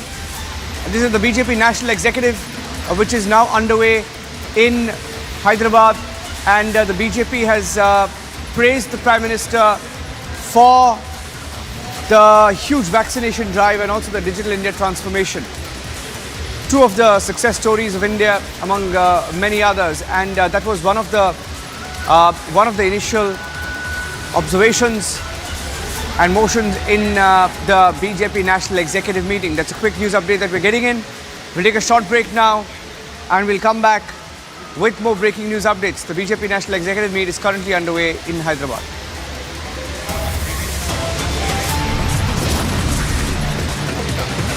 Back with the story that we're tracking closely from Amravati, where a chemist was murdered for backing Nupur Sharma.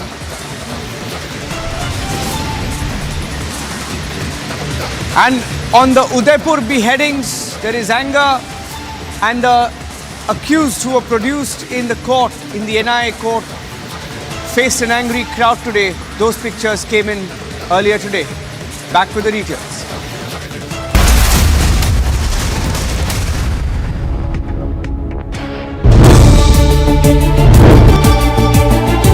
मुख्यमंत्री उद्धव ठाकरे साहब थे। लोगों की एक अपेक्षा थी, भावना थी कि जो दाऊद मुंबई बॉम्ब स्फोट कराता है, कई लोग उसमें मारे जाते हैं, उसको समर्थन देने की आवश्यकता नहीं। लेकिन अलायंस में होने की वजह से, कुछ इच्छा होने के बावजूद भी ये सब नहीं कर पा रहे थे। ये भी गुस्सा था, फंड का गुस्सा था, जो चुनाव क्षेत्र के काम है विकास के, वो विषय था।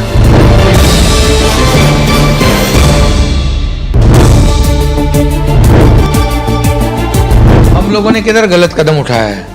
जो नेचुरल अलायंस है, शिवसेना भारतीय जनता पार्टी थी, आज भी हम लोग शिवसेना के विधायक हैं और आज भारतीय जनता पार्टी के साथ अलायंस में हम लोग काम करेंगे। एक अच्छी सरकार, स्थिर सरकार, मजबूत सरकार, 170 के ज्यादा विधायक वाली सरकार ये राज्य का विकास करेगी।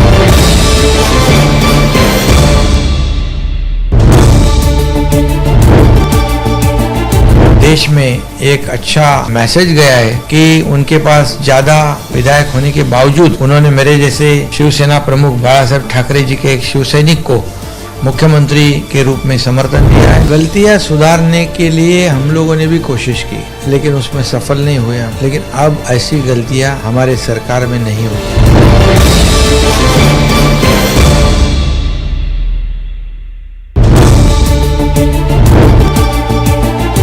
मुख्यमंत्री उद्धव ठाकरे साहब थे।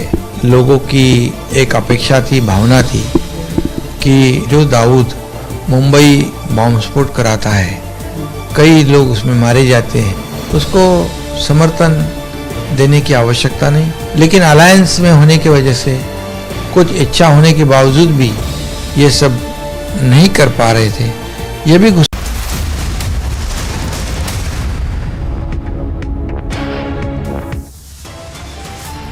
Top headlines at 5 p.m. after Udaipur. Another hate killing in Amravati. Man allegedly killed for supporting Nupur Sharma. 6 chilling hate killing tapes out. The brutal murder caught on CCTV cameras. Family alleges cover up by Amravati police says that they were asked to stay quiet. BJP alleges the cover-up is political, claims a link to the Udaipur beheading.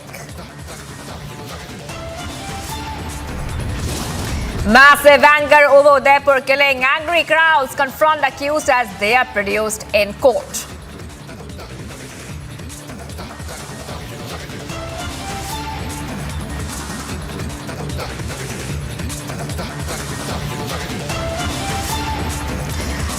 Well, we continue to be live and breaking on Republic TV. I am Shivangi Shukla. Let's start off with the first input we're getting right now. Some more breaking updates. Republic has accessed the Amravati hate killing tapes. Yes, we have accessed the hate killing tapes, and the killing was captured on CCTV cameras. The brother of Umesh Kole spoke to Republic as well. The family claims a cover-up. Listen in.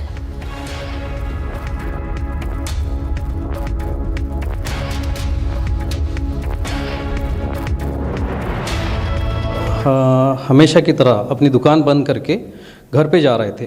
घर पे जाते time जिस रास्ते से वो जाते थे, वो दुकान के बाजू से एक गली है छोटी, उसमें से निकलते थे। उस दिन रात को कोई लोग उनका वेट कर रहे थे वहाँ पे, जो आए और उन्हें चाकू घोंप के वो चले गए। मुझे फ़ोन आया कि उन्हें किसी ने चाकू मार दिया है, तो मैंने जाके देखा तो उनके लेफ़्ट साइड में यहाँ पे किसी ने चाकू मार दिया था और वो उनकी डेथ हो चुकी थी। भैया जब निकले तो उनके पीछे ही उनका लड़का और बहू दूसरे व्हीकल पे थे। भैया 2 व्हीलर पे थे सामने, और उनके पीछे ही एक 15-20 फीट पे उनका बेटा और उनकी बहू पीछे उनके चल रहे थे। लड़के ने देखा कि कोई उन्हें मार रहा है और वो गाड़ी से नीचे गिर रहे हैं, और उस गाड़ी से गिरते टाइम उस गाड़ी के लाइट में उसने देखा कि किसी के हाथ में चाकू है। तो वो अपनी गाड़ी छोड़ के भागते हुए गया, तो वो दोनों बंदे भागे और अपने तीसरा एक बंदा जो गाड़ी लेके रेडी था वहाँ पे बैठे, और वो तीनों बंदे भाग गए। वैसे भैया का कभी किसी से दुश्मनी थी नहीं। अभी जहाँ तक कि हम जानते हैं, हमें तो हर कोई बोलता है कि उन्होंने कभी किसी से ऊंची आवाज़ में भी बात नहीं की। इसलिए हम समझ नहीं पा रहे कि इसके पीछे क्या हो सकता है। काफ़ी दिन हो चुके हैं, एक्चुअली 12 दिन हो चुके हैं, लेकिन पुलिस ने भी अभी तक के हमें कोई कारण नहीं बताया कि इसका कारण क्या हो सकता है। हमने पुलिस को पूछा था कि क्या ये लूटपाट का हो सकता है, कि तो उनका कहना था कि ये लूटपाट नहीं हो सकता, क्योंकि जनरली लूटपाट की घटना में शरीर पे घाव किए जाते हैं, सीधा नहीं काटा जाता है ऐसा। और या तो 302 में जनरली लूटपाट वाले लोग नहीं जाते हैं, ऐसा उन्होंने उस टाइम में हमें बताया था। हाँ, भैया के कुछ मैसेजेस थे नुपुर शर्मा के बारे में, जो उन्होंने एक जनरल जैसे हम किसी को भी फॉरवर्ड करते हैं वैसे कुछ ग्रुप्स में उन्होंने ग्रुप में फॉरवर्ड किए थे। लेकिन अब इतने छोटे से 2-4 फॉरवर्ड से एकदम से जानलेवा हमला होना, ये अभी भी हम नहीं समझ पा रहे हैं। उन्होंने कुछ ग्रुप्स में फॉरवर्ड किए थे या व्यक्तिगत कुछ लोगों को फॉरवर्ड? नहीं, उन्होंने ग्रुप्स में फॉरवर्ड किए थे, व्यक्तिगत रूप में उन्होंने कभी किसी को फॉरवर्ड नहीं किया था उसको। अभी तो ऐसा ही लग रहा है, क्योंकि अभी तक के हमें तो दूसरा कोई कारण नज़र नहीं आ रहा है कि जिससे हमें ऐसा लगे कि उनके ऊपर कोई जानलेवा हमला हो सकता है करके। जो पुलिस ने हमें वीडियोस दिखाए जिसमें, या जो आसपास के दुकानों के जो इन्होंने वीडियोस लिए थे, उसमें हमें 6 लोग दिख रहे थे। 3 लोग जो है भैया की गाड़ी जाने के बाद में बता रहे थे कि ये गाड़ी निकल चुकी है करके, और 3 लोग जो उस घटना में शामिल थे। थ्रेट कभी नहीं आया, क्योंकि भैया ने कभी बताया नहीं कि मुझे इसी तरीके से थ्रेट आ रहे हैं, या कभी उन्होंने शेयर किया नहीं। अभी कैसा है, मोबाइल भी पहले दिन से ही पुलिस वालों के पास में है, तो हम उनका डेटा भी नहीं देख सकते कि भाई उसमें किसी का कॉल आया था कि नहीं आया था। करीब 15 दिन पहले से कुछ व्हाट्सएप फॉरवर्ड है उनके, उसके पहले से। आपको इस मामले में किसी पर शक था?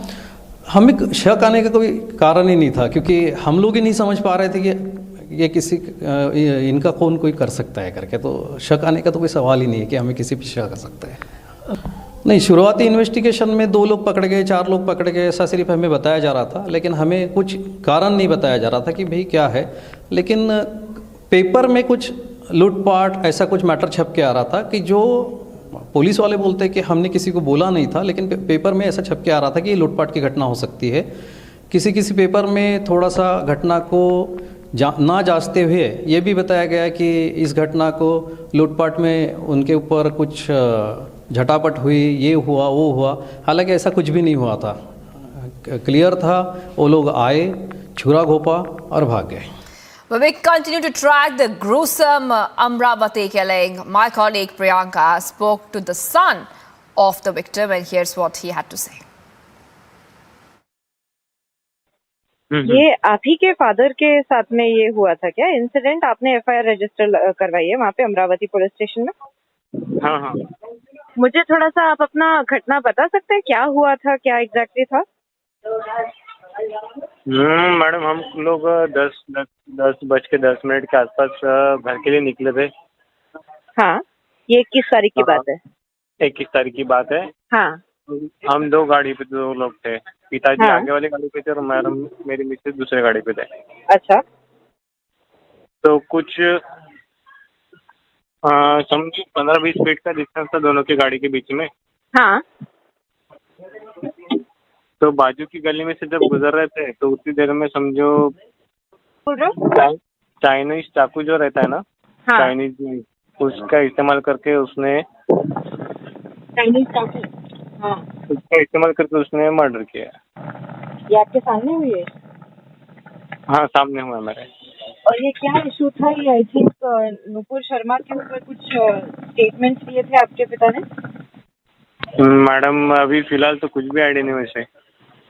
हाँ हाँ। पुलिस भी बता रही है कि इन्वेस्टिगेट कर रही है, लेकिन अभी तक पुलिस के तरफ से भी कुछ चाहिए वैसे जवाब मिला नहीं है। हाँ। आपको कौन सा पुलिस आपसे बात कर रहा है इस समय पे?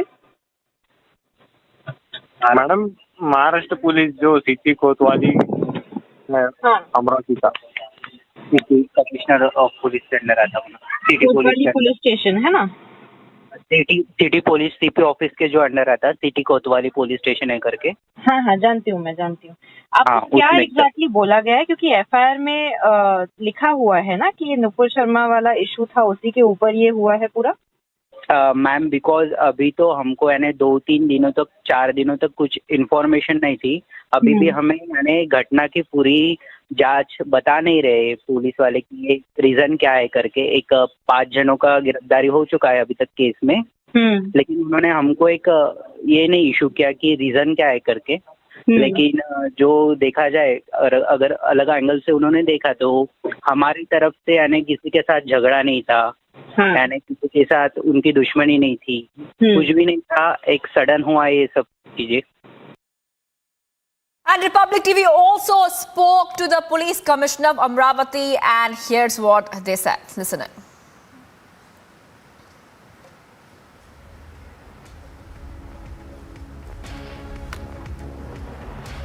All right, Ravi Rana is joining me on the phone line right now. Mr. Rana, we are seeing that this gruesome killing which is coming in, and the victim's son is detailing the hate killing. What is your reaction to this? Because this crime has literally shocked the nation. मुझे मालूम है कि उनके परिवार पे जो police का दबाव था, और दबाव में पुलिस बोल रही थी इस पे कोई भी आप स्टेटमेंट मत दो, क्योंकि पुलिस उसे पूरा उस मैटर को रॉबरी में कन्वर्ट कर रही थी। जो मैटर नुपुर शर्मा के पोस्ट वायरल करने से उनकी हत्या की गई, ये उनके परिवार को पता था, पर पुलिस का दबाव इतना था, और गवर्नमेंट जो महाविकास आघाड़ी सरकार जो थी, जो वहाँ की गाइडेंस मिनिस्टर जो कांग्रेस की थी, उसका भी पुलिस पे दबाव था। इसलिए उन परिवार को दबाने की कोशिश की, उनकी आवाज दबाने की कोशिश की, और आज एनआईए की टीम पहुंचने के बाद पता चल रहा है कि उसके व्हाट्सएप पे और उनके चैटिंग में किस के तरफ हिंदू विषय को लेके, हिंदुओं को फेवर को लेके उन्होंने जो चैटिंग किया था, जो व्हाट्सएप पे वायरल किया था पोस्ट, उसके अगेंस्ट उन पे हमला किया गया, उनको मारा गया। और मुझे लगता है कि वहाँ की पुलिस कमिश्नर जो आरती सिंह है, वो पूरी तरह से महाविकास आघाड़ी के कहने पे ये काम करती थी, इसीलिए आज उनके परिवार को दबा के रखा गया, उनकी आवाज बंद करने का काम किया। इसलिए पुलिस आयुक्त आरती सिंह पे भी कार्रवाई होना चाहिए, जो पुलिस का कर्तव्य बिना बजाय नेताओं को खुश करने के लिए और कांग्रेस की नीतियों को मजबूत करने के लिए पुलिस आयुक्त वहां पे काम कर रहे हैं। Right. Also, in fact, we also got the news that police admitted to the killing over the post which has happened. Do you think ये बहुत बड़ा cover up चल रहा है? बिल्कुल, बहुत बड़ा कवर अप चल रहा है, और इस घटना का पूरी तरह से जो राजस्थान में जो घटना हुई है उससे ही संबंध है। और आज देश के गृह मंत्री अमित शाह जी ने जो एनआईए की टीम वहां पे भेजी है, मुझे विश्वास है केंद्रीय एजेंसी के माध्यम से पूरा खुलासा होगा जो पुलिस अधिकारी इसमें इन्वॉल्व है, जो गाइडेंस मिनिस्टर कांग्रेस की इसमें इन्वॉल्व है, उन सभी के ऊपर कड़ी से कड़ी कार्रवाई होंगी और जो इनमें बड़े बड़े चेहरे बैकडोर इस पे काम कर रहे हैं उनको भी सामने लाया जाएगा, उस पर भी कड़ी कार्रवाई होंगी। और पूरी तरह से अमरावती पुलिस डरी हुई है कि इस घटना की जांच दूसरी दिशा में उन्होंने पहुंचाई थी और सही मायने में एनआईए की टीम ने उस दिशा को बदलने का काम किया और सही हकीकत सामने लाने का काम किया। इसलिए अमरावती में राजनीतिक हलचल भी बहुत सारी बड़ी है। जो राजनेता इसमें इन्वॉल्व है वो भी सामने आना चाहिए और पुलिस विभाग ने, पुलिस की कमिश्नर आरती सिंह ने भी इसमें जो प्रकरण को दबाने की कोशिश की उसको बाहर लाना चाहिए। All right, thank you Ravi Rana for joining us here on Republic TV, and also we had spoken to the police commissioner of Amravati. Listen into what she said. We have arrested 6 accused till now. One main accused and one accomplice is still absconding, and we have got all the clues and we'll be arresting them shortly. Primarily, it looks like the murder was done because the deceased had shared a post of his to Nupur Sharma's statement, and that is the reason the accused had been the mastermind decided to pull in his accomplice and murder the deceased. However, when we get the final conspirator, the theory would be better established. But perhaps it looks like the motive was the post of Nupur Sharma shared by the deceased. Dr. Singh, can I also... Dr. Singh, I would like to take the liberty of asking you this question with regards to whether at all there is a pattern that has basically emerged, a link with the Udaipur beheading, because the National Investigation Agency, which is looking at the links of an organization which goes by the name of Dawat-e-Islami, is headquartered here in Mumbai, has links in Maharashtra. Is there any organizational link that you all have come across? And secondly, any link with the Udaipur beheading? Dawat-e-Islami organization is not there in Amravati. We are yet to, we couldn't find any link of this particular murder with either Udaipur or with any other radical organization. However, we are still working on it.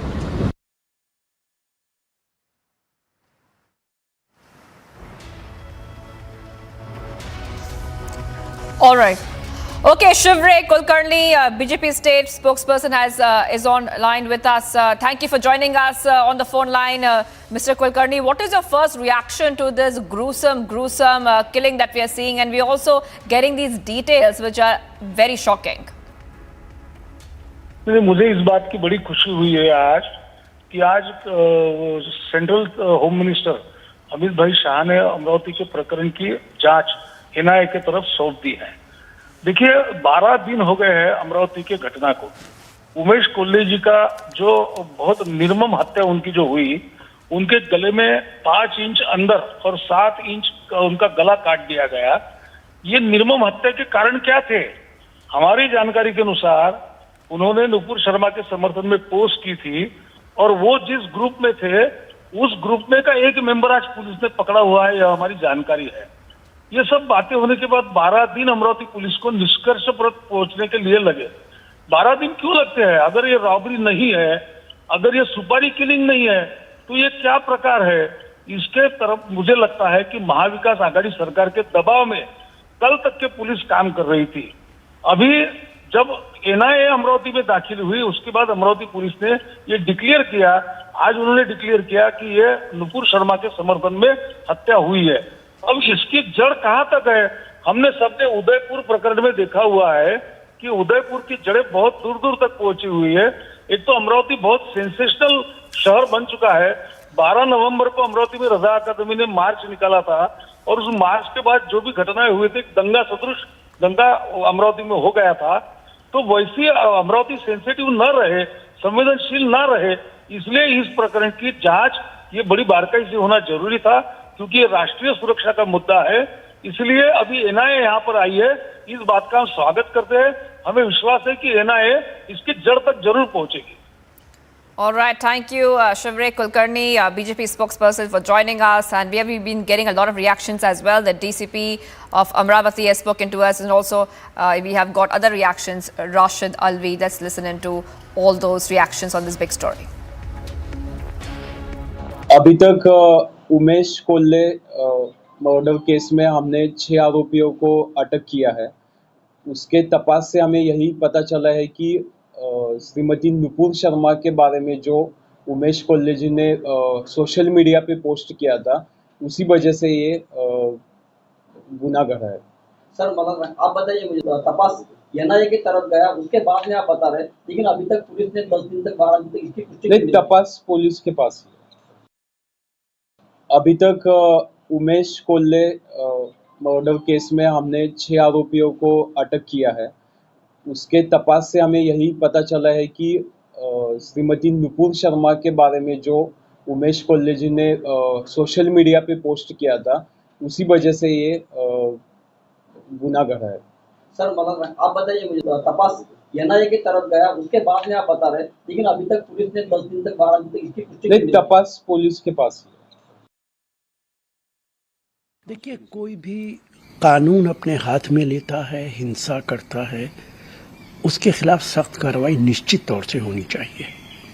लेकिन बड़ा सवाल है कि आप NIA से investigation कराइए, कोई नहीं रोक रहा है।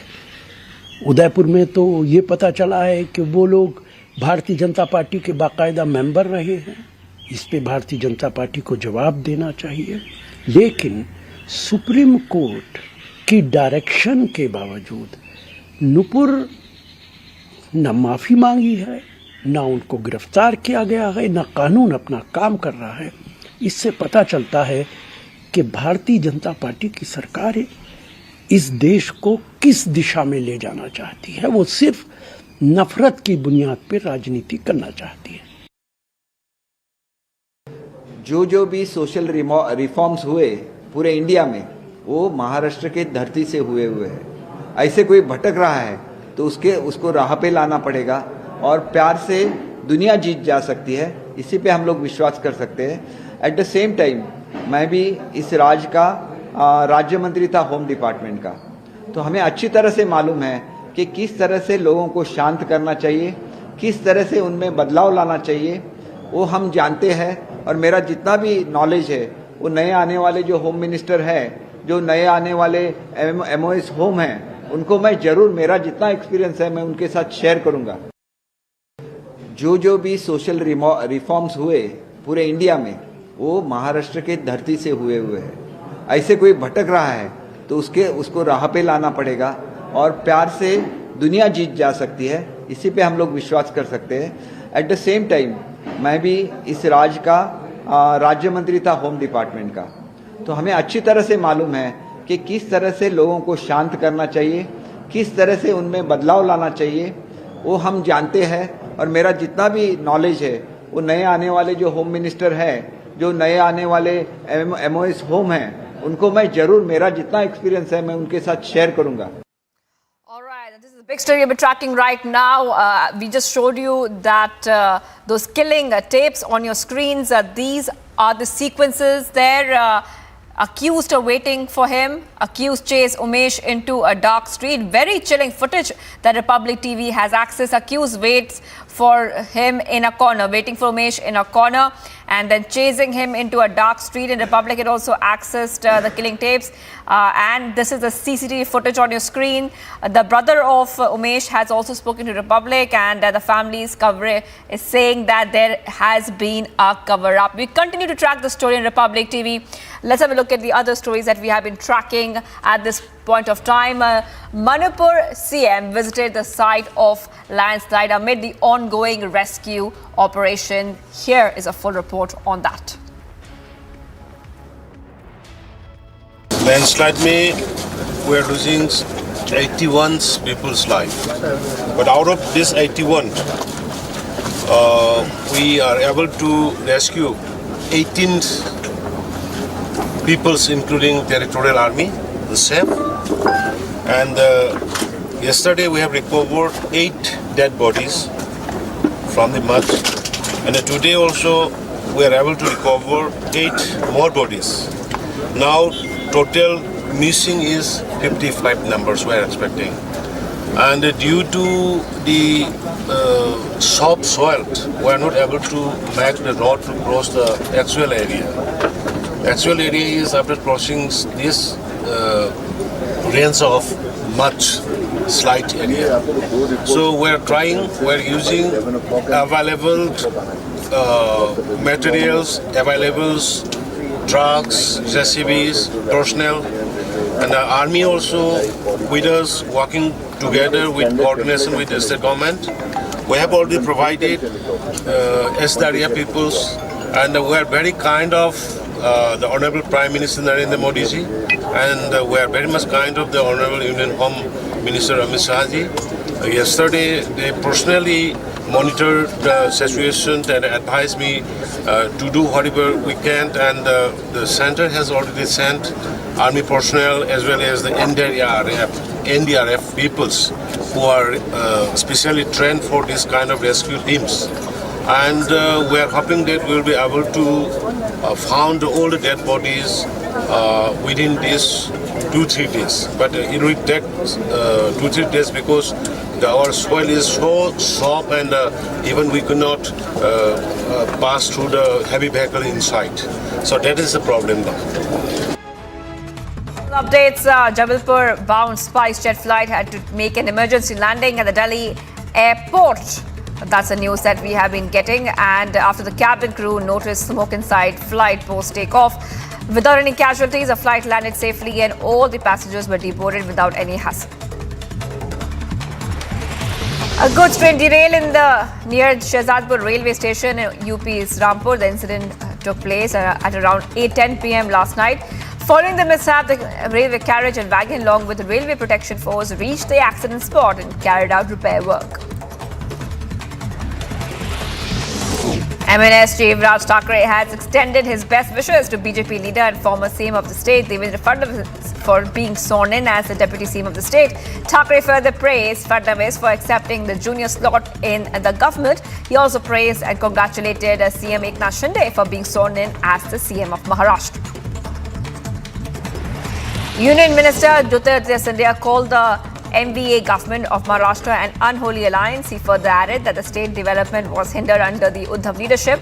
Scindia is also hopeful that under Shinde and Fadnavis' leadership, the state will witness more development. The NIA team reached high security jail in Rajasthan's Ajmer and took remand of the 2 accused of the Udaipur beheading case. The accused are now being moved to Jaipur with heavy security deployment. The NIA has earlier taken over the probe and registered the case under Unlawful Activities and Prevention Act. Alt News founder Mohammed Zubair landed in a fresh legal charge in the ongoing case of allegedly hurting religious sentiments. Delhi police have sought his custody in the remand of 4 days and added 3 new charges against him. On the petition of Mohammed Zubair, the High Court issued notice to the Delhi police, and now the matter has been further listed for hearing on July 27th. At least 81 people died due to landslide and heavy rain in the district of Manipur. CM Biren Singh visited the spot and took stock of the situation and said that the landslide has been the worst incident in the history of the state. Meanwhile, the NDRF and army personnel are underway and helping out with the rescue operations. A day after BJP leader Rahul Narvekar has filed nomination papers in the post of Maharashtra Speaker, the MVA government has now fielded Shiv Sena MLA Rajan Savi for the Maharashtra Speaker's post. Remember, the position of the Speaker is crucial during the trust vote significantly. The Speaker will also deliberate on the issue of disqualification of the 16 MLAs of the Shiv Sena.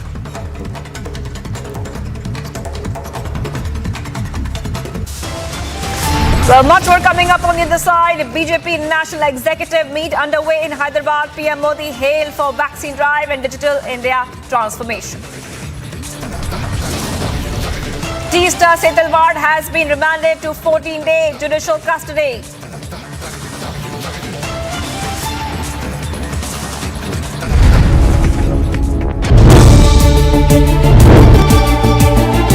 हम लोगों ने किधर गलत कदम उठाया है?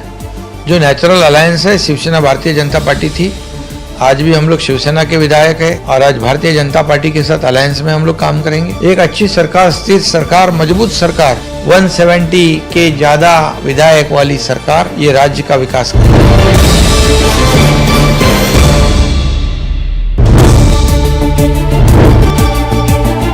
देश में एक अच्छा मैसेज गया है कि उनके पास ज्यादा विधायक होने के बावजूद उन्होंने मेरे जैसे शिवसेना प्रमुख बाला साहब ठाकरे जी के एक शिव सैनिक को मुख्यमंत्री के रूप में समर्थन दिया है। गलतियां सुधारने के लिए हम लोगों ने भी कोशिश की, लेकिन उसमें सफल नहीं हुए। लेकिन अब ऐसी गलतियां हमारे सरकार में नहीं होगी।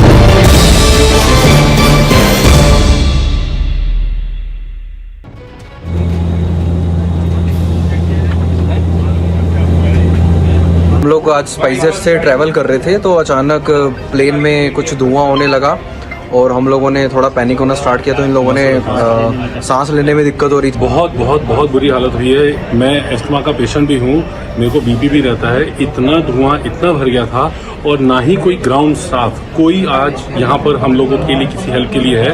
This is ridiculous. हम आज मरते मरते बचे हैं, लिटरली मरते मरते, लेकिन यहाँ पे कोई भी ग्राउंड स्टाफ नहीं है जो एक कोई हम लोगों की हेल्प या कोई सेटिस्फेक्शन कोई आंसर दे। ये स्पाइसजेट के साथ लगातार हो रहा है। जयपुर फ्लाइट हुआ, पटना फ्लाइट हुआ, ये तीसरा इंसिडेंट है पिछले कुछ दिनों के भीतर। हम लोग इनसे बस एक रिक्वेस्ट कर रहे हैं कि प्लीज़ अगर 1 घंटे में हो जाए। मुझे क्रिमेशन अटेंड करना है जबलपुर में, बट मैं नहीं कर पा रहा हूँ।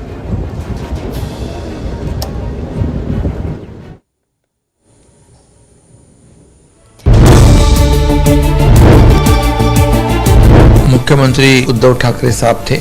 लोगों की एक अपेक्षा थी, भावना थी कि जो दाऊद मुंबई बॉम्ब स्फोट कराता है, कई लोग उसमें मारे।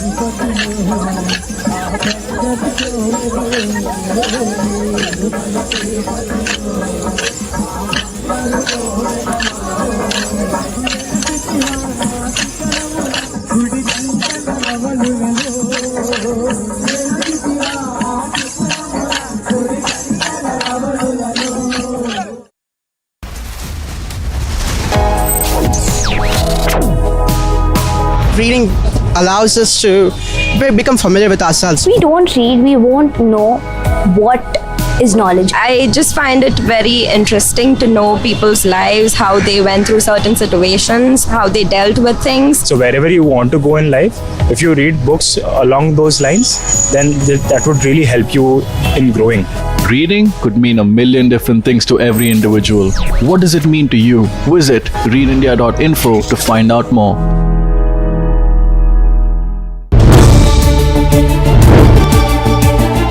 देश में एक अच्छा मैसेज गया है कि उनके पास ज्यादा विधायक होने के बावजूद उन्होंने मेरे जैसे शिवसेना प्रमुख बाला साहब ठाकरे जी के एक शिव सैनिक को मुख्यमंत्री के रूप में समर्थन दिया है। गलतियां सुधारने के लिए हम लोगों ने भी कोशिश की, लेकिन उसमें सफल नहीं हुए। लेकिन अब ऐसी गलतियां हमारे सरकार में नहीं होगी।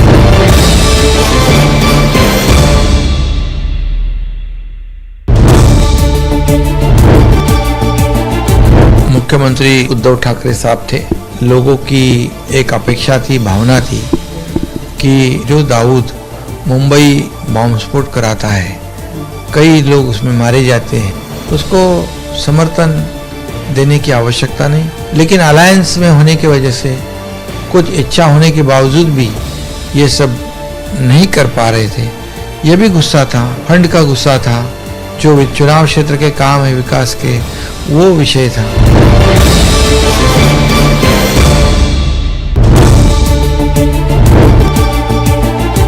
हम लोगों ने किधर गलत कदम उठाया है। जो नेचुरल अलायंस है, शिवसेना भारतीय जनता पार्टी थी, आज भी हम लोग शिवसेना के विधायक है और आज भारतीय जनता पार्टी के साथ अलायंस में।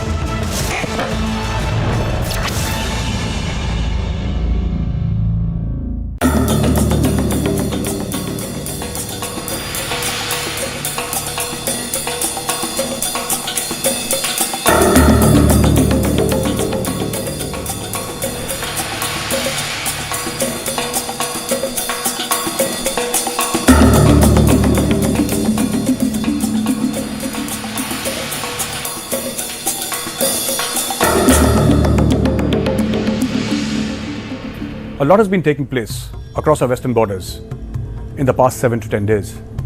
And it has everything to do with how Pakistan sees itself on the global stage, where Pakistan places itself in the hierarchy or the comity of nations. Much like Cervantes' classic Don Quixote, in which Don Quixote is charging at the windmills. My friends, this is not just Pakistan charging at the windmills. This is Pakistan's foreign policy. Hi, I'm Major Gaurav Arya and you're watching Checkmate. Very recently, there were press announcements saying that India will hold next year's G20 in the Valley of Kashmir.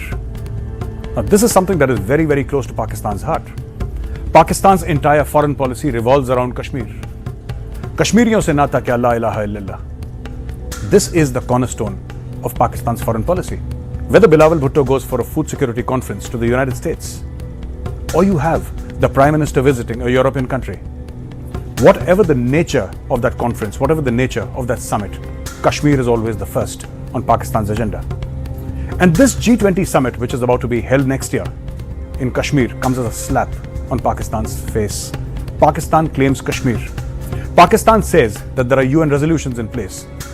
That part is true. But the fact of the matter is that Kashmir belongs to India, all of it.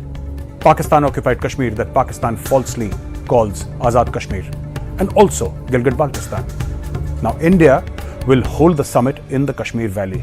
India will ensure that there is peace and tranquility, and India will ensure that the world sees Kashmir for what it truly is, a beautiful, beautiful place where people want to be with India. This is something that Pakistan cannot digest. And the core of this problem is not just the UN resolutions. It is how Pakistan has treated its own Kashmir.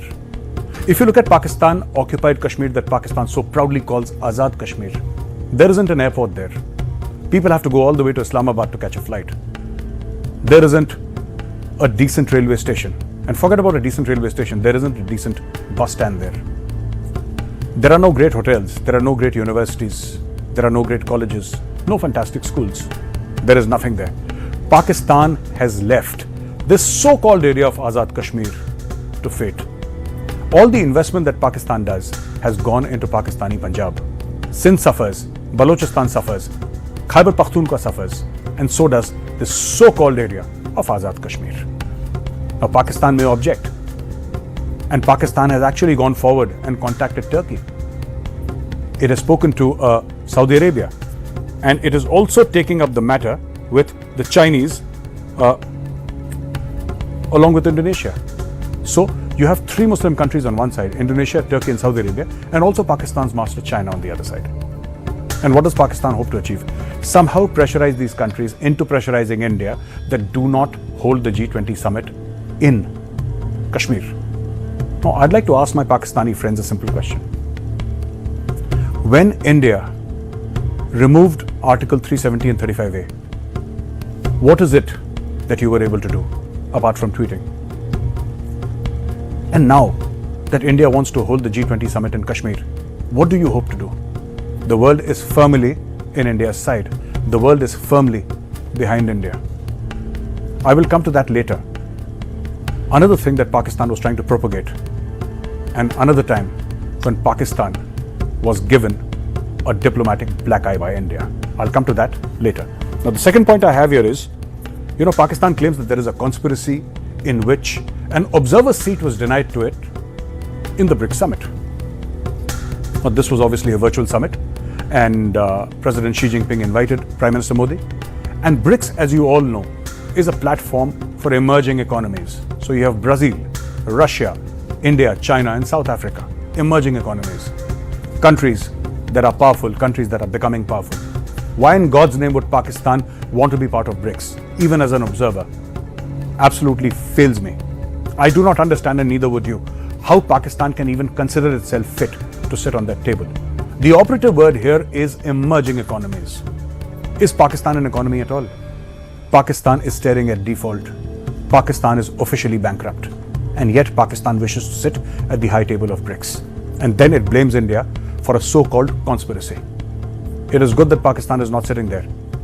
We should give Pakistan no excuse, neither should BRICS give Pakistan any excuse for coming and sitting on that high table and asking for money, because that is all Pakistan has done in the name of economy. Pakistan's exports are at an all-time low. Pakistan's tax net has shrunk. And today, all Pakistan does is every second month, the Prime Minister of Pakistan goes with a begging bowl in hand, sometimes to Saudi Arabia, sometimes to the UAE, sometimes to China.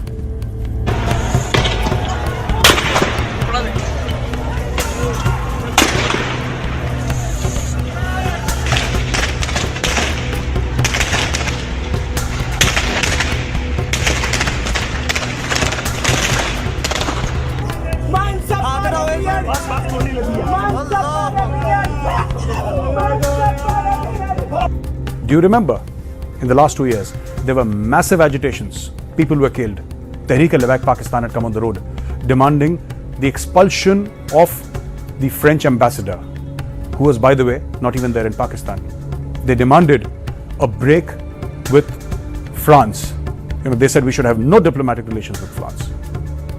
And hundreds of thousands of people had taken to the street. They said that what France had done was blasphemy and it could not be tolerated.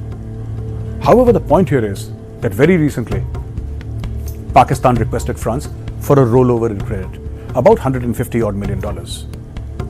If Pakistan was indeed a sovereign state, if Pakistan loved religion so much, if it was really so concerned about the respect to Prophet Muhammad, it should have said no to France. It did not. Where it is a matter of money, the religion becomes convenience.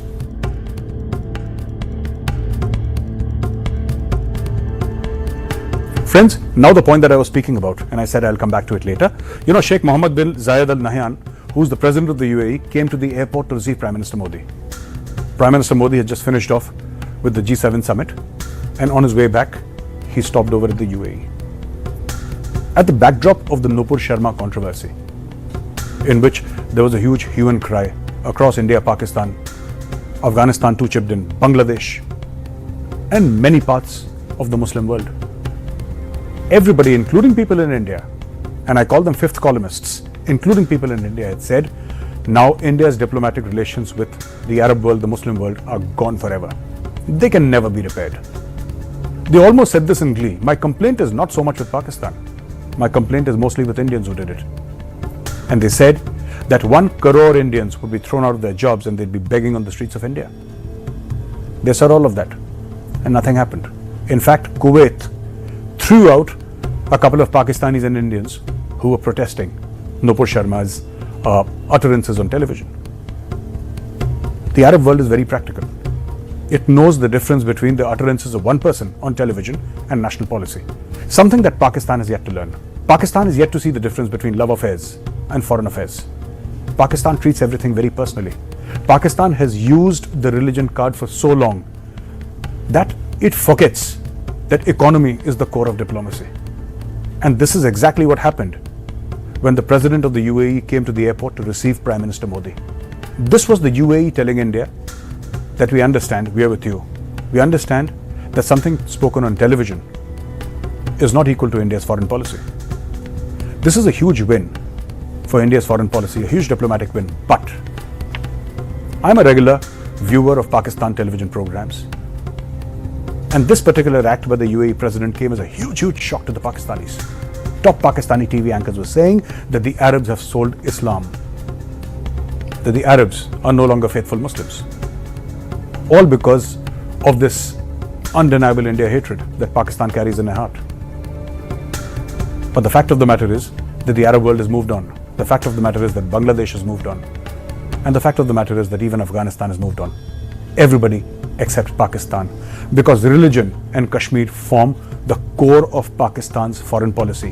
When Pakistan goes and begs for money, it does that in the name of religion. When Pakistan goes and begs money from China, it does that in the name of selling its sovereignty.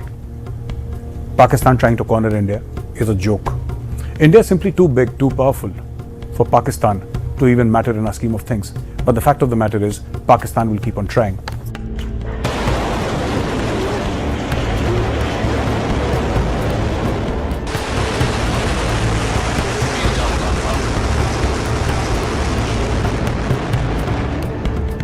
Now, here is another point that I wanted to share with you. Advisor of Pakistan's National Command Authority, Lieutenant General Mazhar Jamil, says that Western support to India was allowing it to build its nuclear and conventional weapons capabilities, and that Pakistan had no choice but to take countermeasures. What countermeasures can Pakistan take? What countermeasures? The entire nation lives on handouts. Now, I know when Indian submarines venture into Pakistan's waters, or so Pakistan claims, Pakistan will want new submarines of its own.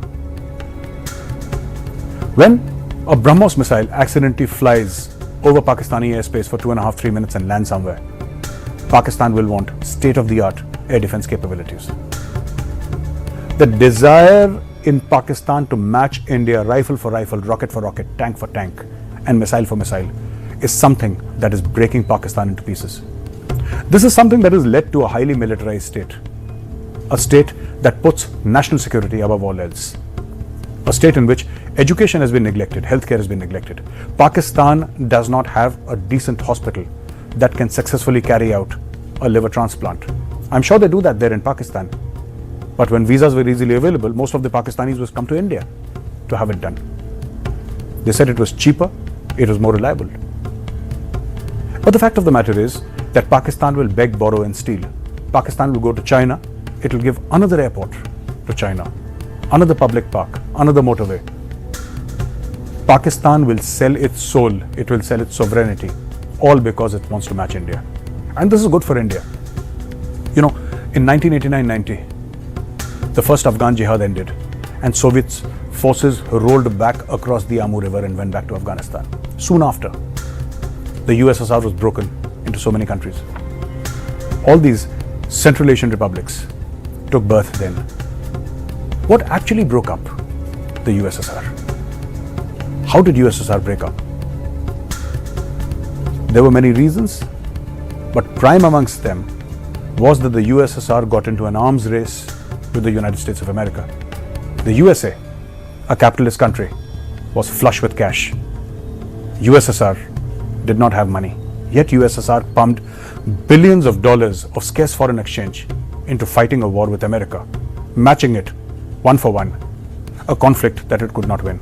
This whole communist ideology and this desire, this passion to engage with America one-on-one was so heavy that the entire USSR collapsed under its own weight. This is exactly what is happening to Pakistan, and I, as an Indian, welcome it. Hello Pakistan, you're welcome to an arms race. Buy an Agni for an Agni, a Prithvi for a Prithvi, a Nag for a Nag, an Akash for an Akash, a Trishul for a Trishul, an Arjun for an Arjun. Let's go. And you will realize that we don't have to fight Pakistan. Pakistan will collapse under its own weight. There are historical messages here that I'd like you to understand. This hatred towards India. And this hatred comes from the fact that from its earliest days, Pakistan has defined itself as we who are not India. And this is something that has harmed Pakistan. This is something that has given Pakistan 4 military dictators, 4 wars, and an economy that is about to collapse any day. Another charging at the windmills that Pakistan has been doing is this whole bogey that Imran Khan has raised. Ever since he was thrown out of power, Imran Khan says that there is a foreign conspiracy and he always wanted to buy Russian oil. He points to India's successful foreign policy and says that today India is buying oil at 40% of the market rates, which is pretty much true. It says that India is buying oil, gas and coal and is able to pass that benefit down to its people. That also is true. But the problem is that Pakistan cannot buy Russian oil. There are too many factors involved. I'm not talking about the letters of credit or even the fact that Pakistan does not have the foreign exchange to buy oil. Russia is not going to give rollover credit to the Pakistanis. The Russians want dollars upfront. Does Pakistan have those many dollars? But more than that, there is another very crucial point that Pakistan is missing. The Pakistanis leaders know that they do not have the capability to process Russian crude. Their refineries are focused on Arab oil. They do not have the capability. Even if they got Russian oil at $40 or $45, $50 a barrel, they could do nothing about it. But the pressure is so great on the Pakistanis And the rhetoric from Imran Khan and the Pakistan Tehreek-e-Insaf is so violent that the incumbent government has said that they must do something about it. Even if they import oil from Russia, the oil that they can do nothing with, they may as well be importing garbage. They simply do not have the refining capabilities. Pakistan has 4 or 5 oil refineries, but those oil refineries do not have the capability of refining Russian crude. But this is something that is impossible to explain to the Pakistani people, and the government has failed to do so. Again, at the core of it is hatred against India. How blind hatred drives a nation's foreign policy is a very interesting study. So Pakistan says that we must have Russian crude because India has Russian crude. We must have Russian gas because India has Russian gas. We must have Russian coal because India has Russian coal. Remember, friends, I was telling you about how Pakistan wants to match us weapon for weapon, aircraft for aircraft, boat for boat, missile for missile, bomb for bomb. This Russian oil thing in Pakistan is exactly the same issue. There is no difference. The only logic why Pakistan wants Russian oil is because India has Russian oil. It does not matter. It does not matter if India has Russian oil refining capabilities and Pakistan does not. That is hardly the point. The point is that Russian ships carrying Russian crude must sail into Karachi harbor. And that is going to be a huge propaganda victory for Pakistan. That is going to be a huge optics victory for Pakistan. It doesn't matter if it's just going to lie idle. If today Pakistan starts setting up a refinery, it will take 4 to 5 years for Pakistan to set up an oil refinery that can refine Russian crude. There is a great presence of Al-Qaeda in Pakistan. There is presence of the Islamic State called Daesh in Pakistan. And the entire modus operandi of this beheading or cutting of the throat of Mr. Kanhaiya Lal is proof that this is not an arbitrary murder. You see, we must get into the details because everything matters in a court of law. This is not an arbitrary murder. This was never just a simple planned killing. This is jihad. And this is something that we must be unequivocal about. This is jihad. And the modus operandi is something that was started actually in the modern times by Al-Qaeda. It was started by the Islamic State. मुख्यमंत्री उद्धव ठाकरे साहब थे। लोगों की एक अपेक्षा थी, भावना थी कि जो दाऊद मुंबई बॉम्ब स्फोट कराता है, कई लोग उसमें मारे जाते हैं, उसको समर्थन देने की आवश्यकता नहीं। लेकिन अलायंस में होने की वजह से कुछ इच्छा होने के बावजूद भी ये सब नहीं कर पा रहे थे। ये भी गुस्सा था, फंड का गुस्सा था, जो चुनाव क्षेत्र के काम है विकास के, वो विषय था।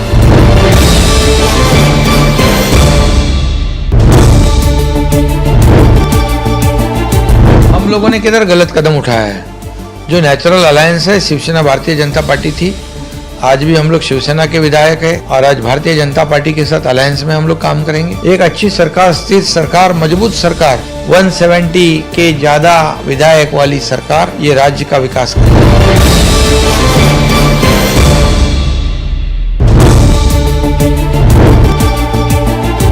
मुख्यमंत्री उद्धव ठाकरे साहब थे। लोगों की एक अपेक्षा थी, भावना थी कि जो दाऊद मुंबई बॉम्ब स्फोट कराता है, कई लोग उसमें मारे जाते हैं, उसको समर्थन देने की आवश्यकता नहीं। लेकिन अलायंस में होने की वजह से कुछ इच्छा होने के बावजूद भी ये सब नहीं कर पा रहे थे। ये भी गुस्सा था, फंड का गुस्सा था, जो चुनाव क्षेत्र के काम है विकास के, वो विषय था।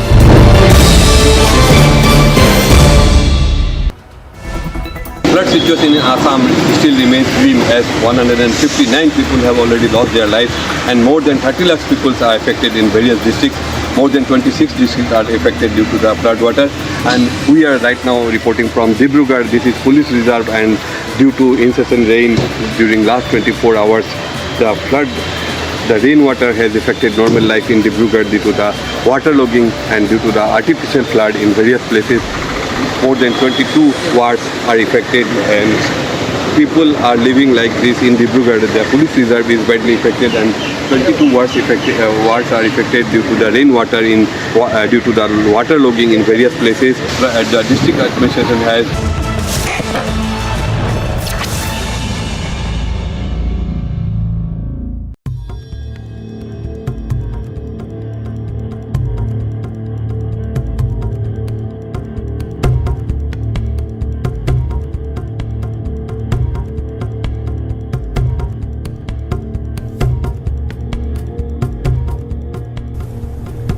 The recent murder of Mr. Kanhaiya Lal in Udaipur, where he was beheaded by two terrorists, is coming to the forefront with more facts. And Dawat-e-Islami is a Pakistan organization that has been blamed for providing training and indoctrination to the two culprits who were involved in this killing. Now, the problem here is that Pakistan says this is typical BJP, RSS, Hindutva propaganda, and this is not true. Fact of the matter is that all terrorists so far on the world's watch lists, most of them have been found in Pakistan. And Dawat-e-Islami is a Pakistani organization that specializes in such things. There is a great presence of Al-Qaeda in Pakistan. There is presence of the Islamic State called Daesh in Pakistan. And the entire modus operandi of this beheading or cutting of the throat of Mr. Kanhaiya Lal is proof that this is not an arbitrary murder. You see, we must get into the details because everything matters in a court of law. This is not an arbitrary murder. This was never just a simple planned killing. This is jihad. And this is something that we must be unequivocal about. This is jihad. And the modus operandi is something that was started actually in the modern times by Al-Qaeda. It was started by the Islamic State. And if two people in Udaipur kill Mr. Kanhaiya Lal, behead him, and do it according to the modus operandi of Al-Qaeda and the Islamic State, it stands to reason that this is a terror killing. This is something that Pakistan is very uncomfortable with. Pakistan is saying that, as usual, this is BJP propaganda. But these are the facts of the case. Almost all major terrorist strikes in this world have been traced back to Pakistan. Funding, training, indoctrination in some way or the other. I'm sure all of you remember, Osama bin Laden was found in Abbottabad in Pakistan. And this entire Udaipur murder has Pakistan's fingerprints all over it. I'm not saying that the state of Pakistan sponsored this killing. I'm not making that allegation. All I'm saying is that there are people within Pakistan who provided training to these two people who killed Mr. Kanhaiya Lal. They provided indoctrination to this person. They taught him how to kill in a certain manner. Because when you kill a person in such a manner, you are more than killing a human being. You're passing a message. You're telling people around him to be fearful. Otherwise, there will be consequences. Now, what did this man do after all? What did he do? He expressed support for Nupur Sharma, and that cost him his life. Basically, these people are telling everybody in India, if you support Nupur Sharma, if you stand up for what you think is right, we will kill you. This is the message that these two individuals passed, these two terrorists passed to the rest of India. And the fingerprints, the ideological fingerprints of this murder can be traced right back to Pakistan. In a recent development in Pakistan, Mufti Noor Wali Mahsood of the Tehreek-e-Taliban Pakistan, in an interview with a YouTuber, actually said that there are a few demands that the TTP wants Pakistan to first agree to before they can come to sort of a ceasefire treaty with the Pakistani state. And one of them is that they do not believe in the merger of FATA and this creation of Khyber Pakhtunkhwa. Because the Tehreek-e-Taliban Pakistan claims the area till Attak, and so does the Afghan Taliban, by the way, the area till Attak, to be part of Afghanistan.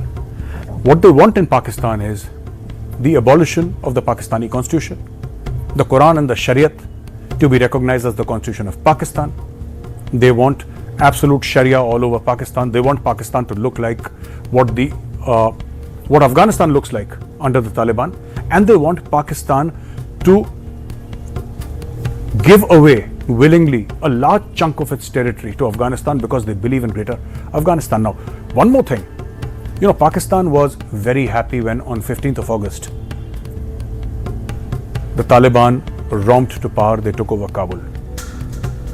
And the greatest cheerleader of Taliban was Imran Khan Niazi, the then Prime Minister of Pakistan.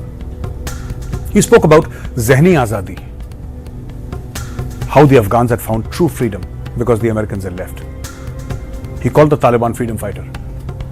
He called them freedom fighters, little realizing that till today more than 150 people, or soldiers, law enforcement agency personnel, frontier constabulary, Pakistan Army, have been killed either by Baloch freedom fighters or by the Tehreek-e-Taliban Pakistan.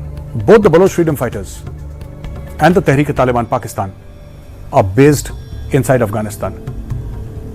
It is the Taliban government that provides them shelter. Their families live there, their children have grown up there. They cross the border from Khyber Pakhtunkhwa. They cross the border from Balochistan. They enter Pakistan, they carry out terror attacks and go. इन्होंने भारत में अपने बलिदानों के माध्यम से एक ऐसे समाज के निर्माण की कल्पना की जिसमें नागरिक अगर गरीब हो, शोषित हो, वंचित हो, तो संविधान की परिधि में ऐसे नागरिक का उत्थान हो पाए। जो स्वप्न देश के स्वतंत्रता सेनानियों ने देखा कि देश में गरीबों का उत्थान हो, महिला का कल्याण हो, युवा को भारत के नवनिर्माण में भूमिका रखने के लिए व्यवस्थाएं दी जाएं, स्वतंत्रता सेनानियों के उस स्वप्न को साकार करने वाली संकल्पबद्ध नरेंद्र मोदी जी की सरकार की भी आज 8 साल के कार्यकाल की राष्ट्रीय अध्यक्ष जी ने भरपूर प्रशंसा की। अध्यक्ष जी ने विशेष रूप से देश के यशस्वी प्रधानमंत्री नरेंद्र भाई मोदी के 8 वर्ष के कार्यकाल में गरीब कल्याण कि उनकी प्रशासनिक योजनाओं का, सामाजिक उत्थान कि उनके राष्ट्रवादी सोच का और इस अमृत काल में सशक्त भारत के निर्माण के उनके संकल्प का विशेष रूप से अभिनंदन किया। राष्ट्रीय अध्यक्ष जेपी नड्डा जी ने स्मरण किया बलिदान श्यामा प्रसाद मुखर्जी जी का, जिनके जीवन का एक ही मंत्र था कि भारत में 2 निशान 2 विधान नहीं चलेंगे। और भारतीय जनता पार्टी के कार्यकर्ताओं का ये गौरव है कि जिस संकल्प के लिए अपने प्राणों की आहुति दी श्यामा प्रसाद मुखर्जी जी ने, उस संकल्प को संवैधानिक मर्यादा में पूर्ण किया नरेंद्र मोदी जी की सरकार ने धारा 370 को हटाकर। राष्ट्रीय अध्यक्ष जेपी नड्डा जी ने अपने उद्बोधन में विशेष उल्लेख पंडित दीनदयाल उपाध्याय जी के अंत्योदय की सोच पर चलने वाली नरेंद्र मोदी जी की सरकार की विविध योजनाओं का उल्लेख करते हुए इस बात का गौरव किया कि अंतिम पंक्ति में उपस्थित अंतिम व्यक्ति तक सरकार की योजनाओं को पहुंचाने का नरेंद्र भाई का संकल्प भाजपा के सभी कार्यकर्ताओं का न सिर्फ गौरव है बल्कि प्रेरणा भी। इन 8 वर्षों के कार्यकाल में राष्ट्रीय अध्यक्ष जी ने विशेष उल्लेखित किया जनधन योजना का, जिसके अंतर्गत 45 करोड़ से भी ज्यादा हिंदुस्तानियों को आर्थिक रूप से सशक्त किया देश के यशस्वी प्रधानमंत्री जी ने। राष्ट्रीय अध्यक्ष जी ने विशेष उल्लेख किया प्रधानमंत्री जी के सोशल सिक्योरिटी उन स्कीम्स का जिसके अंतर्गत चाहे नागरिक को 1 रुपए में बीमा उपलब्ध कराया गया हो, चाहे 11 करोड़ किसानों को किसान सम्मान निधि का भरसक योगदान और समर्थन प्रदान किया हो, चाहे वो भूमिका हमारे देश के SC/ST समुदाय को और भी सशक्त करने के सरकार की भिन्न योजनाओं का योगदान हो, राष्ट्रीय अध्यक्ष जी ने अपने अध्यक्षीय संबोधन में इन सारी स्कीमों का उल्लेख किया। भारतीय जनता पार्टी के कार्यकर्ताओं ने कोविड के समय सेवा ही संगठन के माध्यम से हर बूथ पर, हर ब्लॉक में, हर प्रदेश में महामारी के वक्त अपने जान की चिंता ना करते हुए भी जो सेवा के कार्य किए उसके लिए कार्यकर्ताओं का अभिनंदन किया, अभिवादन किया। इस बात का विशेष उल्लेख राष्ट्रीय अध्यक्ष जी ने प्रधानमंत्री जी की उपस्थिति में कार्यकर्ताओं की ओर से किया कि भारत एकमात्र वो देश है जहां 25 महीने 80 करोड़ नागरिकों को मुफ्त का राशन भारत सरकार के सौजन्य से पहुंचाया जा रहा है, ताकि समाज का वो वर्ग हम सुरक्षित कर सके जो महामारी की चुनौतियों से जूझ रहा। महामारी के वक्त भारत का अभूतपूर्व योगदान वैक्सीनेशन में विश्व पटल पर सम्मानित हुआ, सराहा गया, जिसका उल्लेख राष्ट्रीय अध्यक्ष जी ने कहा। आज इस अमृत काल में भारतीय जनता पार्टी के राष्ट्रीय अध्यक्ष जी ने इस बात की संगठन को, प्रधानमंत्री जी को विशेष बधाई दी कि राष्ट्रपति पद की उम्मीदवार द्रौपदी जी इस अमृत काल में ये संकेत है कि आदिवासी समुदाय के प्रति हमारे संगठन का समर्पण, महिला नेतृत्व के प्रति हमारे संगठन का योगदान, ये द्रौपदी जी की उम्मीदवारी में प्रतिबिंबित होता है। आज एक तरफ प्रधानमंत्री जी के यशस्वी कार्यकाल की बधाई देते हुए राष्ट्रीय अध्यक्ष जी ने इस बात की ओर भी देश का ध्यान आकृष्ट किया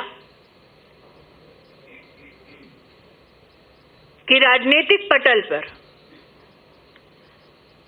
राष्ट्र के उत्थान का ये संकल्प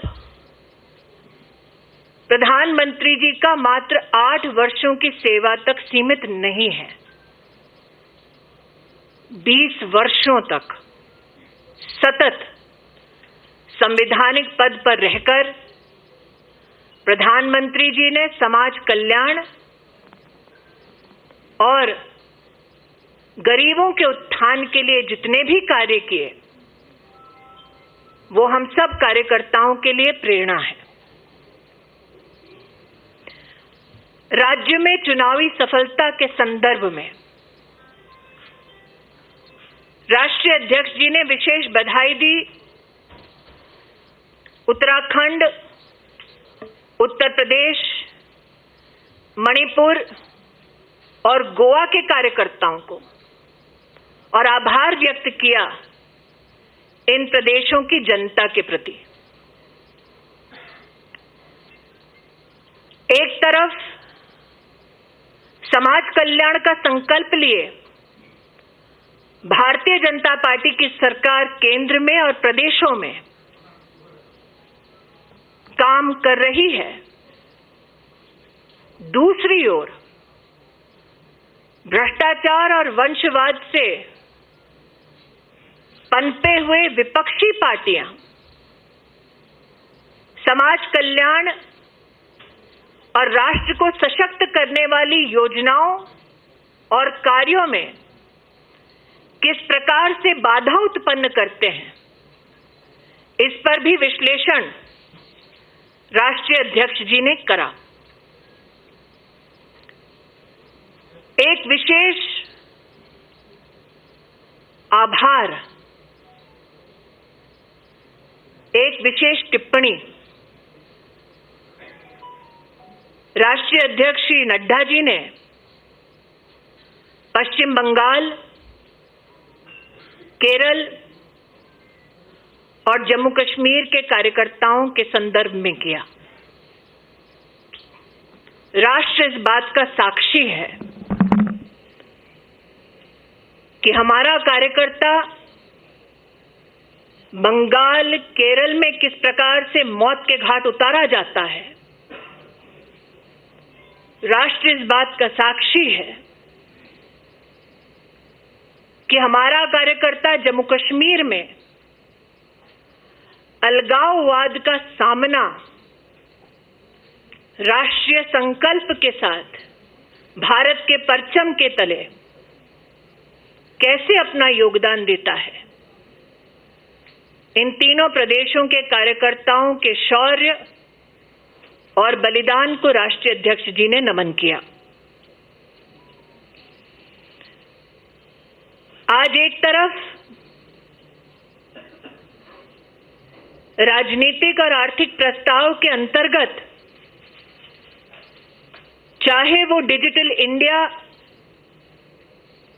की योजनाओं की सफलता हो, चाहे वो गतिशक्ति कार्यक्रम के माध्यम से भारत में लॉजिस्टिक्स इंफ्रास्ट्रक्चर की दृष्टि से अमूलचूल परिवर्तन की व्यवस्था हो, चाहे महिला कल्याण के संदर्भ में 11 करोड़ शौचालय का निर्माण,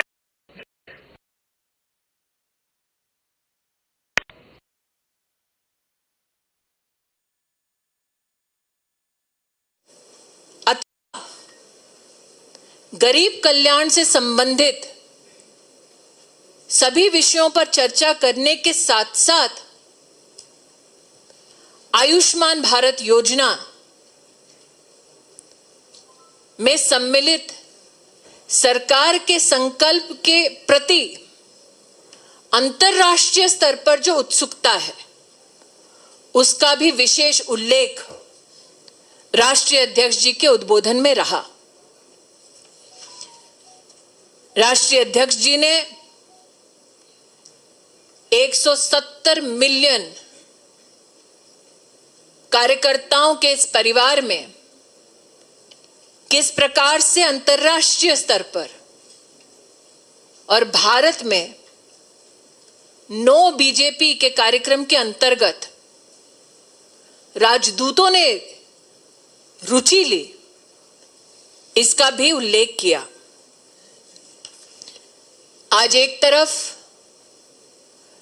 कंस्ट्रक्टिव पॉलिटिक्स और नेशन बिल्डिंग को समर्पित भाजपा के कार्यकर्ताओं ने राष्ट्रीय अध्यक्ष जी के इस उद्बोधन का बढ़ चढ़कर अभिनंदन किया, तो दूसरी ओर विपक्ष की सतत कोशिश राष्ट्र को गुमराह करने के लिए, उस पर भी राष्ट्रीय अध्यक्ष जी ने विशेष चिंता व्यक्त की और टिप्पणी की। चाहे वो सर्जिकल स्ट्राइक का विषय हो, चाहे वो राफेल का विषय हो, चाहे विपक्ष के नाकाम इरादे कि जनता जनार्दन भारत सरकार के वैक्सीनेशन के कार्यक्रम को स्वीकार ना करे, इन सब पर विपक्ष की भूमिका डिस्ट्रक्टिव रही, इसका उल्लेख राष्ट्रीय अध्यक्ष जी ने किया। हम सब कार्यकर्ता राष्ट्रीय अध्यक्ष जी के इस उद्बोधन के लिए आतुर थे। आज उद्घाटन सत्र में उनके उद्बोधन ने राष्ट्रीय कार्यकारिणी की बैठक को दिशा दी। प्रधानमंत्री जी के सम्मान में राष्ट्रीय अध्यक्ष जी ने भाजपा परिवार के कार्यकर्ताओं के मन के भावों को प्रस्तुत किया। इसके लिए हम कार्यकर्ता राष्ट्रीय अध्यक्ष जी का आभार व्यक्त करते हैं। Now in English,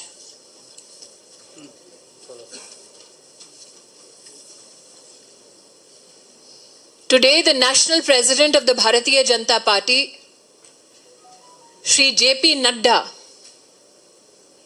in his inaugural speech during the National Executive of the Bharatiya Janata Party, paid homage to those who gave their lives in the Indian freedom struggle. The Honorable President reminded the nation at large of the sacrifices made by citizens during the Indian freedom struggle, who hoped to build a resilient nation where every citizen has access equally to opportunities, where women who are emancipated lead in various stratas of society, and where the young receive assistance and support to serve the nation at large. It is this dream of those who gave up their lives for our nation's freedom. It is this promise to build a strong India that is being diligently served by the Honorable Prime Minister of India, Shri Narendra Modi. In his inaugural address, the National President of the Bharatiya Janata Party expressed gratitude of every BJP Karyakarta towards the Honorable Prime Minister for his 8 years of leadership, good governance, and empathetic administration as the Prime Minister. While the National President celebrated the good governance of the Honorable Prime Minister's 8 years of service, he joined the Karyakartas of BJP to acknowledge his consistent service of 20 years in public office. Today, the National President, Shri JP Nadda, in his inaugural address, highlighted the sacrifices of Shama Prasad Mukherjee, who gave his life so that we as a nation could stand under one flag, united by one constitution. The National President, Shri Nadda, gave thanks to the Honorable Prime Minister and the Honorable Home Minister for their stand historical in the Indian Parliament on Article 370. On the other hand, it is my party's pride that Deen Dayal Upadhyay ji spoke of emancipation of the poor, spoke of justice for all, spoke of equal opportunities to every citizen. It is that promise of Deen Dayal ji that has been kept by the Honorable Prime Minister through his various schemes that are particularly dedicated to the poor citizens of our country. The National President today expressed his salutations for the responsive, responsible, pro-poor government of Narendra Modi. Nadda ji today, in the inaugural speech, spoke elaborately on various government schemes, be it Jan Dhan Yojana, which has provided economic support and emancipation of close to 45 crore Indian citizens, or programs such as the Pradhan Mantri Awas Yojana, which has given housing to over 3 crore citizens. He also spoke eloquently about the various social service schemes ranging from Pradhan Mantri Suraksha Bima Yojana onwards to policies and programs dedicated to farmers in our country. The National President was particularly pleased to express our gratitude to the Honorable Prime Minister with regards to schemes dedicated to emancipation of women,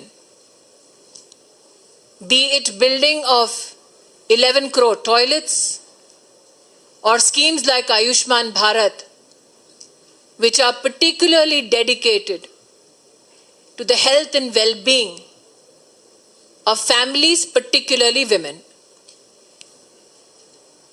Today, when we meet in the National Executive, the National President was particularly pleased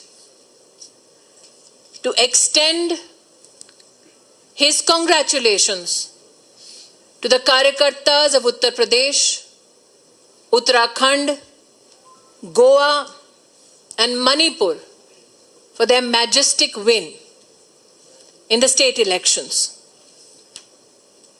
At the same time, the nation is cognizant that BJP workers in the states of West Bengal, Kerala, Jammu Kashmir have particularly been met with many challenges. Karyakartas of the Bharatiya Janata Party slaughtered in Bengal, Karyakartas of Bharatiya Janata Party assaulted, slaughtered in Kerala, Karyakartas of Jammu and Kashmir who confronted those who wanted to break India. They confronted them under the Indian flag, holding the Indian constitution dear to them. It is to such Karyakartas that in the National Executive, the Honorable President Nadda ji paid homage. Today, while Nadda ji spoke about the constructive politics of the Bharatiya Janata Party, under the leadership of the Honorable Prime Minister, he reflected on the destruction opposition parties hope to thrust upon the people of our country. That the opposition, mostly family oriented, that the opposition that emanates from many corrupt practices has time and again tried to ensure that policies and programs of the Government of India that are dedicated to building a resilient, resurgent India are met with destruction and disruption, is an angst that was expressed by the Honorable President, Shri J.P. Nadda. Today, on behalf of the Bharatiya Janata Party as Karyakartas, we give thanks to our National President, who has, in his inaugural speech, set the tone for the National Executive. This is an executive that takes pride not only on the good governance policies of the Honorable Prime Minister Shri Narendra Modi. This also is an organization of 170 million workers that humbly dedicates itself to the service of the people of India under the leadership of the National President Shri J.P. Nadda. Today's press conference, my friends, has been called particularly on the inaugural speech of the Honorable President. If there are any questions with regards to the President's speech, I am more than happy to take such questions. 1 minute. Mopia Nandi, Z, Bengal. Madam আপনি বাংলার হিংসা সম্পর্কে বললেন এবং আপনি বাংলাকে কেরল এবং কাশ্মীরের সঙ্গে সেম ব্র্যাকেটে রাখলেন কি অ্যাকশন প্ল্যান এটা ডিল করার ক্ষেত্রে সেটা নিয়ে কোনো আলোচনা হয়েছে আজকে যে আমাদের রাষ্ট্রীয় अध्यक्षजीর ভাষণটা আমি এখনই উল্লেখিত করলাম ওটার মধ্যে बांग्लाয় और यहाँ पे कुछ रिपोर्टर्स चाहते हैं कि बांग्ला में नहीं हिंदी या इंग्लिश में आपको उल्लेखित करूं बंगाल में जो पॉलिटिकल हत्याएं और हिंसा जिससे हमारे कार्यकर्ता ही नहीं बल्कि बंगाल के नागरिक भी ग्रस्त हैं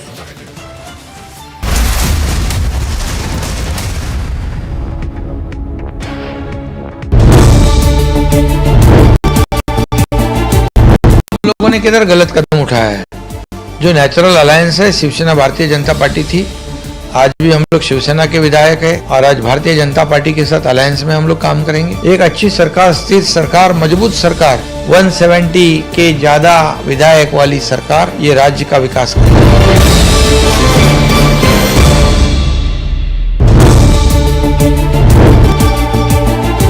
मुख्यमंत्री उद्धव ठाकरे साहब थे लोगों की एक अपेक्षा थी भावना थी कि जो दाऊद मुंबई बॉम्ब स्फोट कराता है कई लोग उसमें मारे जाते हैं उसको समर्थन देने की आवश्यकता नहीं लेकिन अलायंस में होने की वजह से कुछ इच्छा होने के बावजूद भी ये सब नहीं कर पा रहे थे ये भी गुस्सा था फंड का गुस्सा था जो चुनाव क्षेत्र के काम है विकास के वो विषय था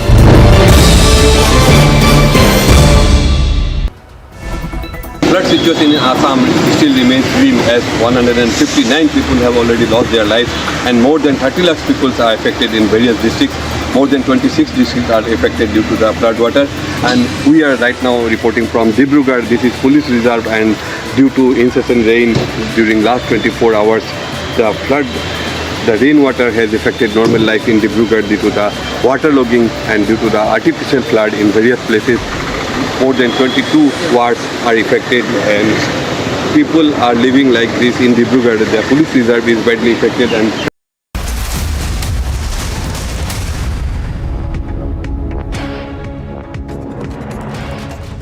National Investigation Agency has taken Udaipur murder accused into the custody amid tight security.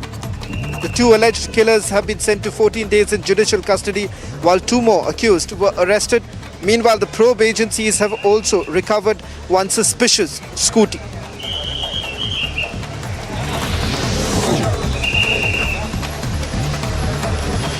Manipur continues to face the wrath of nature. Another fresh landslide hit Manipur after the tragedy in Noni district, according to the Manipur Mountaineering and Trekking Association.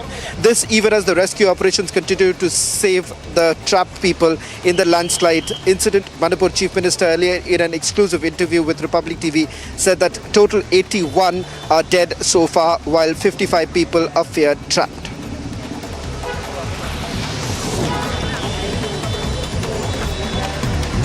Flood situation remains grim in central Assam. Visuals on your screen from Assam's Morigao district. Affected people are forced to take shelter on the road as they have houses submerged in the flood water. More than 29 lakh people of 30 districts have been hit by the natural calamity.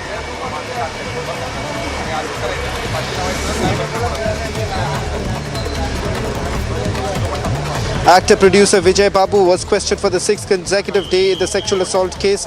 The actor has been appearing for questioning since Monday in the case registered against him. Kerala High Court had granted him anticipatory bail and asked to cooperate with the investigation. The actor has been accused of sexual assault on the pretext of offering roles in movies.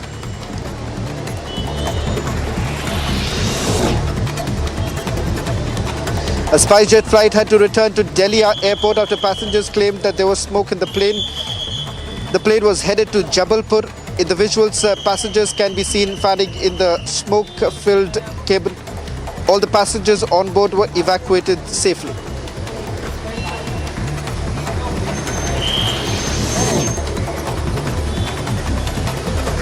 Border security forces handed over a 3-year-old child who had inadvertently crossed the border to Pakistan. BSF said that the child was apprehended when he crossed the international border around 7:15 in the evening on Friday. BSF approached the Pakistan authorities and handed over the child safely on humanitarian ground.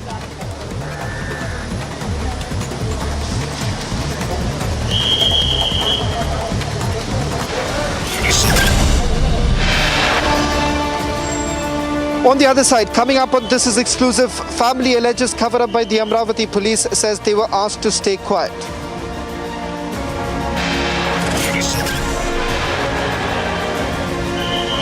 Massive anger over Udaipur killing. Angry crowds confront the accused as they are produced in court. But what's the truth? Republic investigative report on This Is Exclusive. Flood situation in Assam still remains grim as 159 people have already lost their lives and more than 30 lakh people are affected in various districts. More than 26 districts are affected due to the flood water, and we are right now reporting from Dibrugarh. This is police reserve, and due to incessant rain during last 24 hours, the rainwater has affected normal life in Dibrugarh due to the waterlogging and due to the artificial flood in various places. More than 22 wards are affected and people are living like this in Dibrugarh. The police reserve is badly affected and 22 wards are affected due to the rainwater due to the waterlogging in various places. The district administration has they have started the rescue operation with the help of NDRF and SDRF in various locations, and relief camp has been opened in various places.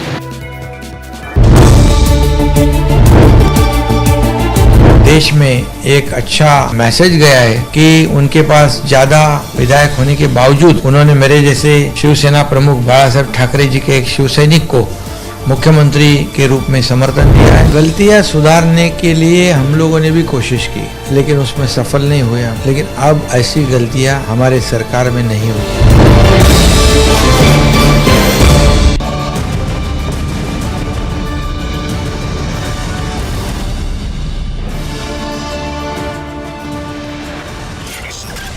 Before Udaipur, another hate killing in Amravati, man alleged killed for supporting Nupur Sharma.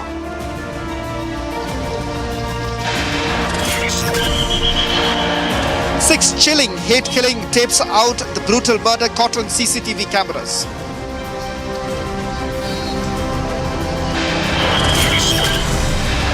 Family alleges cover up by Amravati police says they were asked to stay quiet.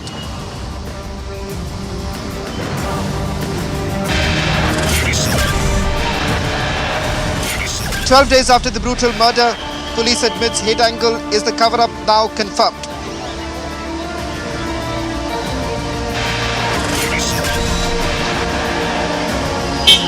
Massive anger over Udaipur killing. Angry crowds confront the accused as they are produced in court.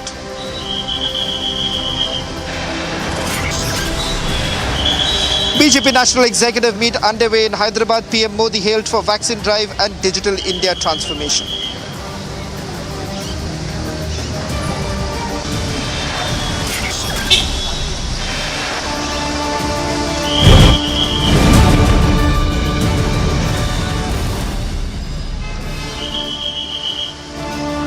Hello and welcome. You're watching This Is Exclusive with me, Shiv and Sena. Tonight we are starting with a Republic investigation. Yet another hate killing. This is on the 21st of June when chemist Umesh Kole was returning from his shop. He was brutally murdered.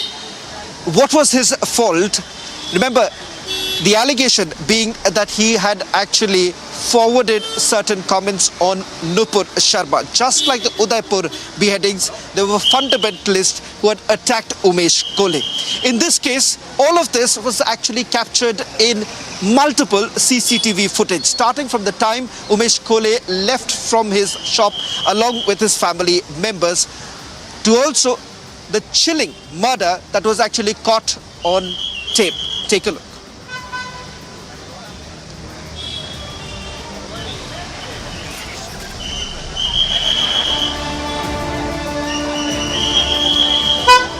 Well, this is the entire sequence of the hate killing. What you can see right now on your screens is victim Umesh Kole. He's seen leaving. He's followed by his wife and son. This occurred on 21st of June.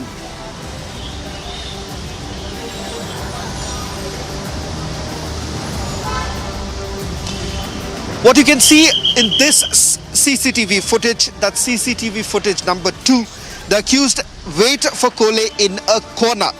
That's right, you can actually see the accused is actually waiting for Kole to return, and then accused starts chasing Umesh into the dark street.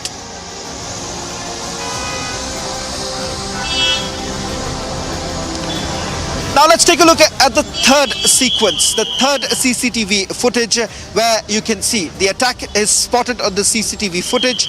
The bike topples, Umesh is brutally attacked.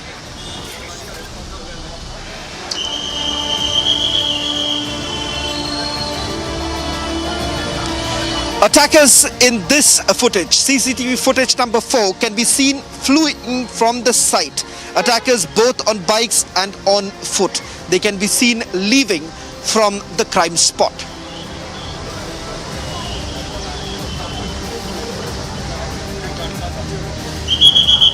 Let's take a look at the fifth CCTV footage that has been accessed, where the two attackers can be seen on the motorcycle. They are essentially seen doing a recce of Umesh Kole's residence as well as the shop.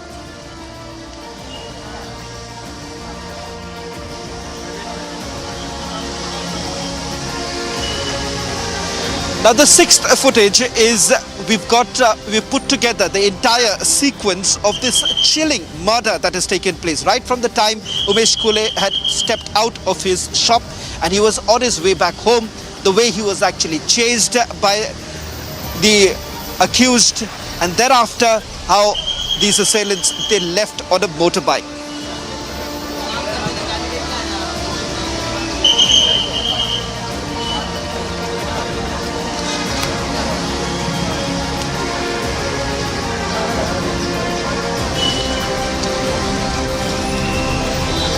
Joining us on this broadcast is my colleague and our executive editor Niranjan, joining us from the Mumbai newsroom.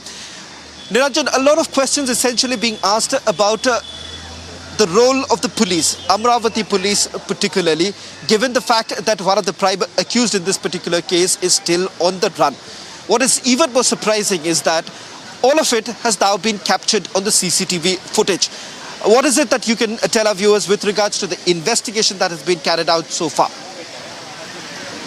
You know, prima facie, you look at what we have in front of us, Shavan, and and you've seen the facts of the case. Today, the police has gone on record to say that this chemist, whose name is Umesh Kulhe, was murdered over his support to Nupur Sharma via a post that was put out, and for that he was targeted, he was killed. There are full details that have come out about how they were paid, the killers were paid to carry out the act of murder, about how the killers were paid 10,000 rupees each, and they were told that they would be given a safe passage from the crime scene. Now my question is, and that's the question that arises, why then, Shawan, did the police in the FIR that was filed call it a case of dacoity gone wrong? I think it's a shocking case of a possible cover-up. The family is on record saying that they were asked not to speak about it in great detail by the police. Now I'm just wondering, why would the family be asked not to talk about it in detail? The family says they were under some sort of pressure, and it appeared to them that the police was trying to keep some facts from them. And I think it raises a few questions on whether the police was under some sort of pressure. These are some legitimate questions that arise, some questions that come to mind about the facts of the case. Facts of the case are, there is a chemist called Umesh Kulhe, and we have pictures of him leaving his residence on a bike, and his son and wife following him. They leave the shop at the end of the day and they are going back home, and when they are going back home, a few meters away, they are stopped. There are people who ambush them from the front and behind. Umesh alone is killed, stabbed in the neck, and then the CCTV footage even captures the killers fleeing the scene of the crime.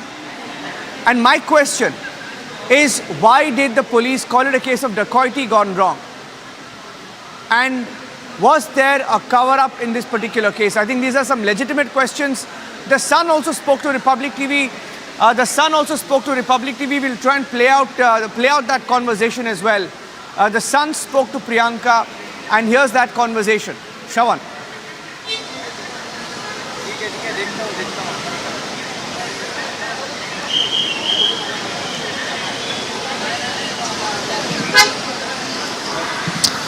Hello?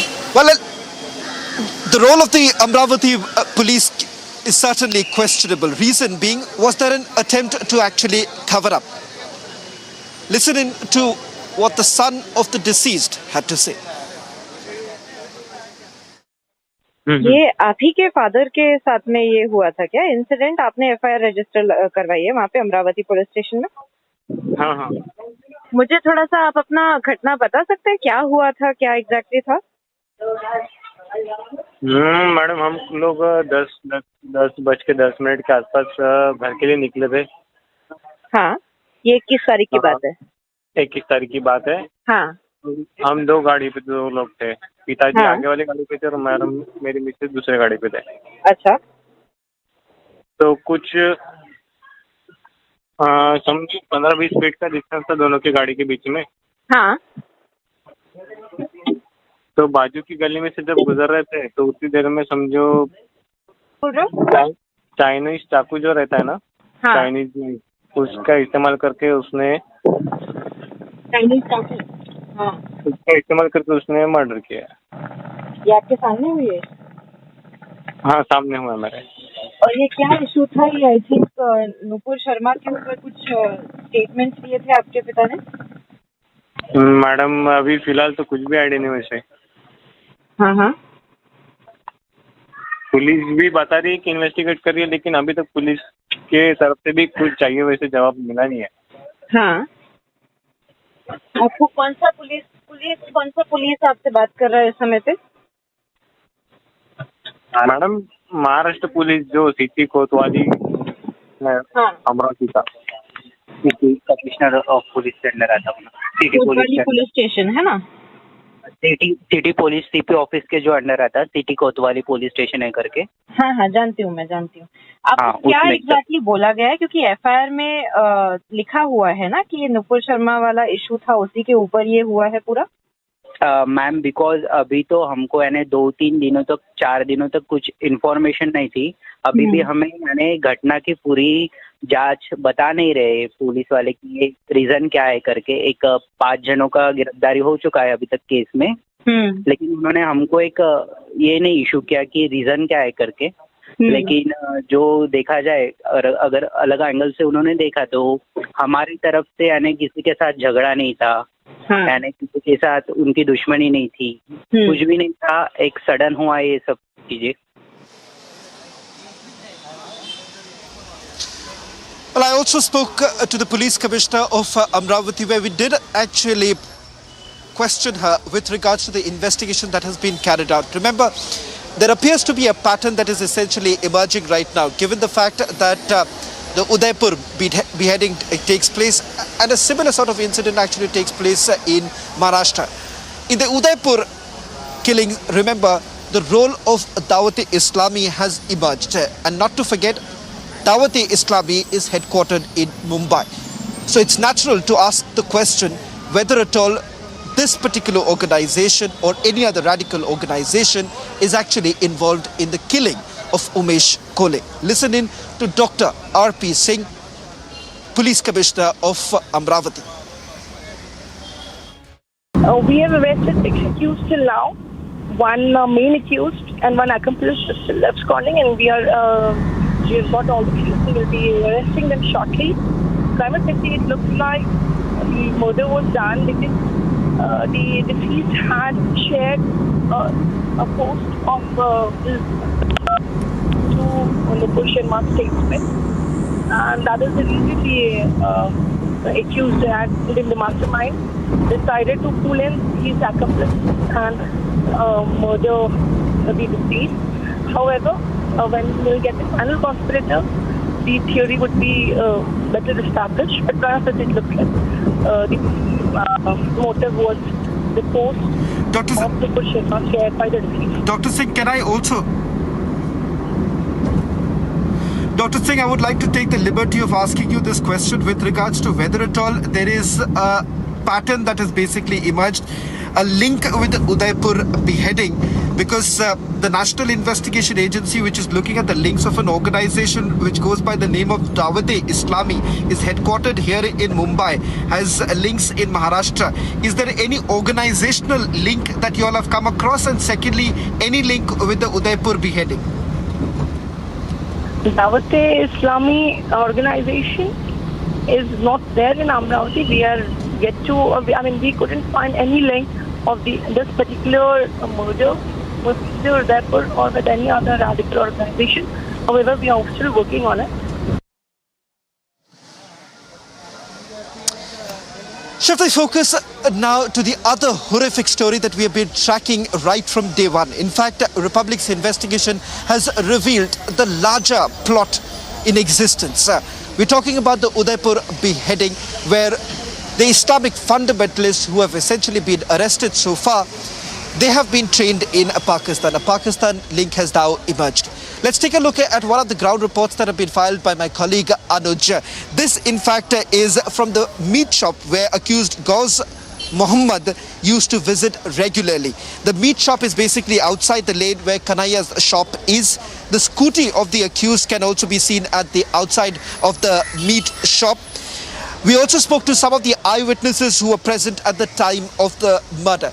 It turns out that a proper recce was actually done, not just outside Kanhaiya Lal's business establishment, but also there are several other targets. So a proper hit list was actually prepared by these Islamic fundamentalists who essentially wanted to carry out mass beheadings, not just in Udaipur, but also in other parts of Rajasthan. Listen in.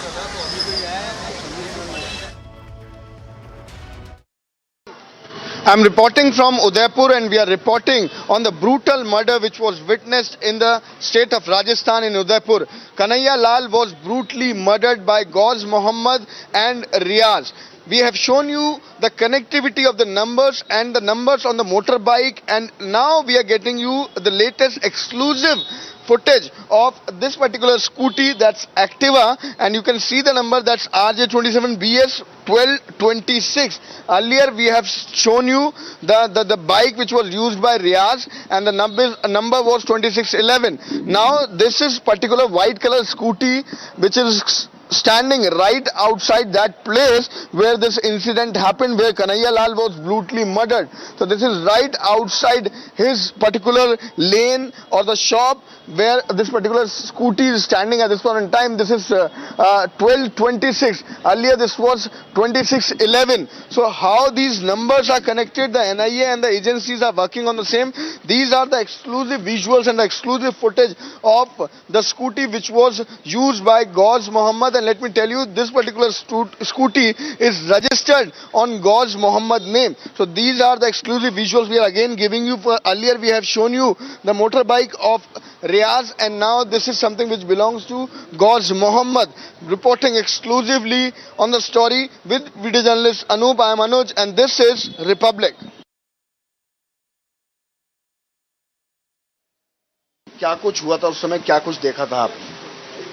Sir मैं machine पे काम कर रहा था, अंदर machine से उसको अंदर से पकड़ के लेके आए, क्या उसको अंदर से पकड़ के लेके आए, तो आवाज़ सुनी मैंने, क्या हुआ क्या हुआ? तो हमारे भैया है ना, ये बाथरूम करने गए होते हैं, और मैंने कहा दुकान शटर बंद करेंगे तो कैसे करें? तो भैया आने के बाद हमने फिर शटर नीचे किया हमने। फिर क्या हुआ था? फिर जी आगे जाइए थोड़ा सा, जी बताइए। फिर क्या हुआ, देखा तो उसको अंदर पकड़ के लेके आए, यहाँ पे मारना दाना चालू शुरू कर दिया उन्होंने। फिर मैं तो देख नहीं सकता सर, मैं तो चला गया। फिर शटल से इन भैया ने शटल बंद किया इन्होंने। वो दो लोग थे जिन्होंने वीडियो आई सबको सामने आई, क्या आसपास में और भी कुछ ऐसा दिखा? कुछ नहीं था सर, ये रोड सुनसान थी सर। ये किसी ने कुछ बचाने की कोशिश करी? उन्होंने कुछ नहीं किया सर। बहुत चिल्लाने की आवाजें आ रही थी जो वीडियो में हमने सुना, महिलाओं की चिल्लाने की आवाज। तो सर वो ऊपर सर हमारे भाभी जी ना, वो मकान दुकान मालिक, वो उनकी आवाज आ रही थी। क्या कन्हैया की कोई रंजिश या कुछ इस तरीके का आपको? रंजिश तो सर आप तो उसको आपको मालूम है, ये खुद ही आपको तो रंजिश तो उन्होंने की थी जो। अच्छा एक चीज आप अगर और हमें बता सकें, क्योंकि ये कन्हैया की शॉप, ये आपकी शॉप, वो सामने अपने कैमरा पर्सन से कहूँगा एक बार दिखाएं, वो जो सामने शॉप है वो नाजिम की दुकान बताई जाती है कि नाजिम उस पर काम करता था। हाँ, नाजिम की वो दुकान उनकी पिताजी तो नाजिम के पिताजी की जो दुकान थी, नाजिम वो आदमी था जिसने कन्हैया के खिलाफ कंप्लेंट दी थी। नाजिम ने ही सबसे पहले FIR कन्हैया के खिलाफ कराई थी। सर ये तो मेरे को मालूम, हम तो नहीं जानते। आप नाजिम को जानते हैं? नहीं जानते सर हम तो। मैंने दुकान सामने है नाजिम की, मैं खुद नहीं जानता वो कौन है। ये तो उनके फादर चलाते थे दुकान। ये वो फादर शांत हो गए अभी कोरोना से पहले, उनको अटैक आया था जो शांत हो गए सर वो तो। On the other side of this is exclusive. The wife of Kamlesh Tiwari, president of the Hindu Samaj Party, who was killed in 2018 in Lucknow by the fanatics, says she's receiving death threats after Amravati and Udaipur killings.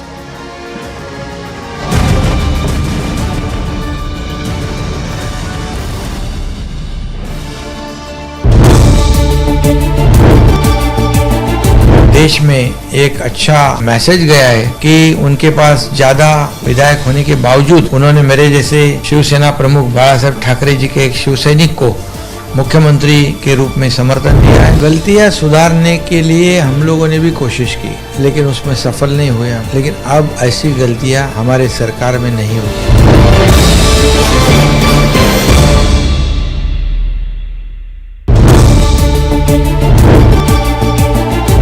मुख्यमंत्री उद्धव ठाकरे साहब थे, लोगों की एक अपेक्षा थी, भावना थी कि जो दाऊद मुंबई बॉम्ब स्फोट कराता है, कई लोग उसमें मारे जाते हैं, उसको समर्थन देने की आवश्यकता नहीं। लेकिन अलायंस में होने की वजह से कुछ इच्छा होने के बावजूद भी ये सब नहीं कर पा रहे थे। ये भी गुस्सा था, फंड का गुस्सा था, जो चुनाव क्षेत्र के काम है विकास के, वो विषय था।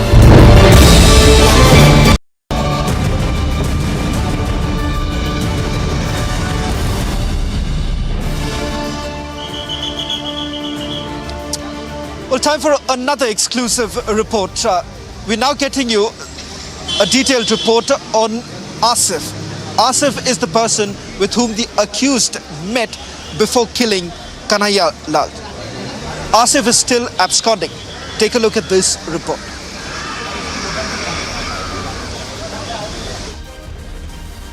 कन्हैया लाल के मौत के साथ लगातार एक के बाद एक बड़े खुलासे देखने को मिल रहे हैं। एक बहुत बड़ा खुलासा, एक exclusive report Republic media network आपको बता रहा है, जिसमें हम आपको ये बता रहे हैं आसिफ, जिसकी कल अरेस्टिंग हुई, ये देखिए ये उसकी दुकान है। आसिफ यहाँ पे लिखा हुआ भी है, ये आसिफ का नाम है और ये आसिफ का मोबाइल नंबर है। ये वही आसिफ है जो कल अरेस्ट कर लिया गया है पुलिस के द्वारा। और आपको बता दें कि अगर इस पूरी घटनाक्रम की बात करें तो हमारी लोगों से जो बातचीत हुई, जो जांच पड़ताल इन्वेस्टिगेशन हमने करी है, इस दुकान के अंदर ये ताले नहीं लगे थे। इस दुकान के अंदर ये ताले खुले रह गए थे, बाहर कपड़े टंगे हुए थे। वो तस्वीरें भी हम दर्शकों को दिखाएंगे, क्योंकि जैसे ही ये घटनाक्रम हुआ तुरंत उसके बाद आसिफ यहाँ से निकल के भाग जाता है और ये दुकान खुली छोड़ जाता है। इस दुकान के बाहर कपड़े टंगे रह जाते हैं, इस दुकान के अंदर फैन चला रह जाता है, इसी दुकान के अंदर लाइट खुली रह जाती है। तो आसिफ वो शख्स था जब रियाज और गौस यहाँ सबसे पहले कन्हैया की दुकान पे पहुंचे। कन्हैया की दुकान की तरफ एक बार तस्वीरें मैं आपको दिखाता हूं। जब कन्हैया की दुकान की तरफ पहुंचे तो ये वो जगह है। कैमरा पर्सन से कहूंगा अनूप जी से कि एक बार इधर दिखाएं अनूप, कि यहाँ ये वो तस्वीरें हैं जहां यहाँ वो पहुंचे। पहुंचने के बाद दोनों जने आसिफ से मिलते हैं। ये exclusive report Republic media network पे आसिफ से मुलाकात करते हैं, आसिफ से डिस्कशन करते हैं और उसके बाद कन्हैया की दुकान की तरफ बढ़ते हैं। और उसके बाद जो कुछ भी हुआ वो तस्वीरों में बिल्कुल साफ है। वो तस्वीरों में बिल्कुल हमने आपको दिखाया कि क्या कुछ, किस बर्बरता के साथ वो हत्या करी गई। तो ये exclusive report Republic media network पे, जिसमें हम आपको बता रहे हैं कि कौन आसिफ है, आसिफ का क्या रोल था, क्यों आसिफ को गिरफ्तार करा गया। और जब सैफ और गौज यहां पहुंचे तो आसिफ ही वो आदमी था जो सबसे पहली कड़ी था आगे बढ़ने की। इसका मतलब यह होता है कि पूरा जो नेक्सस है वो किस तरीके से मिला हुआ था। अब एक के बाद एक गिरफ्तारी देखने को मिल रही है।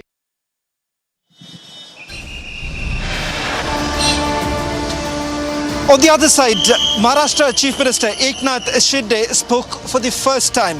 He chose Republic TV and has taken all questions, starting from the role that was played by the Mahavikas Aghadi and the inaction when it came to the killing of the Palghar sadhus, and what exactly is going to be different when it comes to his own government.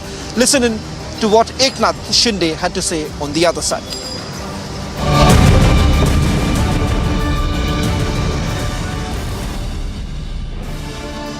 Amity has been ranked amongst the top 3% universities globally, a testimony to Amity's globally benchmarked quality. To apply, visit amity.edu.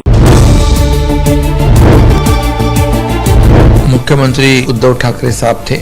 लोगों की एक अपेक्षा थी, भावना थी कि जो Dawood Mumbai bomb स्फोट कराता है, कई लोग उसमें मारे जाते हैं, उसको समर्थन देने की आवश्यकता नहीं। लेकिन अलायंस में होने की वजह से, कुछ इच्छा होने के बावजूद भी ये सब नहीं कर पा रहे थे।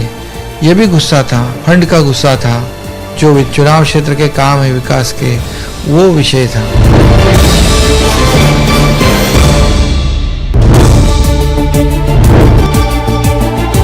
हम लोगों ने किधर गलत कदम उठाया है? जो नेचुरल अलायंस है, शिवसेना भारतीय जनता पार्टी थी, आज भी हम लोग शिवसेना के विधायक हैं और आज भारतीय जनता पार्टी के साथ अलायंस में हम लोग काम करेंगे। एक अच्छी सरकार, स्थिर सरकार, मजबूत सरकार, 170 के ज्यादा विधायक वाली सरकार ये राज्य का विकास करेगी।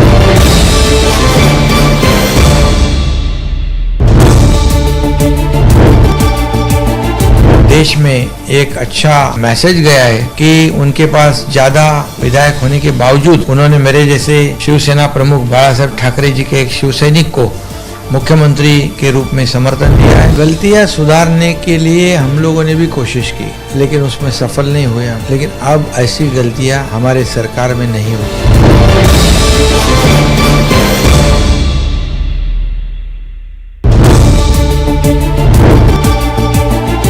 मुख्यमंत्री उद्धव ठाकरे साहब थे।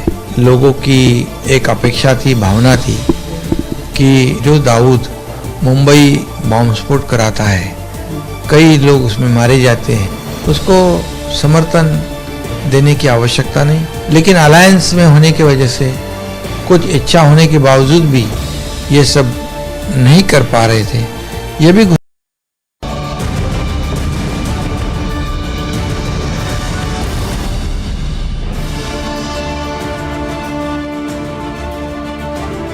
हमारे साथ इस वक्त जुड़े हैं महाराष्ट्र के मुख्यमंत्री एकनाथ शिंदे जी।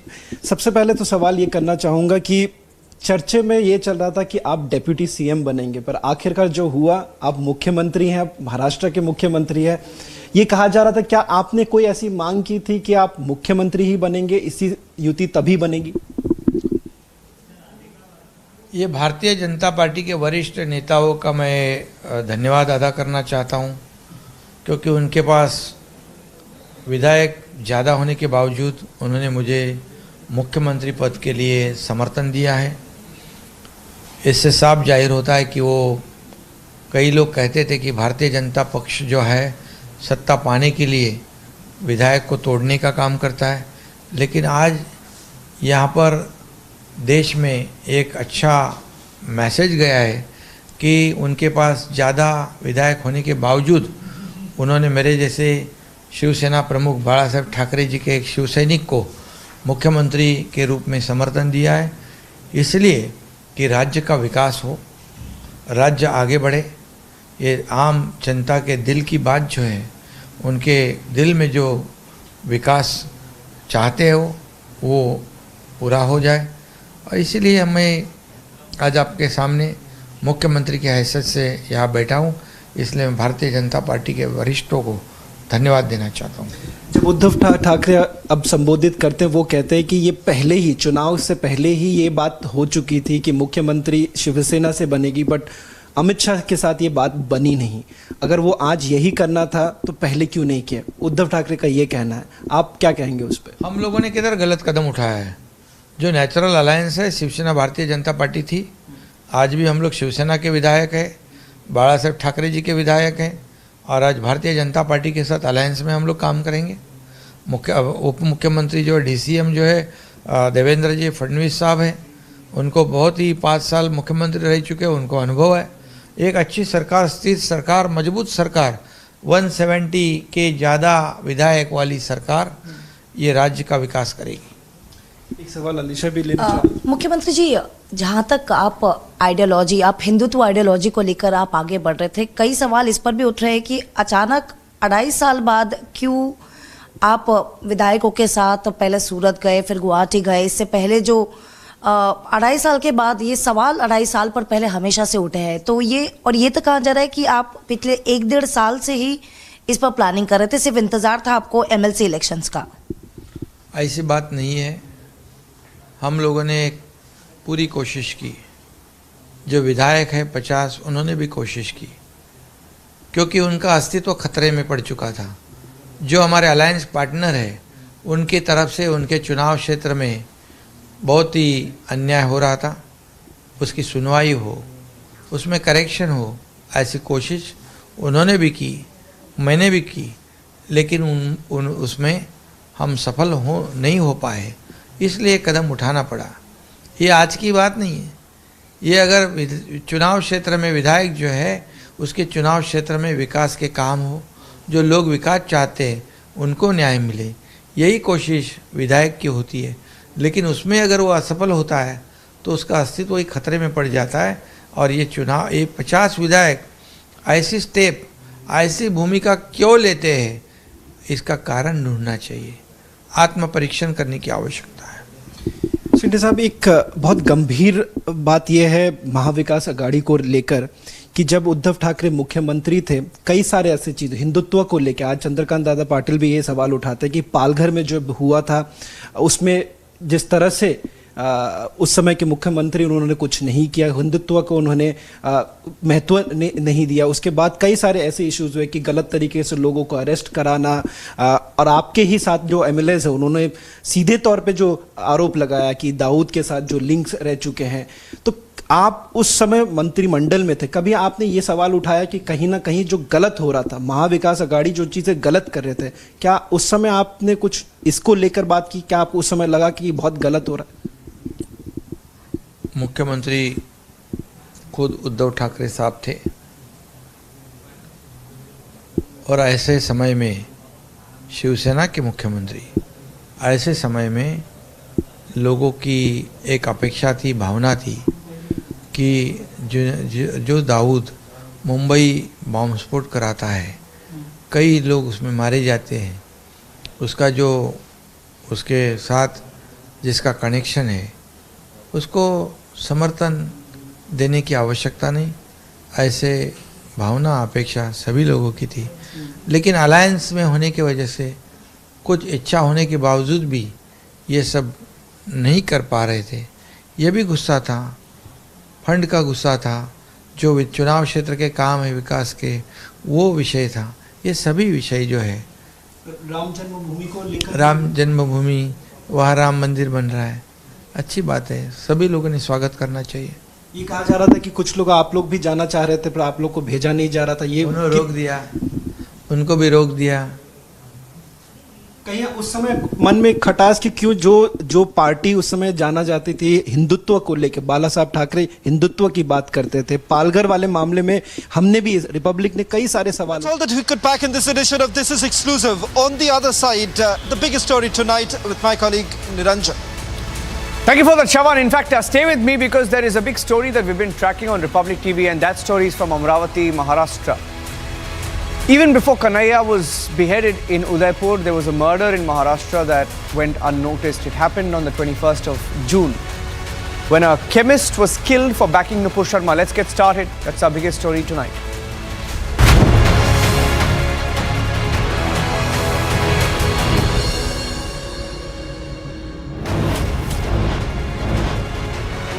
Amravati hate killing comes to light. Chemist killed for backing Nupur.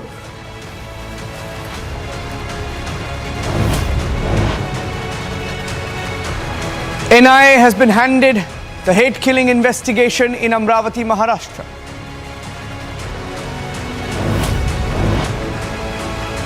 In Amravati, Maharashtra, Umesh Kulge was killed 11 days ago.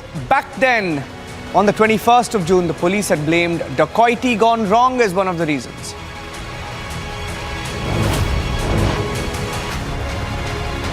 More on the Amravati hate killing 11 days after the murder and pressure being built, the police admit that the murder was because this chemist had backed Nupur Sharma in a WhatsApp post.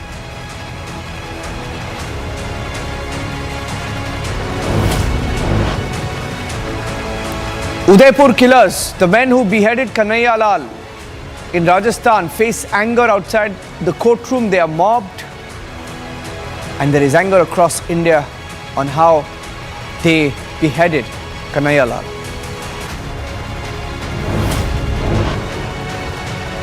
Delhi police claim that Zubair got funding from Pakistan and Syria as they battle for his custody.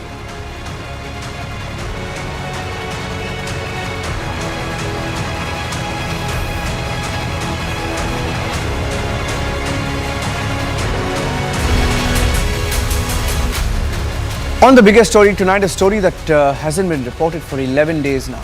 On the 21st of June, ladies and gentlemen, just to give you a backgrounder, on the 21st of June, just when the entire national media, all of us were focusing on what is happening in Maharashtra, on what was going on with the Uddhav Thackeray government, and Uddhav Thackeray was on his way out, his MLAs had deserted him, and around that time, just around that time, in Amravati, on the 21st of June, on the left of your screen, the man that you see there wearing spectacles, Umesh Kulge is his name. Umesh Kulhe. Umesh Kulhe was murdered a little after 10 p.m. on the 21st of June for backing Nupur Sharma in a WhatsApp post. He was murdered.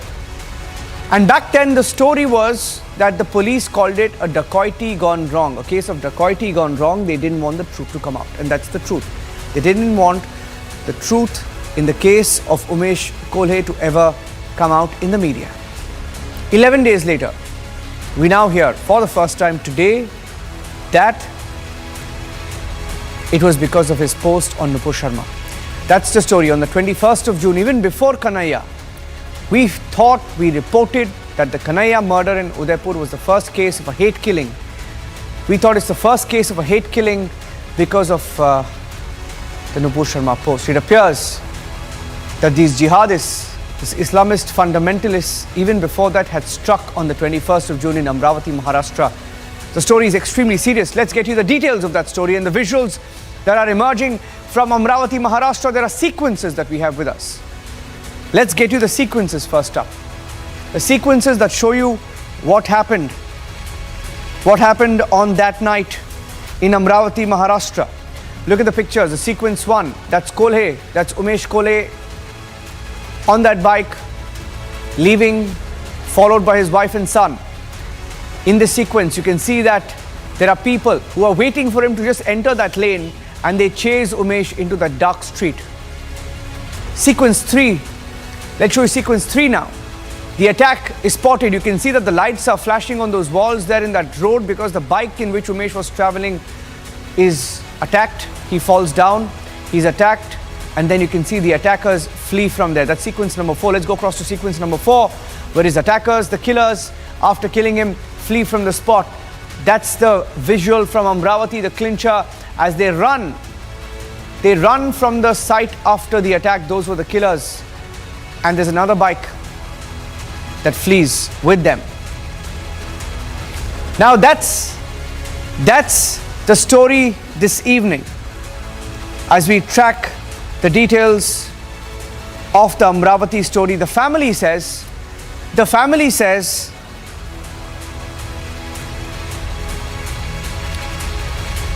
okay, before I go across to Shavan, while I stay with these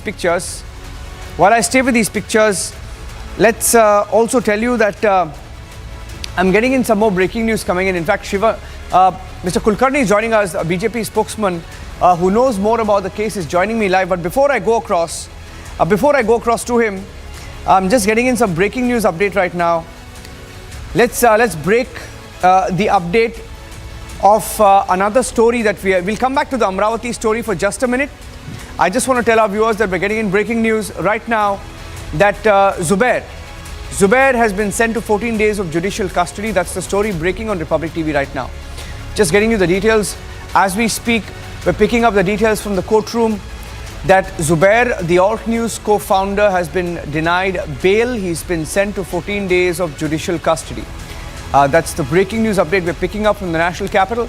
Zubair was arrested by the police in Delhi for an objectionable post. He's now been denied bail. He's been remanded to 14 days of judicial custody. That's the breaking news we're picking up. The Alt News co-founder was picked up by the police in Delhi. Several tweets that he's put out in the last few years that hurt religious sentiments. And Sambhav, my colleague, is joining me on the phone line. Let me go across to him. Sambhav, he's been remanded to 14-day judicial custody. News coming in from the Patiala House Court. The court has rejected the bail plea of Alt News co-founder Mohammed Zubair and granted Zubair 14 days of judicial custody, which was initially asked by the public prosecutor representing Delhi police.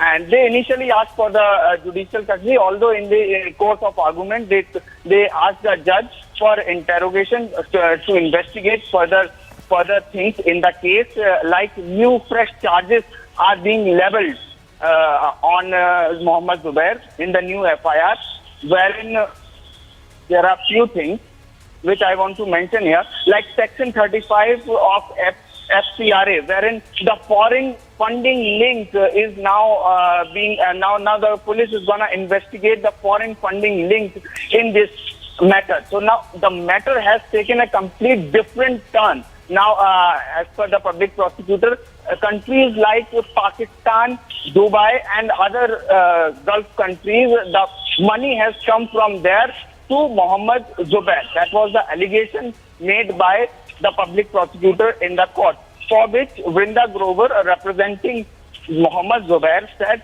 that these are false allegations and Zubair has not got a single penny. To which the public prosecutor said that he is the director of a company in which the foreign transaction has happened. So there were some 1.5 to 2 hours of long discussion, heated debate happened in the courtroom today. And post that, judge reserved the order, and now the judge has pronounced the order giving 14 days of judicial custody to Mohammed Zubair. Stay with me. You were inside the courtroom. Can you tell us more about the funding angle? Because the Delhi police specifically said he got money from Pakistan, he got money from Syria. Why did they say that? I mean, there must be something that they have with them to make such a big claim in court. Sambhav. So the exact question was asked by the Chief Metropolitan Magistrate, the judge, to the public prosecutor. The exact question was asked, to which the public prosecutor said that we need to investigate it further. And who would we question? We need to grill Mohammed Zubair, from where these funds came to him, rather his company, of which he is the director. So indirectly, fund went to Mohammed Zubair. So when judge asked this question, public prosecutor said, we need him to question all this and investigate. We need to investigate all these angles, because of which we need his custody. That's the discussion between the judge and the public prosecutor. Okay. Sambhav, thank you for joining us with those inputs. That's the breaking news update. Zubair of Alt News, whose posts have been under scanner. Several posts, in fact, that have come to light. Offending Hindu religion, offending Hindu gods, offending Mahabharata, offending Lord Ram, offending Hanuman, offending Shivling. He's been in custody. He's been remanded to 14 days of judicial custody. And he was single-handedly responsible for also amplifying the Nupur Sharma post, due to which, after which several Middle Eastern countries also, picked it up from his tweet, and they amplified it, questioned the Indian government, etc. A big embarrassment. We've seen so many protests. A story in which law and order should have taken course instead led to anarchy. Let's go back to the big breaking news update, back to Amravati now in Maharashtra. Let's go across to Amravati, Maharashtra, where a chemist was murdered on the 26th of June. Kanhaiya was beheaded in Udaipur. It appears that 5 days before that in Amravati, Umesh was murdered. I have my colleague Shavan Sen joining us on the broadcast, along with Mr. Kulkarni of the BJP, a spokesman joining us from Maharashtra. But let me go across to Shavan first. Shavan, quickly, one word from you on why the action or the inaction of the police in this particular case has raised questions. Because if he was killed on the 21st, why is it, Shavan, that they called it a case of dacoity gone wrong? If there was CCTV footage, if there was digital evidence, it really does not add up, Shavan. Irrespective of what they tell you, was there political pressure?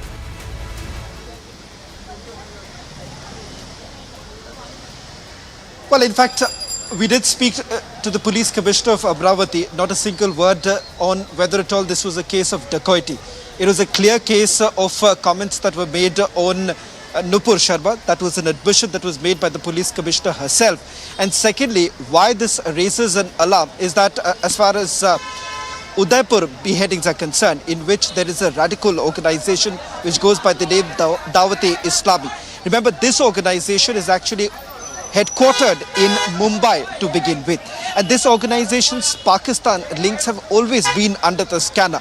And when I actually specifically asked this question to the police commissioner, she's saying that right now there is no such link that has basically emerged. Having said that, they're not ruling out the possibility of the role of a radical organization. If that's the case, why hasn't the prime accused in this particular case been arrested so far? He's still on the run. And what's even more shocking here is that, Niranjan, the 6 CCTV footage that has been accessed by our colleague Priyanka Sharma goes on to basically indicate one thing, that all of this was scripted. There was a proper recce that was basically been done, and this was completely premeditated. And that's the reason why I'm saying that if the police hasn't been able to identify or rather arrest the prime accused, then there are a lot of questions that the police certainly needs to answer. Shawan, thank you for that. Let me also get in Mr. Shivre Kulkarni. Mr. Shivre Kulkarni is a spokesman of the BJP in Maharashtra. He's joining us on the broadcast on the biggest story tonight. Mr. Kulkarni, thank you for joining us. Let's bring him on the screen right now, Mr. Shivre Kulkarni. What in your view, Mr. Kulkarni, happened here in Amravati? Was the police under pressure? Because the family is telling us that उनको बताया गया था कि ज़्यादा बात नहीं करना है, उसके बारे में investigation is on. They were not very clear on the facts. Do you think the police was under some sort of pressure? ऐसा दिख रहा है क्योंकि 21 जून को ये हत्या हुई और करीबन 23 जून को मैंने डिमांड की थी कि ये इस प्रकरण के साथ में कोई नुपुर शर्मा प्रकरण का संबंध है, क्योंकि जो निर्मम हत्या हुई थी उस हत्या में से ये कुछ दिख नहीं रहा था कि ये कोई रॉबरी का या सुपारी किलिंग का प्रकार है करके। इसलिए मैंने हत्या की, मैंने उसके बारे में पूरी जानकारी ली थी और मुझे पता चला था कि ये जो उमेश कोल्हे थे इन्होंने कुछ नुपुर शर्मा के संबंध में पोस्ट फॉरवर्ड किए थे और पुलिस इस एंगल से तपास करने के लिए तैयार नहीं थी। और ऐसा स्पष्ट रूप से दिख रहा है कि उद्धव ठाकरे का जो महाविकास आघाड़ी गवर्नमेंट यहाँ पर कार्यरत था वो अपीजमेंट का पॉलिटिक्स खेलती है, इसलिए इसको नुपुर शर्मा के बजाय कुछ भी रंग दिया जाए इस तरह का दबाव अमरावती पुलिस पर डाला गया था, ऐसा मेरा संदेह है। क्योंकि 12 दिन तक पुलिस निष्कर्ष तक नहीं पहुंची, नतीजे तक नहीं पहुंची। कल जब एनआईए की एंट्री इस प्रकरण में हुई, एनआईए का जांच दल अमरावती में आया, उन्होंने जांच शुरू की, तो आज अमरावती पुलिस ने खुलासा कर दिया है कि इस प्रकरण का नुपुर शर्मा से संबंध है। नुपुर शर्मा की पोस्ट फॉरवर्ड की गई तो प्राइमा फेसी ऐसा लग रहा है कि इसमें नुपुर शर्मा का समर्थन का विषय इसमें आया हुआ है। तो ये मुझे लगता है कि अपीजमेंट पॉलिटिक्स है, लेकिन अमरावती का सामाजिक सौहार्द खराब हुआ है। 12 नवंबर को रजा अकादमी ने बड़ा मोर्चा निकाल के अमरावती में दंगा करवाया था। अमरावती अभी सेंसिटिव बना हुआ है, तो इस पार्श्वभूमि पर, इस पृष्ठभूमि पर यह प्रकरण ठीक तरीके से हैंडल करना बहुत जरूरी था। इसलिए मैंने इसमें फिर राष्ट्रीय सुरक्षा Okay, lost the line there. Meanwhile, my colleague Priyanka also spoke to the son of Umesh Kole. She spoke to the son of Umesh Kole, who said that there are several questions in this particular case. Here's that conversation.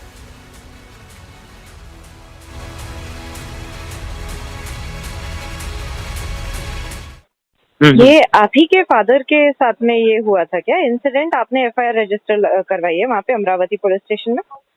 हाँ हाँ। मुझे थोड़ा सा आप अपना घटना बता सकते हैं, क्या हुआ था, क्या एग्जैक्टली था? मैडम, हम लोग 10:10 के आसपास घर के लिए निकले थे। हाँ, ये 21 तारीख की बात है? 21 तारीख की बात है। हाँ। हम दो गाड़ी पे 2 लोग थे, पिताजी आगे वाली गाड़ी पे थे और मैडम मेरी मिसेज दूसरे गाड़ी पे थे। अच्छा। तो कुछ समझो 15-20 फीट का डिस्टेंस था दोनों की गाड़ी के बीच में। हाँ। तो बाजू की गली में से जब गुजर रहे थे तो उतनी देर में समझो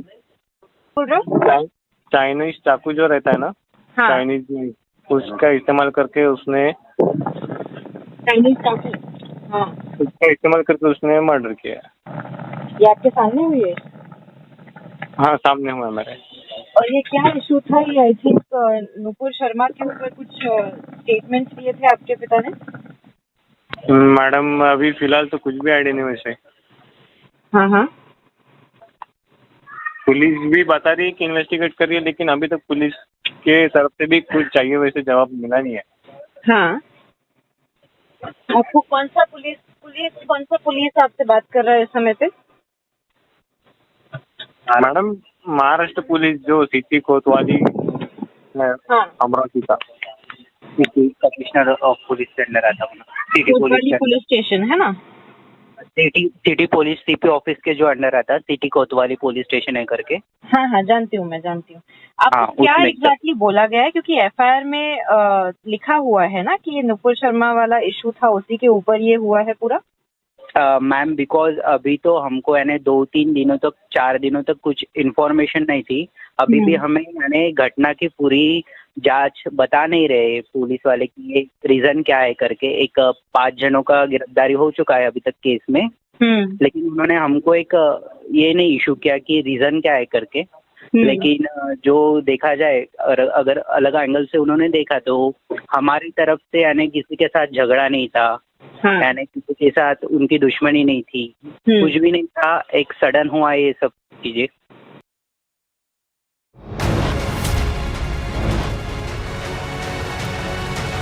Top stories from across the country now as we get you more details of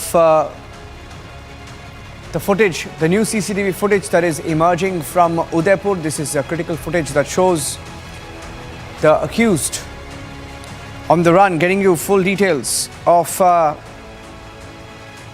the Udaipur investigation.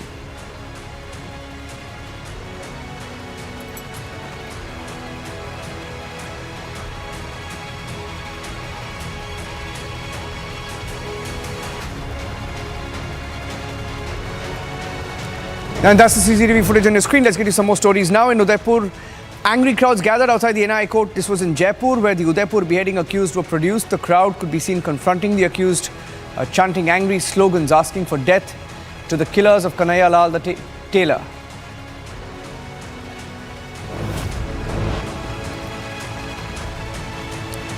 Brother of Umesh Kole murdered in Amravati called out some media reports which reportedly cited a robbery angle in the incident. किसी paper में थोड़ा सा घटना को ना जांचते हुए ये भी बताया गया कि इस घटना को लूटपाट में उनके ऊपर कुछ झटापट हुई, ये हुआ वो हुआ, हालांकि ऐसा कुछ भी नहीं हुआ था। क्लियर था, वो लोग आए, छुरा घोपा और भाग गए। The BJP organized its National Executive meeting in Hyderabad today. The party lauded Prime Minister Modi for leading the world's largest vaccination drive and also digital transformation in the country.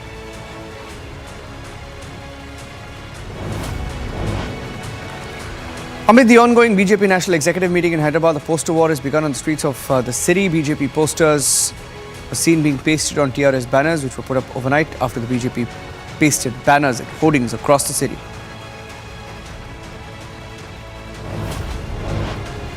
BJP National Executive likely to pass two resolutions, one political, another on the Garib Kalyan measures of the Modi government, with its President JP Nadda crediting the programs for its win in state and local elections besides by-polls. BJP in its briefing after office bearers meeting said all important issues and prevailing political environment will be discussed in the National Executive meeting.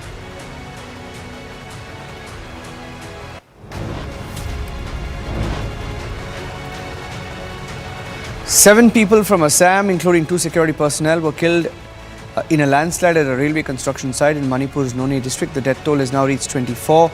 At least 12 more workers engaged at the accident site were still missing, totaling the number of missing persons to now 38.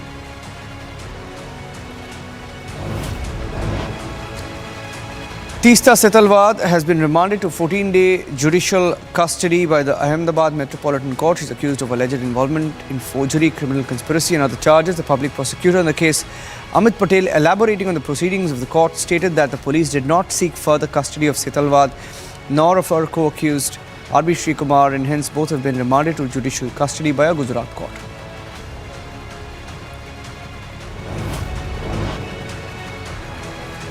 Delhi police sources have revealed that 3 new charges, including criminal conspiracy sections under FCRA, have been slapped against Zubair. He has been charged under IPC section 201, which is destruction of evidence, 120B, criminal conspiracy, and section 35 of FCRA. Delhi police also claimed that he got funds from Pakistan and Syria.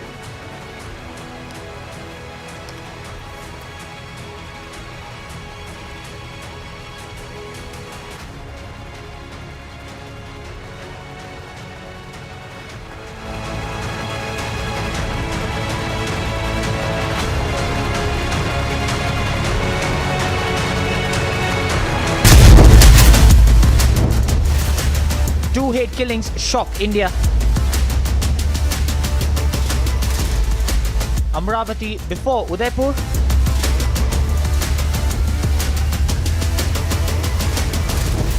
Watch Burning Question at 9 p.m.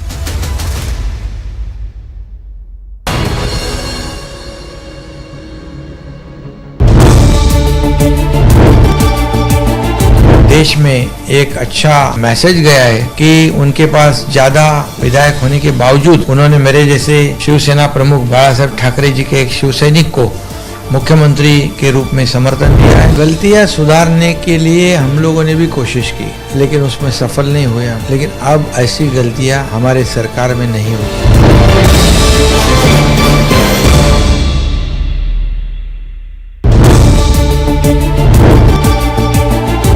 मुख्यमंत्री उद्धव ठाकरे साहब थे, लोगों की एक अपेक्षा थी, भावना थी कि जो दाऊद मुंबई बॉम्ब स्फोट कराता है, कई लोग उसमें मारे जाते हैं, उसको समर्थन देने की आवश्यकता नहीं।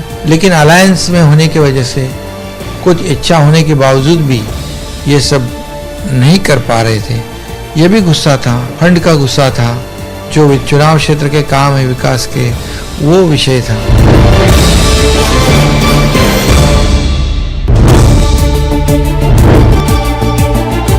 हम लोगों ने किधर गलत कदम उठाया है?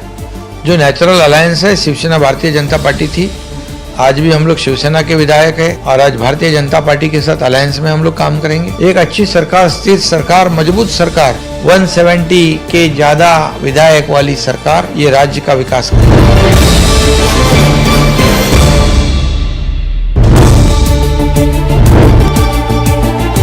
मुख्यमंत्री उद्धव ठाकरे साहब थे, लोगों की एक अपेक्षा थी, भावना थी कि जो दाऊद मुंबई बॉम्ब स्फोट कराता है, कई लोग उसमें मारे जाते हैं, उसको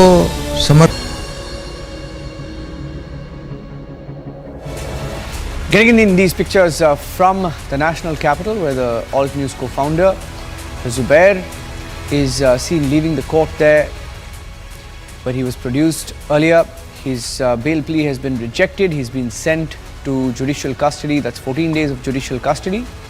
And those are the pictures from the courtroom, wearing a white cap, trying to shield his face from the media, wearing a face mask and being escorted out by the police in the national capital.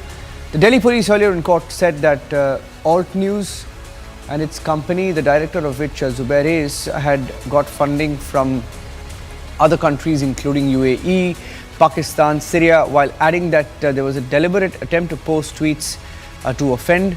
And speaking about the 2018 tweet, saying that in an internet age, you can't make such a mistake. Quickly getting in a word from Sambhav.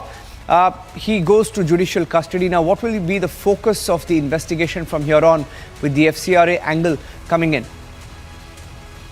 Yes, so the focus of the investigation would be regarding the funds allegedly came from the countries like Pakistan and Kuwait and all Gulf countries, as said by the public prosecutor in the court. And a similar kind of question was asked by the judge to the public prosecutor, wherein the judge asked why you need a judicial custody and what is the future course of your action.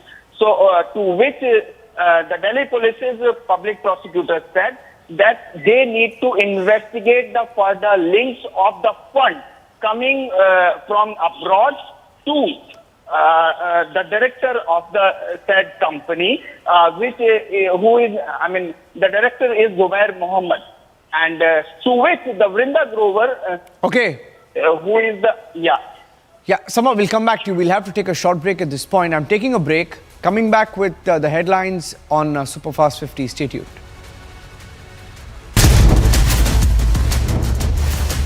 Two hate killings shock India. Amravati before Udaipur.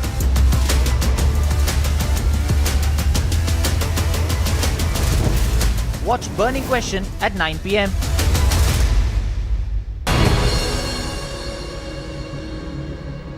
Amity has been ranked amongst the top 3% universities globally, a testimony to Amity's globally benchmarked quality. To apply, visit amity.edu.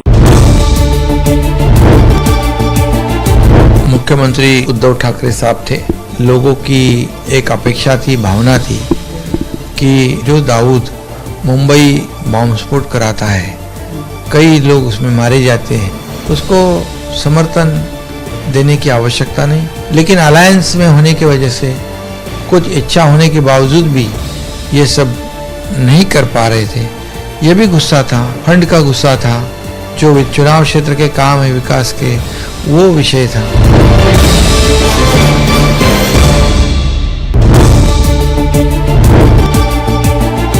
हम लोगों ने किधर गलत कदम उठाया है? जो natural alliance है Shiv Sena Bharatiya Janata party थी, आज भी हम लोग शिवसेना के विधायक है और आज भारतीय जनता पार्टी के साथ अलायंस में हम लोग काम करेंगे। एक अच्छी सरकार, स्थिर सरकार, मजबूत सरकार, 170 के ज्यादा विधायक वाली सरकार ये राज्य का विकास करेगी।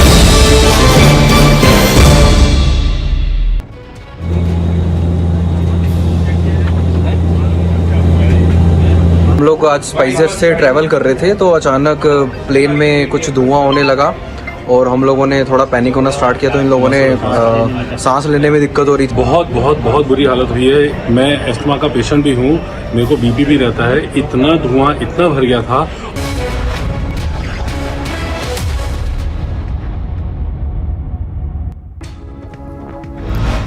54-year-old chemist was stabbed to death in Amravati city of Maharashtra, with the police suspecting that the accused committed the offence as the victim had allegedly shared a post on a social messaging platform in support of Nupur Sharma.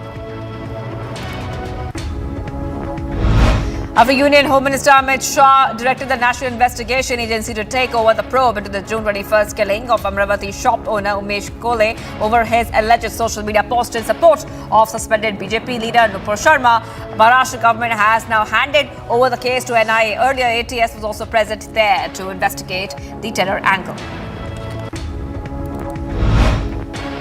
Congress leader Rashid Ali also believes that the investigation is required, but the BJP government is answerable for the killing. He said that the government runs the country with the language of hatred.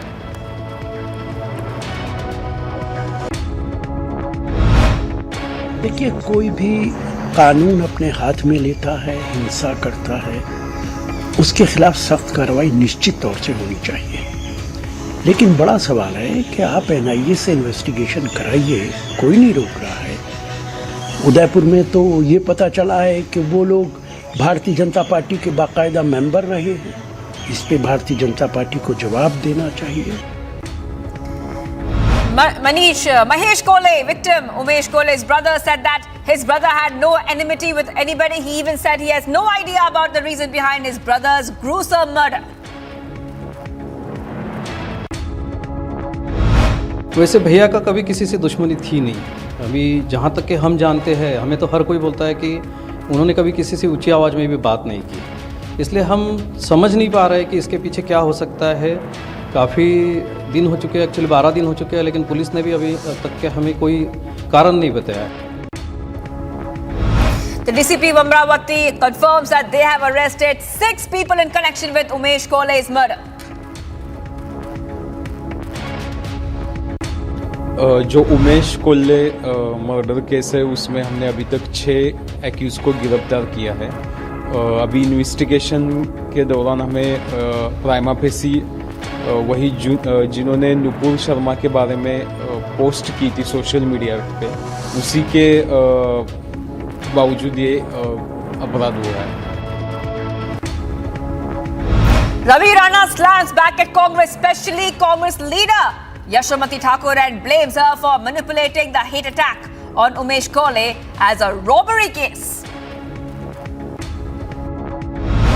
जिस राज्य में कांग्रेस की नीतियों की सरकार है, महाराष्ट्र में भी जब कोल्हे का मर्डर हुआ तो वहाँ पे महाविकास अघाड़ी की सरकार थी और उसका पूरा अभी डिटेल CBI और NIA के माध्यम से निकलने वाला है। पूरी तरह से इसके पीछे जो जो चेहरे छुपे, जिन चेहरों ने कराया है, हिंदुओं की बात करने वालों पे हमला किया है, उनकी जान ली है, उसका पूरा पर्दाफाश होने वाला है और उसी माध्यम से NIA की कार्रवाई होने वाली है।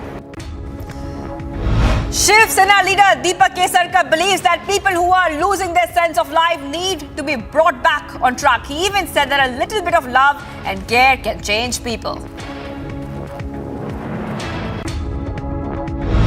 ऐसे कोई भटक रहा है तो उसको राह पे लाना पड़ेगा और प्यार से दुनिया जीत जा सकती है, इसी पे हम लोग विश्वास कर सकते हैं। एट द सेम टाइम मैं भी इस राज्य का राज्य मंत्री था होम डिपार्टमेंट का, तो हमें अच्छी तरह से मालूम है कि किस तरह से लोगों को शांत करना चाहिए, किस तरह से उनमें बदलाव लाना चाहिए। BJP leader Anil Bonde expresses his disappointment toward the police officials and the MVA government regarding the murder case and said that different stories were made and nobody disclosed the real reason of the murder. ये समझ में आ गया कि motive उनका नुपुर शर्मा की support का था। वो उस दिन भी समझ में आ गया। उस दिन में वो 5 लोगों को जो पकड़े गए थे, उन लोगों ने बताया था, हाँ उन्होंने कन्फेस किया था कि हमने मारा है और नुपुर शर्मा की पोस्ट को सपोर्ट करने के कारण मारा है। लेकिन एमवीए सरकार ने ये सब स्टेटमेंट दबा दिए थे। इसकी भी जांच होनी चाहिए। Sunil Prabhu, Shiv Sena leader, questions the BJP governance and says that BJP has been running into its politics using Savarkar's name. नहीं, ऐसा है कि विधिमंडल सभागृह की कामकाज की नियमावली होती है, उसके अनुसार विधिमंडल सभागृह चलता है, व्हिप भी चलते हैं, उस नियम के अनुसार व्हिप जारी किया जाएगा। Hindu Samaj Party President Kamlesh Tiwari's wife Kiran Tiwari claimed that she has been receiving death threats. She discovered a letter addressed to her in her Lucknow office, which she said was to be sent off to her late husband. Kamlesh Tiwari was brutally murdered inside his home on 2019. The news of Kiran receiving a death threat is now spreading like wildfire on social media, and the police has been alerted for the same. ये पत्र 22 तारीख को नीचे धरा हुआ मिला, तो उसमें यही धमकी भरा लेटर में लिखा हुआ था कि मैं कमलेश तिवारी को समझाता रहा, हमेशा धमकी देता रहा कि मान जा नहीं तेरी हत्या कर दूंगा, लेकिन वो माना नहीं, तो उसको हमने मार दिया, उसको जहां तुम पहुंचा दिया। अब आपकी बारी है, आपको भी मारेंगे और आपके परिवार के बारे में भी हम जानकारी रखते हैं कि आपका परिवार कहाँ रहता है, वो भी खतरे से खाली, वो भी उसको भी हम मारेंगे। Spurning PM Modi once again, Telangana CM K. Chandrasekhar Rao will not receive PM Modi, who reached Telangana today for BJP National Executive meeting. And in fact, KCR Telangana Minister Talasani Srinivas Yadav received the PM from the airport in Hyderabad during PM Modi's last 2 visits to the state. KCR avoided welcoming him at the airport amid the growing animosity between TRS and the BJP. A goods train derailed in the near Shehzadpur railway station in UP's Rampur. The incident, in fact, took place at around 10 p.m. on Friday night. Following the mishap, the railway carriage and wagon along with the railway protection force reached the accident spot and carried out repair work. MNS Chief Raj Thackeray has extended his best wishes to BJP leader and former CM of the state, Devendra Fadnavis, for being sworn in as the deputy CM of the state. Thackeray further praised Fadnavis for accepting a junior slot in the government. He also praised and congratulated CM Eknath Shinde for being sworn in as the CM of Maharashtra. Union Minister Jyotiraditya Scindia called the MVA government of Maharashtra an unholy alliance. He further added that the state's development was hindered under the Uddhav leadership. Scindia also is hopeful that under Shinde and Fadnavis leadership, the state will witness more development. The massive development in the murder case of Udaipur tailor Kanhaiya Lal, all 4 accused persons were sent to 10-day NIA remand on July 2nd. On the 4 accused before a special NIA court in Jaipur, Riaz Akhtari, also Mohammed, were arrested on June 28th, hours after they allegedly hacked Kanhaiya to death with a cleaver at his shop. In an exclusive conversation with Republic Media Network, an eyewitness said that he had no enmity with anyone. Another eyewitness said that they were working. Kanhaiya started taking the measurements, and that is when they heard him screaming. 2 लोग आए थे, kurta tight करवाने के लिए आए थे और बोला कि कुर्ता टाइट करना है। इतनी ही देर में उन्होंने नाप दिया और उन्होंने हल्ला होने लग गया। कन्हैया लाल जी ने कहा क्या कर रहे हो करके, तो उन्होंने 2-3 बार अंदर ही कर दिए थे। The presidential candidate of the opposition parties, Yashwant Sena, would address the Congress Legislature Party on Sunday morning. Reportedly, Sena arrived today and after staying overnight in Bengaluru, he would take part in the Congress legislative party meeting at 11 a.m. on Sunday in a private hotel. Former Karnataka CM H.D. Kumaraswamy gave a one-month ultimatum to the state government to improve the condition of government schools and warned that his party JDS would launch a protest in case no action was taken. Taking a dig at the BJP government, he said it has tried to cover up issue of leaking roofs of schools and added that more than 75,000 school buildings were in a very bad state. Aam Aadmi Party National Convener Arvind Kejriwal will be on a two-day visit to Gujarat from Sunday, during which he will hold a town hall meeting on free electricity and also administer oath to the newly appointed party office bearers, a party leader said. During his two-day stay in Ahmedabad, the Delhi CM will also hold meetings with senior leaders of the Aam Aadmi Party and interact with party members. Shiv, Sena MLAs and spokespersons of the rebel camp Deepak Kesarkar has now denounced that the expulsion of Maharashtra CM Eknath Shinde from the party, asserting that it did not suit the image of Uddhav Thackeray. Kesarkar stated that despite late Balasaheb Thackeray's views, Uddhav Thackeray had chosen to join hands with parties like the Congress and NCP, who he prioritized over his own MLAs.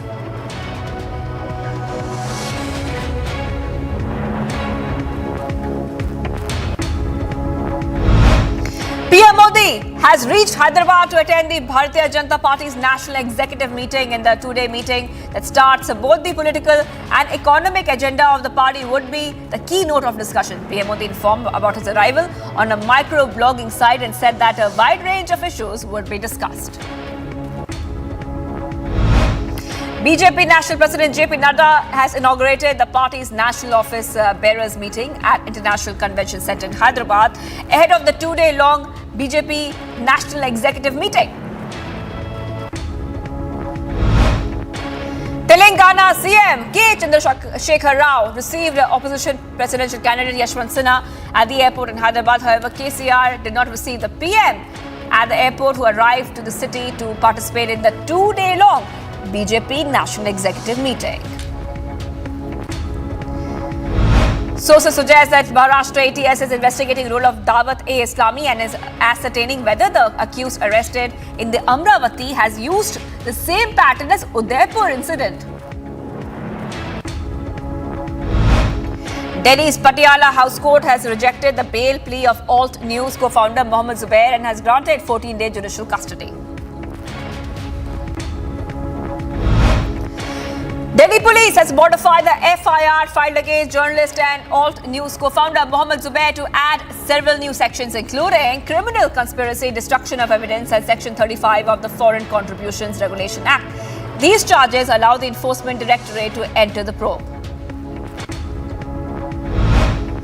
Zubair in bigger trouble as Delhi police unearths mountain of foreign transactions from UAE to Pakistan. Delhi police IFSO unit has said that it noted the support for Alt News co-founder Mohammed Zubair tracing to Pakistan and mostly some Middle Eastern countries. It also said that a total of about 2,31,000 rupees has been received by the parent company of Alt News.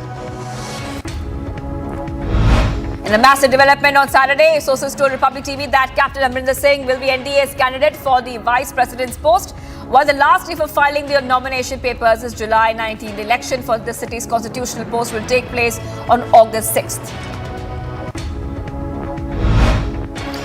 Shiv Sena MLA Rajan Salvi has filed his nomination as a MVA's candidate for the post of Maharashtra Legislative Assembly Speaker, election for which will be held on July 3rd.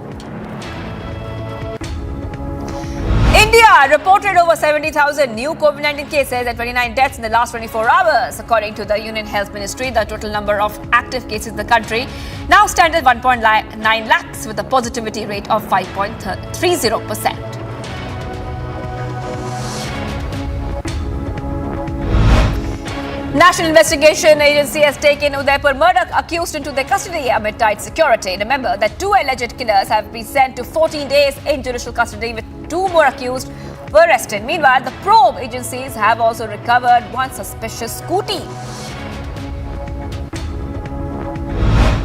Manipur continues to face the wrath of nature. Another fresh landslide in Manipur after the tragedy in the Noni district according to Manipur Mountaineering and Trekking Association. This even as the rescue operations continue to save the trapped people in the landslide incident. Manipur CM earlier in an exclusive interview with Republic TV said the total of 81 are dead so far, while 55 people are feared trapped.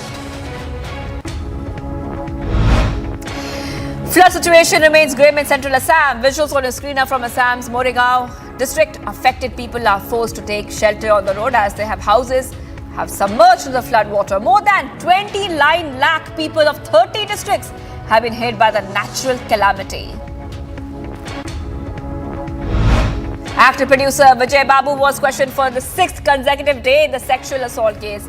The actor has been appearing for questioning since Monday in the case registered against him. Kerala High Court has granted him anticipatory bail and asked to cooperate with the investigation. The actor has been accused of sexual assault on the pretext of offering roles in movies. A SpiceJet flight had to return to Delhi airport after passengers claimed that there was smoke in the plane. The plane was headed to Jabalpur. In the visuals on the screen, passengers can be seen fanning in the smoke-filled cabin. All the passengers on board were evacuated safely. Border security force handed over a 3-year-old child who had inadvertently crossed the border to Pakistan. BSF said that the child was apprehended when he crossed the international border at around 7:15 p.m. on Friday. BSF approached Pakistan authorities and handed over the child safely on humanitarian ground. Union Home Minister Amit Shah is in Gujarat. He inaugurated a series of development projects of Ahmedabad Municipal Corporation and Western Railway. Union Home Minister also laid the foundation stone of multiple projects.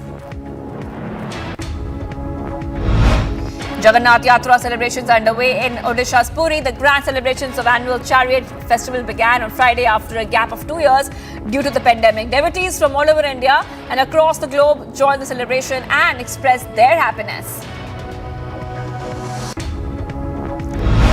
A man in Vadodara, Gujarat took his own robotic Rath Yatra out on the streets to mark the grand celebration for the 145th Lord Jagannath Rath Yatra, an annual chariot festival associated with Hindu god.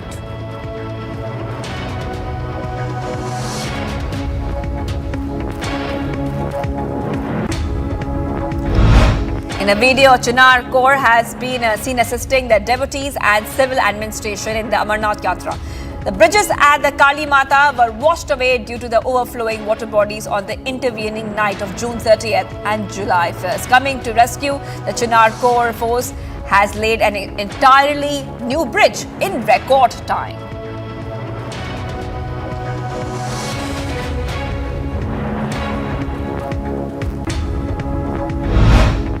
Typhoon Chaba is going to hit the coast of Hong Kong and is expected to bring high winds and plenty of rain. Big waves hit shorelines of Hong Kong, spraying water over some thrill seekers who braved the high winds. More updates on Typhoon Chaba. Hong Kong government planes and helicopters were rushed to the rescue of a ship that was sinking in the South China Sea. The name and origin of the ship has not been disclosed, but if sources are to be believed, about 30 crew members abandoned the ship approximately 300 kilometers from the southwest of Hong Kong during Typhoon Chaba. Hong Kong flyers used 2 fixed-wing aircraft and 4 helicopters and had rescued 3 people from the sinking ship who were sent to Hong Kong for medical treatment. Angry demonstrators broke into East Libyan Parliament in Tobruk and set fires to parts of the complex. The mob slammed the current regime of Libya and called for the current political powers to be dissolved and elections to be held. The unrest came a day after representatives of both sides failed at UN-mediated talks to reach an agreement. A Virgin Orbit rocket was launched from a special Boeing 747 that flew off the Southern California coast and streaked towards space. The rocket was carrying U.S. Defense Department satellites. The modified jumbo jet took off from Mojave Air and Spaceport in the Mojave Desert and has released the rocket over the Pacific Ocean. The launch was for a Defense Department test program procured by the U.S. Space Force. It was Virgin Orbit's 4th commercial launch and first night launch. After Russia's airstrike, which killed almost dozens of people, the Russian army has begun constructing residential apartments in Mariupol. The building work is overseen by the Russia's military construction company, and work has been carried out at a fast pace, claimed by Russia military officials. South African citizens were left for darkness as a massive power outage hit households and businesses across the country. The country's state-owned power utility, Eskom, said that there is a chronic power shortage in the state and there will be continuous risk of load shedding at any stage. The president, Cyril Ramaphosa, has also briefed by the Eskom chief on the power outage. The last British governor of Hong Kong, Chris Patten, has accused China's government of being in the process of turning the city into a police state. He said the international community had a duty to put pressure on Beijing over Hong Kong to make sure it paid a price for breaking the commitments it made in the handover agreement. At least 5 people were killed and 44 others injured in a 6.3 magnitude earthquake in southern Iran today. Rescue teams were deployed near the epicenter in the Saheh Khosh village, which is home to around 300 people. People took to the streets as aftershocks continued to jolt the area after the early morning quake, which also damaged buildings and infrastructure. The Indian men's cricket team is in a stronghold after Rishabh Pant's heroic 146 runs off 111 balls at the 5th test against England in Birmingham. India had scored a total of 338 runs and losing 7 wickets, with Pant and Jadeja scripting a record-breaking partnership of 222 runs off 239 balls. Italian defender Giorgio Chiellini took part in the first training session at the Los Angeles Football Club. 37-year-old joined LAFC from Juventus after 17 decorated seasons with the Italian club. Chiellini is expected to make his LAFC debut against crosstown rival LA Galaxy on July 8th.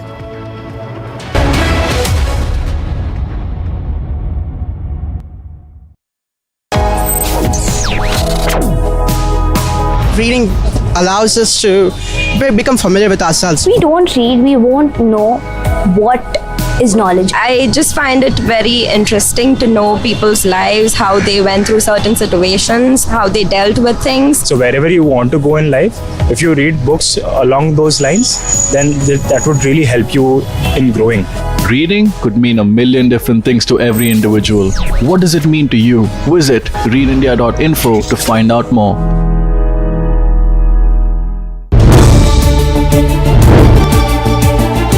हम लोगों ने किधर गलत कदम उठाया है?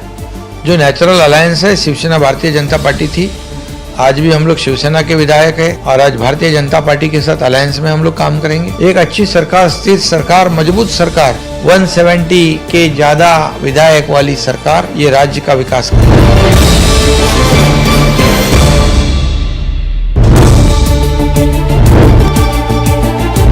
मुख्यमंत्री उद्धव ठाकरे साहब थे, लोगों की एक अपेक्षा थी, भावना थी कि जो दाऊद मुंबई बॉम्ब स्फोट कराता है, कई लोग उसमें मारे जाते हैं, उसको समर्थन देने की आवश्यकता नहीं, लेकिन अलायंस में होने की वजह से कुछ इच्छा होने के बावजूद भी ये सब नहीं कर पा रहे थे।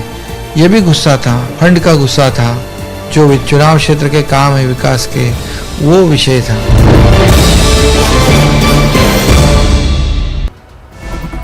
Flood situation in Assam still remains grim as 159 people have already lost their lives and more than 30 lakh people are affected in various districts.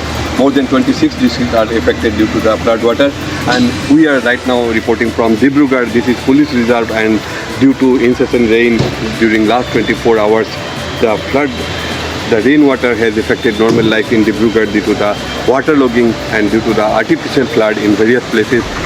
More than 22 wards are affected and people are living like this in Dibrugarh. The police reserve is badly affected and 22 wards are affected due to the rainwater due to the...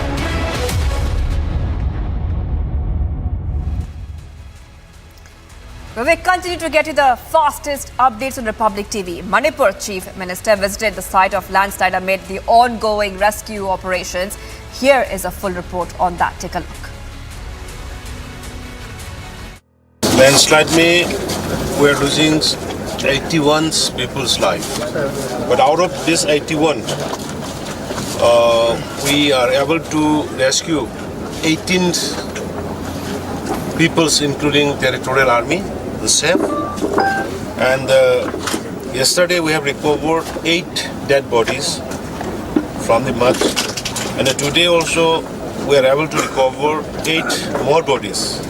Now total missing is 55 numbers we are expecting. And due to the soft soil, we are not able to make the road to cross the actual area. Actual area is after crossing this range of mud slide area. So we are trying, we are using available materials, available trucks, JCBs, personnel, and the army also with us, working together with coordination with the state government. We have already provided area peoples, and we are very kind of the Honorable Prime Minister Narendra Modi ji, and we are very much kind of the Honorable Union Home Minister Amit Shah ji. Yesterday, they personally monitored the situation and advised me to do whatever we can, and the center has already sent army personnel as well as the NDRF peoples who are specially trained for this kind of rescue teams. And we are hoping that we will be able to find all the dead bodies within these 2-3 days. But it will take 2-3 days because our soil is so soft, and even we could not pass through the heavy vehicle inside. So that is the problem now. 2 hate killings shock India. Amravati before Udaipur.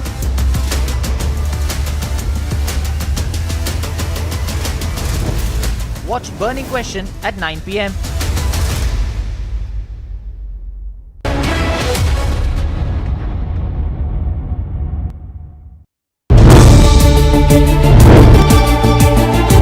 मुख्यमंत्री उद्धव ठाकरे साहब थे।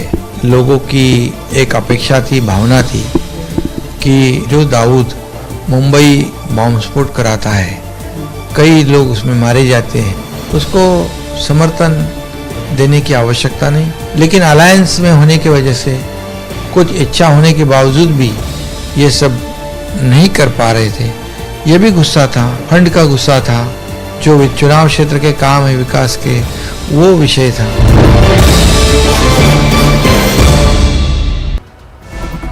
Flood situation in Assam still remains grim as 159 people have already lost their lives and more than 30 lakh people are affected in various districts.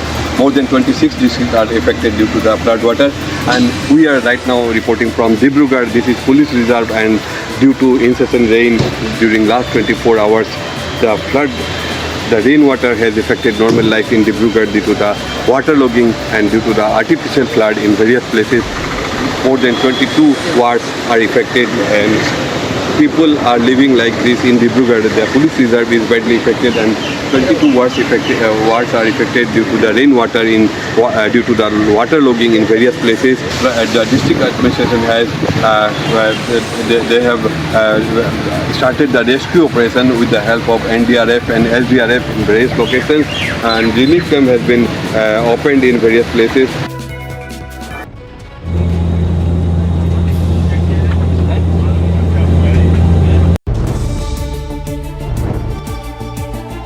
देश में एक अच्छा message गया है कि उनके पास ज्यादा विधायक होने के बावजूद उन्होंने मेरे जैसे शिवसेना प्रमुख बाला साहब ठाकरे जी के एक शिव सैनिक को मुख्यमंत्री के रूप में समर्थन दिया है। गलतियां सुधारने के लिए हम लोगों ने भी कोशिश की, लेकिन उसमें सफल नहीं हुए हम। लेकिन अब ऐसी गलतियां हमारे सरकार में नहीं होगी।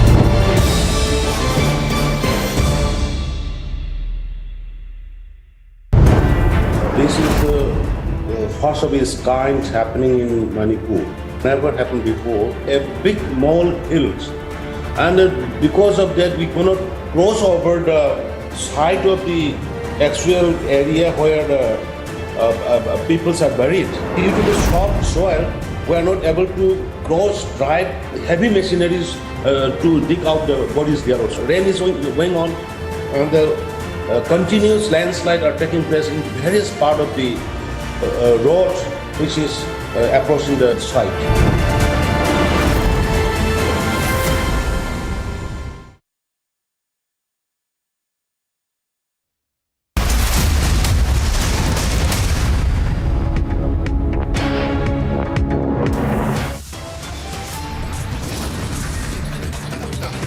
Uddhav has sacked Shinde for anti-party activity in Maharashtra.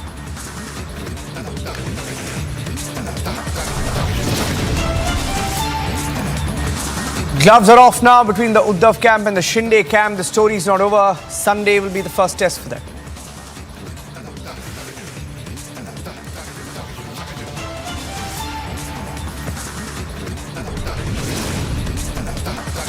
Shinde's first test is tomorrow. The speaker will be chosen. The NDA candidate versus the MVA candidate in Maharashtra tomorrow.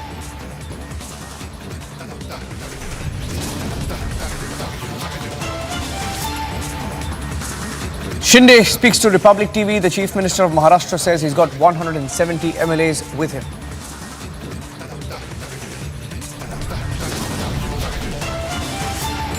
And the Maharashtra Speaker polls are tomorrow. Republic TV will be live. When it happens, it's Rahul Narvekar versus the MVA candidate.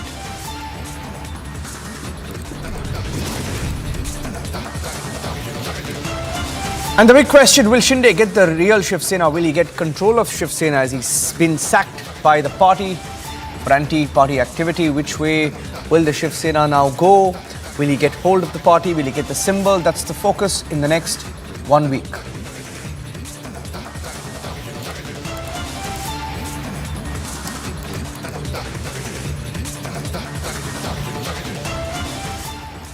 Thank you for joining us here on Republic TV.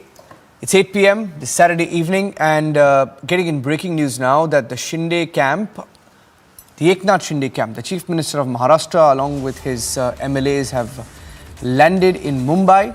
We should be getting those pictures in a short while from now. Meanwhile, the new Chief Minister of Maharashtra spoke to Republic TV while asserting that his government would focus on the real issues and wouldn't let down the people, especially on issues like Palghar, etc. He spoke to Republic TV. Here's an excerpt of that interview. मन में खटास की क्यों जो party उस समय जाना जाती थी हिंदुत्व को लेकर, बाला साहब ठाकरे हिंदुत्व की बात करते थे। पालघर वाले मामले में हमने भी, रिपब्लिक ने कई सारे सवाल उठाए कि आखिरकार क्यों वो साधुओं के साथ जस्टिस क्यों नहीं हुआ। आज जब आप ये चीज देखते हैं, आंखों के सामने देखते हैं कि वो मौका आपको मिल रहा है कि जो गलतियां महाविकास अघाड़ी ने किया वो गलतियां को आप सुधार सकते हैं। गलतियां सुधारने के लिए हम लोगों ने भी कोशिश की, लेकिन उसमें सफल नहीं हुए हम। लेकिन अब ऐसी गलतियां हमारे सरकार में नहीं होगी। आपने जैसे ही पद संभाला मुख्यमंत्री का, उसके बाद आपने जितने भी जो पेंडिंग प्रपोजल्स थे उसको फाइल्स आपने ओपन करते हुए देखा। किन किन प्रपोजल्स पर आपका सबसे अहम मुद्दा रहेगा? क्योंकि आर्य कॉलोनी को लेकर आज ही मुख्यमंत्री उद्धव ठाकरे, जो पूर्व मुख्यमंत्री उद्धव ठाकरे ने एक अपील की थी, एक इमोशनल अपील की थी कि भले मेरे साथ बदला निकाल लो पर मुंबई करो के साथ बदला ना निकाले। ऐसा कोई बदले की भावना लेकर सरकार काम नहीं करेगी। जो भी प्रोजेक्ट है, जो प्रलंबित है, उसे निर्धारित समय में पूरा करने का काम सरकार करेगा और जो जनता के हित में, राज्य के हित में होगा वही सरकार करेगा। मैं जानता हूं कि आपके पास ज्यादा टाइम नहीं है, बट एक खाली और सवाल खाली करना चाहूंगा क्योंकि लोग जानना चाहेंगे, आज देश में रिपब्लिक भारत के द्वारा लोग जानना चाहेंगे कि एकनाथ शिंदे जी जो चिन्ह को लेके बात हो रही, शिवसेना की चिन्ह को लेके बात हो रही है, आप लगातार ट्वीट भी कर रहे हैं कि रियल शिवसेना आखिरकार आप है। इलेक्शन कमीशन पे जाने की बात या आने वाले दिनों में रणनीति क्या रहेगी शिवसेना की चिन्ह को इस्तेमाल करने की? आज भी कहता हूं, हम लोग बाला साहब ठाकरे जी के शिव सैनिक हैं और शिवसेना के विधायक हैं। बाकी मैं कुछ जानता नहीं और समय आने पर निश्चित रूप से कई बातें स्पष्ट हो जाएगी। ऐसी कोई हमारी कोशिश नहीं है कि शिवसेना पार्टी को ठेस पहुंचाना, उद्धव ठाकरे साहब को ठेस पहुंचाना। ऐसे कुछ भी कोशिश हमारी नहीं, लेकिन हम शिवसेना के विधायक हैं। शिवसेना, हमने कोई पार्टी छोड़ी नहीं, हमने कोई पार्टी नहीं बनाई नहीं। हम नेचुरल अलायंस पार्टनर के साथ हम ये सरकार चलाएंगे। और क्या आप जो उद्धव ठाकरे के साथ अभी भी कुछ एमएलएज हैं, उनको कुछ आप कहना चाहेंगे कि आखिरकार आप इस समय कमान संभाल रहे हैं, क्या आप उनको ये कहना चाहेंगे? क्योंकि कुछ लोग ये भी कह रहे हैं कि मिलिंद नार्वेकर आपसे बात कर रहे हैं, हमारे पास जो खबर आई थी कि आप लोग की बातचीत हो रही, तो कई ऐसे लोग हैं जो अभी भी उनके कैंप में वो आपसे जुड़ना चाहते हैं, उनको क्या कहेंगे? हमारी जो भूमिका है, एक आइडियोलॉजी वाली, बाला साहब ठाकरे जी के विचार वाली, जो जिसको पसंद है वो स्वीकार करेगा। नंबर्स की अगर बात करें, आप इस समय सपोर्ट कितना देख रहे हैं? सोमवार की नंबर तो हमारे पास 50 है, भारतीय जनता पार्टी के पास 120 है, और आगे भी बहुत से लोग आ रहे हैं। 170-75 वाली सरकार, इतनी मजबूत सरकार कहाँ मिलेगी?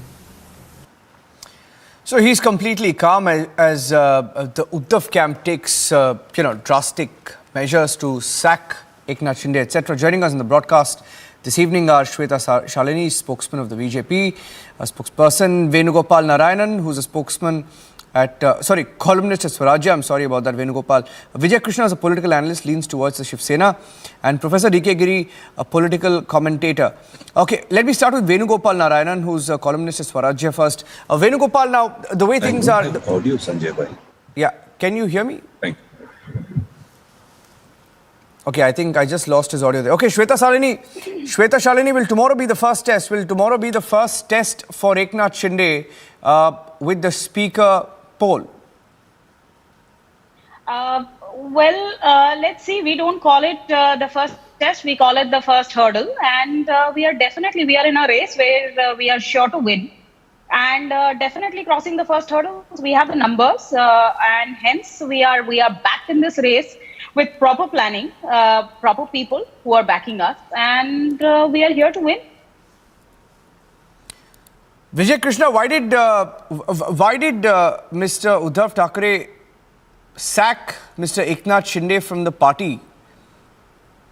Because Eknath Shinde has the numbers with him. He's got about 39 MLAs still with him. So if he's the Shiv Sena, then how does this really help? At the outset, Subhashine through everybody, I'd like to tell you, this is a work of Election Commission to decide who is the real takedar of Shiv Sena. And you're just thinking that our Paksha Pramukh Uddhav Thackeray ji resigned from the Chief Minister post and has gone away. Just while going away, you have to see who is behind him. There are at least 1 crore Shiv Sainiks backing Uddhav Thackeray ji, because the baton of leadership was transferred from Bala Saheb Thackeray to Uddhav Saheb. And it is Uddhav Saheb, when he thinks time has come to shift the baton or give the responsibility to the other capable leader, Uddhav Saheb will decide. So this is the issue with regard to Election Commission. 40 MLAs cannot decide the destiny of Shiv Sena. I am saying let them express their political acumen. Now they are in the government. Already our Uddhav Saheb has congratulated this government and has also promised to play the role of constructive opposition. As part of this, we are democratically opposing the speaker nominee from the side of BJP. And today the battle has started on the issue of RO Metro Shed, wherein our Aditya Thackeray ji categorically said 2.5 years ago that decisions cannot be made in Delhi alone. Mumbai's lungs cannot be punctured because you hate Uddhav Saheb. And I love the political experience of Deepak Kesarkar. Please focus on the administration of Maharashtra. And I'm saying if you keep on opposition, lakhs of Shiv Sainiks will descend in Mumbai. Even if you throw a morsel of sand on us, it won't reach the ground. Mark my words. Yeah, Shiv Sena means Shiv Sainiks. Thank you. Okay, and who exactly are the 39 MLAs? I wonder who these 39 MLAs are, who just about landed in Mumbai and are headed, by the way, to the assembly tomorrow. Let me get in Venugopal Narayanan. Venugopal, Will tomorrow define something in this Maharashtra battle in the sense of the numbers? What are we expecting? What do you expect from the speaker's test and development of the last couple of hours with Uddhav Thackeray sacking Eknath Shinde? How do you see this fight going forward? Evening. 3 or 4 things, please, quickly. One, I expect the election of Rahul Narvekar as speaker to happen without much incident. 2, I expect the BJP and the Shinde camp to get around 170 thereabouts. And 3, once that is done, then the question is about the whip. And since the Aghadi doesn't control the proceedings of the House, we can expect fair play in that regard also. So once the speaker's test is done, I think it will be at least above board. Whatever happens should be above board. Yeah. Now, I'm wondering, Professor D.K. Giri, where they're getting that confidence from, because the numbers are not on their side. So where do you think they're getting all this confidence from that they will make it somehow? Even now, some are saying that these MLAs will come back. There is a possibility of this alliance falling. There is a possibility of Uddhav Thackeray getting his whole party back. Now, is it a case of daydreaming, Professor D.K. Giri? It could be, but Maharashtra, you can expect anything. And Shiv Sainiks, as you heard, Shiv Sainiks are very tough people, and they might change their mind. It's a very ideological party, and the MLAs might decide otherwise. But the party, you see, you are raising a point. There is a difference between the parliamentary party and the political party. I am a student of British politics. I have seen this tension in British Labour Party for 100 years. There is always a friction between the parliamentary Labour Party and the party conference. So you have this in Bombay now. Uddhav Thackeray has the party and the MLAs are with somebody else. So that tension will continue. And the next assembly elections will know who wins the elections and who has the legitimacy of Shiv Sainiks, really. So that time will tell. For now, Uddhav Thackeray has the party and Eknath Shinde has the MLAs. That is the same. So MLAs will further go back, or some more MLAs will join him. It is a matter of speculation. But there is a clear tension. In fact, Uddhav Thackeray should have done that, what his father did. He controlled the party and he made Manoj Joshi the chief minister. So, you know, there was a different separation of power. But Uddhav Thackeray didn't realize that, you know, he controls the party. He should have controlled his legislature also by putting his loyalist. He became the chief minister, and that is where he mixed it up. So there would be a tension, and most probably Uddhav Thackeray, given the nature of our politics in our country, succession in our country, Uddhav Thackeray will win the party. Whether he will, till another 2.5 years, he cannot do anything else. In the next elections, we will know whether Shiv Sena will bounce back or BJP has finished it. You know, both Uddhav Thackeray and Eknath Shinde. We don't know. Okay, Shweta Shalini wanted to comment. Shweta Shalini, one of the comments that, the pro-Uddhav camp, most surprisingly, even the Congress and NCP, who are actually, speaking for the Shiv Sena very strangely these days, they're meeting Uddhav Thackeray at his residence. They're going to the Sena Bhavan. I've never heard of a time when NCP leaders were inside the Sena Bhavan or at the gates of the Sena Bhavan with, Uddhav Thackeray or any Sena leader. But we're seeing all of this happening here in Mumbai. What is your real intention? So you have seen a lot of things which have never happened before happening in Mumbai and in Maharashtra, right? As Professor Giri was just saying, it was never that Thackeray actually took over the position. Balasaheb Thackeray wanted a true Shiv Sainik to be there. Today, anybody who follows the ideology of Balasaheb Thackeray is not called a Shiv Sainik. We just saw Vijay Krishnan ji screaming on top of his voice that, these are not true Shiv Sainik. In fact, I just read a tweet from Priyanka Chaturvedi ji a couple of days ago where he actually said that who is Vijay Krishnan to come on TV and represent Shiv Sena. So I mean, you know, there's a lot of things with 16 MLAs, he is going to Uddhav Thackeray ji is dreaming to be the leader of opposition. He should now be worried. Krishna, 1 minute. Vijay Krishna, you know, Vijay Krishna, please don't speak over each other. You know, this is not. 1 minute. Vijay Krishna, don't speak. Yeah, wait for your turn. His symbol is going to stay with him. If his party name is going to be staying with him, if the whip is going to apply to his own son, he should be worried on all those fronts. But what he did in his last sermon that he gave on Facebook, of course, he ran the entire 2.5 years of government on Facebook. But the last time he came on Facebook, what did he say? Oh, mere peet ke piche khanjar bhog diya. It's always, you know, whatever you sow, so shall you reap. That's exactly what happened. And eventually, khanjar bhoka, to kisne apno ne bhoka, lekin mere saath kaun khade the? These are the people who are meeting in, and these are the people he is always trusted. These are the people who always found open doors with him. And this is exactly what the true Shiv Sainiks have been saying, complaining of, that we were never allowed. For us, the doors were always closed. But for the Congress and the NCP, and the phone was picked up, Nidhi was given to them, money was given to them, they were supported on all fronts, they were heard, they were met with, and so on and so forth. So exactly, and above all of this, if you look at the letter that has been issued, it has been issued in English.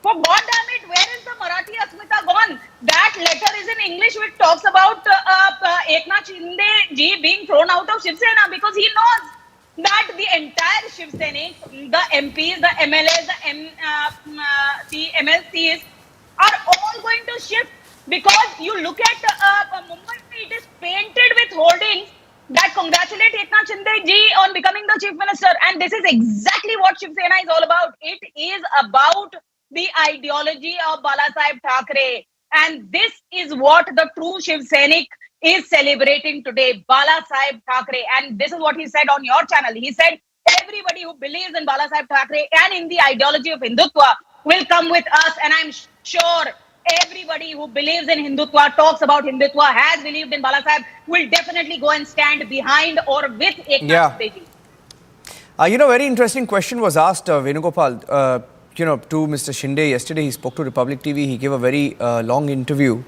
And you know, in that interview, specifically on the issue of Hindutva, he said that there was a large section in the party, and he indicated that majority of the party really was upset with the handling of Palghar.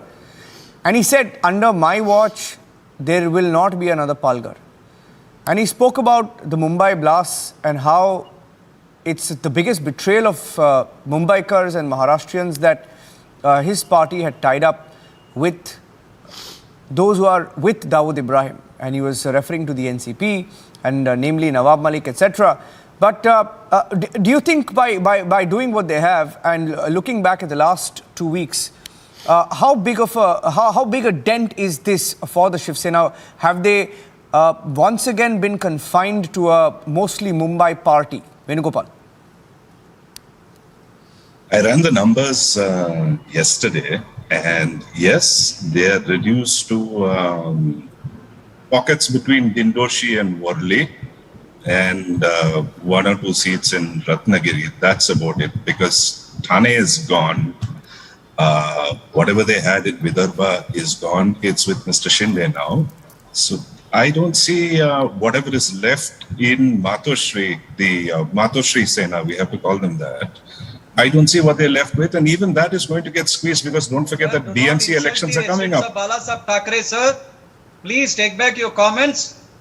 What did he say? One second. Calls about Matoshri. Matoshri belongs to the residents of late Kirti Sesh Balasaheb Thackeray. Then we'll call it now fine, you have guts to insult Balasaheb Thackeray's residents. He didn't insult anybody. I don't think he insulted anybody. I don't think he insulted anybody. Sir, Matoshree आके बालासाहब ठाकरे जी का गुरु है, थोड़ा मर्यादा दीजिए, इतना हो गया BJP में शामिल होके. 1 minute, that's not 1 minute. Sonia Gandhi. 1 minute. He No, he didn't. 1 second. First of all, I think you're getting confused. Vijay Krishna, you're wearing spectacles. I can see that. No, you're wearing spectacles. Okay. Matoshree को आप क्यों ला रहे हैं? No, 1 minute. ऐसा नहीं पूछा ये मोदी का No, let me. 1 minute. Vijay Krishna, 1 minute. That is, first of all, I'm not sure whether you're able to see clearly. Can you see clearly? That was. Can you hear clearly? That was Venugopal Narayanan. That was Venugopal Narayanan. एक दिन Sonia columnist. कहते हैं channel में, आज आके मातोश्री सेना कहते हैं. थोड़ा वाचालत को भी आप संयम कीजिए, थोड़ा नियंत्रण कीजिए सर. आप किससे बात कर रहे हैं आप? जो बेटा है ना शिंदे साहब को मदद देते हुए, उसको मैं कह रहा हूं. छत्रपति शिवाजी सेना शिवसेना इलेक्शन कमीशन में जाइए, देखिए जो चाहे वो बोला तो कैसा होगा. Let us discuss the issue. What did he say? He said that they're confined to mostly being a Mumbai party is what he said, I think. And he's a columnist. So he just, made his point clear. I don't know why you're getting so touchy about it. Sir, Matosri is the residence of Bala Sahib Thackeray. It is a temple for us. Please understand our sentiments. Fair enough. Let's call it the Uddhav Thackeray faction. What I'm saying is that they are still... Sir, it has to be decided by the court, sir. That's what I'm saying. Faction. You should not talk about faction. Faction means faction invokes or recalls Kadapa district in Andhra Pradesh. Please understand. Huh? I know where faction exists. If you are so interested in faction, you please watch Nandamuri Balakrishna's movies, Samarasimha Reddy, Narasimha Raidu. Please, sir. You are an experienced journalist. Please. I'm only saying that the geographical shrinkage of your faction, I won't use qualifiers, your faction is so great that you're restricted to just parts of South and Central Bombay now and 1 or 2 pockets in Ratnagiri. That's it. Everything else is gone. You can go to the election commission, you can go to the courts, but this is what it is. Please understand. Sir, and it will be reflected tomorrow in join the issue of BJP being absent in Kerala, Tamil Nadu, Andhra Pradesh, Telangana, Orissa. We have had several debates on that, Vijay Krishna. We've had several debates on that. Vijay Krishna, are you okay? I understand. I understand that you're extremely upset and pained and feeling really jilted. That's okay. I mean, it's okay. Your party has left you. If you have 50 friends, 55 friends, okay, let me be specific. Vijay Krishna, imagine this, okay? Let me explain this. Imagine you have 55 classmates and you're the class teacher and 39 of the students revolt against you and go to the principal and say, I don't like being in your class, right? Because they don't agree with you, right? There must be a problem with the teacher, no? If 39 out of 55 are going to the principal, it's like that. It's as simple as that. Professor D.K. Giri, what sort of a message was Uddhav Thackeray sending when he sacked Mr. Shinde? Do you think it will go down well with the party cadre, or is it simply going to make matters worse at the party cadre level? Oh yes, I think it would make him look stronger amongst the party cadres that he has really taken action against someone, and he is the head of the party, and where the party will go we do not know yet. My best assumption is that he will have the party, because I hinted in my last statement that party comes through a dynastic succession, like the Shiv Sena guy was saying. It has come to Uddhav Thackeray, not to win Raj Thackeray, it's his own son. So that I don't think Eknath Shinde can claim.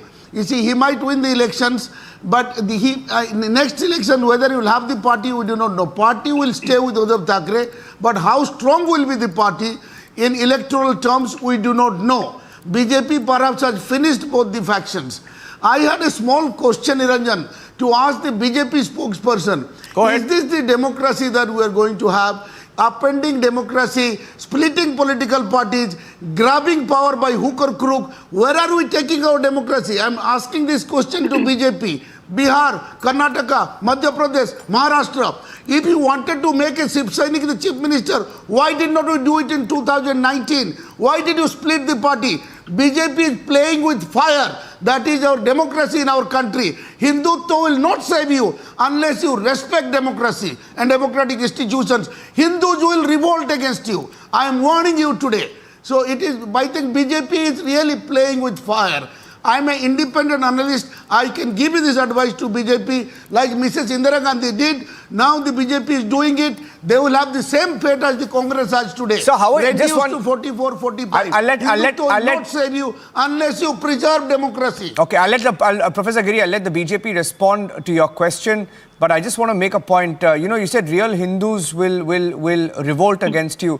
Just an observation that a Hindutva party waited for the last day, 3 hours before the Supreme Court verdict came in, waited for the last cabinet to change the names of 2 cities from Osmanabad to Darashiv and from Aurangabad to Shambhajinagar.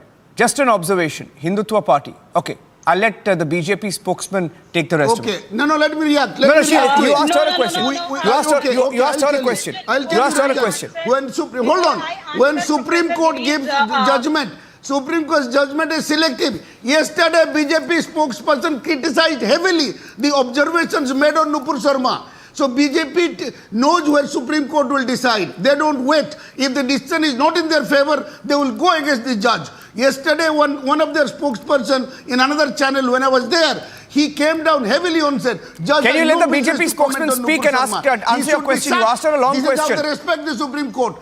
You asked her a question. Because I have very little time, I'd like Sweta to come in and then I didn't ask a question. You asked the question. You've already asked 2 or 3 questions. Okay, fair enough. Sweta, yeah.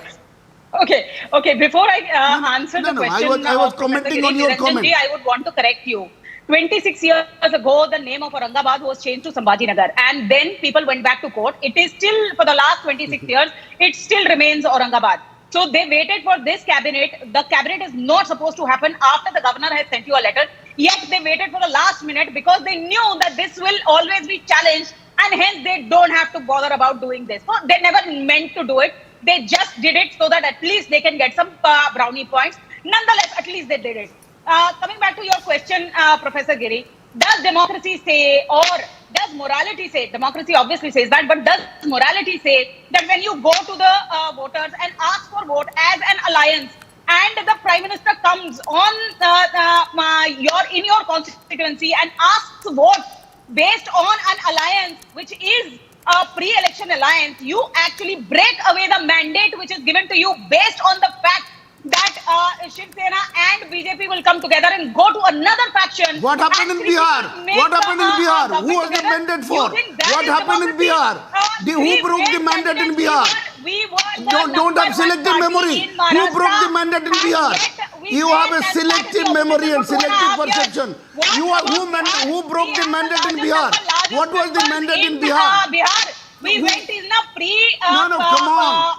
You are destroying your own argument. What was the mandate in Bihar for?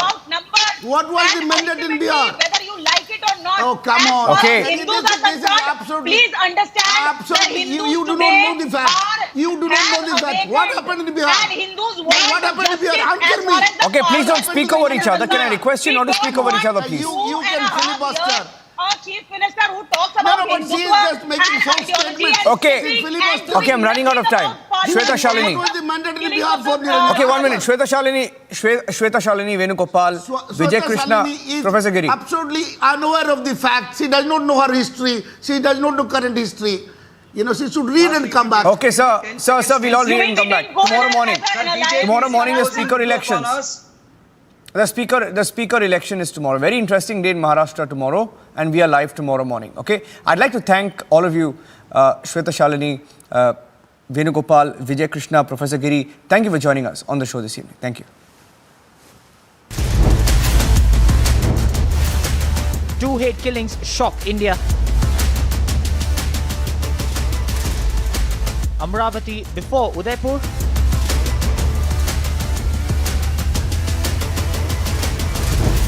Watch Burning Question at 9 p.m.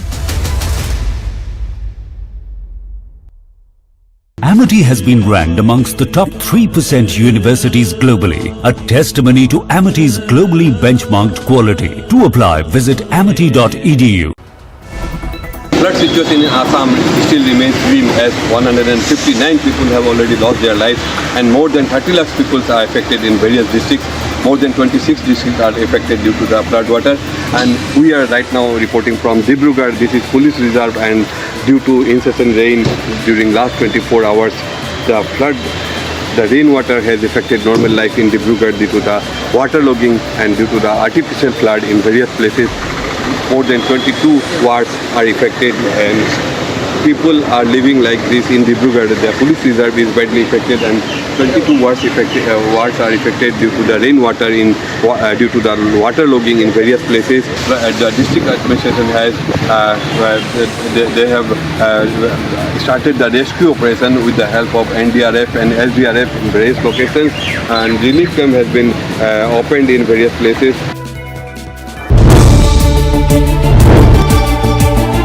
देश में एक अच्छा message गया है कि उनके पास ज्यादा विधायक होने के बावजूद उन्होंने मेरे जैसे शिवसेना प्रमुख बाला साहब ठाकरे जी के एक शिव सैनिक को मुख्यमंत्री के रूप में समर्थन दिया है। गलतियां सुधारने के लिए हम लोगों ने भी कोशिश की, लेकिन उसमें सफल नहीं हुए। लेकिन अब ऐसी गलतियां हमारे सरकार में नहीं होगी।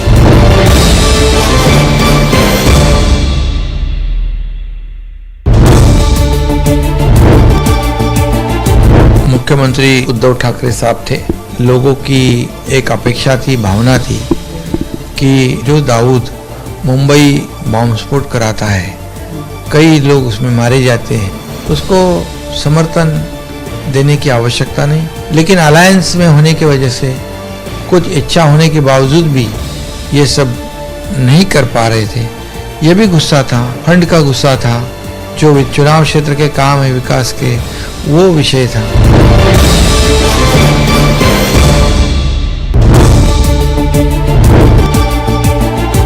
हम लोगों ने किधर गलत कदम उठाया है? जो नेचुरल अलायंस है, शिवसेना भारतीय जनता पार्टी थी, आज भी हम लोग शिवसेना के विधायक है और आज भारतीय जनता पार्टी के साथ अलायंस में हम लोग काम करेंगे। एक अच्छी सरकार, स्थिर सरकार, मजबूत सरकार, 170 के ज्यादा विधायक वाली सरकार।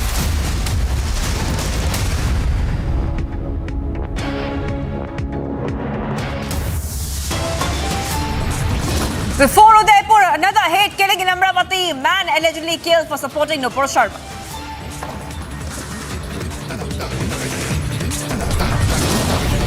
Six chilling hate killing tapes out the brutal murder caught on CCTV cameras.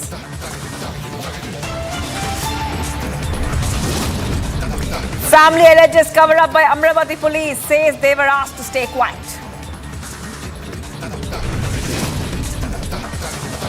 Twelve days after the brutal murder, police admits hate angle is the cover-up now confirmed.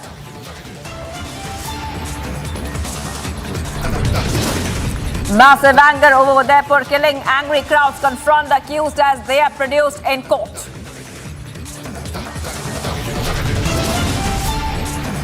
BJP National Executive meet underway in Hyderabad. PM Modi hailed for vaccine drive and digital India transformation.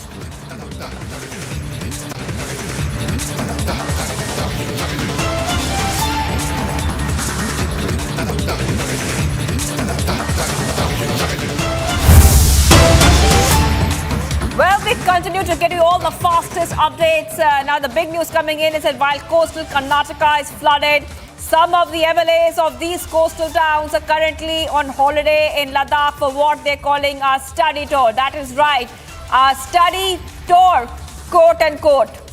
The Republic has confronted these MLAs and we'll be getting you those exclusive sound bites and the exclusive conversation. But this is the big news coming in at this point of time. While Karnataka is flooded, the coastal part of Karnataka is flooded, it's reeling under heavy rain and floods. Some of the MLAs are holidaying in Ladakh. Let's listen in to that exclusive conversation.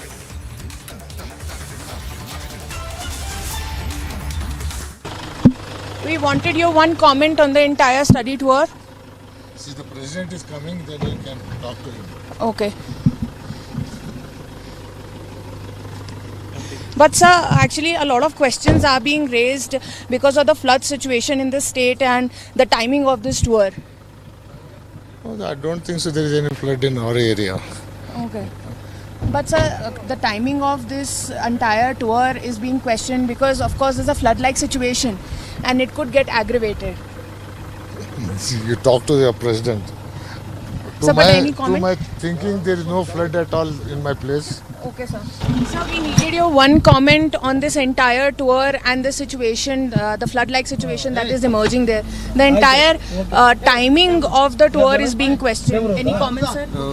They're just the assurance staff, and they're really tired. We'll interact tomorrow. Okay, Thank you so much. but I really need a comment on the comment is that they're really tired right now, and they will interact tomorrow with you. But if I could get a statement, because the entire questioning, The statement, like, it's a question of decency that they're really tired after a long trip. But sir, and a lot of you're being very questions are intrusive. It's not about being intrusive. You're being intrusive. It's not about no, being you intrusive. are being intrusive. It is about the situation Ma'am, it's is quite respecting worrisome. each other's privacy and each the other's. The situation is quite worrisome. Yeah, for there whom? in For whom? Karnataka, Yeah. and this tour's timing is being we will questioned, respect. and that is We that is respectfully request your cooperation in this regard, So and we will when we will can interact I- tomorrow. What time, sir? We could interact about 10 o'clock tomorrow. Here. Yes. And joining me live is Madhurima. Madhurima, while the Karnataka coast is hit by monsoon fury, you confronted them and we just heard out that confrontation and they keep denying the situation. Tell us more on that. Well, yes, we are reporting from Nubra Valley in Leh. Right behind me is the resort where all these MLAs are stationed. This is the Grand Nubra Resort over here in the Nubra Valley in Leh. And we move inside and show you the visuals, the entire caravan, the cavalcade of the cars which they have been using to tour around Leh for the study tour. These are the cars, these are the cavalcade, and this is the hotel. We are reporting live from there. And it is in fact very worrisome, because after this conversation, we persuaded MLAs from Udupi, and they spoke to us exclusively, where once again they continue to deny that there is any worrisome situation. However, we know that the way the entire coastal Karnataka has been hit by the fury of flood and the inundation, the way it has been happening is very worrisome. But these MLAs keep on denying the fact that there is anything to worry about it. When I questioned them about the criticism that is arising from the study tour, and specifically the timing of the same, what they have to say is that they have been preparing in advance, and if any untoward situation happens, they are going to go back, and that they have everything under control. However, we know that the reality is that there are many districts in the state of Karnataka that have been very badly hit, and need constant attention of these MLA. But in a very frivolous and a brazen manner, they try to brush off the seriousness, and when I question them time and again, they keep on saying that it only rained one day and everything is under control. However, looking at the alerts that have been put out by the MD, and even the casualties and the way the people have been affected, specifically the poor, is a situation that raises a lot of questions, that why are they here? If at all a study tour was necessary, was this the time when the entire Karnataka, when the coastal regions specifically are being, are suffering because of the inundation, the incessant inundation, and when their constituency need the assistance of the MLA, the answer that I get is that they have already prepared for everything, and however, if anything untowards happen, after that they will rush from here and try to take control of the situation. Though this entire statement lacks prudency, it's not a prudent statement, it's more of a we know that the prevention is better than cure, but they are letting worse hit, and then the statement that comes out of them is that if anything comes, they're going to rush back. However, they say that rains are a common part in the coastal area. It happens everywhere, and they know that one of them says that he's a 3-time MLA and that he knows what he's doing. He brushes off the very pertinent question that why right now? The tour could have been postponed. It could have happened some other time. And the next question that I ask them is because their families are also accompanying them. That also questions the seriousness of the entire tour as well. However, they said that they're paying themselves for the entire family. But the point remains that at the time when Karnataka is suffering, you can see the surrounding here. It looks like a holiday touring. They're all with their family. extended family, though the MLA said that not everybody has been accompanied by the family, but once again that they are paying from their own pockets. But right now, to be here so far away, to be frank, if I must assert that it's almost the opposite side of the country when their state is suffering because of the floods. They are staying here, and in fact they also have their itinerary as well. They are going to continue with their tour tomorrow as well. However, the state of Karnataka continues to suffer, and these MLAs continue to press upon the fact that there is nothing worrisome and that they have everything under control, which is far from the truth. Back to you. Right, Madhurima, stay on with us because we want to play out for our viewers that confrontation that my colleague Madhurima did there in Nubra Valley. Madhurima, stay on. I want our viewers to see this. This is indeed shocking. We're joined by the group of MLAs from the state of Karnataka, and they are on a study tour here in the region of Leh Ladakh. So we'll ask a few questions that are being raised. There's a controversy now boiling around your tour, because the timing of the tour is being questioned, because there's a flood-like situation in the state, and a lot of critical a lot of critique is coming forward, and this entire tour is being questioned that you all should be there when the state is in a dire situation. First of all, now flood is not there. Day before yesterday there was rain. Absolutely. In Udupi. We both are Udupi. I am from Udupi, he is also from Udupi. See, in our Udupi district and our Anmore MLA from the South Canara, this is a common thing in the rainy season. We prepare earlier to the rain to handle the rain. So when we start, there was no rain. When we were reaching late, one day there was heavy rain. That was not flood. Flooding is, it had not come till today. Yesterday and today there is no rain in Udupi, first of all. Then if rain come also, that day we were all with touch with the DC, Tahsildars and our all party workers. I'll tell you. I'll complete. Our all team is in the field and they were handling the flood. There was nothing problem for the people. And in our for the flood we have already prepared everything. Okay.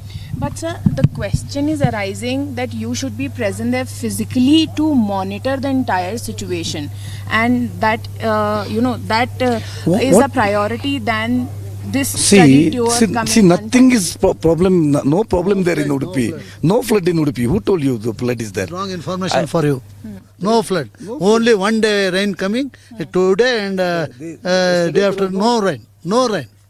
Every moment people telephone me in my constituency. But it's not about, sir, that the flood have come, but the thing is that a flood-like situation could occur and people were in panic, and which is why this criticism is coming forward. See, our whole machinery is ready to face all flood or anything.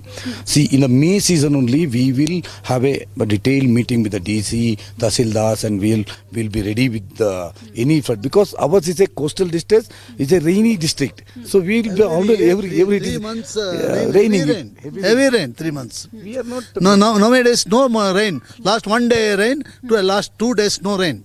Tomorrow it may come. That's a separate thing. But we have a team to handle that. The question that if tomorrow it comes, okay, the season needs your See, attention. next after rain, the summer season will come. The winter season, every season there is a problems in our constituency that we will face. We have it is not that we should be present there and handle. We have a team there. We have our municipal team. We have our Tahsildars, officials. We will see. The day before yesterday we were in Leh. That day we were closely contact with the DCs, Tahsildars, and handling that situation. It was peacefully handled. Nothing, no casualties, nothing. That is coming from the people as well. That was this necessary at this particular time? The timing is being questioned. See, one thing. See, timings means our committee has planned 1.5 months back this time. So it is not about the timings. So there is no restriction this time you have to go, this or nothing. So Speaker has given us the permission. So we have come. So anything problem has occurred means we will be a problem. Nothing is, we are in touch with all our administration. Anything happened, tomorrow morning we are go back. Anything happened. Yes. No heavy rain, no. Only one day. In coastal area, every 3 months heavy rain. But my God bless me, no rain last 3 days. Only one day. Oh, no any damage in coastal. Any information for you? Damage? No. No, sir, that situation, the question. No damage. Only politics. So one thing, if rain come also, nothing to worry. You don't worry, please. We are very responsible people. We are elected from the people. We know how to handle the situation. Sitting here also, we can handle through our system. We have through you. Please don't worry. Our system is very much capable of handling any rains because we have seen lot of rains. We have that experience. We are not first time MLAs. I am the third time MLA. We know. So nothing to worry. You be safer. Nothing will be happen. We will handle it. Sir, there are also questions that are being raised that your family is accompanying you in this study tour. How would you like to react to this particular comment? So you have to react that the family, some of the MLAs families have been accompanied. Not all. My family has come. Some of the MLAs has not come. But we have paid from our pocket. No single money from the government have been spent for that. Even for our MLAs money also, we will get the flight tickets only. And we will get a DA. Per day 7,000 rupees. That is not enough for these type of traveling and hotel arrangement. The rest of the money we are putting from our pockets. So anybody brought the families, we will be paying from our pocket. No single money from the government has been spent. Government has spent our flight ticket, MLA's flight ticket, and 7,000 as a DA per person. But sir, such participation of the family, does it hinder with the work that you have come for? You've come with an agenda, you've come for a tour for the betterment. So where we have a official tour, official meetings, we don't take them. See, yesterday we had a meeting with the Lieutenant Governor's advisor. Day before yesterday also other secretaries meeting was there. The MP of this Ladakh, we had a meeting with him. There we didn't take our families. We MLAs went. Where is the official tour, we don't take them. When we go for some other sightseeing places, we take them there. That's all. Thank you. Pakistan is yet to see the difference between love affairs and foreign affairs. Pakistan treats everything very personally. Pakistan has used the religion card for so long that it forgets that economy is the core of diplomacy. And this is exactly what happened when the President of the UAE came to the airport to receive Prime Minister Modi. This was the UAE telling India that we understand, we are with you. We understand that something spoken on television is not equal to India's foreign policy.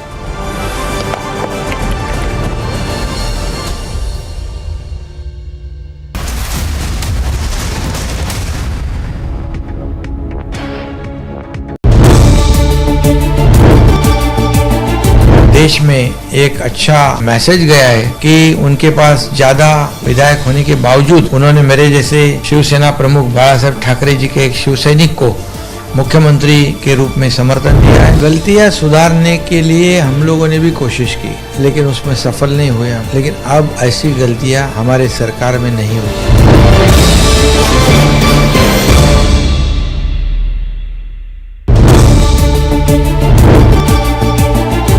मुख्यमंत्री उद्धव ठाकरे साहब थे। लोगों की एक अपेक्षा थी, भावना थी कि जो दाऊद मुंबई बॉम्ब स्फोट कराता है, कई लोग उसमें मारे जाते हैं, उसको समर्थन देने की आवश्यकता नहीं। लेकिन अलायंस में होने की वजह से कुछ इच्छा होने के बावजूद भी ये सब नहीं कर पा रहे थे। ये भी गुस्सा था, फंड का गुस्सा था, जो चुनाव क्षेत्र के काम है विकास के, वो विषय था।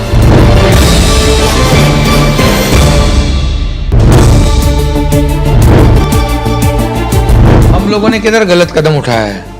जो नेचुरल अलायंस है शिवसेना भारतीय जनता पार्टी थी, आज भी हम लोग शिवसेना के विधायक है और आज भारतीय जनता पार्टी के साथ अलायंस में हम लोग काम करेंगे। एक अच्छी सरकार, स्थिर सरकार, मजबूत सरकार, 170 के ज्यादा विधायक वाली सरकार ये राज्य का विकास करेगी।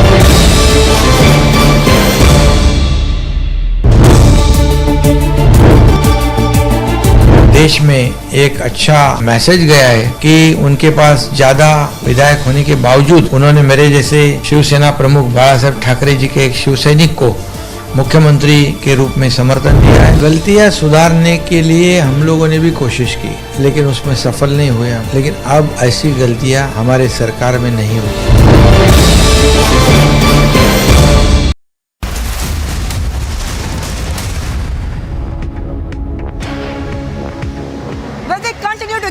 Latest updates on Republic TV. Now to the Maharashtra port boiler. It's not over yet. Now the Eknath Shinde camp has arrived in Mumbai. They have arrived in Mumbai, viewers. We'll put those visuals on your screen. Remember, the speaker election will be held tomorrow in the assembly. So ahead of that, we are seeing that the camp has finally come from Goa to Mumbai. This is very, very crucial because they were camped in Mumbai for the past couple of days. And of course, now that things have cleared out for them, and the Supreme Court also had given a relief to them, and it was a big setback for the Uddhav camp as well. The Supreme Court said that they will hear the matter on the disqualification of the 16 MLAs later. So right now, finally, the camp is here. Those are the visuals on your screen, viewers. The bus carrying the MLAs has arrived in Mumbai. Visuals on your screen. And this is what we are breaking right now. Now this is regarding the speaker elections which will take place. Remember, the MVA has fielded Shiv Sena MLA Rajan Salvi against BJP MLA Rahul Narvekar for the Maharashtra Assembly Speaker post. I'm being joined by Piyush Shori. Piyush, you have been reporting live from ground for the past couple of days. Tell us the details right now. What can we expect next? This is a very crucial leg of the Maharashtra political pot boiler. Well, definitely this is a big pot boiler, and what we have just reported is that, Eknath Shinde has come to Mumbai airport, and from Mumbai airport, he is going towards Taj President's Hotel. I wanted to tell you that, he came along with all his MLAs that was, that had first gone to Guwahati, and from Guwahati, they went to Goa. Before coming to the airport, there was a large amount of supporters who had come to greet him. And when he came over here, he waved his hand towards them. He acknowledged their support. And then he acknowledged his support. And now he's moving towards Taj President, where he would be discussing about all that what is going to be happening tomorrow with the BJP MLAs.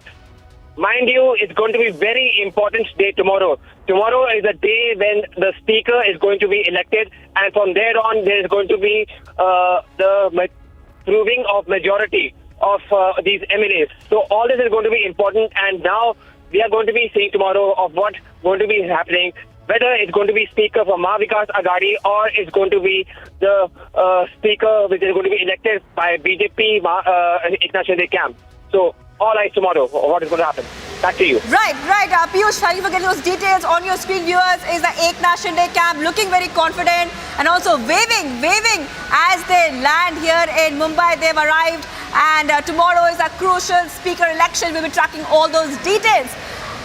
Well, much more coming up on the other side with a very short break. Massive anger over Udaipur killing. Angry crowds confront the accused as they are produced in court.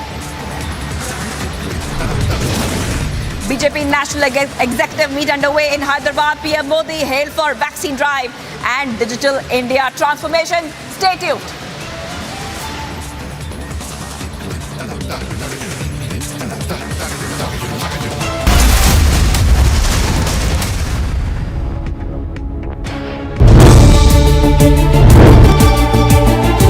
मुख्यमंत्री उद्धव ठाकरे साहब थे। लोगों की एक अपेक्षा थी, भावना थी कि जो दाऊद मुंबई बॉम्ब स्फोट कराता है, कई लोग उसमें मारे जाते हैं, उसको समर्थन देने की आवश्यकता नहीं। लेकिन अलायंस में होने की वजह से कुछ इच्छा होने के बावजूद भी ये सब नहीं कर पा रहे थे। ये भी गुस्सा था, फंड का गुस्सा था, जो चुनाव क्षेत्र के काम है विकास के, वो विषय था।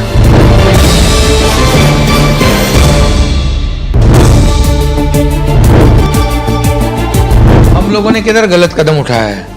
जो नेचुरल अलायंस है, शिवसेना भारतीय जनता पार्टी थी, आज भी हम लोग शिवसेना के विधायक है और आज भारतीय जनता पार्टी के साथ अलायंस में हम लोग काम करेंगे। एक अच्छी सरकार, स्थिर सरकार, मजबूत सरकार, 170 के ज्यादा विधायक वाली सरकार ये राज्य का विकास करेगी।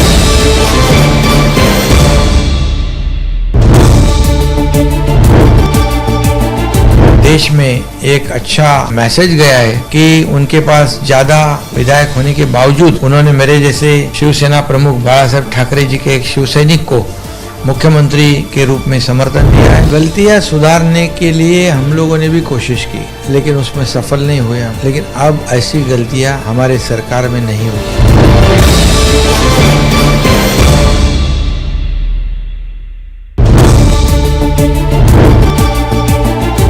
मुख्यमंत्री उद्धव ठाकरे साहब थे।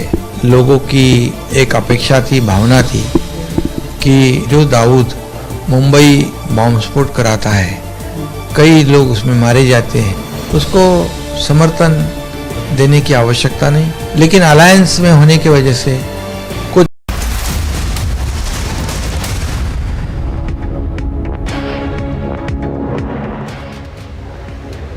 Well, it's been a super Saturday today. We have got you all the breakings, we've got you all the developments from the Amravati case to the Udaipur case to the Maharashtra port boiler. And now let's have a look at all the top developments that we have been tracking on Republic TV here, viewers.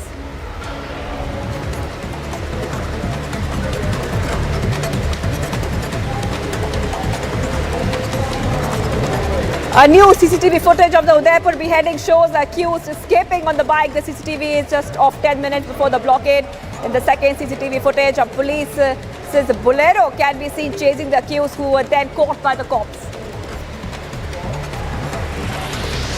Angry crowds gathered outside the NIA court in Jaipur, where the Udaipur beheading accused was produced. The court, the crowd there could be seen confronting the accused, chanting angry slogans.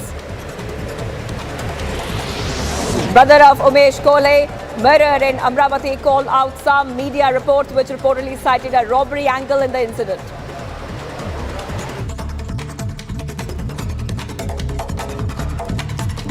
किसी paper में थोड़ा सा घटना को ना जांचते हुए ये भी बताया गया कि इस घटना को लूटपाट में उनके ऊपर कुछ झटापट हुई, ये हुआ वो हुआ।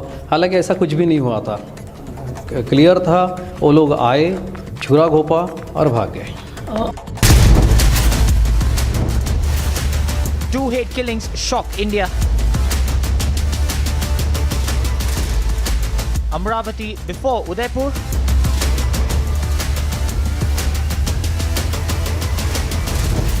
Watch Burning Question at 9 p.m.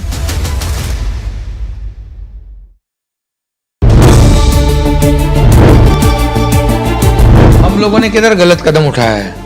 जो नेचुरल अलायंस है, शिवसेना भारतीय जनता पार्टी थी, आज भी हम लोग शिवसेना के विधायक है और आज भारतीय जनता पार्टी के साथ अलायंस में हम लोग काम करेंगे। एक अच्छी सरकार, स्थिर सरकार, मजबूत सरकार, 170 के ज्यादा विधायक वाली सरकार ये राज्य का विकास करेगी।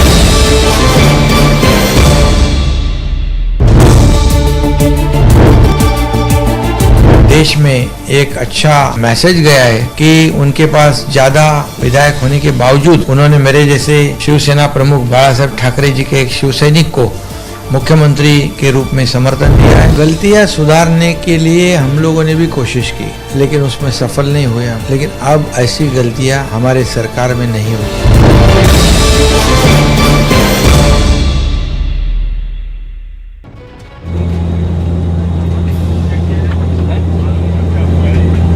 हम लोग आज स्पाइसजेट से ट्रैवल कर रहे थे तो अचानक प्लेन में कुछ धुआं होने लगा और हम लोगों ने थोड़ा पैनिक होना स्टार्ट किया तो इन लोगों ने सांस लेने में दिक्कत हो रही थी। बहुत बुरी हालत हुई है। मैं एस्थमा का पेशेंट भी हूँ, मेरे को बीपी भी रहता है। इतना धुआं इतना भर गया था और ना ही कोई ग्राउंड स्टाफ कोई आज यहाँ पर हम लोगों के लिए किसी हेल्प के लिए है। This is ridiculous.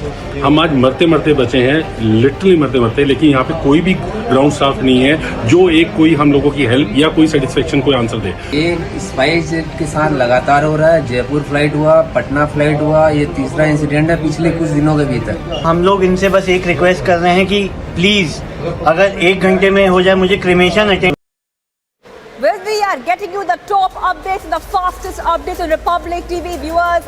Now I want to go across to Niranjan, who will get us tonight's burning question. Thank you for that, Shivangi. It appears even before the beheading in Udaipur, there was another hate killing in Amravati, Maharashtra. And there are some very uncomfortable questions that arise this evening after the killing in Amravati over Nupur Sharma. Here are the headlines this evening.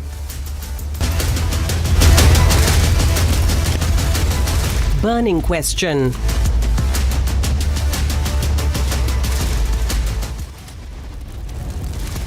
Even before the Udaipur beheading, there was a killing in Amravati, Maharashtra over a post backing Nupur Sharma.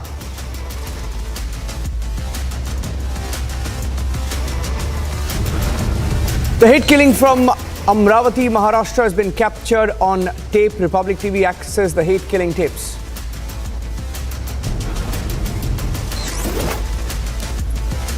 The family alleges cover-up.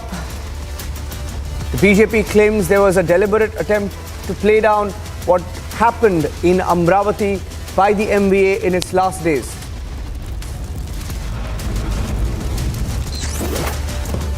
"12 days after the brutal murder of a chemist, Umesh Kolhe, the police admits Nupur Sharma angle is the cover-up, now confirmed.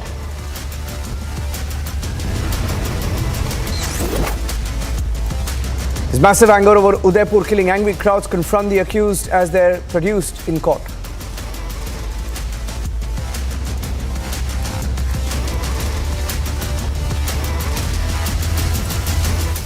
On the 21st of June, 5 days before Kanhaiya Lal, a tailor, was beheaded in Udaipur, Rajasthan, there was a killing in Amravati, Maharashtra. Now, this was bang in the middle of the political action in Maharashtra, so perhaps it went unnoticed. But 11 days later, it appears, and the police has confirmed that chemist Umesh Kolhe, another victim of hate killings, was in fact targeted for supporting Nupur Sharma. Here's the story so far. In a chilling case of hate crime, a 54-year-old chemist in Amravati was stabbed to death for sharing a social media post supporting Nupur Sharma. अभी तक Umesh Kolhe murder case में हमने 6 आरोपियों को अटक किया है। उसके तपास से हमें यही पता चला है कि श्रीमती नुपुर शर्मा के बारे में जो उमेश कोल्हे जी ने सोशल मीडिया पे पोस्ट किया था, उसी वजह से ये गुनाहगार है। Umesh Kolhe had forwarded some messages supporting Nupur to a WhatsApp group, following which a conspiracy was hatched by an Irfan Khan along with 5 others to eliminate Kolhe. Umesh Prahlad Rao Kolhe was stabbed in his neck on June 21 with a cleaver. Watch how the accused waited for Kolhe in a corner, chased him into a dark street, attacked Umesh, escaped from the spot. The entire murder sequence caught on CCTV. His son and wife were travelling in a separate vehicle. Listen in to their version.